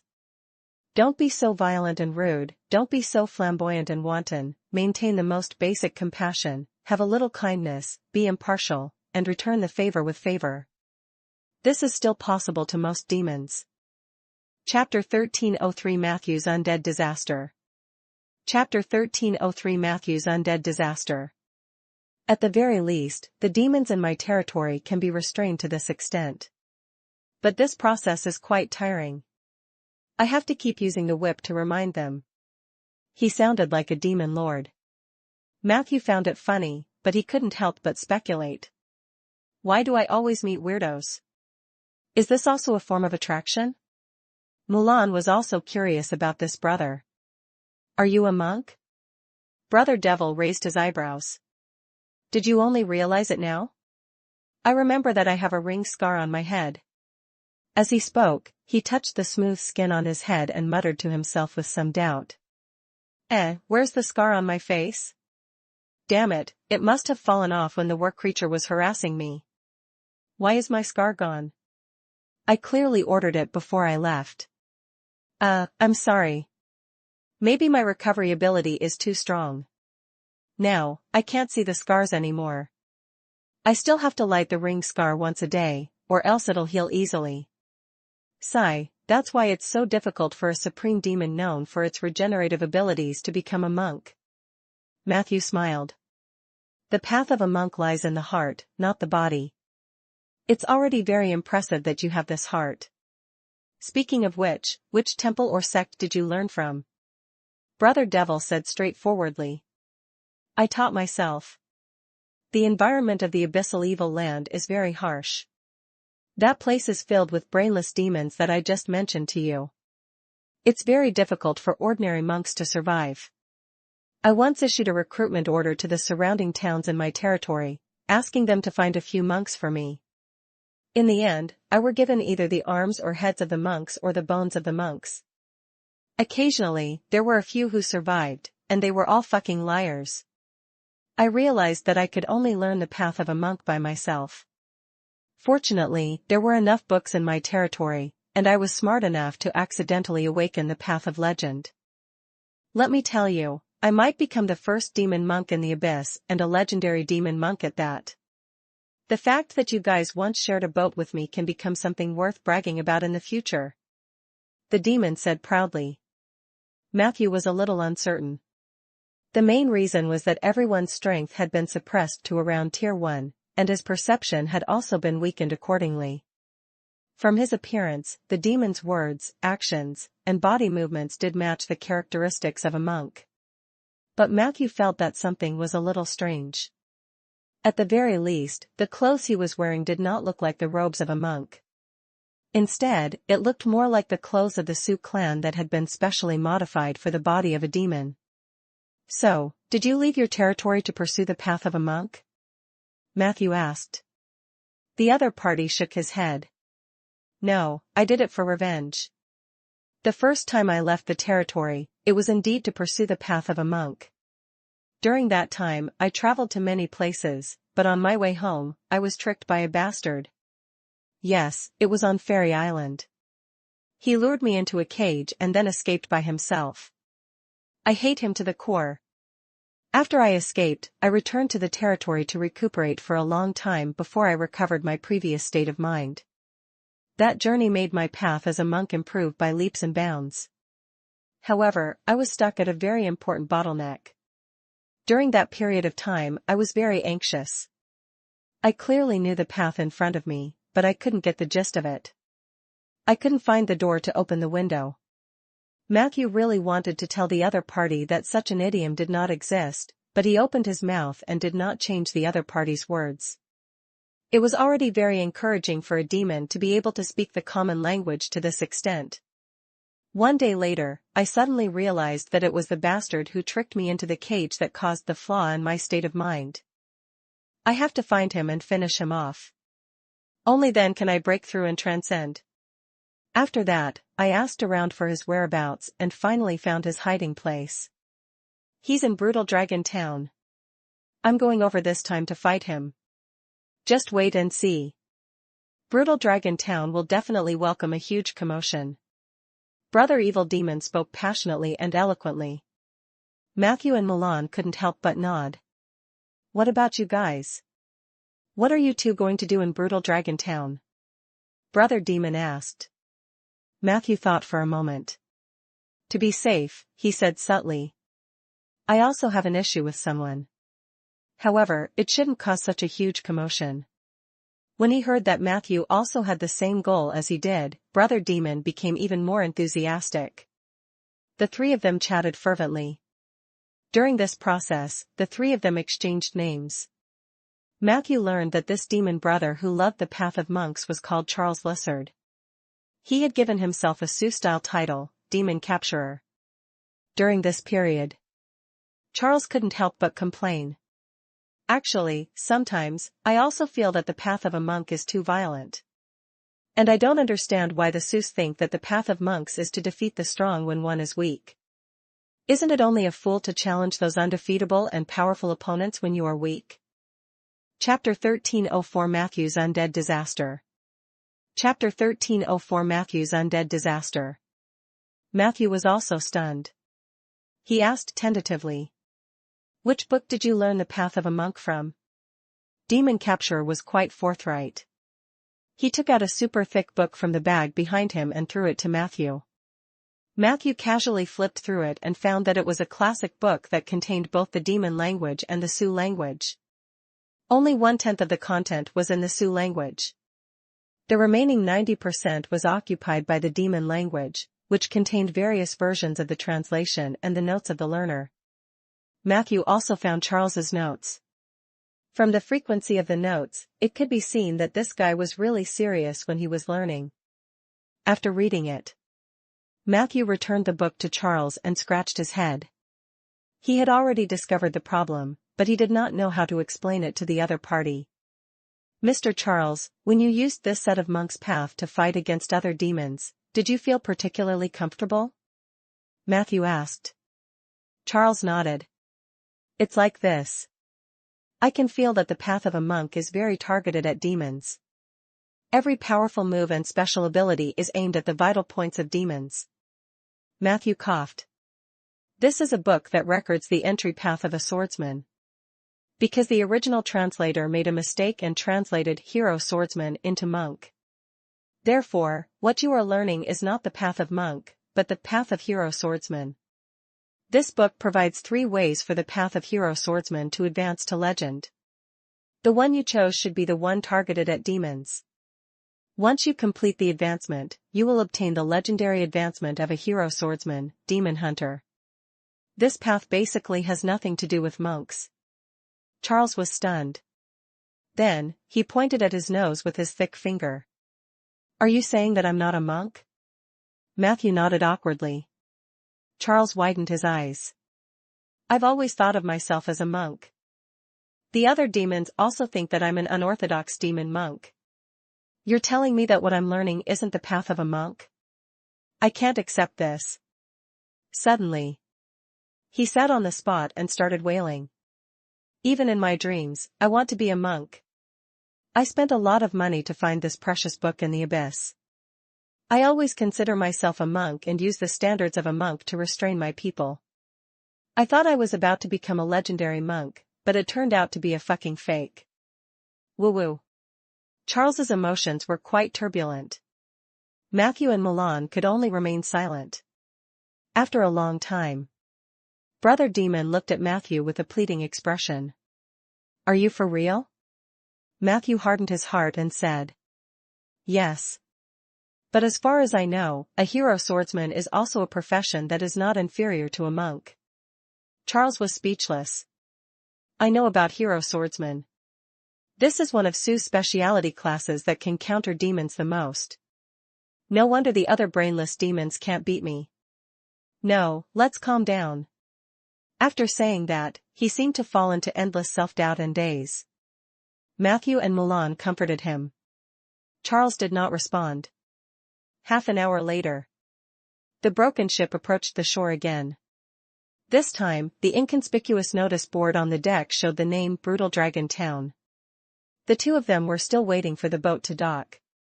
Charles suddenly said faintly, the ship has arrived, and I've thought it through. I want to take revenge first, then pursue the path of a true monk.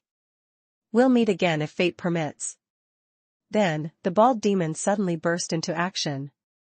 He rushed to the side of the ship at lightning speed. Then, he stepped on the side of the ship and stepped into the air. The tip of his foot tapped the air and flew directly from the lake to the dock. On the data panel. Hint, Great Demon Charles, Hero Swordsman LV20/Demon Hunter LV0/Hero Model, has used Qigong. A demon swordsman who knew Qigong? Matthew and Milan looked at each other and felt enlightened. Then, the ship officially stopped. After the two of them went ashore, they quickly left the crowded dock. Walking on the land of the sampan plain, Matthew could feel the difference in this place. The gravity of this plane was about 0.75 times that of the prime material plane, which made him feel light when he walked. When the two of them left the dock, it was night on the sampan plain. The bright starlight hit their skin directly, and after a long time, they actually felt a slight burn. Milan cast a few defensive spells on Matthew. This was how he became immune to the side effects of the strong starlight. Not only was there more damaging starlight here, but there was also a larger and more complex ether.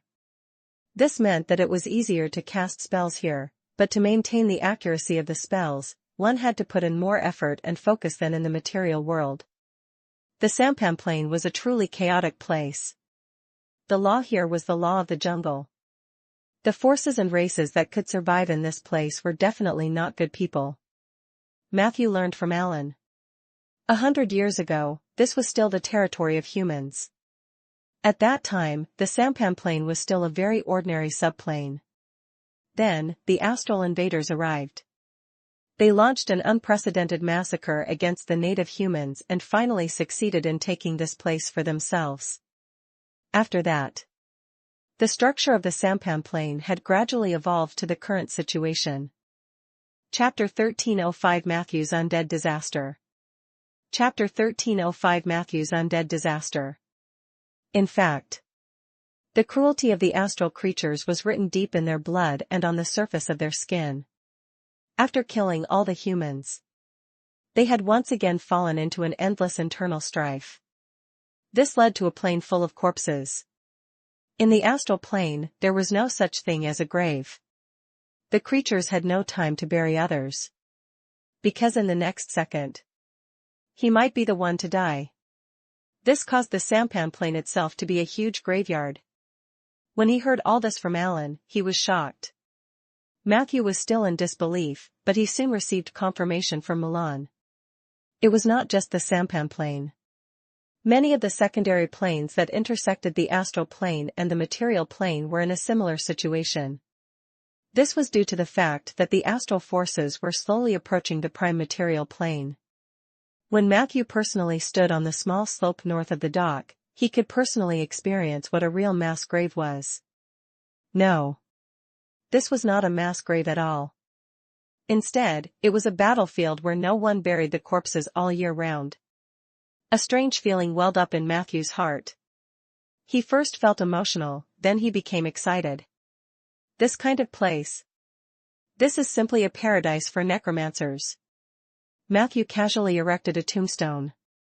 In an instant, the authority of the gravestone, the undead domain, the grave domain, and the negative energy domain were all activated. I'm going to make a move, Matthew reminded. Mulan nodded and asked, "Do you need my help?" Matthew shook his head and said politely, "Follow the original plan. You only need to ensure your personal safety." Mulan said straightforwardly, "That isn't a difficult matter. It just so happens that I don't know how to fight either. I'll be watching your performance next." After saying that, his body suddenly began to glow and then turned into a shining gem. The gemstone kept shrinking. Not long after, a sapphire pendant appeared on Matthew's neck. His body also flickered with a dark blue metallic luster. Hint: legendary mage Mulan has used the invincible gem on you.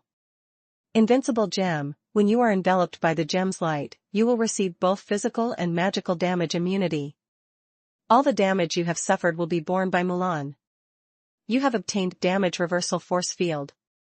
Damage Reversal Force Field: legendary, all damage you receive will be reflected back to the creator of the damage by 10 times.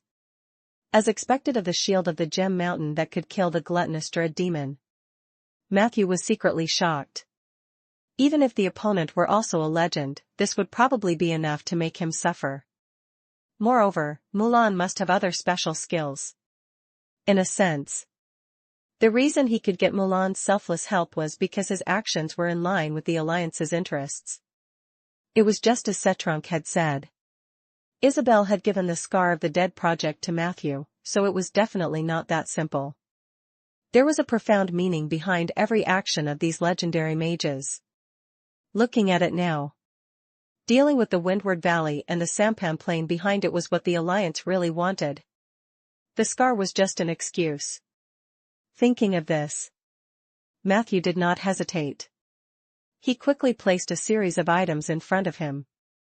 1/4 box of negative energy crystals. 2 high-quality negative energy runes. 19 bloodshed scrolls. There were also countless empty tombstones. Matthew used the tombstone to form the shape of a magic array. Then, Matthew summoned Filey from the negative energy plane. He had Filey stand in the center of the magic circle while Peggy, Soldier, Olerin, and Vasnov stood on 4 sides with magic materials in their hands. The atmosphere around the hillside suddenly became dangerous and solemn. Matthew opened his arms and began to chant an ancient and shocking incantation. Filey was the first to raise its head and use dragon language to respond to Matthew's chant. Peggy was the second one, and she spoke in the Tauran language. Soldier spoke in Naga language. Olerin spoke in the language of the undead. Vasnov spoke in the heavenly language. These different languages and tones interweaved together as if they had set off a strong wind and torrent from the negative energy plane, where the torrent of negative energy swept. The starlight instantly dimmed, and the world turned pitch black. When someone looked up in shock, they could only see a thick, endless dark cloud. In the next moment, a rustling sound came from under the ground. Under the Necromancer's call. Those individuals who had been deprived of their lives were given spirituality again. They staggered up from the ground. They looked around blankly. Soul fires lit up in their bodies. In less than 5 minutes. Up and down the hill, there were more than 1,000 staggering figures. Matthew continued to chant as he walked down the hill. At the foot of the mountain, he rode on the Crimson Flame Nightmare and headed towards the vast astral wilderness. Nightmare walked forward with his head held high. Behind them, it was an endless sea of undead. This was Matthew's Undead Calamity. Hint: you have successfully used the Tier 5 spell, Undead Calamity. Your ability, spell upgrade is in effect. The undead calamity has been strengthened. Your domain, undead, grave, negative energy, is in effect. The undead calamity has been strengthened. You have used multiple languages to assist in chanting. The undead calamity has been strengthened. Your undead calamity is infinitely close to the effect of a legendary spell. Undead calamity, 1171 undead have been awakened. More undead are joining your army. Yes, it was. Undead calamity. From the moment Matthew made up his mind to eradicate the astral forces on the sampan plane, he had no intention of leaving any escape for himself or the other party. This was a Tier 5 spell, an upgraded version of the Death Curtain. Thanks to his extraordinary talent in necromancy, Matthew only needed a short time to master it. But at the beginning, he felt that he would not use this spell at all. Because this spell was too extreme. All living beings that were enveloped by the death curtain created by the undead calamity would suffer instant death and would then be transformed into all kinds of undead. I didn't expect that. Not only did I use it, but I also used it so quickly. Matthew laughed at himself. He checked and found that there were already more than 1,000 undead who had joined his undead army. However, the average level of the undead was very low. Taking the most common skeleton soldiers as an example, the average level of this undead was only level 5. Fortunately, as long as the undead stayed in the death curtain, they would continue to grow until they reached a bottleneck. The most powerful aspect of undead calamity was its snowball ability. And the way to snowball its effect was not to summon more undead but to kill more people. After this night, the sampan plane will probably not be covered in blood. Instead, it will become a place where ghosts and gods will cry and howl. Matthew thought. At this moment, this information suddenly flashed across the data panel. Prompt: you have obtained a new submission, the anger of the natives. The anger of the natives. The natives of the sampan plane were once massacred by the astral creatures, but with your help, they were able to make a comeback. Mission objective: kill at least 3,000 astral creatures at the sampan plane. Mission reward: Pot of Miracles, legendary spell. Pot of Miracles: every year, you can create a delicate pot with magic. When you open the pot, you can choose one of the following 3 options. 1. Your lifespan increases by 10 years, up to 100 years. 2. You can revive a dying person or a person who has been dead for less than 100 minutes. 3. No matter how serious your injuries are, you can instantly recover to your peak condition. Matthew glanced at the mission description. Suddenly, he saw the shadows of many human natives in the undead army behind him. Their badly mutilated remains turned into zombies or skeletons and joined the troops. Matthew nodded at them. Then, he led the army forward. After an unknown amount of time, some buildings began to appear in the distance. Matthew understood. Brutal Dragon Town was already right in front of them. Chapter 1306 Karma came so quickly? Chapter 1306 Karma came so quickly? Sampan Plain, Brutal Dragon Town. Rather than calling it a small town, it was more like a bigger village. The buildings here were mainly made of wood, with a few houses made of mud tiles. The closer they got to the core area of the town, the more mud-tiled houses there were. There were 30,000 to 50,000 astral creatures active here. Among them, there were about 5,000 astral draconids who were the core residents. The draconids were more xenophobic. They lived in the mud-tiled houses in the core area and discriminated against the living beings in the periphery.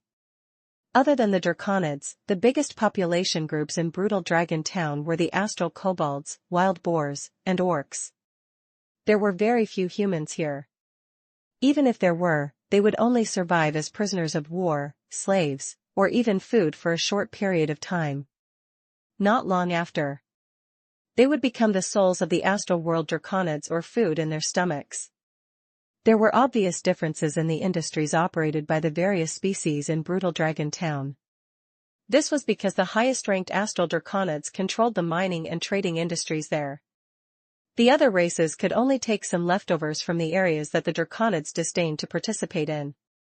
But even so, This place still attracted a large number of creatures from the new territories. The reason was simple.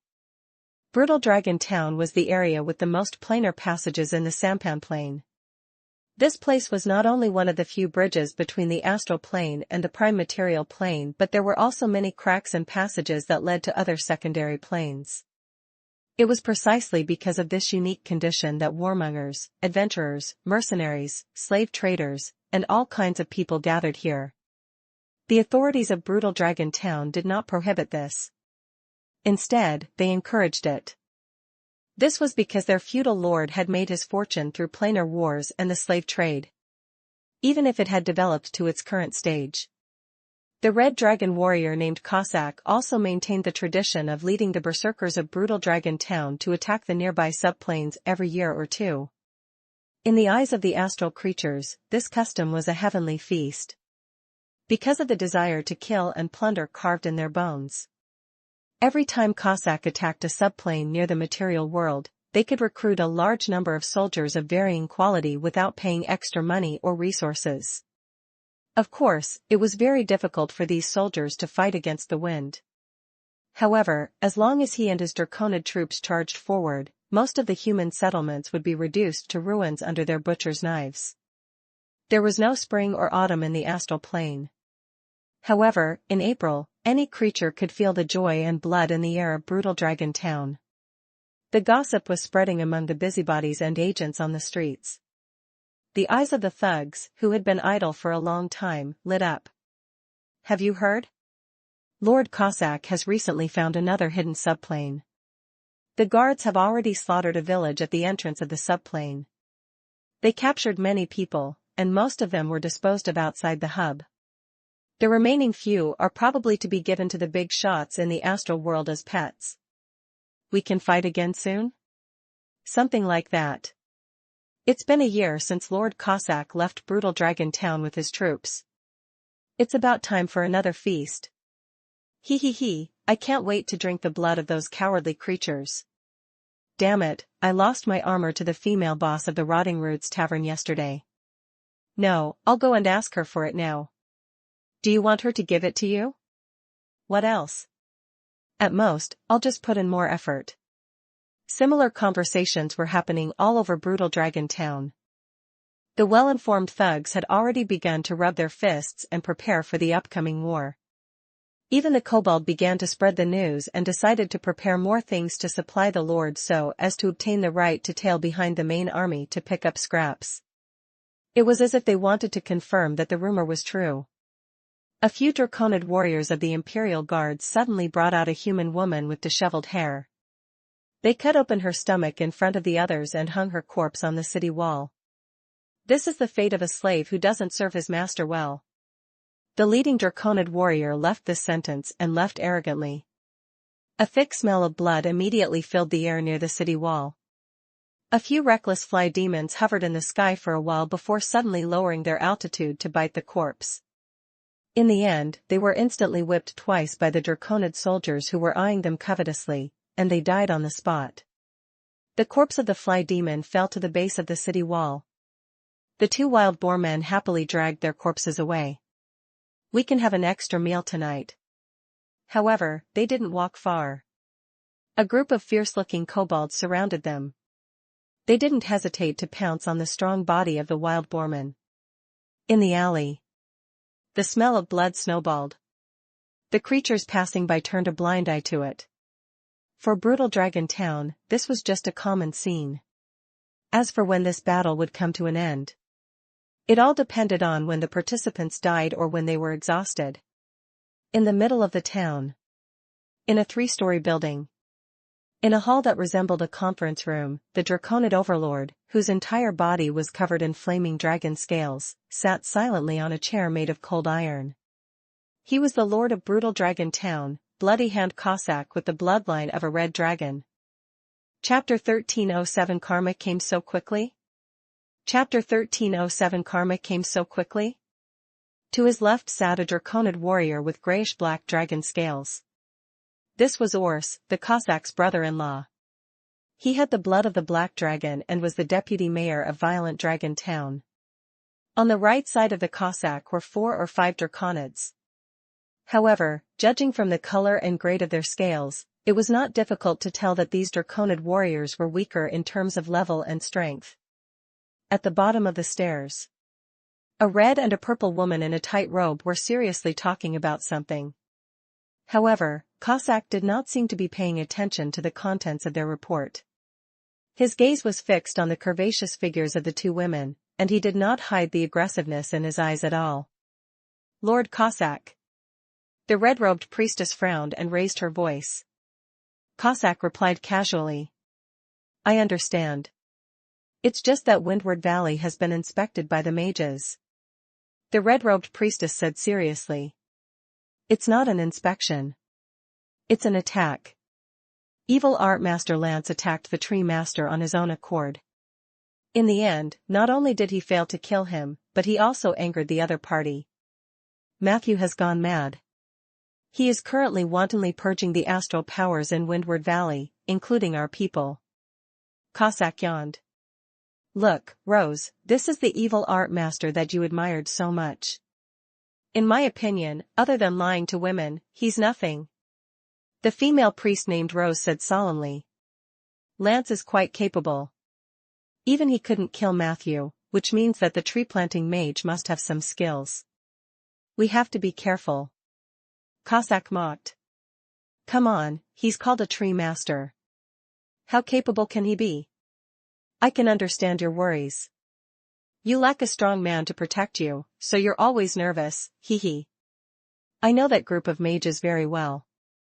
They only dare to clamor within the high walls, but they don't dare to take a step forward. Rose's beautiful eyebrows knitted together. She looked at Cossack with a worried expression. She tried to persuade him with words, but all she got was his unbridled gaze.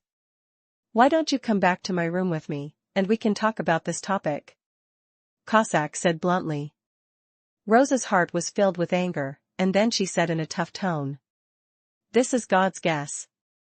He believes that Matthew might take the opportunity to plot against the sampan plane. As soon as she said that, Cossack straightened his back slightly.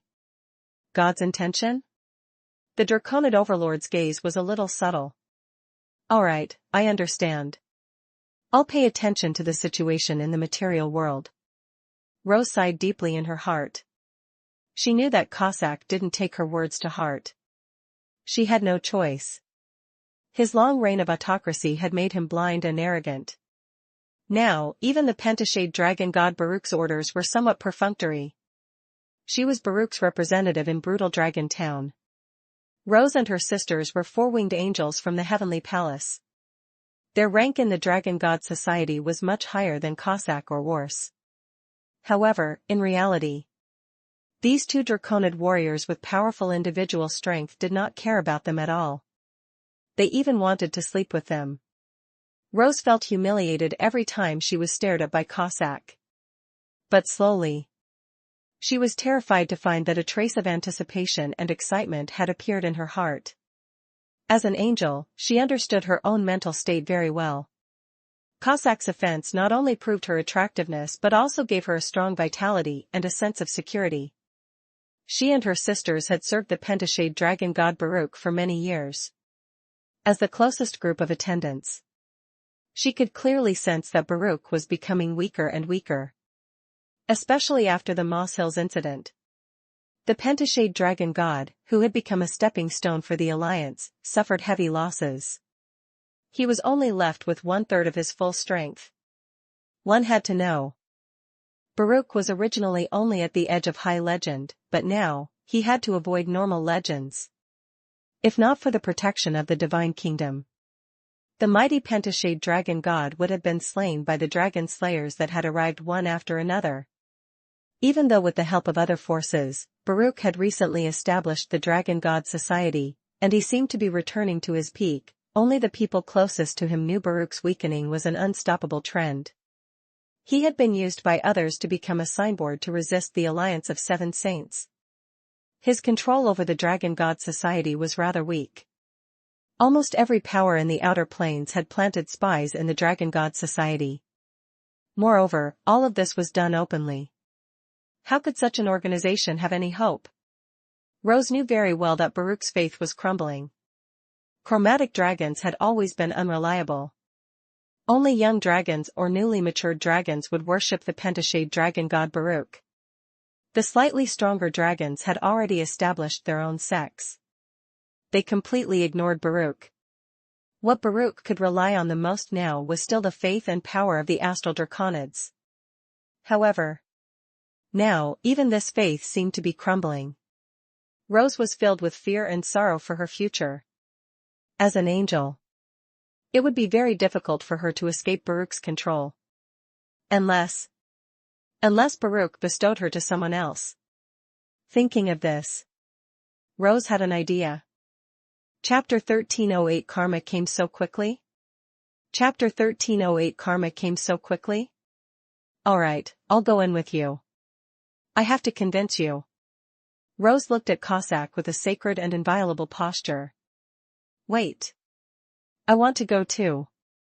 The purple-robed angel seemed unwilling to let the rose monopolize everything, so she spoke boldly. Cossack was overjoyed. The black dragon warrior Ors, who was seated below, couldn't help but roll his eyes. He had actually coveted these two angels for a long time. However, he was Cossack's brother-in-law. It would probably be difficult to convince the other party to give him one. I should wait until Big Brother is done before secretly making a move. Ors was eager to move. But at this moment, the Draconid soldiers outside suddenly barged in. Everyone in the hall looked at him. Don't you know how to fucking knock? The Cossack's face revealed a trace of brutality. The soldier lowered his head and replied. There's a bald demon outside. He claims to be initiating the Dragon God duel. Dragon God duel? Cossack was shocked. Ever since he became a legend, no one had challenged him to a Dragon God duel. Wasn't this courting death? Let him wait at the door. I'll kill him in a while. Cossack snorted coldly. Seeing that the Lord's attitude had improved, the soldier hurriedly added. That bald demon is here to challenge Lord Ors. Cossack looked at the black dragon warrior with a scrutinizing gaze. Ors's heart skipped a beat. He seemed to have thought of something and immediately stood up. Big brother, it's fine. You guys continue to discuss things. I'll go deal with that reckless fellow. As he spoke, he rushed out impatiently. Wait. Cossack narrowed his eyes. The Dragon God's duel is a major event. How can I not watch? Let's go together and see what's going on with that demon. Ors scratched his head. Alright then. Rose and a purple-robed angel exchanged glances. Both of them caught a hint of anger and disappointment in each other's eyes. Then, the two of them screamed. It turned out that the Cossack had reached out his two big hands and hugged them by the waist, then walked out of the gate with a wild smile. Seeing this scene, Ors and the other Draconid warriors all revealed envious expressions. They followed him outside the house. A long flagpole stood in the open space not far away. A dark blue flag hung at the tip of the flagpole. On the front was a galaxy, and on the back was a cloud of fog. If one looked carefully, one could see the outline of some dragons in the galaxy and fog. It was the emblem of the supreme true dragon. Cossack's two large hands pinched the buttocks of the two angels and then casually threw them away. He walked to the bald demon under the flagpole and said, You know about the supreme true dragon. It seems that you are well prepared. The bald demon glanced at him. I'm not here for you. If you still remember the glory of the supreme true dragon, let that damn coward behind you come out and fight me. Cossack instantly became furious. However, when he saw the supreme true dragon's emblem, he forcefully suppressed his anger and retreated without saying a word. To the astral draconids and many other dragons or dragon descendants, the supreme true dragon was the true faith. It was a powerful life form that was said to have transcended to a higher dimension.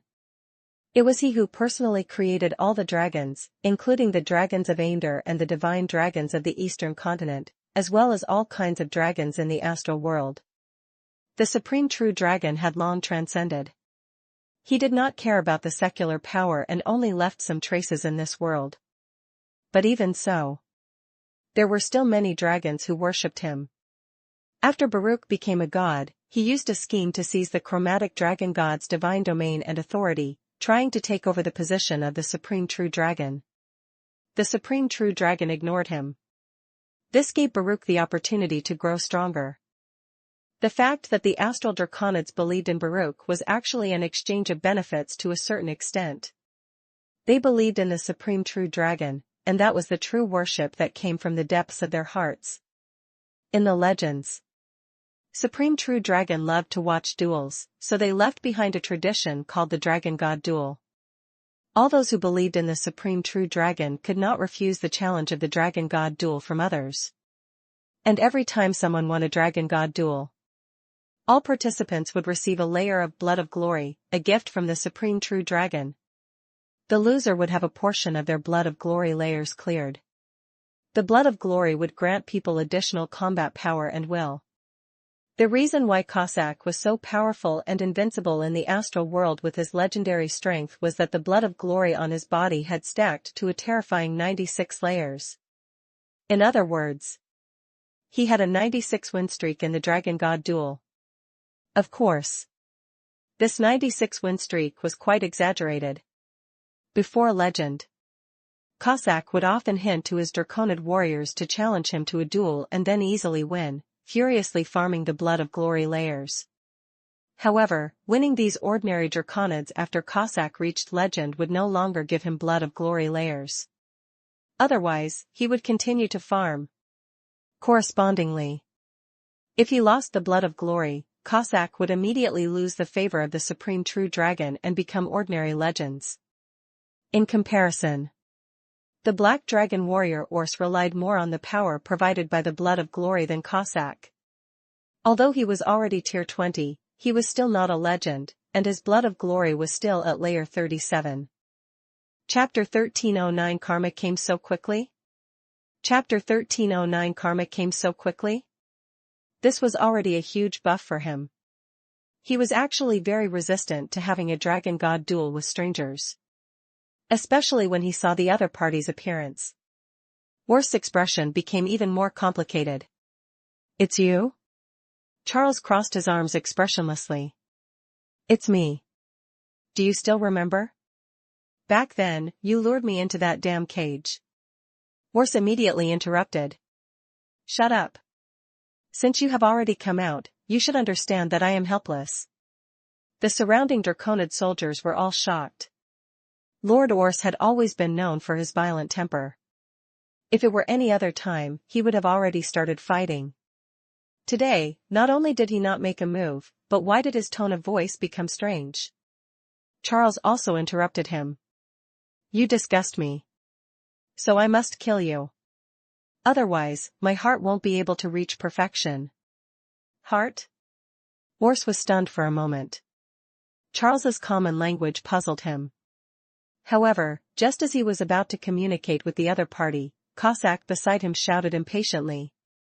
"What are you still standing there for? He has already planted the flag. Kill him.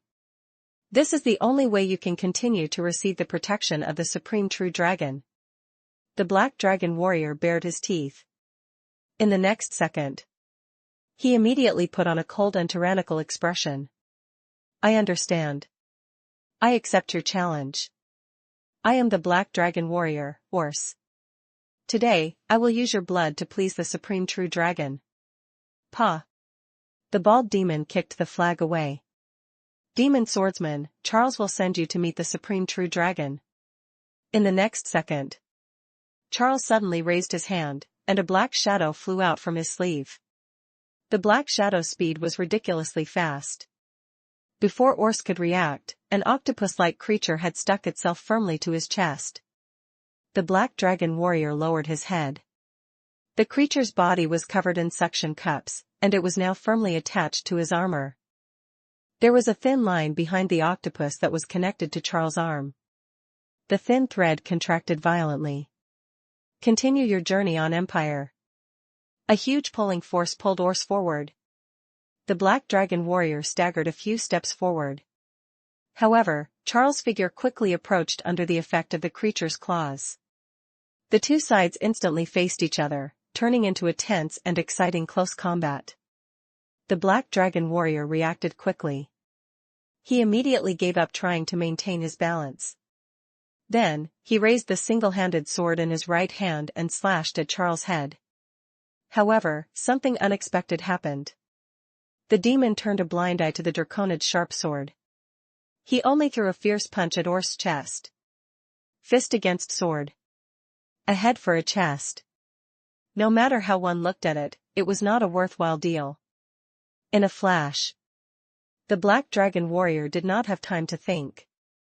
He directly slashed his sword at the demon's head. Clang! After a crisp sound, Orc was surprised to find that his powerful and heavy sword had failed to break through the demon's head.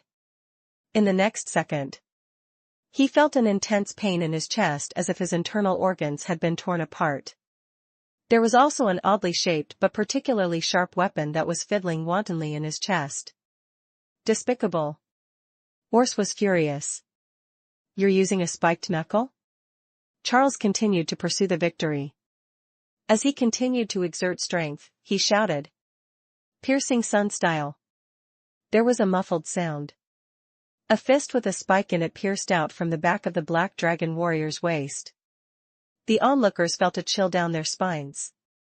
Unexpectedly, this was only the first round. Charles pierced through Orc's body. It's time to end your sinful life, Charles shouted. He was just about to continue his pursuit, but in that instant, his fist was swiftly pulled out of Orc's body. Immediately after, he jumped to the side and dodged the sneak attack of a sharp blade that was emitting a red light. Do you want to interfere with the Dragon God's duel? Charles vigilantly pulled himself to a safe position and coldly stared at Cossack, who suddenly intervened. Cossack glared at the heavily injured Orc in disappointment. He was still thinking about what to say. Charles said coldly. Don't tell me you've forgotten. Dragon descendants who interfere with the Dragon God's duel will be cursed by the supreme true dragon. Cossack frowned. I didn't interfere. I just...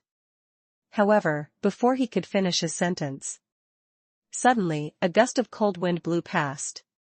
In an instant, under everyone's shocked gazes, the Black Dragon warrior covered his wound with a face full of resentment. His body was covered in a layer of greenish-gray at speed, which was visible to the naked eye. Big brother, Orc reached out to Cossack in terror. But in the blink of an eye, his lively eyeballs turned murky gray. A rotten aura spread out from the Black Dragon warrior's body. Grr! A hair-raising roar came out of his throat, and the joints of his body became extremely inflexible, like a zombie. What happened to him? Everyone looked at this scene in horror. Even Charles was shocked. Is there really a curse from the Supreme Dragon God? Karma came so quickly? Suddenly, the cold wind blew even more violently. Everyone looked up in confusion. Then, they saw a huge lead cloud that was as big as a mountain range. Under the strong wind, the thick sky slowly pressed down on the ground. For a moment. Chapter 13:10 Karma came so quickly? Chapter 13:10 Karma came so quickly? Heaven and earth whimpered, ghosts wailed, and gods howled. All the living beings that were enveloped by the sky screen felt an unprecedented aura of death. Their hearts were beating extremely fast. Discomfort, such as dry mouths, dizziness, and nausea, surged in their hearts. There is something wrong with this black cloud. Cossack's eyes were red as he kicked away Orc, who had already started to attack the people around him. The wind was filled with the smell of negative energy. It was as if an invisible hand was strangling the throats of all living beings, seizing their right to life. Oh my God! This is an undead calamity. It's Matthew, it's that Matthew. Rose finally reacted. She lost her composure and shouted, but her voice was quickly covered. Because at that moment, the gate and city wall to the south of Brutal Dragon Town collapsed. A huge bone dragon broke through the city like a piece of rotten wood.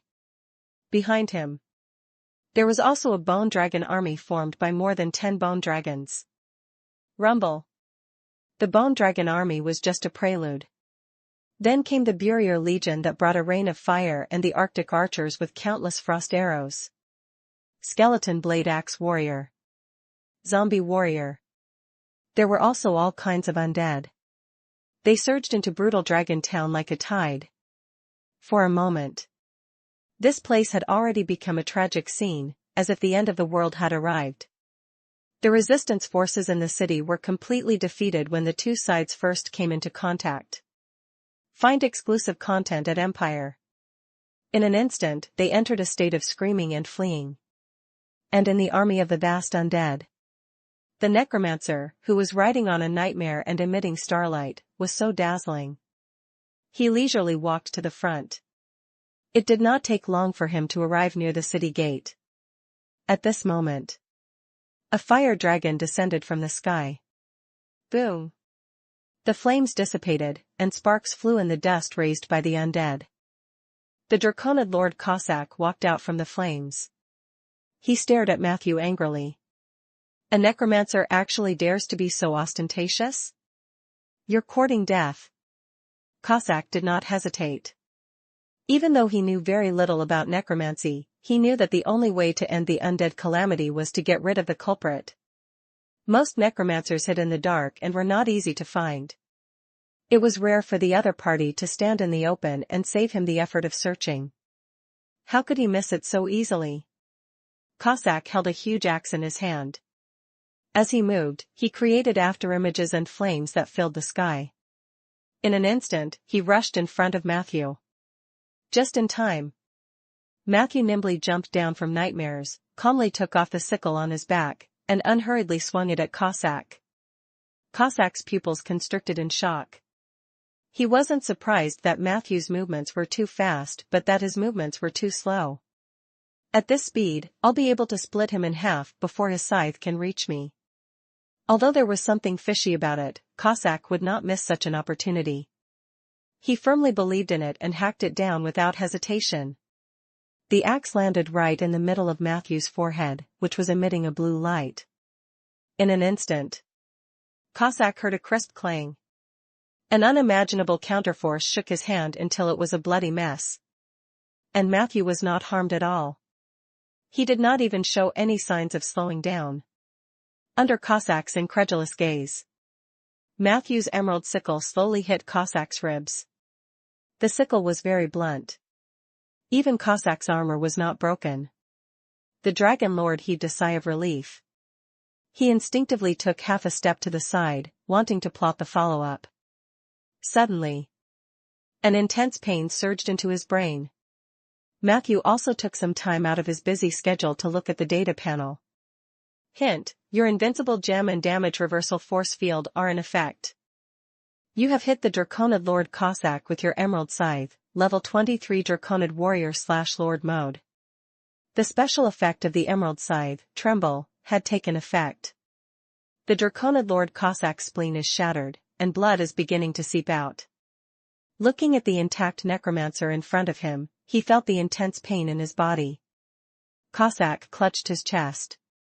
He was instantly stunned. Chapter 1311 Despicable Necromancer. Chapter 1311 Despicable Necromancer.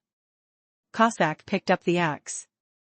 He and Matthew maintained a relatively safe distance and carefully observed each other. It could be seen that the legend Draconid warrior's muscles were tense.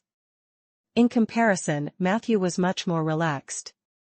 In Cossack's eyes, this necromancer was full of flaws. If it was any other time, he would have already gone up and started chopping him up.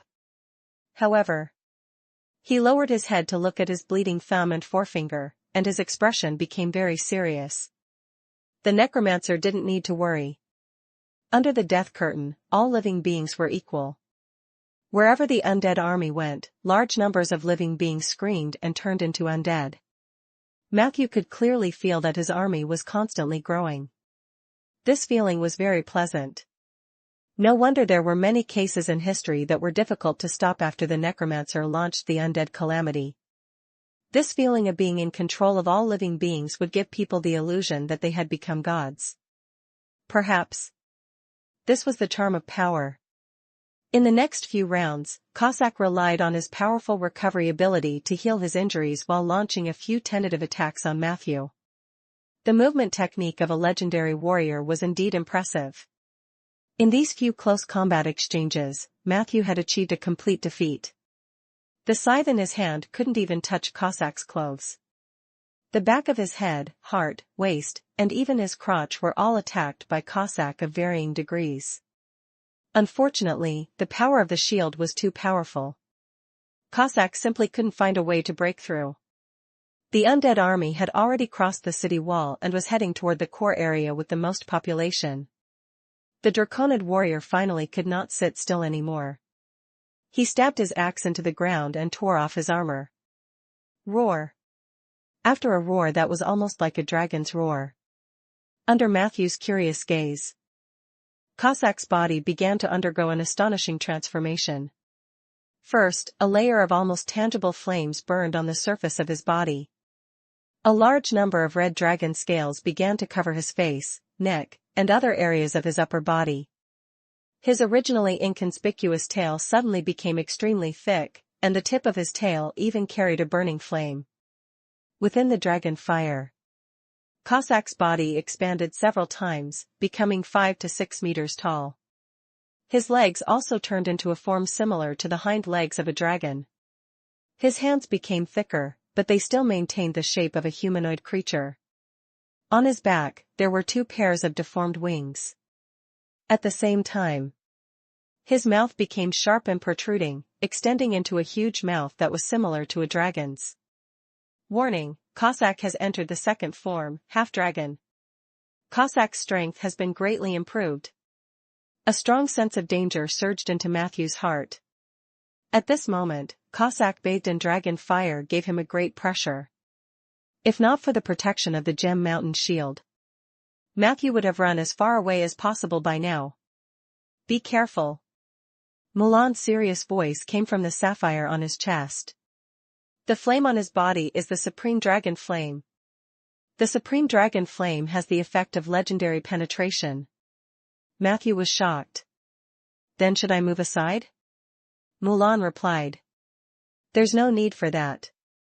I can still help you defend against it. Matthew was puzzled. Then why did you deliberately remind me? Mulan said leisurely. If you don't brag about your opponent, how can you set yourself up? Enjoy exclusive chapters from Empire. Learn from Matthew. You have to learn how to praise your opponent ruthlessly. As the two of them conversed, Cossack's hill-like body was already crushing over.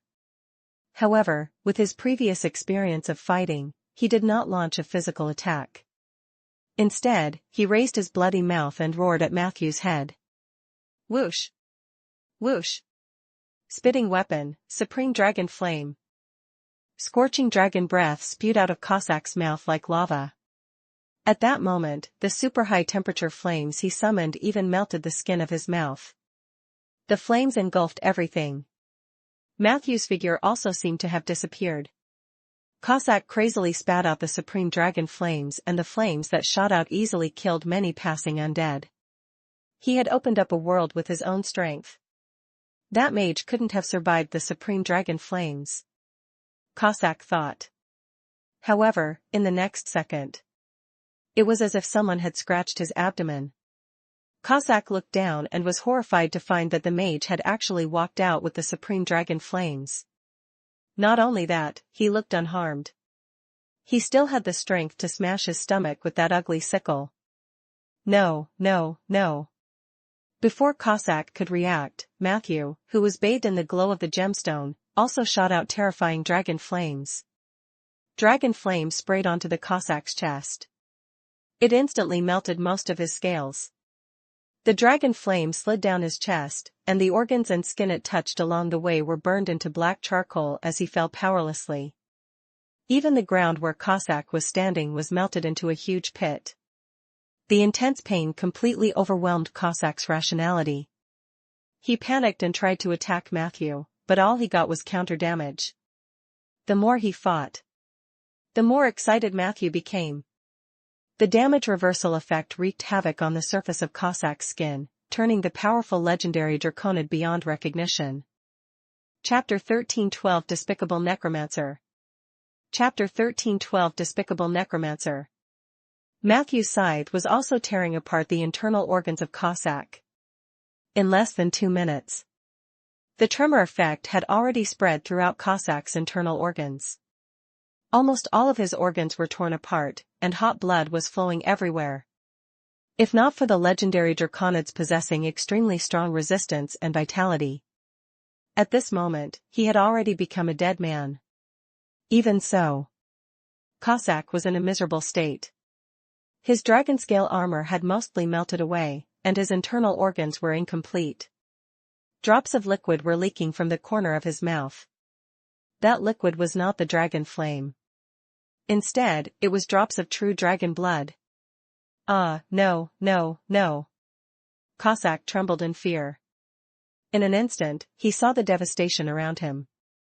Under the invasion of the undead army, the southern city wall had been completely toppled, and the nearby wooden houses were gray. Countless negative energy rose from the ground. It was the newly dead souls adding firewood to the Necromancer's undead calamity. "What kind of monster are you?" Cossack asked in a trembling voice. Matthew elegantly tidied up his collar and the corner of his clothes. He looked at the other party calmly. "Shouldn't I be the one asking you this question?" Cossack stomped his foot. "Detestable Necromancer."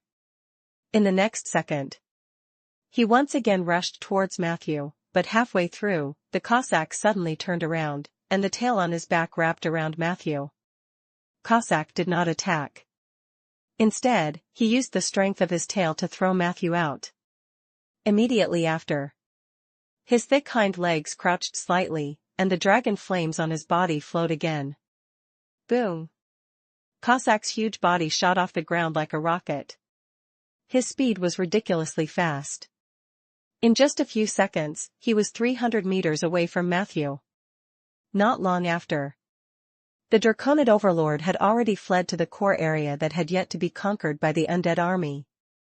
What a fast escape! Even Matthew couldn't help but praise Cossack in his heart.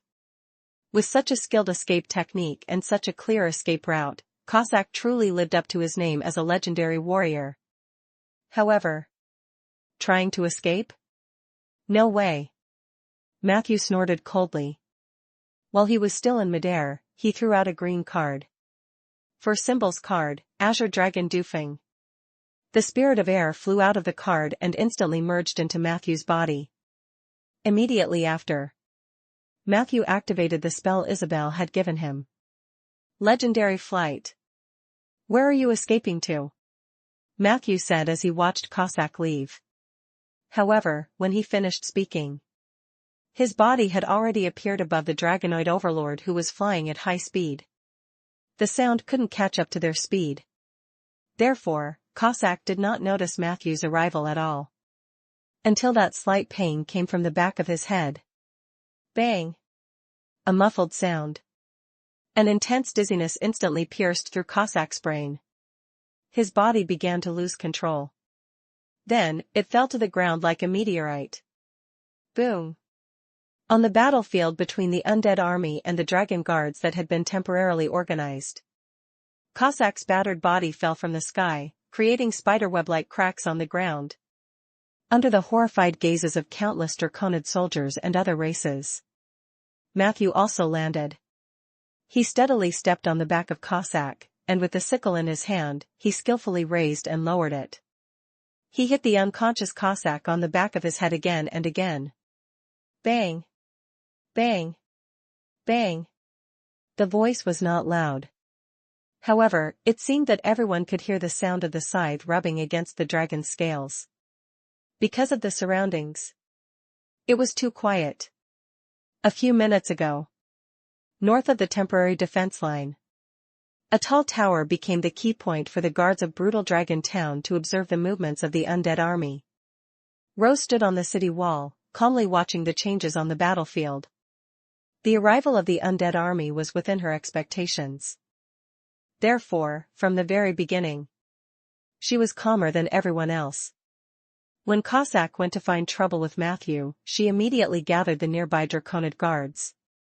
She had to admit, the overall quality of the astral Draconids was extremely high. The first thing the kobolds and boarmen learned when they encountered the undead calamity was to flee. Only the Draconids could fight against it. Of course. This was also related to the fact that the astral Draconids had a high resistance to instant death. There were still many Draconids in the core region. Rose and the other higher-ups of Brutal Dragon Town worked hard. They had successfully laid down a resistance line near the southern market and commercial street. The Draconid guards, who were known for their violence and bravery, were at the forefront, doing their best to resist the invasion of the undead. The few spellcasters and priests in the town also took action. Those with holy water sprayed holy water. Those who did not have holy water could purify the soldiers. With their collective efforts, the small opening that the Bone Dragon army had torn open in the southern market could be sealed. According to Rose's estimation, currently, the number of Draconid guards gathered in the southern bazaar had already exceeded 1,000. In the entire Brutal Dragon Town, there were still more than 4,000 Dragonoid guards who could fight like this. The undead army looked powerful, but it only had 2,000 to 3,000 units. If they had prepared beforehand. Even with the skeletal dragon leading the way, Rose was confident that she could defend the southern wall. Chapter 13:13 Despicable Necromancer. Chapter 13:13 Despicable Necromancer. Unfortunately, that necromancer was too despicable. He actually chose to launch a surprise attack. Thinking of this, Rose looked down the tower worriedly.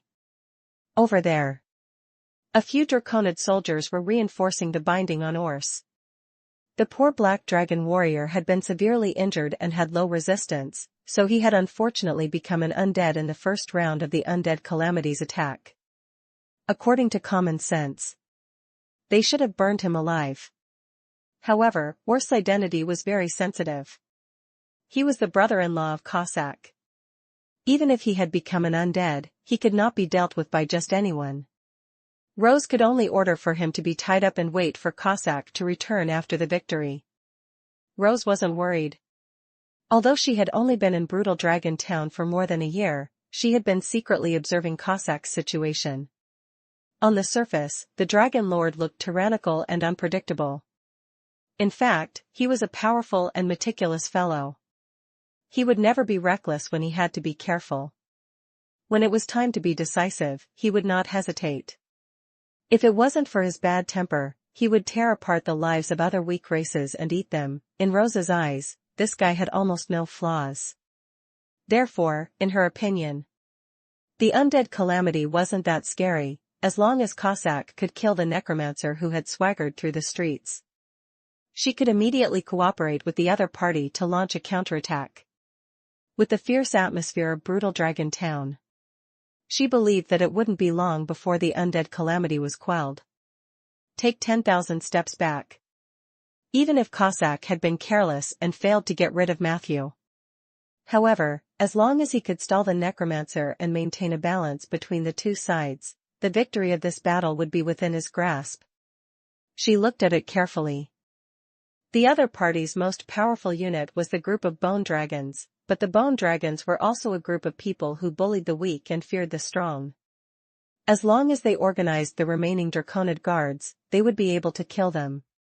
If they launched a round of charges, the situation would definitely improve greatly.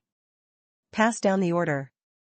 Have the two spellcasters who can control the wind take turns to rest. Control the direction of the negative energy flow every 15 minutes and try to slow down the movement speed of the death calamity. Tell the soldiers at the front line to pay attention to each other's condition. Once a green-gray line appears on someone's surface or skin, have them immediately retreat to the rear and receive toughness treatment. There's still some holy water in the warehouse. Take it all out and use it. There's no need to save it at this time. Send a few people to the north to regroup the scattered army. The main point is to find the leaders of the wild boar men. If we find them, we can regroup the wild boar men. The Draconid soldiers in the southern bazaar will be divided into 3 groups. Take turns to defend the line where the bone dragon army is trying to attack. Remember, don't cross the line easily. Don't get into the range of the death calamity. One order after another came out of Rose's mouth. Under the efforts of the messenger, these orders were well executed. The situation near the temporary defense line improved further. Even some of the kobolds who had fled to the north were poking their heads out from the corners. They were probably hesitating whether they should return to help. Seeing this scene, Rose could not help but smile. She loved to order others around. This could bring her great pleasure. As an angel who wasn't specialized in battle, Rose was indeed quite talented in commanding. Cossack's strength. In addition to her perfect command, she seemed to be able to see that brutal Dragon Town was getting better and better under the joint governance of the two of them. However, in the next second, Rose's momentary distraction was reduced to a dreamy bubble. She was the first to notice Cossack returning in a sorry state. Before she could accept the news that Cossack had been defeated, the evil Necromancer appeared above Cossack's head like a ghost. What followed was an even more unacceptable scene. Cossack's stalwart body fell to the ground. He was still being beaten by the Necromancer in a humiliating manner. At that moment, Rose's eyes reddened instantly. He was not attacking Cossack at all. He was mocking him. How is this possible? Lord Cossack was defeated? Am I seeing things? Isn't that a human? Humans are such an inferior race, but there's actually such a powerful existence? Is he a necromancer? The necromancers of the material world have actually evolved into such a style? Near the temporary defense line, the morale of the dragon guards instantly fell to rock bottom. Although they did not know what had happened, the ever-victorious feudal lord had been tortured to such a miserable state. Everyone's hearts began to pound. Cossack was still unconscious. The defense line that he had painstakingly built was also festering. Rose gritted her teeth. She directly jumped down from the tower. Whoosh! 2 pairs of feathered wings slowly opened behind her, following Rose's actions. The other purple-robed priestesses also flew up. The 2 of them returned to their angel form and began to sing a hymn in the air. Heroes will not fall just like that. People of the supreme true dragon, please hear my call. You are the invincible legendary Cossack. You are the bloody hand of war that has destroyed 37 non-humankind settlements. You have the protection of the supreme true dragon and the pentashade dragon god. You are the favored one of the heavens. You are a true dragon that's hibernating in the astral world. Wake up, my hero. Chapter 13-14 Despicable Necromancer. Chapter 13-14 Despicable Necromancer. The hymns of the 2 angels were ethereal and sacred. As the song continued, a powerful holy power slowly poured into the unconscious body of Cossack. Matthew was surprised. This draconid overlord, who was on the verge of death, actually gritted his teeth and crawled up from the ground. You're right. I won't fall just like that. I am the bloody hand Cossack of war, the butcher of humans, the descendant of the dragon favored by the supreme true dragon. I have the blood of glory and the supreme dragon's fury. How could I lose to an evil necromancer? A pale white light burst out from Cossack's body. Matthew instinctively took 2 steps back, and the sickle in his hand stopped moving. It wasn't that he didn't want to attack. Instead, under the overlapping of the angel's hymn and Cossack's vision, the draconid overlord's tenacity and resistance had reached an unimaginable level. He was completely immune to the vibration effect of the emerald sickle. Not only that, the injuries on Cossack's body also healed instantly. Matthew couldn't help but glance at the data panel. Warning, your enemy Cossack has ignited the blood of a true dragon and successfully broke through. His level had increased to LV24. Cossack has received a divine revelation from the pentashade dragon god Baruch. I see. So there is such a secret behind your invincibility. Cossack slowly walked out of the white light. Most of the injuries on his body had already healed, and the remaining parts were also recovering at a speed visible to the naked eye. His eyes were filled with confidence. It was as if he had seen through all of Matthew's secrets. In the next second, Mulan's voice rang in Matthew's ears. Matthew, I can only provide you with the invincibility effect, but you can't use the damage reversal force field anymore. Matthew immediately asked. What happened? Mulan replied. The Pentashade Dragon God's divine revelation allowed this Draconid overlord to discover a secret of mine. There's actually a slight flaw in my guardian authority when I reflect on the damage. Most people can't catch that flaw, but this Draconid is different. He has some strength to begin with, and he has ignited all the blood of glory on his body. He also has the help of the angels and the Dragon God. I think he might be able to seize the opportunity when I cast my anti-damage and temporarily destroy my authority. At that time, you might be in danger. But don't worry. As long as I doesn't activate damage reversal force field, he won't be able to break through my invincibility effect. After Matthew heard this, he instantly made a judgment. No need. You just have to keep the force field up. I plan to end this quickly. His eyes were serious.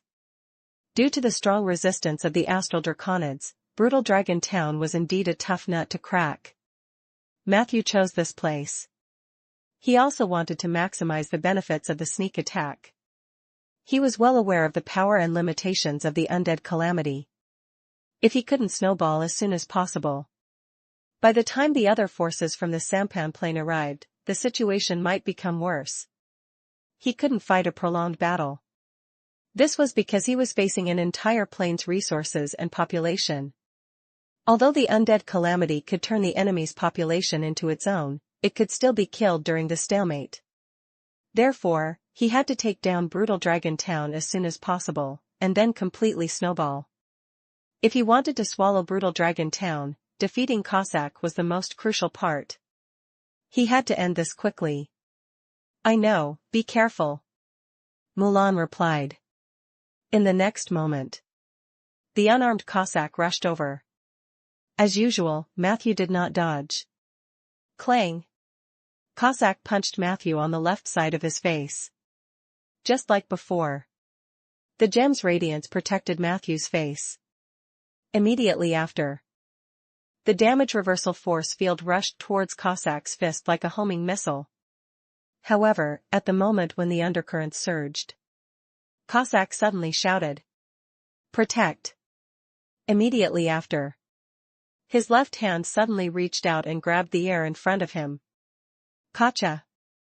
The sound of a gemstone shattering rang out. A cruel smile appeared on Cossack's face. He slowly opened his left hand, revealing a broken gem. At that moment, the starlight on Matthew's body instantly dissipated. The invincibility halo no longer existed. He did catch the weakness. It was Baruch who reminded him. In that battle with the gluttonous horror demon, I revealed too much. Sigh. 8 seconds later, the invincible authority will take effect again. Mulan reminded. Matthew did not answer. Because Cossack had already launched a fatal attack at him. To mages who had lost their invincibility, the Draconid Overlord's fist was the most terrifying weapon. The barbed dragon scales were enough to pierce through Matthew's head. However, at that critical moment, Cossack's movement suddenly slowed down. He looked at the bamboo stick behind Matthew in surprise. A legendary spiritual weapon? The legendary aura on the bamboo stick made him feel dangerous, which hindered Cossack's movements. Matthew's right hand reached out, and Cossack immediately gave up on attacking and went on the defensive. But at that moment, he was surprised to see Matthew slap the bamboo pole back. Immediately after, the other party took out a shovel that was glowing with white light from the weapon bag on his back. The white light was so dazzling. It almost instantly burned Cossack's vertical pupils. Chapter 13:15 Despicable Necromancer. Chapter 13:15 Despicable Necromancer. Cossack screamed out of instinct. At that moment, his thoughts were also slowed down. His entire body was frozen in place like a statue. Prompt, Broken Moonlight is in effect. The legendary penetration effect of the moonlight was in effect. Draconid Lord Cossack will be dazzled for 10 seconds and frozen for 4 seconds. 4 seconds was enough for Matthew to do a lot of things. He finished chanting 2 spells at an extremely fast speed. Almost at the same time, the death curse and the touch of death landed on Cossack's body. Matthew's right hand had been strangling Cossack's neck since the start of the chant. At that moment, terrifying negative energy surged into Cossack's facial features and skin like a hornet returning to its nest. Moonfire greatly weakened the resistance of legendary Draconids. The Death Reaper curse increased the probability of instant death. The Hand of Paleness was greedily absorbing the vitality of Cossack. The Death God's touch with 8 tentacles had a higher killing effect on Draconids with long lifespans. In an instant, Cossack's face turned ashen. The negative energy was seeping into his body and taking away his life. 4 seconds later, Cossack regained his mobility, but his eyes were still unable to see. At this moment, Matthew had already returned to the undead army.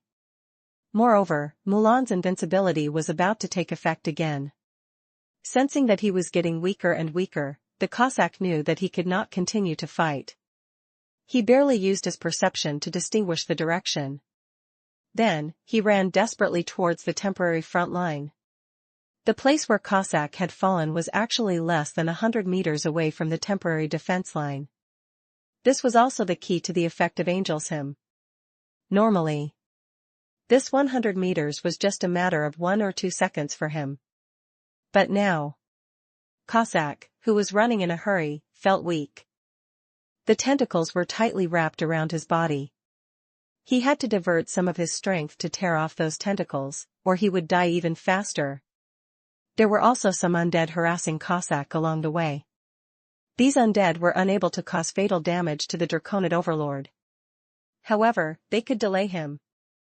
Cossack violently slapped away a few skeletons that were entangled with him. The more he ran, the more frustrated he became. He could not help but shout, "Save me!" On the other side of the temporary front line, Rose ordered loudly, "Go and fetch Lord Cossack. Prepare the holy water." The dragon guards looked at each other. 2 seconds later, finally, 2 brave guys rushed out and made an effort to reach Cossack. In the next moment, they couldn't care less about the greenish-gray threads on Cossack's body. They picked him up from the left and right and then fled to a safe place with all their might. The 3 Draconids' every move was seen by the people in Brutal Dragon Town, who were still resisting the undead army. Everyone was cheering for them. The Reaper's curse and the touch of death followed him like ghosts. Cossack's face was getting darker and darker. But he still gritted his teeth. He did not give up on his desire to live. A few seconds later, they crashed through a temporary wooden frame and completely escaped from the death curtain. At that moment, the greenish-gray color on Cossack's face immediately faded away. "I'm saved." Cossack's heart was beating wildly. He saw many people rushing towards him. The angel, who was crying with joy, covered her face and stared at him deeply. The dragon people sprinkled the holy water on him as if it were free. In the chaos, everyone was shouting a name. "Cossacks! Cossacks! Cossacks!" It was as if they had already won. However, just as they were cheering, one of the Draconids suddenly screamed in surprise. He pointed his finger at Cossack's chest in disbelief. Everyone looked over. A sharp sword tip pierced out of Cossack's heart. The tip of the sword was still suffused with a dense greenish-gray color. "No." Angel Rose, who was still immersed in joy just a moment ago, instantly had a twisted expression. Cossack himself revealed a puzzled expression. It was only when he saw the tip of the sword on his chest that he suddenly turned around. Ors, whose eyes were lifeless and drool was dripping from the corner of his mouth, tilted his head at him. "Despicable necromancer!" Cossack cursed as he clutched his chest in fear. However, 2 seconds later, his movements froze. A large amount of greenish-gray color surged onto his skin. His eyes darted around. In an instant, it became an eternal silence. At that moment, the bone dragon army suddenly pressed forward. A huge hole was instantly pierced through the temporary defense line. Hint: your undead calamity has successfully transformed its first legendary unit. Draconid Lord Cossack transforming. Your soldiers are currently sweeping through brutal Dragon Town. The undead calamity's strength has been greatly increased. Your undead calamity has triggered the ritual of the Death God.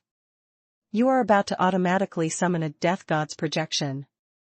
Chapter 13:16 The Way to Deal with Angels. Chapter 13:16 The Way to Deal with Angels. In the Death Curtain, an indomitable phantom suddenly took shape. It was a slender figure covered in a black cloak. His face had a beak that resembled a crow's, and his eyes were sometimes dark green and sometimes scarlet. His upper body was above the grayish-black clouds, and he would slowly walk around the Death Curtain from time to time. His eyes were extremely cold, giving off a domineering aura. Is this the projection of the Grim Reaper? Matthew tried to communicate with the projection, but he could not get any feedback. Soon, he realized. This projection only had a very small amount of spirituality. It could not represent the consciousness of the Death God. It was probably just that the undead calamity had triggered some laws in the death domain, thus triggering the resonance of the Death God's will. This kind of projection was similar to a phenomenon. Its effects were limited, but it was excellent in terms of intimidation. Matthew glanced at the data panel. The arrival of the God of Death's projection increased the probability of instant death by about 1%. At the same time, it also greatly increased the frequency of instant death. The creatures in the Death Curtain had to undergo an instant death check every half a minute. Once the exemption failed, one could be deprived of life and turn into an undead. And now, this frequency was increased to once every 20 seconds, 3 times a minute. This was actually a very terrifying increase. The accumulation of instant death judgment could easily lead to a qualitative change. Matthew judged. With the current strength of the Death Curtain, even a strong warrior would find it difficult to withstand it. In comparison, the Draconid Lord Cossack was indeed worthy of the title of elite legend. This guy's combat strength was actually very strong. If it were any other necromancer, they would have been killed by him. One had to know that the other party was fighting Matthew with the Death Curtain. At the final moment, he even withstood the Death Curtain, Reaper's Curse, Moonfire, Pale Hand, and Death God's Touch for more than 20 seconds. If it wasn't for Or's sword that was filled with negative energy piercing through his heart, Cossack might be able to stall for a while longer. This was enough to show how strong his physique was. In fact, Matthew also knew very well that it was Or's sword that had crushed the last straw in Cossack's heart. It was difficult to maintain one's rationality in a crisis. Not to mention that Cossack had been blessed with the angels him at that time, so he was in a relatively reckless state. The moment he saw the tip of the sword was not the moment when Cossack was at his most desperate. What truly destroyed his belief in survival was still Or's apathetic face. The deaths and rebellions of acquaintances often created greater fear. When the accumulated fear exceeded the threshold that he could bear, his faith would collapse. And faith, it was the most important weapon against necromancers. Only the spark of hope and undying hot blood are the only ways to fight against death. Matthew stood there quietly. The death of Cossack made him feel a little emotional. He did not need to look at the data panel to know. He had already grasped a trace of the elements of death. As long as he followed the clues, he would have a chance to enter this domain. Unfortunately, that feeling was fleeting. Very quickly, a loud clamor rang in his ears. With the sneak attack of the Bone Dragon army and the full pressure of the undead, the temporary front line of the southern market completely collapsed. The astral draconids, who had some fighting spirit, lost all will to resist after Cossack's death and the descent of the projection of the Grim Reaper. Everyone fled to the north like crazy. Before the undead army could even attack, a large-scale stampede and collision occurred at the entrance of the market. The Draconids that Rose had sent out earlier had just recruited some soldiers from the north as reinforcements.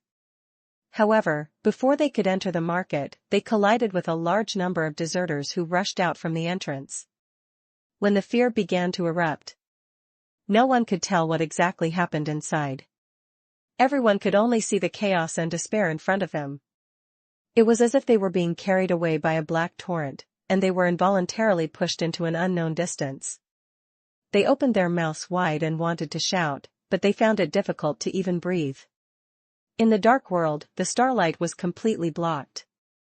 Only the black and white colored blocks painted everything on the ground. Brutal Dragon Town seemed to be playing a noisy pantomime. Everyone was fleeing. They were like panicking beasts, finding a direction, exerting all their strength, and then losing their will in confusion. Immediately after, they calmed down. Or rather, they obtained eternal peace. Matthew stood above the death curtain and looked down at the entire Brutal Dragon Town. The undead calamity had already washed away 1/3 of the town like a flood. It was only a matter of time. He closed his eyes patiently. 3 hours later. Hint, you have destroyed Brutal Dragon Town. You have killed 24,789 astral creatures. Your undead calamity has controlled 11,473 undead. The remaining corpses were still slowly transforming. Because you created an undead calamity and destroyed a small town, your legend rating +3, Sampan Plane/Astral World. The astral creatures who escaped from Brutal Dragon Town are spreading the news of the evil crimes you have committed. Very quickly. The Sampan Plane and even the entire astral world will know of your actions. You have obtained a new title, Despicable Matthew. Despicable Matthew, this is a high praise from the astral creatures. When you walk in the astral world, you will gain more respect. Chapter 13:17 Ways to Deal with Angels. Chapter 13:17 Ways to Deal with Angels. In the future, you will gain a group of loyal fans in the astral world. They will become your potential followers. You have completed the side quest The Resentment of the Natives. You have obtained the legendary spell Pot of Miracles. You have used the Pot of Miracles. You have obtained an ordinary rusty pot. Note, you will have the chance to cast this spell again after 1 year. Do you want to open it? Due to its special flexibility, Matthew did not activate the kettle immediately. Instead, he hung the water pot on his waist. Why do I feel like there are more and more things hanging on my body? He touched the smooth surface of the pot, then used his hand to touch the shovel, sickle, and bamboo stick on his back. He felt that his 2 hands were not enough. The battle in Brutal Dragon Town had come to an end. Matthew returned to the surface to check the situation. He came to the corpse of Cossack. At this time, the Draconid Lord had completely transformed into Matthew's slave. The newly joined undead Cossack was a legendary Draconid warrior with level 21. The undead calamity had given him greater resilience and vitality, combined with his original talent and physique. This made the undead Cossack even more difficult to defeat.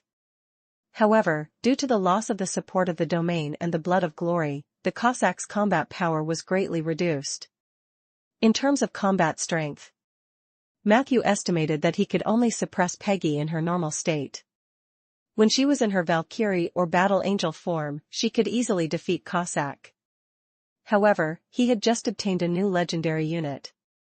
Matthew was still very satisfied. Beside Cossack and Ors were the 2 priests with lifeless eyes. Matthew glanced at their exquisite curves and the way the rope was tied. He knew that it must be Soldier. These 2 angels had probably lost their will to fight and were captured by Soldier. Since Matthew didn't give a clear order on how to deal with the angels, Soldier tied them up with the other captives and waited for the death curtain to take effect. Coincidentally, due to the special nature of angels, the other captives had become undead, but they still maintained their high and mighty holy posture. This caught Matthew's attention. He leaned over. Despicable Necromancer. The purple-robed angel cursed angrily. Matthew looked at her calmly. Despicable is a compulsory descriptor for necromancers.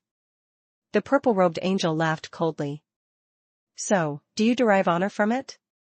Matthew patiently added. When you were slaughtering the humans of the astral plane, did you ever think about honor? The purple-robed angel said disdainfully. It's our honor to slaughter you inferior species. We are different from you. Our custom is. Pa. A long whip suddenly appeared in Matthew's hand, and he mercilessly whipped the purple-robed angel. Ah. The Ursul's scolding hit her chest, and her robe instantly shattered. A scar appeared on her body. Even though it couldn't trigger the effect of death fire if it weren't used in the cemetery, this whip was especially direct at dealing damage to spirit bodies. The intense pain made the purple-robed angel groan. But she was still cursing Matthew loudly. Matthew was also very polite. Every time she cursed, he would whip her. Very quickly. She was on her last breath. Is this all your strength? The purple-robed angel was still provoking him. Can you use a little more strength? I heard that necromancers are not good in that aspect. It's true today, he. Matthew suddenly stopped and smiled. You don't think I'm stupid enough to kill you, do you? Panic flashed through the purple-robed angel's eyes. If I kill you, you will be resurrected in the divine kingdom of the pentashade dragon god, Baruch. And if you live, you will never have the chance to escape. Am I right? A devilish smile appeared on Matthew's face. I know that angels can't be directly transformed into undead. But I've also heard of some secret techniques that can implant the seeds of the undead into your bodies, allowing them to take root and germinate. The undead that is cultivated through this method is often referred to as nightmare eaters. They are undead creatures who are passionate about devouring spirits and are better at magic than banshees. Do you want to try the feeling of being transformed into nightmare eaters? Fear was written all over the purple-robed angel's face. Matthew turned to look at Rose, who was barely able to remain calm. However, there is another way to deal with angels in the Alliance. That is to put them into a huge cauldron and boil it. The pot needs to be sprinkled with a large amount of sea salt. It is said that sea salt is the bane of angels. Angels are astral spirits. And the high concentration of sea salt could make the astral projection quickly disintegrate into astral dust. This thing is very valuable in the Alliance. I've only read about this in books before. I don't know what it's like in practice. As soon as he said that, the two angels began to tremble. The reason why they were able to face death so calmly was because they were certain that they would be resurrected in Baruch's divine kingdom. But now, 2 ways to die, 1 way to live. I'll only give you 1 minute to choose. Matthew looked at the 2 women calmly. Also, let me give you a friendly reminder. Only 1 person can walk that path. Almost instantly, Rose, who was wearing a red robe, screamed. Chapter 13 18 Ways to Deal with Angels. Chapter 13 18 Ways to Deal with Angels. I choose to live. The purple-robed angel beside her was stunned. Immediately, her expression became extremely distorted. No, slut, you. Before she could finish her sentence, she was carried away by 2 zombies that Matthew had called over. Find a bigger pot and put her in it. He then instructed Death Knight 47 to handle this matter. 47 made a relaxed gesture and left quickly. Rose was the only one left by Matthew's side. You. What do you want to know? Rose asked in a trembling voice. This is not the place to talk. Follow me. Matthew pulled her up from the ground and pulled her into a small room next door. Night Angel City. In a magnificent building. The emblem of the Order of Calamity was hung on the tower at the top of the building. In an empty hall in the building, a blond man was slowly and quietly wiping the stained glass window. His voice was full of magnetism, giving off a gentle and serene feeling. You're in big trouble, Lance. The Lord is very displeased with you. The legendary evil art master sat on a chair not far away. He held his head with both hands and crossed his legs. He had an indifferent expression. Why do I feel that he should be very satisfied? This is our chance. The draconids with a serious body odor have lost their power. This is a good opportunity for us to expand our influence in the sampan plane. The blonde man asked calmly. Do you think that your subordinates are better at fighting against the death curtain than the draconids? Lance shrugged. This is the astral plane. There are countless ways to make him scram. The simplest way is to cast a banishment spell, right? The blonde man laughed. This is such a good opportunity, and you only want to banish him. This isn't your style, Lance. Lance laughed. He is civilized, natural, and is able to help us achieve our goal. Must we kill him? Speaking of which, I actually quite like that Matthew. The blonde man asked. Why? Lance said casually. He's pretty enough. The golden-haired man fell silent. Lance looked at the other party with a provocative gaze. It sounds like you don't want to let him go. Do you really hate him that much? It's not like he did anything. Oh, I remember now. You have a very dear subordinate who was poached by him, right? What is her name again? Lily or Lala? The golden-haired man said calmly. After Lara betrayed us, the first person she turned to was Galen. Lance sneered. Everyone knows that Galen is just that kid's tool. Not long after your Lara became a shadow believer, she kicked Galen out and found a new leader. Why do you think that kid is so lucky at such a young age? He even became a master of the Outer Realm. He's not even in the Outer Realm. The blonde man did not reply. Instead, he suddenly said. Release the giant beast. Lure him to the astral plane, and I will send someone to kill him. Lance narrowed his eyes. Send someone? Who? Could it be Shanair's disciple? That kid isn't even a legend. The blonde man continued to wipe the glass. When it comes to killing, strength is not the most important thing. Isn't Matthew also not a legend? If he can kill Matthew, then he will be a new legend. Lance shrugged. I don't care anyway, even though he's coming for me. The blonde man nodded in satisfaction. How's the pentashade dragon god doing? A mocking expression appeared on Lance's face. The pentashade dragon god, even Baruch's closest mistress, stole his divine artifact and ran away. Now, everyone in the astral world knows that the so-called pentashade dragon god is a sick idol that is about to fall. Even the ants passing by want to come and bite it. He did come to look for me, mainly to ask about what happened in Windward Valley. The blonde man asked. What did you say? Lance yawned. I told him to eat shit.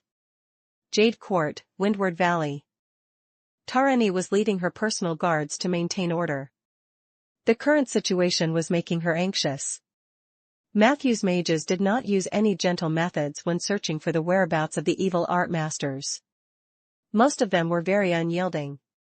The conflict that followed was the accusation of her compatriots and the slacking of the Windchasers. Tarani's prestige wasn't low. However, she could not say anything in this situation. She could only try her best.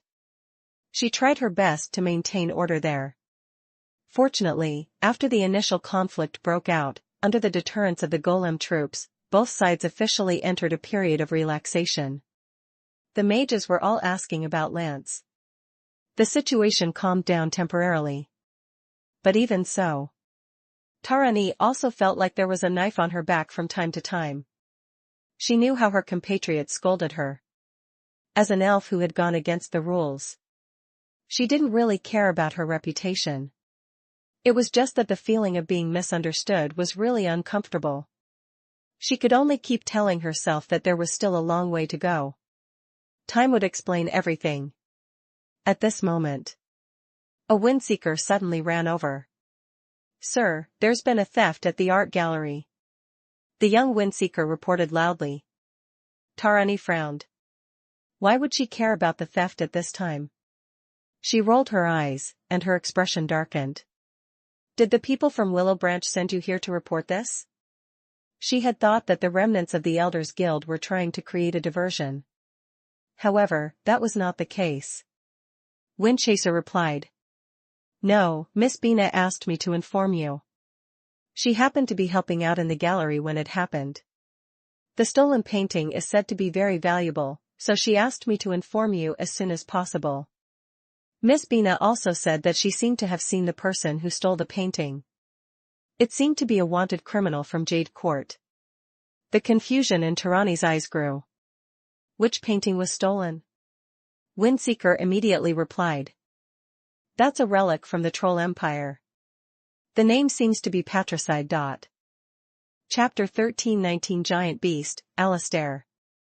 Chapter 1319 Giant Beast, Alistair. That's about it. That's it. With a creak, the wooden door of the small house was pushed open. Angel Rose, who was wrapped tightly in her robe, walked out panting. She seemed to have gone through an intense exercise. Her forehead was covered in sweat, and her eyes were covered in a layer of mist. As an astral projection, her hair was tightly stuck to her forehead, and many parts of her robe were wet. It was different from the situation when she first entered. When Rose came out, there was a black collar around her neck. Her expression was twisted in pain. When she walked out of the house, her head was constantly lowered, as if she was deeply blaming herself. Matthew followed her out. His face was filled with delight and satisfaction. Rose's mouth was still quite tough. In order to make her speak obediently, Matthew had to use a little scheme. He wasn't very proficient in punishment. But necromancers, even if they didn't deliberately study it, they had learned some methods of torturing people under the influence of others. For example, the collar on Rose's neck was made of cold iron from the negative energy plane. It contained natural blasphemy power and could effectively restrain the power of astral projection.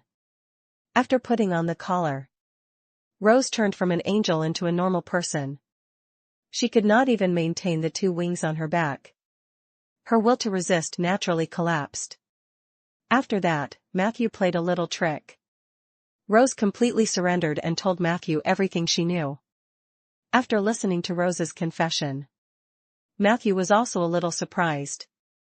He didn't expect that the so-called Dragon God Society would actually be a shaky, grassy organization. The Pentashade Dragon God Baruch was extremely weak.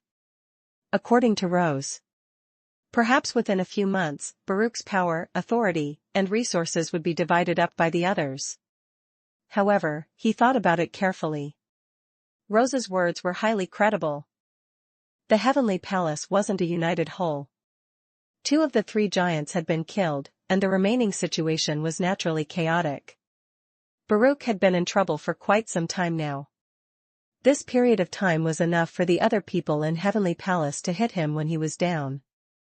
I knew it was strange. Baruch actually took the initiative to jump out at this time and carry the banner of the Rebellion Alliance. So he was forced by someone to become the scapegoat. Matthew, who knew the truth, could not help but think. If Rose isn't lying to me, then Baruch's current situation can be said to be precarious. Other than the angels and his most loyal fanatics, he has almost nothing. Matthew was very clear. The astral plane was an unusually cruel place. A dragon god that had lost its power was no longer a dragon god in the eyes of others. Instead, it was a delicious meal. As for his action of destroying brutal Dragon Town, it might become the final straw that would crush Baruch. Once Baruch died, the Dragon God Society would definitely be in chaos. Although the intention of targeting him might not change, the short-term turmoil would also make those who wanted to receive the bounty hesitate. After all, Matthew had also displayed his powerful and ruthless strength. Everyone who wanted to receive the bounty from the Dragon God Society to kill Matthew had to consider whether they had a stronger assassination ability than evil Art Master Lance.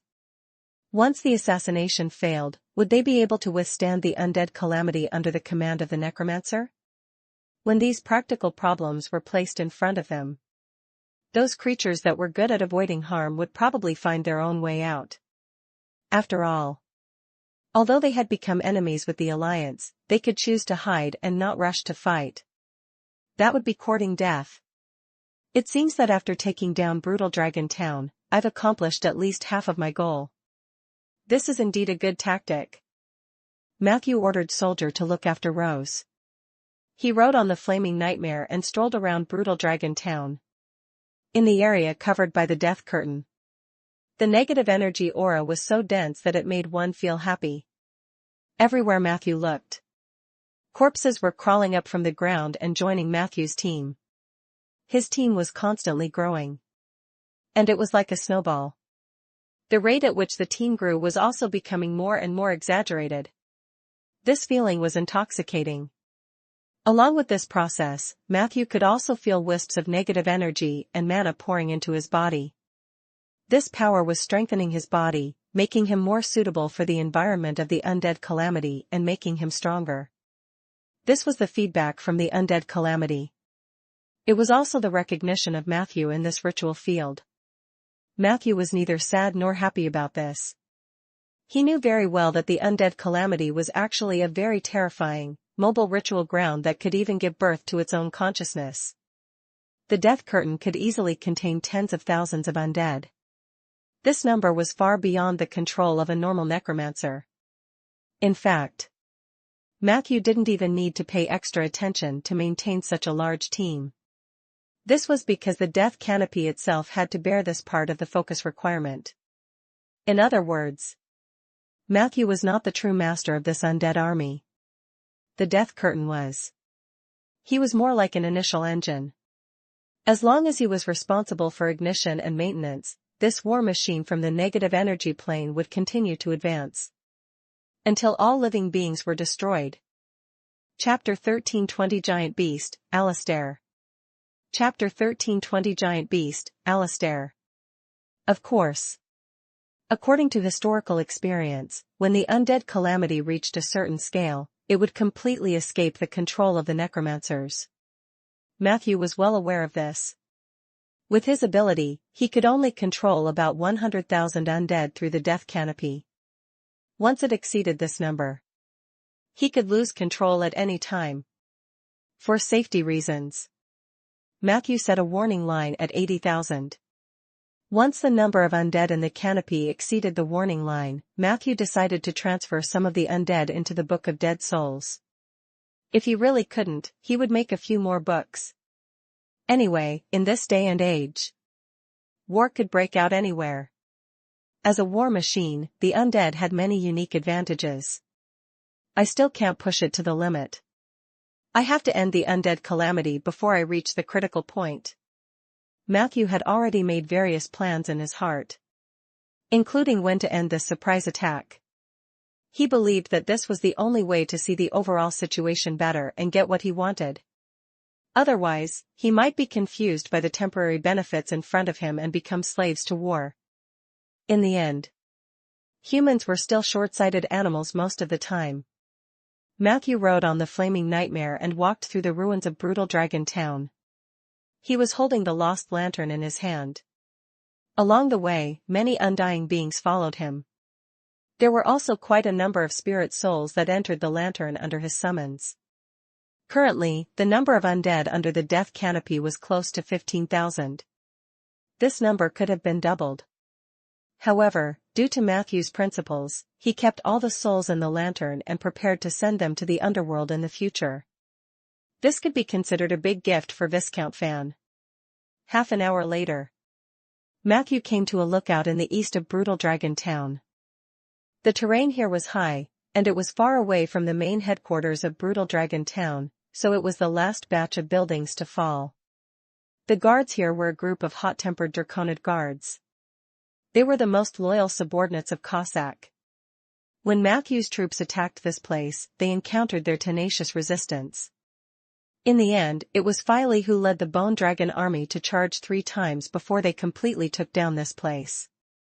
The performance of this batch of Draconid soldiers was quite moving. Especially when they were about to die. They shouted the names of Cossack as they charged at the evil undead army. The scene could even be described as tragic. Unfortunately, not long after, they lay down and then got up again, becoming the accomplices of the evil necromancer. He was moved by their courage when they were alive. Matthew simply grouped them into a small team with the undead Cossack. It could be considered a family. No wonder necromancers are always hated by everyone. Matthew, you've become more and more of a villain recently. Peggy commented on this scene. Matthew did not object to this.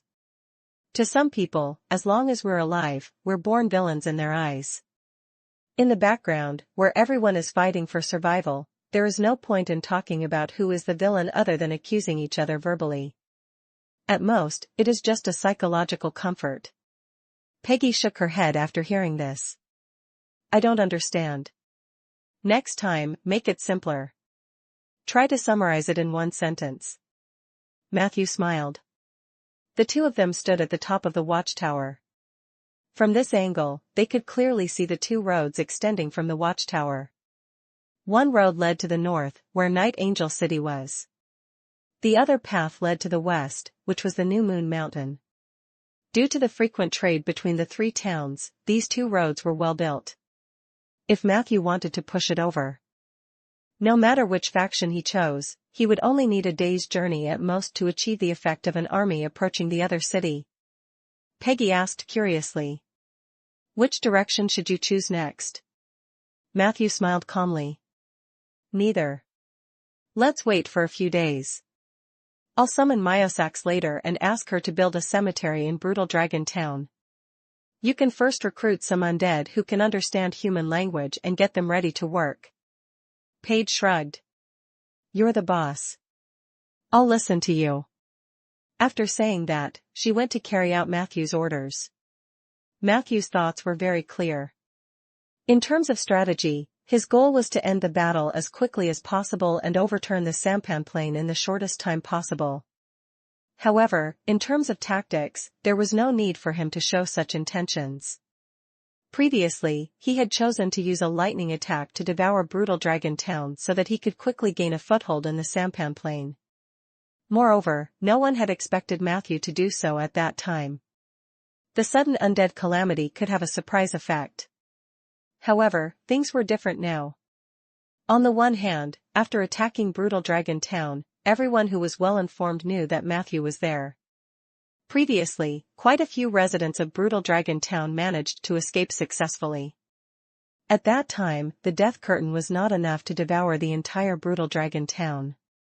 These people would inform the other two towns. Under such circumstances, the enemy would definitely be prepared, and the effect of the surprise attack would be greatly weakened.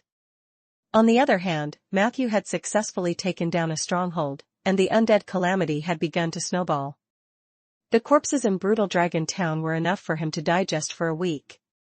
He could fight steadily without revealing any flaws and have a head-on confrontation with the remaining enemies. Chapter 1321 Giant Beast, Alistair. Chapter 1321 Giant Beast, Alistair. And there was another benefit to doing so. The other two towns might be suspicious. Matthew knew that the unknown was the scariest.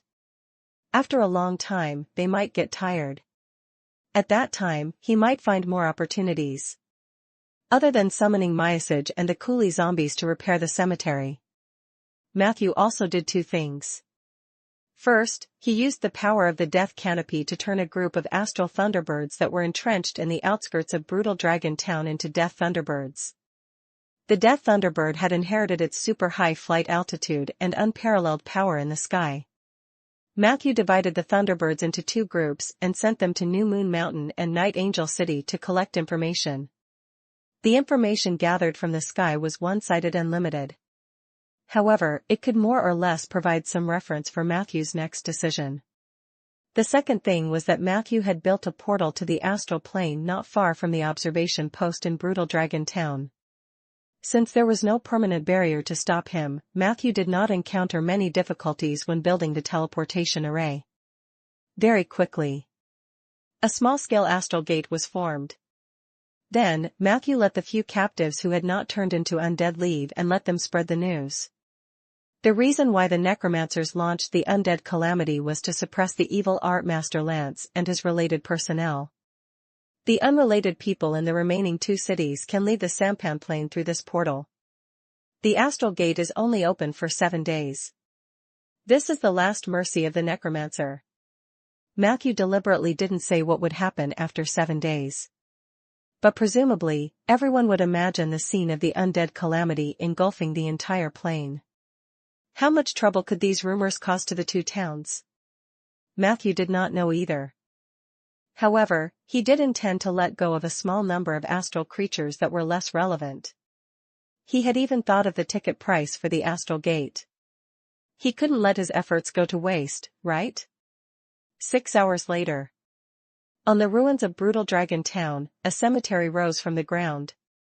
Matthew looked around and highly approved of Myasid's work.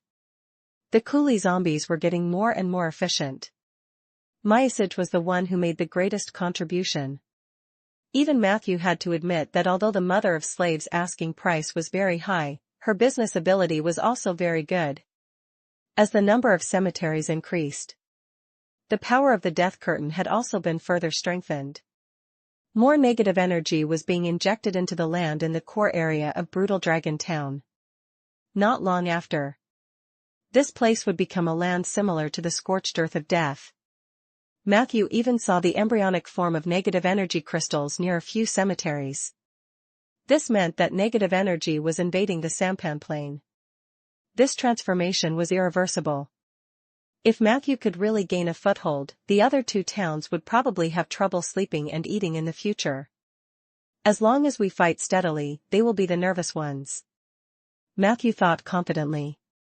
During the continuous transformation of Brutal Dragon Town, a warm feeling suddenly surged in Matthew's chest.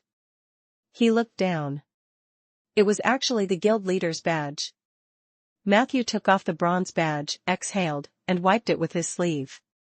Then, he took out a magnifying glass to look at the words on it. He received 2 messages. Prompt: Lorraine and Eli have officially joined your Guild of Spells. Guild Elf CC would like to remind you that the Guild Communication Network has been established. Due to the cost of communication, each guild member can send 10 messages for free per day, including chat rooms and private messages. For details, please check the communication manual. Was the communication network completed just like that? Matthew thought to himself that he had only asked Bobo to receive Lorraine at the Moonlight Forest. He did not expect the chief occult machinist to complete this task as well. As soon as he opened the chat room before he could type anything, lines of messages popped up. Riegar, Guild Elder hello, hello, hello, is anyone there? Cece, Guild Elf I'm here. Riegar, you're not human. Is there anyone else? Riegar, who took the sword oil I left in the warehouse? Hehe, don't think I don't know. I count every day. There's 1 bottle less today than yesterday. Riegar, there's a summoning function? Matthew, come out and talk. Riegar, why aren't you saying anything? What are you doing? I feel a little scared. Bobo, uncle, it's very stupid of you to speak like this. Lumiere, +1. Lumiere, I clicked the wrong button. What does the +1 beside it mean? Lumiere, Matthew, are you alright? Matthew, I'm fine. The air in the astral plane isn't as bad as I thought. Lumiere, good. Smiley face. Hibbert at Matthew, Vivian told me to tell you that Tarani told her that Bina told her that she discovered a piece of art from the Troll era that was suspected to have been stolen by the Silver Frost Brotherhood. The painting is called the Patricide. At the same time, we discovered that another painting that was equally famous had also disappeared. The name of the painting is Wedding. The content of the wedding is an ancient troll hero marrying his mother, word limits reached. Killing his father and marrying his mother? Matthew thought of Setronk almost immediately. Is that guy going that far? I'm afraid this is his ritual for advancing to legend. Chapter 1322 Giant Beast, Alistair. Chapter 1322 Giant Beast, Alistair. For patricide, he would definitely be targeting me. Marry his mother. Could it be Jaslywin? Matthew suddenly thought of all the legends about the 1,000 Transformers. He immediately asked Hibbert to send a message to Hood through the chat room. Matthew asked Hood to tell Qin Wuyue that the Silver Frost Brotherhood and even Shanair might attack Snail Valley Prison.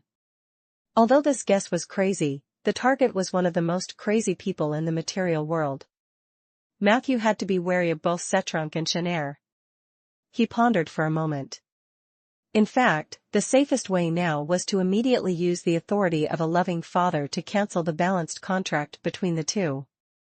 Matthew was certain that this would definitely stop Setrunk's ritual. However, in doing so, he had also given up his initiative. It wasn't that Matthew didn't want to make a move on Setrunk. It was because his relationship with Setrunk had always been one where the enemy was in the dark and he was in the light. Capturing Setrunk was an extremely difficult task. Without 100% confidence, attacking rashly would only alert the enemy. However, things were different now. The other party had chosen the Ascension ritual of the Purgatory mode. Then, he would have to have a head-on conflict with Matthew. This was also an opportunity for Matthew. He was very clear. The Wood Elf Elder Council was definitely up to no good. So was Setrunk. He might as well destroy both sides. Let me see what kind of ability you have to dare to kill your father and marry your mother. Matthew secretly made up his mind. Then, he reminded everyone in the chat room to use their daily communication opportunities carefully. At the same time, he also helped Elf Cece complain about the members' inappropriate actions of stuffing random items into the guild warehouse. As for what Rhaegar had said in the chat room, Matthew ignored it. As the guild leader, what was wrong with taking a bottle of sword oil? Not long after, 2 private messages were sent. Matthew took a look. These 2 messages were from the newly joined Lorraine and Eli. Lorraine, just let me know if you need my help, but don't expect me to go to the astral plane. I have a lot of enemies there, and it will only be bad if I go. I can still play a song or blow a flute for you from afar. Take care. Eli, I heard that you fought your way to the astral plane. Matthew, you're amazing. The Queen of the Kingdom of Thousands of Lakes has just found me. She said that she disagrees with the Dragon God Society. If you are willing, they can provide some help, but I feel that she has some selfishness in this aspect. You should handle it according to the situation and pay attention to your safety. I'm still waiting for you to come to my wedding. Matthew replied with a smiley face. Then, he began to calculate. If Setrunk wanted to join this mess, how would he enter the scene? If he was alone, Matthew wasn't afraid at all.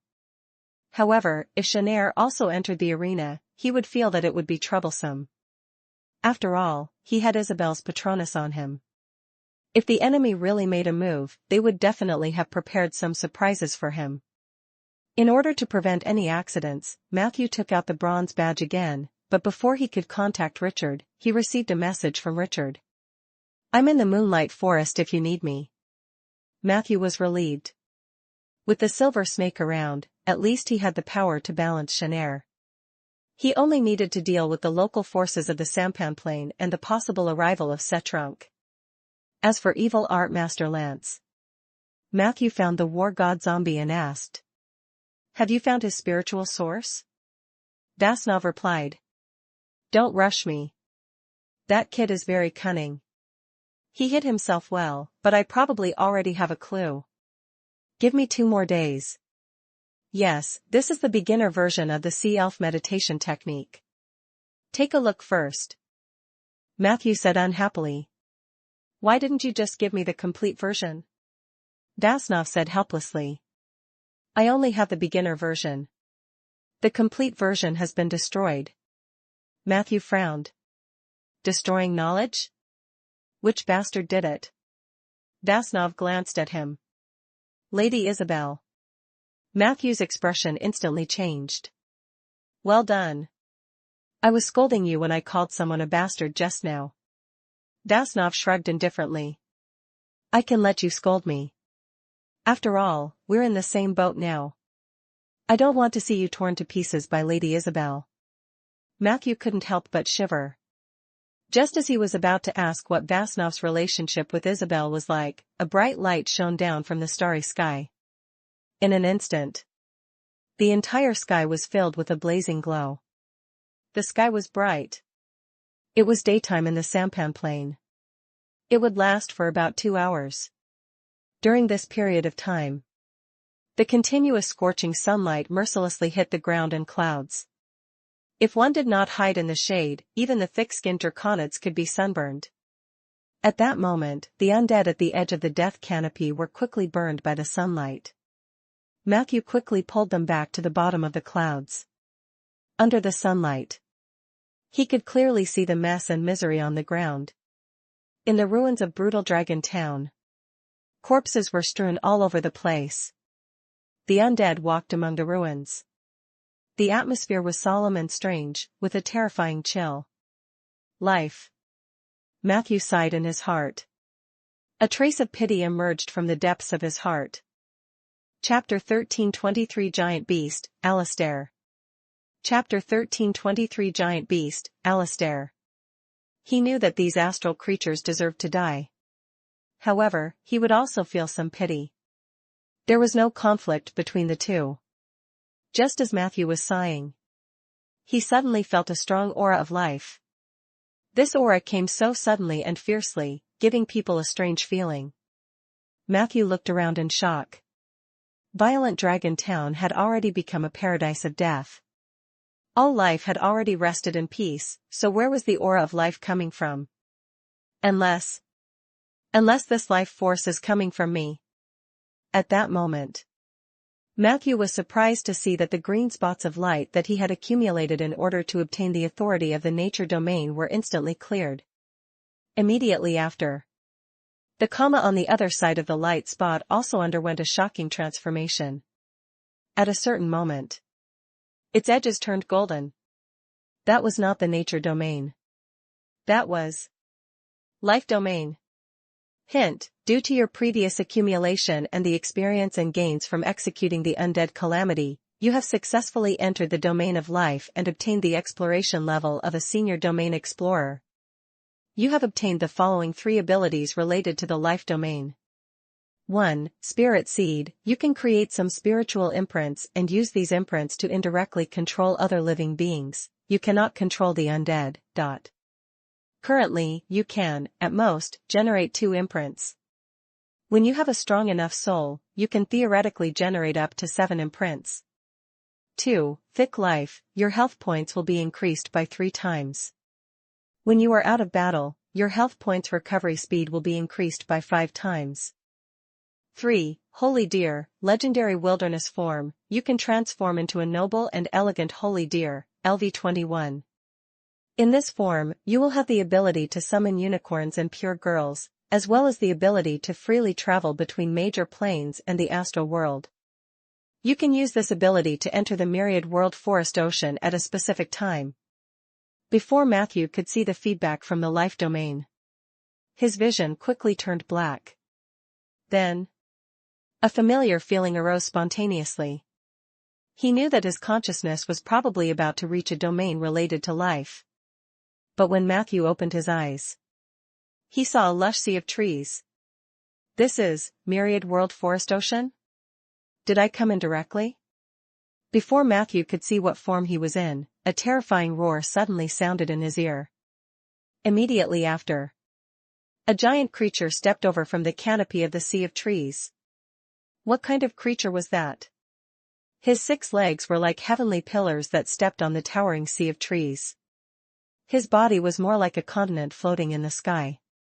Matthew was standing at an extremely high place. All that could be seen was that there were 4 endless fins on the back of the giant beast.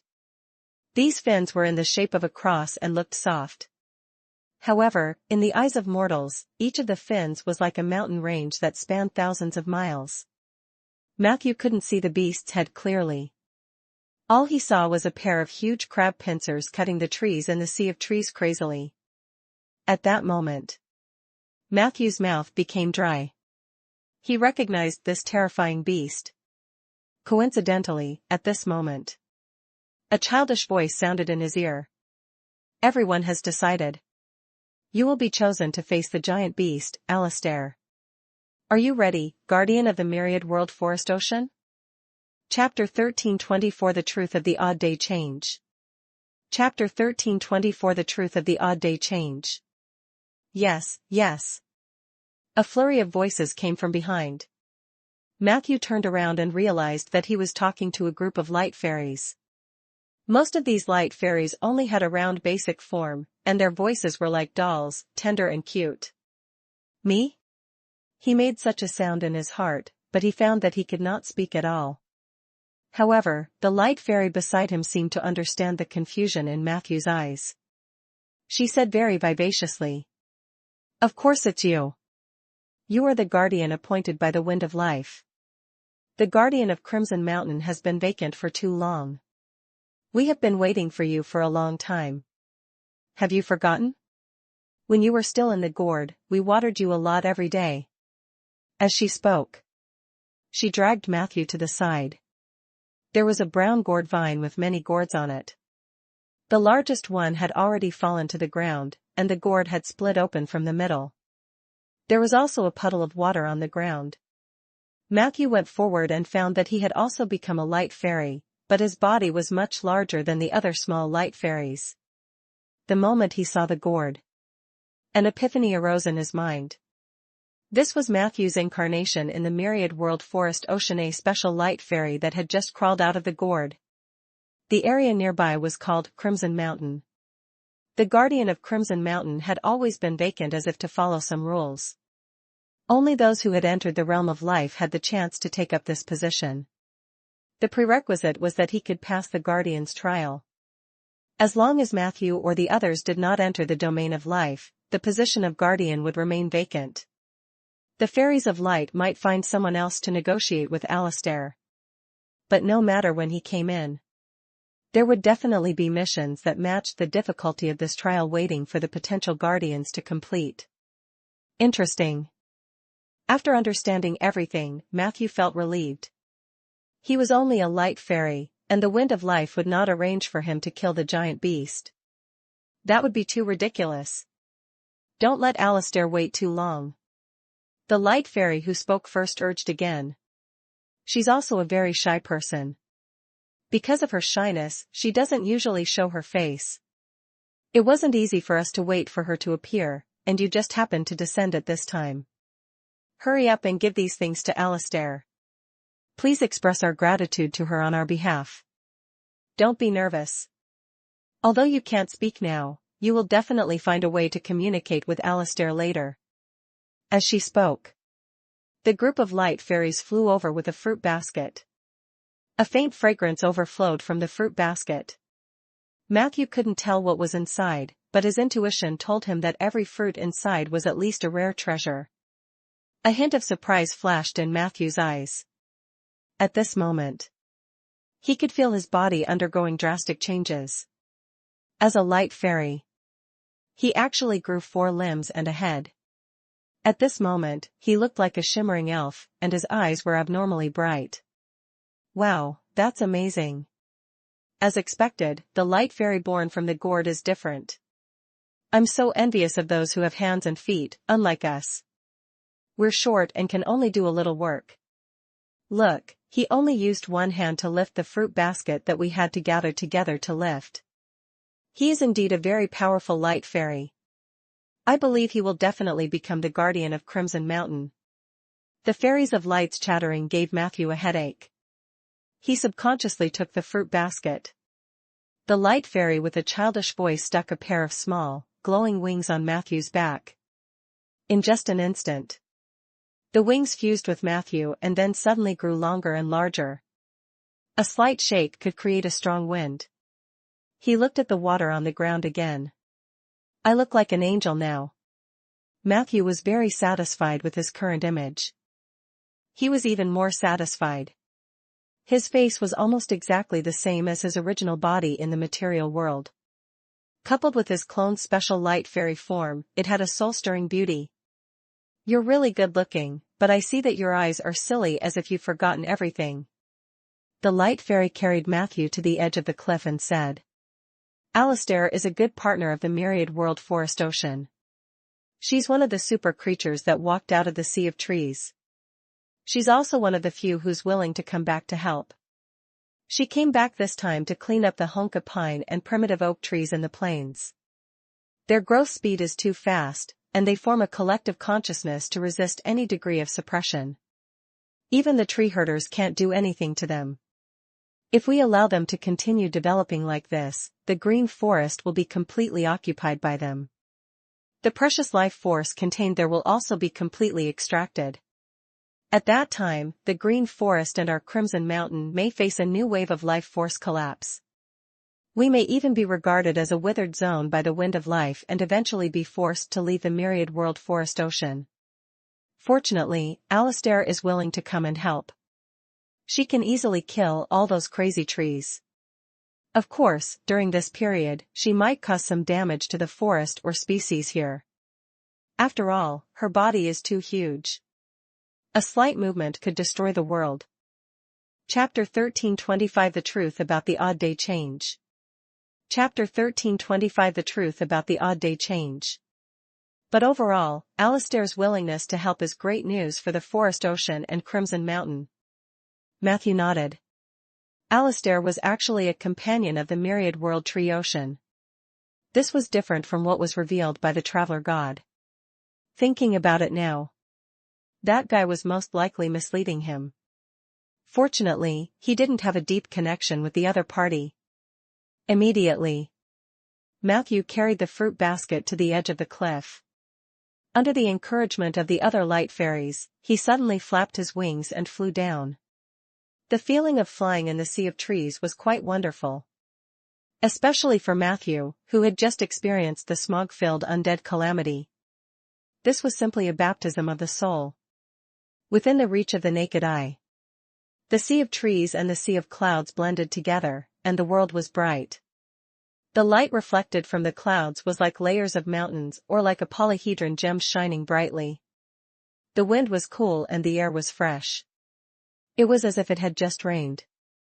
The breeze that blew past his ears and nose was sweet, and the faint white clouds were clean. Matthew flew across a sea of clouds. On the other side of the sea of clouds was a huge hill. A group of flying pigs stumbled down the hill. It was a group of newborn flying pig babies. Not far away, the mother flying pig was showing them how to fly in the sea of clouds.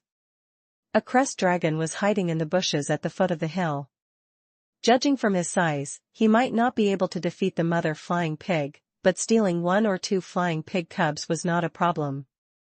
However, before he could do anything, a black shadow that blotted out the sun shrouded the sand dunes. A cold wind blew. A winged dragon wind god swooped down like a grim reaper before flying up high. The flying pig babies fled in panic. A few of them had even mastered the ability to fly in this crisis. Matthew counted. Not a single flying pig on the hillside was missing. Then, he looked up. Damn, the winged dragon wind god was holding the crest dragon that was trying to sneak an attack. This winged dragon wind god was much larger than Matthew's wilderness form. In terms of pressure, it was also very imposing. Matthew flapped his wings and wanted to leave quickly. However, not long after, the terrifying wind came again. The winged dragon wind god had gone and turned back. You went to look for Alistair, right? You're flying too slowly like this. Let me give you a ride. Remember, my name is Chomu. If you become the guardian of Mount Crimson, you must remember that I once helped you. The winged dragon wind god's voice sounded in Matthew's ears. Before Matthew could answer, a hot air current pushed his body into the distance. Matthew flew hundreds of miles in one breath. In an instant, he flew over a towering ancient oak tree. The crown of the oak tree had a white crown that looked like a snowy mountain. Below him was a waterfall that was falling straight down. When he flew past the waterfall, Matthew saw a dolphin-like creature playing in the waterfall. A Pegasus flew across the sky and gracefully stopped to drink water in the pool below the waterfall. A flock of cranes flew around Matthew for a while. Then, the cranes gestured for Matthew to sit on their backs, and they flew another 100 miles with Matthew. The two parties parted ways on a floating island. In the sky, not far away, 2 huge figures were fighting fiercely. Matthew looked at it. They were 2 giant bird creatures. One of them was a giant griffin, and the other looked a little like the legendary divine phoenix, but its feathers looked a little like a peacock. It was probably a mixed blood. The giant griffin and the mixed blood phoenix were fighting head-on. They seemed to be fighting for something on a bright yellow tree. Matthew carefully flew through the clouds below them. Not long after, a small black shadow fell from above. Because it was not far away, Matthew subconsciously took it. He grabbed it in his hand and looked at it. It was a chipped apple. There was still some saliva on the gap. Hint, you have obtained the incomplete golden apple and the saliva of the mixed blood divine phoenix, small amount. Matthew's heart thumped. He grabbed the apple and flew for another 10 minutes before arriving at a small black island. Alistair's body was simply too big. Most of the time, her body parts were moving according to instinct. Therefore, according to the light fairies, if he wanted to talk to it, he had to find the sensory zone of the giant beast. The sensory zone was the only place where the giant beasts could establish a connection with the tiny life forms.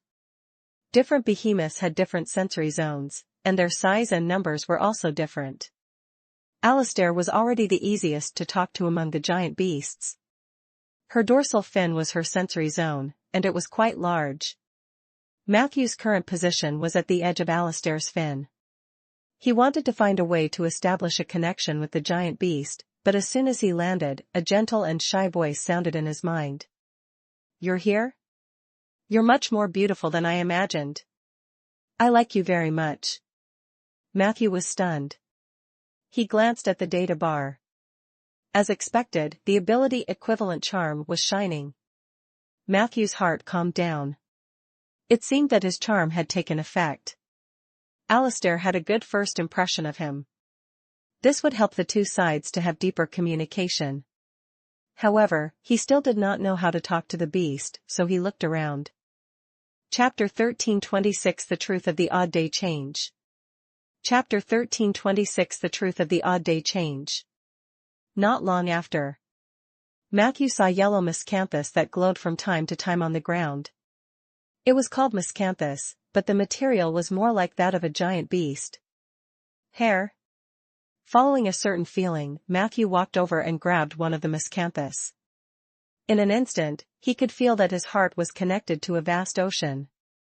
"Heh, you're in," Alistair said shyly. "Be gentle, I'm ticklish." Matthew loosened his grip on the miscanthus. It was the first time he was talking to such a huge creature, so he couldn't help but feel a little nervous. "This method of linking is really strange," Alistair said gently. "Everything is for safety reasons. If I open my mouth to speak, the entire myriad world tree ocean will hear my voice. You may faint instantly, and the material world will be affected by an earthquake. As for the astral world, it may be affected by the astral tide and the void storm. That would be a huge disaster. That's why I haven't really spoken for many years." Matthew asked in surprise. "Do you care about those things?" Alistair asked. "Why not? I wasn't born into this world to cause destruction. On the contrary, I realized long ago that I had to be cautious about the spaces outside the void that could accommodate me." Matthew complimented. "If only all the giant beasts were like you. I've heard people say that after the days of the heavenly change, it will be the era of the giant beasts. I wonder what this world will be like at that time." Alistair's tone was gentle, but this time, there was a hint of reproach in her reply. "You're not a giant beast. How do you know that the other giant beasts are different from what I think? Moreover, the era of almighty beasts that you humans understand might not be the same concept as what we understand ourselves. Every giant beast is the essence of the universe. We have intelligence that is close to the upper middle level of human beings, but we often see it further than humans. I think all the behemoths know that if we destroy the surrounding civilization or environment at will, it will lead to the early end of this era, which is very disadvantageous to us." This was the first time Matthew had heard such a thing. He immediately asked, "Why do you say that?" Alistair replied, "We were born in this cosmos, so we naturally have our own pursuits. Even if it's for this pursuit, we won't destroy everything at will. Of course, it's also for the pursuit. In the future, battles between giant beasts may be commonplace. For natives like you, the aftershocks of our battle might even destroy the world. Regarding this, I can only say that this is an unchangeable fate, and it's also the calamity that this world is destined to face, or rather, an opportunity. Pursue? Opportunity? Matthew instantly caught the main point. What is your goal? What is the opportunity you are talking about? Alistair did not answer him directly. Instead, she told a little story. Do you know how a supreme demon is born? Every supreme demon is a demon egg in the initial form of life. The mother of the abyss buries the demon eggs on the endless beach of death. At a certain season, the demon eggs will hatch into small demons. The small demons will kill each other and then grow and evolve. In the end, only a very small number of small demons on each beach can accumulate enough nutrients and eventually evolve into big demons. But even so, they are still not out of danger. Death Beach is located between the abyssal rift. Apart from the poisonous abyssal sea, the steep walls, and the barren beach, there's nothing there. Newborn supreme demons only have a pair of weak wings. They can't fly away from Death Beach. For this, they can only wait. Wait for an unusual gale to blow over the Sea of Abyss. Such a gale usually comes once every few years. It might come once every 5 years, once every 7 years, or even once every 20 years. Many great demons will starve to death on the beach before the gale arrives. And the lucky ones who wait for the gale will ride the wind on the right day and finally fly out of the crack, becoming a member of the ruling class in the abyss. At that time, they will be called a demon lord and possess the corresponding authority. As for us, the giant beasts in your human eyes are just slightly bigger demons. The vast world of Ander in your eyes is like a beach of death that traps a supreme demon in our eyes. Ever since we were born, we have been waiting for that wind. In order to ensure that our lifespans could last until the arrival of that gust of wind, some giant beasts even entered the void world. And now, that wind is already very close to us. Matthew suddenly realized. The days of heavenly change? Alistair said gently. Yes. Matthew was a little shocked and relieved. He did not expect that the days of the heavenly change would have such a significance to the giant beasts. It was not a sign that the giant beasts were about to dominate the world. It was the horn that signified their departure from this world. No wonder no one can clearly explain the cause behind the days of heavenly change. Chapter 13:27 The Truth of the Odd Day Change. Chapter 13:27 The Truth of the Odd Day Change. This level is too high for humans, even gods. Perhaps only the calamity mage of the past were qualified to discuss this topic on equal footing with the giant beasts. Matthew composed himself. It was impossible for Alistair to deceive him. If the giant beasts really left, they weren't much of a threat to Ander. However, Alistair had also said it. Before they left, the giant beasts would engage in constant internal fighting, just like how the baby demons would kill each other for the slots of the great demons. The number of giant beasts was probably more than Matthew had imagined. And the chances of leaving this world with the wind were very limited. The solution was, of course, the survival of the fittest. During this period of time. Your next read is at Empire. No one could predict how this world would turn out. Why are you willing to tell me this? Matthew asked. Alistair replied. I hope to gain the approval of the plain will. To be more specific, the approval of the myriad world forest ocean. This is also the reason why I'm willing to help you clear these excess trees. Since the giant beasts came to this world as outsiders, we will be rejected by the original world's power. In this case, if we can obtain the recognition of a part of the plane and form an alliance with some of the local forces in Ander, then our actions may be much more convenient. I want to sign an alliance agreement with you. This alliance agreement will bind you, me, and the fate of Crimson Mountain together. To you and Crimson Mountain, I will be your most loyal companion.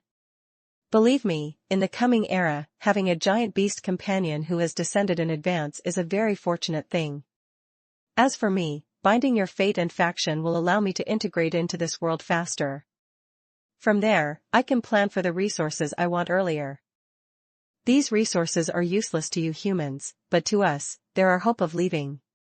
Matthew thought for a moment. Just the Crimson Mountain? Don't you want to consider forming an alliance with the people of the material world? Alistair replied. Material world? That won't do. That's not a place I can interfere with. You don't know, but the Void Whale Fenrir and the Void Ruler Yurkus have been eyeing that piece of land for a long time. Do you know them? That is a true behemoth, the king of giant beasts. After they said some words, other than some ruthless characters, almost no other giant beasts dared to attack the material world. In my opinion, the fate of the prime material plane has long been decided. Anything that Fenrir and Yuklis both take a fancy to will eventually be destroyed. Similar things have happened countless times in the void. For many years, there has been no exception. Hearing this, Matthew's heart sank. Alistair keenly sensed this. You are not just the guardian of Crimson Mountain, right? Matthew nodded sincerely. In fact, I just became the guardian of this place. Before that, I was a human mage in the prime material plane. Alistair said regretfully. I'm sorry, I also want to take 1 or 2 pieces of land in the prime material plane, but that's not up to me. If the place you live in isn't big, I can swallow it into my stomach or put it on my back. But I can't guarantee more than that. After all, if I carry too much land, I'll feel a little tired. Matthew expressed his understanding. Alistair's attitude was already quite good. Perhaps this was the result of the Crimson Mountain Guardian title and the equivalent charm taking effect at the same time. The two of them chatted for a while. Soon after, Matthew handed the fruit basket to Alistair. Alistair was quite satisfied with the Light Fairy's offerings. After that, Matthew signed a contract with her in the name of the Guardian of Crimson Mountain. The contract signing method was also very simple. Matthew found a red leaf in the sea of trees below and then found a white stone in the cave beside the waterfall. He used a stone to write on the leaf, writing the contents of the contract bit by bit. Then, he threw the contract into the fire and sprinkled the burnt ashes into the waterfall. The leaves represented the wind. The stone represented the earth. Fire is fire. Waterfalls were also water. From then on, under the witness of the 4 elements of earth, fire, wind, and water, the partnership contract between Matthew, the guardian of Crimson Mountain, and Alistair, the giant beast, was officially signed. Hint, you have obtained 2 new titles, Crimson Mountain Guardian and Giant Beast Companion. Crimson Mountain Guardian, you have the obligation to protect the safety of Crimson Mountain and maintain peace. In return, you can collect limited resources from the mountain. The living beings here will also help you to a certain extent. When one's prestige was high enough, one could even summon the living beings of Crimson Mountain to other planes to fight for one. Beast Companion, you have become Alistair's companion. When you are in danger, you can shout her name. She will respond to your call according to the situation. The more harmonious your relationship is, the higher the probability of her responding to you. Chance of the current call being answered, 100%. After signing the contract, Matthew returned to Crimson Mountain and told the Light Fairies about this. The Light Fairies cheered. Then, he felt weak. Chapter 1328 The Truth of the Odd Day Change. Chapter 1328 The Truth of the Odd Day Change. With the knowledge that came with the title of Crimson Mountain Guardian, Matthew found the cracked gourd, put it in a corner, and put it together. Then, he controlled his body to enter it. A comfortable feeling arose spontaneously. In the next second, Matthew's consciousness returned to his body. He raised his head and looked around. It was gray. What entered his eyes was the miserable scene brought about by the undead calamity, which formed a sharp contrast with the vibrant scene of the myriad world forest ocean. However, Matthew did not have any likes or dislikes about this. Life and death had different beauty in his eyes. If there was no death, how can life be beautiful? He took a look. He currently had two ways to return to the myriad world forest ocean. The first was to use the ability brought by the title of Crimson Mountain Guardian. He could directly use part of his consciousness to descend on the light fairy in the gourd. The other method was to transform into a holy deer. At a specific time, he could directly cross over with his body. Both methods had their advantages and disadvantages. However, if the conditions allowed, Matthew still planned to transform into a deer and go over. After all, if he used the first method, he wouldn't be able to bring anything out. For example, Matthew had hidden the damaged golden apple in the gourd because he couldn't bring it out with him. After this battle, I'll find some time to go to the Sea of Trees to pick up some local specialties. Matthew secretly made up his mind. There were countless rare treasures in the myriad world forest ocean, and many of them were priceless in the material world. With the title of Crimson Mountain Guardian, I don't have to worry about money anymore, right? He thought about it. Matthew's footsteps became lighter as he patrolled Brutal Dragon Town. 8 hours later, more graveyards were successfully built. A small cemetery had appeared in the center of Brutal Dragon Town. Not long after, this place could be renamed Cemetery Town. But Matthew was not in a good mood. The news had spread for some time, but in the end, the Astral Gate had been set up for half a day, and no one came to buy tickets. This made Matthew feel very embarrassed. These astral creatures obviously didn't trust the Necromancer's credibility. He had no choice. Matthew could only help them. 2 hours later, in a lake not far from the New Moon Mountain, Matthew, who had activated the invisible magic ball, quietly arrived at the center of the lake. He sank to the bottom of the lake. Then, he erected a teleportation tombstone there. Not long after, ghouls walked out one after another. These ghouls were filled with strong corpse poison. It didn't take long. The lake water would be completely polluted. The lake water flowed downstream through New Moon Mountain, which was one of the main sources of drinking water for the city. Therefore, it would not be long before the astral creatures of New Moon Mountain would get to drink the pure ghoul-flavored drink. Immediately. Read latest stories on Empire. Matthew ordered the ghouls to squat in the water and not go anywhere. To be on the safe side, he threw a large basket of poisonous mushrooms he had gotten from Dudley into the water. Will the dosage be insufficient? Matthew stood on the shore and frowned. He looked at the lake that did not change color and said to Peggy, "Why don't I build a ritual field here to strengthen the plague and poison? I have the plague domain anyway." Peggy hesitated for a moment. "Matthew, isn't it a little inappropriate for you to do this?" Matthew smiled faintly. "It's all right. There's an old saying in my hometown. When others call you despicable, you'd better be really despicable." Peggy shook her head. "No. What I mean is that grinding the poisonous mushrooms into powder and throwing them in will have a better effect." Chapter 1329 The Plague Lady and the Death Plague Sphere. Chapter 1329 The Plague Lady and the Death Plague Sphere. In the end, Matthew accepted Peggy's suggestion.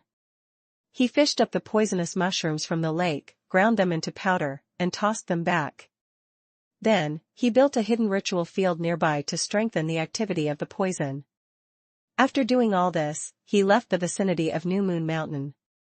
Half a day later, Matthew did the same thing and found a few water sources near Night Angel City. The city mainly replenished its freshwater resources by collecting underground water. Therefore, Matthew's actions became even simpler. With the support of the earthwalking technique, he easily completed the poisoning work. After doing all this, he happily returned to Brutal Dragon Town. He was prepared to wait for things to ferment. However, to Matthew's surprise, things did not go as he had imagined. 2 days later, New Moon Mountain. In a magnificent arched palace. The owner of this place, the seventh son of the evil spirit Lord Omadochi, Hodges, was strolling in a garden with his favorite concubine. Hodges had ruled New Moon Mountain for more than 100 years. In his hands, the New Moon Mountain was flourishing day by day. The largest number of astral humans from the Sampan Plain gathered there. However, this batch of astral humans was different from the natives of the Sampan Plain. They came from the depths of the astral plane. When the evil spirits attacked the Sampan Plain, they recruited a group of humans from the depths of the astral plane to infiltrate the Sampan Plain in order to obtain more accurate information. This group of humans provided the evil spirits with convenient guidance and detailed information. Therefore, in the process of dividing up the Sampan Plain, the situation at New Moon Mountain stabilized the fastest. Hodges did not spend much effort to successfully take down the town and become the lord of the place, ruling it until now. Now, the astral humans had become the most populated race in the New Moon Mountain. The second largest was the wild boar men, the third largest was the kobolds, and then there were other races. And as the true ruler, the evil spirit. Due to the characteristics of their species, the number of evil spirits was very small. On one hand, this was because the conditions for the birth of evil spirits were very harsh. On the other hand, it was because of the special nature of internal competition in the evil spirit society. Every evil spirit needed a large number of supporters to survive. Ever since they were born, they had to constantly absorb a special energy called psionic energy. If they could not be replenished in time, the evil spirit's strength would drop at the very least, and at the very worst, it would die on the spot. Therefore, the relationship between the evil spirits was rather weak. Other than the necessary spouse and children, every powerful evil spirit would exclude other evil spirits from their territory. This was to make it easier for him to enjoy the energy in the territory alone. But on the other hand, the evil spirits were unusually united when facing the outside world.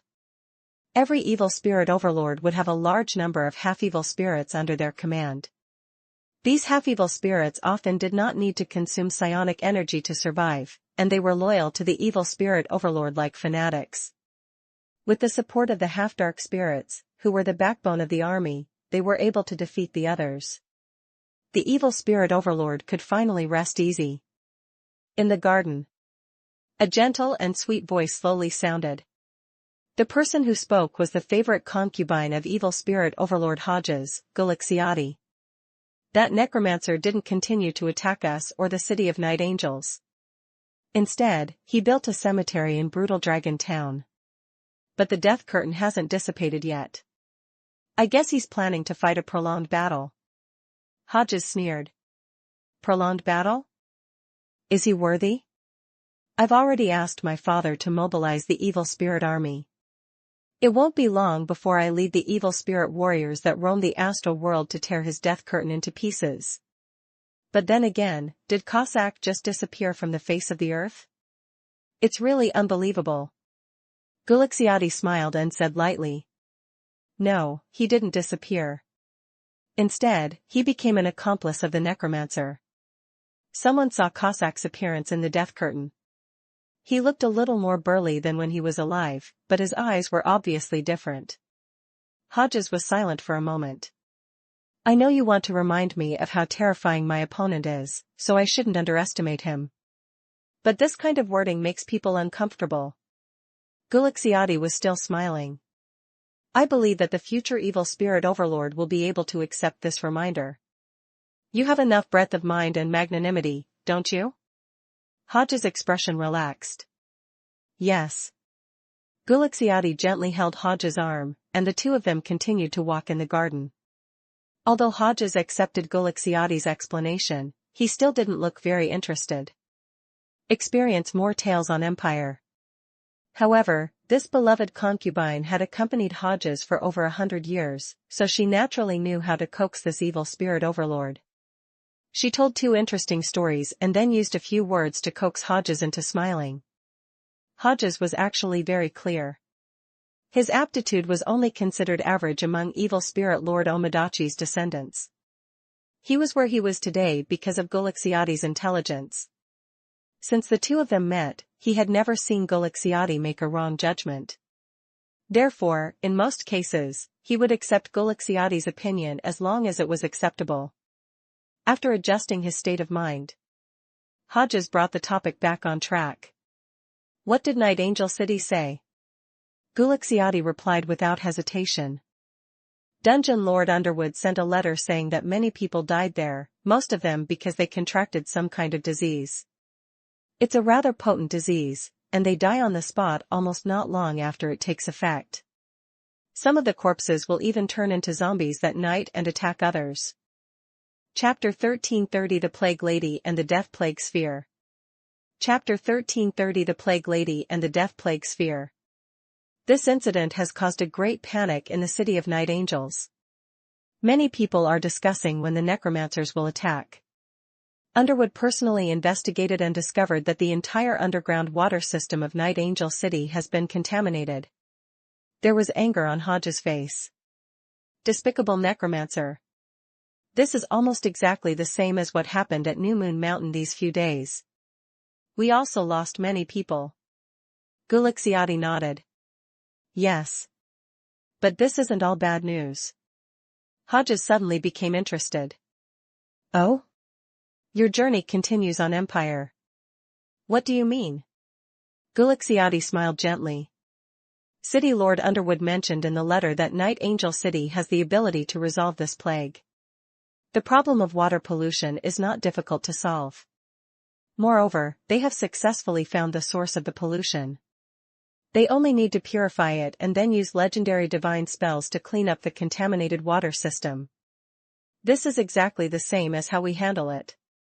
Some people have died in New Moon Mountain in the past few days, but most of them are second-class citizens and third-class citizens, which are astral humans and boremen. They've also turned into zombies, but the situation is under control. Compared to Night Angel City, the situation in New Moon City is much better. After all, as first-class citizens, evil spirits and half-evil spirits are immune to corpse poison. A smug smile appeared on Hodges' face. Looks like that despicable necromancer knows nothing about evil spirits. They actually tried to poison us.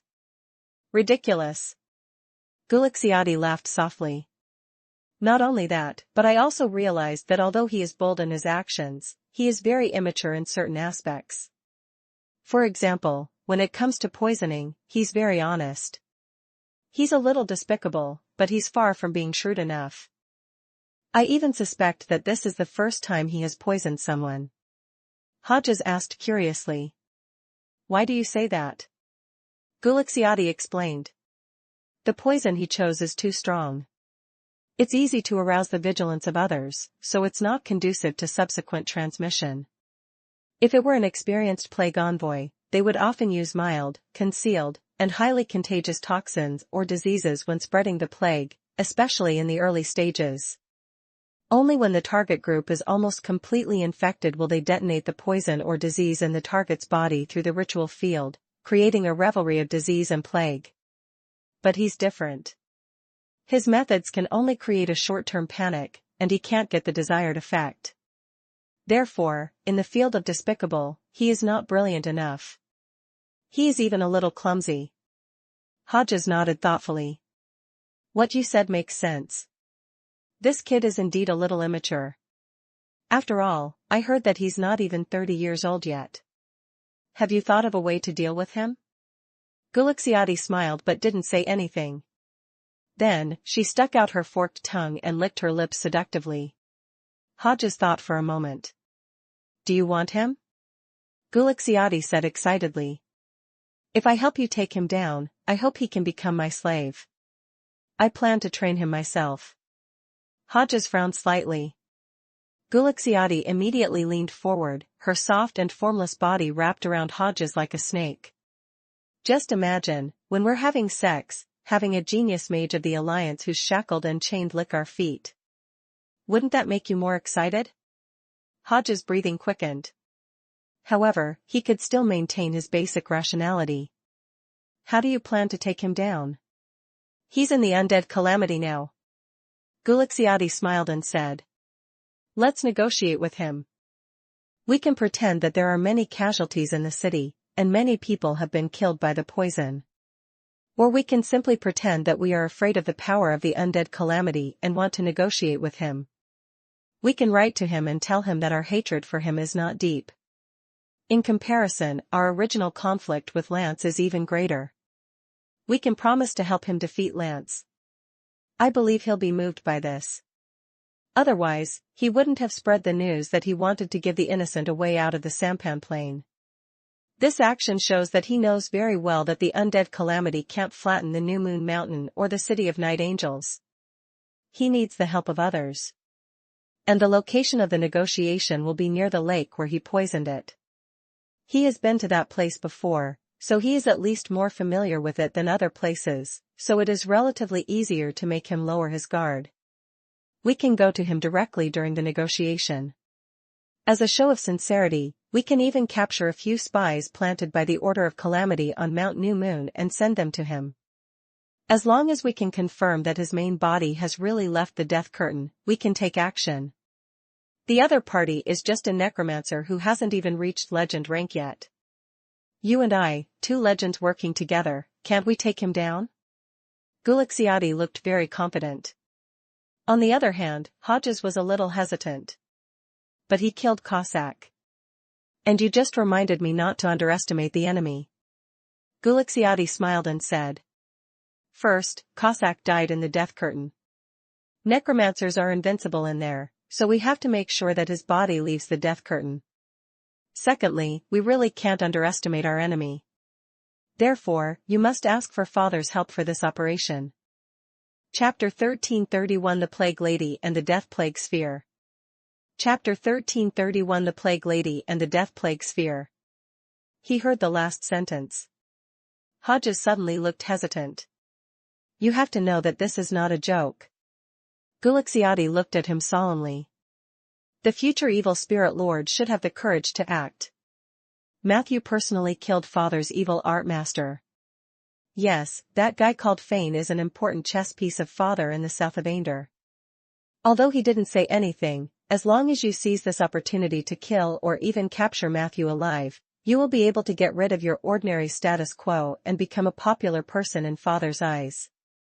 Don't you have this little bit of determination? Hodges' face turned slightly red. He gritted his teeth and said. All right, I'll write a letter now. Gulixiati laughed and said. No need. I've already written the negotiation letter for you, and I've already sent it out. I believe that my evil spirit sovereign will make such a choice. Hodges was instantly displeased. Gulixiati laughed. Are you blaming me for making my own decisions? As she spoke, she stuck out her forked tongue and gently licked Hodges' neck. Her nimble tongue skillfully licked the evil spirit overlord's collar, and the stubborn buttons were instantly undone. Hodges' shirt fell to the ground. In the next second, he could feel the warm and moist touch coming from 3 different places on his chest. He looked down and was instantly overjoyed. Gulixiati's neck suddenly had 3 heads. The 3 heads stuck out their tongues and licked down his chest. Those tongues crossed the flat plain and climbed the fortress on the lonely peak. The 3 heads did their job without any hesitation. Not long after, the only sound left in the garden was Hodges' heavy breathing. Brutal Dragon Town ruins. Matthew let go of the death thunderbird in his hand, his expression a little complicated. He had just extracted the intelligence from the thunderbirds for the past 2 days. In the end, whether it was the situation at New Moon Mountain or Night Angel City, it was not satisfactory. This was Matthew's first small setback in the sampan plain. Although the poison had indeed killed some people and caused local panic, it was still far from the effect Matthew wanted. He began to reflect on his own problems and wrote it on a note as a warning. I haven't done many bad things like this. I'm not skilled enough. There's almost no extra thought. I'm purely acting according to my instincts and common sense. I must learn my lesson. The fiercer the poison, the better. Peggy came over to look at the contents of the note, then patted his shoulder and comforted him. Don't blame yourself too much. Although you are a necromancer and I am a towering skeleton, we are still too kind. We don't have the talent to commit crimes. It's normal for us to fail when we do bad things. Matthew shook his head. Not having talent was not a reason for not doing well. If he had thought more carefully before making his move, he would at least have had more initiative in the current situation. Why don't you go find Dudley or that kobold mushroom warlock? Peggy suggested. Matthew still shook his head. Whether it was Dudley or the kobold they might have a deep understanding of poison, but in terms of practical experience, they were similar to Matthew. It was likely that they were also not professional. Then what do you plan to do next? Why don't you listen to me and directly pick one to fight? Peggy said. Matthew put away the note and regained his fighting spirit. Get up from where I fell. I plan to find a friend and ask him about the mysteries of poisoning. Peggy looked Matthew up and down. Do you know a friend who knows about poison? Matthew thought for a moment and said. He might not know how to poison. But there's a high chance that he can help. As he spoke, he told Mulan, who was inside the sapphire, to help him take charge of the situation in Brutal Dragon Town. Then, Matthew found an empty corner and activated his new ability from the life domain. Wilderness form, holy deer. In the blink of an eye, Matthew turned into a lively deer. He tapped the ground lightly with his forelimbs. In a flash, a colorful oval wheel appeared in front of the deer. There were all kinds of areas on the wheel. Every time Matthew's mental power focused on an area, the name of the corresponding area would surge into his mind. The Abyss. Purgatory. The Evil Spirit Plane. Twin Heavens. Endless Sea of Stars. Heavenly Palace. This was the cosmic roulette. The various regions on the wheel included all the planes near the prime material plane. Experience Tales at Empire. The universe wasn't just a flat surface. In fact, it was a three-dimensional model with many layers stacked on top of it. Matthew could control a green dot of light with his mental strength and make it move on the wheel to achieve the effect of traveling across planes. The holy deer was a legendary creature that naturally possessed the ability to travel between planes. He could travel freely between the various worlds. However, this action required the consumption of a type of energy called movement points. From the moment the holy deer was born, it would receive a batch of movement points every 10 years. Unless the points were exhausted, it could move across planes. Matthew looked at it. He had 100 movement points. And from the sampan plane he was currently in, he only needed to spend 1 movement point to travel to his desired destination.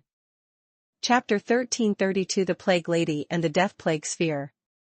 Chapter 1332 The Plague Lady and the Death Plague Sphere. This meant that there were almost no obstacles between the sampan plane and the destination. If he wanted to enter the prime material plane, he would have to spend at least 10 movement points.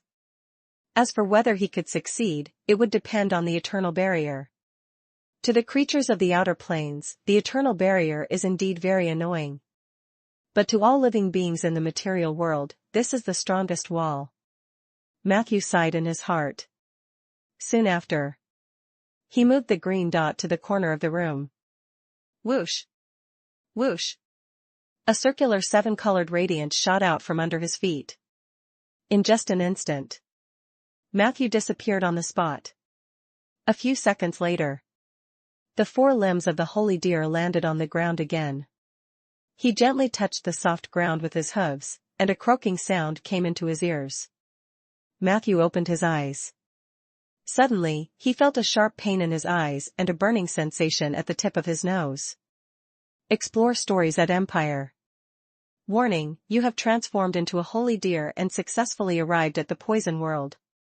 You are being tested by the local poison field. Not good.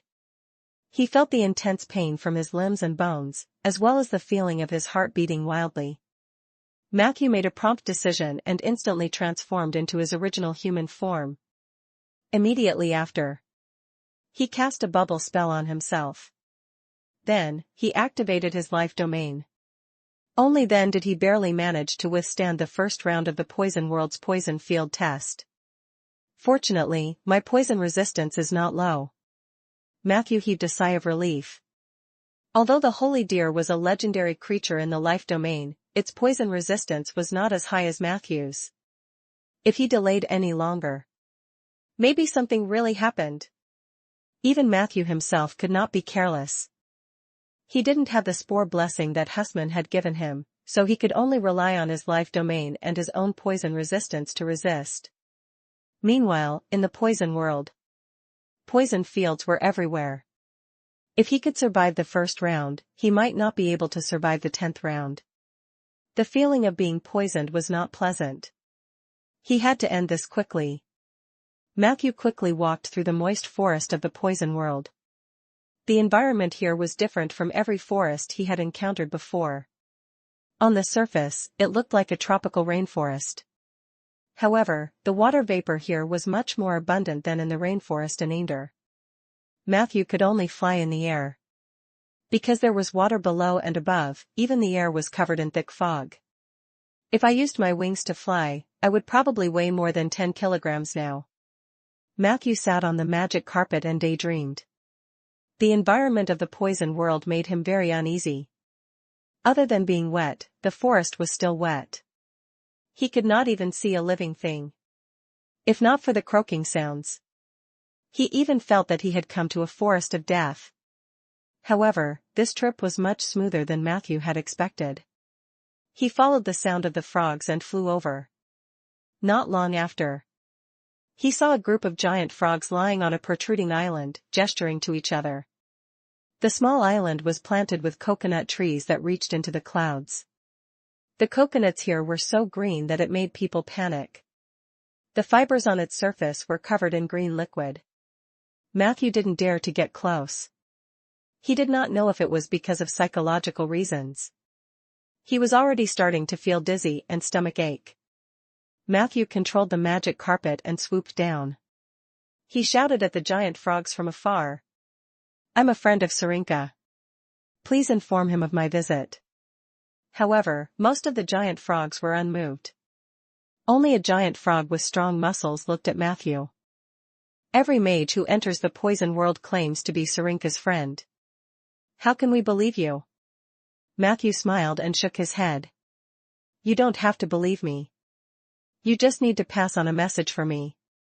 As he spoke, he took out a few things from his inventory and waved them in front of the giant frog. "What kind of payment do you want?" Matthew took out the following items. A pail of milk. 2 roast chickens. A basin of clean water. A handful of gold coins. A bottle of sword oil. The giant frog took a few glances from afar and suddenly screamed. "Give me that bottle of oil."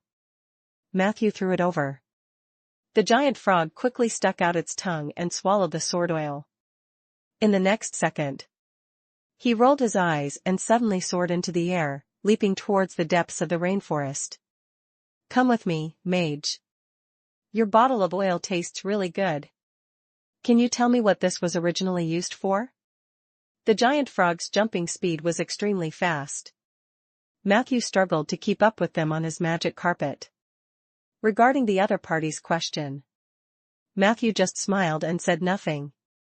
10 minutes later, the giant frog led Matthew to a submerged banyan tree forest. He pointed at the forest and said, "Sarinka is here. I won't go in. It's too poisonous inside. It's not a place for frogs to stay at all. My name is Jimmy. Next time you come to the poison world, you can bring a few more bottles of that oil. I can exchange it with other things." With that, he jumped away. Matthew had just approached the banyan tree forest when an old face suddenly appeared on the outermost tree. Look, look, look. Who's here?" "It's the messenger of nature, the favorite of death, the beloved tree-planting mage of the soul of nature." "Hee hee, Matthew, I'm glad you still remember me." "Hello, Mr. Sarinka." Matthew clasped his chest with one hand and gave a humble mage salute. Then, he went straight to the point. "I came here to ask you for advice on how to spread the poison." Then, he briefly described the problems he encountered in the sampan plain.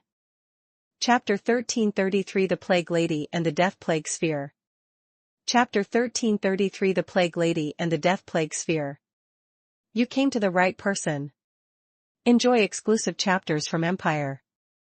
The giant tree of the poison world, Syrinka, laughed and said. In my opinion, the problem isn't the toxicity. As long as there are enough carriers, a stronger toxicity will help solve the problem more directly. I can give you 4 types of poison sources. They are the best carriers of poison. They are the poison world yellow frog, purgatory viper, Keela's wasp, and teardropping scorpion. As they spoke, the bark of the tree suddenly split open, and 4 light balls flew out from within, landing in front of Matthew one by one. Matthew looked at it. Each ball of light contained at least 1,000 of the poisons that Syrinka had mentioned. Matthew was not in a hurry to take it. Instead, he asked respectfully. Then how should I thank you? Syrinka immediately replied. You don't have to thank me for anything. The creatures of the poison world don't have many friends. I'm already very happy that you came to see me. Of course, we do have some special requests. As the messenger of nature, you have the right to know these. The poison world should have been a part of the myriad world forest ocean, but an unforeseen event many years ago caused us to leave the inner plane and drift to the outer layer, becoming rootless duckweed. My only wish in this life is to see the poison world return to the embrace of the myriad world forest ocean. I know that this is difficult to achieve, but I also know that you are different from the rest. From the first time I met you, I knew that you would soon become outstanding. The truth is just as I had guessed. I'm very glad that I didn't lay my hands on you back in the Marsh Water City. For this, I even violated the contract with the summoner. Of course, I paid a small price. But now, it seems that it was worth it. Syrinka kept talking. Matthew felt like a lonely old man who had met a young man who had come by chance. This feeling was so real. Matthew couldn't help but secretly sigh. However, the environment of the poison world was indeed difficult to accept. He planned to leave after asking about the techniques to use the 4 types of poison sources. However, at this moment, a cold voice came from the depths of the forest. You talk too much, Syrinka. Syrinka smiled nonchalantly and said. I'm sorry, Kesha, but I haven't had a customer in a long time. Did we disturb you? Why don't we change places? The female voice called Kesha said disapprovingly. The poison world is only this big. Where can you go? After saying that, she was silent for a while. Then, she suddenly said. Hey, that little guy called Matthew, do you want to come to my place? My place is not far from the poison world, and the environment is much better than there. Also, I have something to ask you. Matthew looked at Syrinka in surprise. The latter said in a gentle tone. Don't be nervous. Kesha isn't a bad person. She's the Lady of Plague. The castle she lives in is very close to the poison world. It's also a separate outer plane. Oh, I forgot to tell you. She's the wife of Death. She's been a widow for many years now. Death's wife? Matthew was still hesitating. Kesha's voice was heard. Since you are the messenger of nature, I'll give you 4 little cuties. They are mosquitoes, rats, cockroaches, and flies. Take these 4 little cuties and the 4 poison sources that Syrinka gave you. You can synthesize the death plague sphere. You should know what the death plague sphere is, right? Quasi-relic death plague sphere? Matthew couldn't help but look up. Chapter 1334 Can you show me your buttocks? Chapter 1334 Can you show me your buttocks? As if sensing Matthew's intention, Syrinka gently guided him. Follow this forest to the end. Once you find that the leaves have begun to turn yellow, you will almost enter the territory of the Plague Castle. Although it's another independent outer plane, it's connected to the poison world almost seamlessly. The connection is also quite stable, so there's no need to worry too much. Kesha is a very good person. She has been like this ever since I met her. I can't even remember when I met her. In any case, it wasn't yesterday. Amidst the rambling of the poison world tree, Matthew said goodbye to Syringa and flew deeper into the woods on the magic carpet. The fact that Kesha could sense the slate in his bag meant that her spiritual power was extremely powerful. In addition, the identity of Death's wife was particularly interesting to Matthew. Therefore, he planned to go over and take a look. If he really couldn't, he could turn into a holy deer and escape at any time. As a legendary creature, the holy deer was incapable of doing anything, but its ability to escape was extremely powerful. Your journey continues with Empire. Matthew believed that as long as he was careful, it should not be a problem. The magic carpet flew. 3 minutes later. A tall platform appeared in front of the forest. The platform was covered with thick fallen leaves. The leaves were so yellow that they were black, as if they had been infected with a serious disease. At the same time, a dangerous aura surged from the high platform. Matthew couldn't help but sneeze. All right, don't come over. If you come any closer, I'm worried that you'll get sick. Kesha's voice came from the high platform. Matthew raised the flying carpet's altitude, and he vaguely saw a castle hidden in the yellow leaf forest. The architectural style of the castle was quite strange. Matthew had never seen it in Ander. The high platform seemed to be part of the castle, an extension of the city wall. Matthew stretched his neck. Then, he saw a building between a pavilion and a watchtower on the high platform. The building was paved with thick wooden floors. A female figure was kneeling on the wooden board. Her back was facing Matthew, and there was a Sioux country-style screen behind her. There were also some bamboo curtains hanging in front of her. However, even with these obstructions, Matthew could clearly see her exaggerated pear-shaped figure. He immediately averted his gaze. Just throw the stone slab over. Kesha's voice was rather gentle. Her request seemed a little excessive, but Matthew thought about it. The most important thing about this thing was the content on it, and he had already made several copies of the content, so even if he lost it, it would not be too much of a loss. If the other party was the wife of the Death, he might be able to get something out of her. Thus, he used Astrid's claw to send Mabrin's stone tablet over. The stone slab floated into the pavilion. From this angle, Matthew could only see Kesha holding the slate in her arms, seemingly immersed in studying it. The two of them fell into a long silence. Aren't you afraid that I'll take it away? Suddenly, Kesha spoke. There was a hint of emotion in her voice. Matthew smiled. This is just a copy. Viscount Fan had given him a copy. The real Mabrin stone slab was still in Viscount Fan's warehouse. Kesha snorted softly, and then her tone carried a heavy sense of vicissitudes. I still remember when he was just born, and he smiled at me the moment he landed. But in the blink of an eye, he went crazy. Those things seemed to have happened just yesterday. But I know very well it had been hundreds of years since he had gone mad. When my perception and reason clash, which one is real? Matthew remained silent.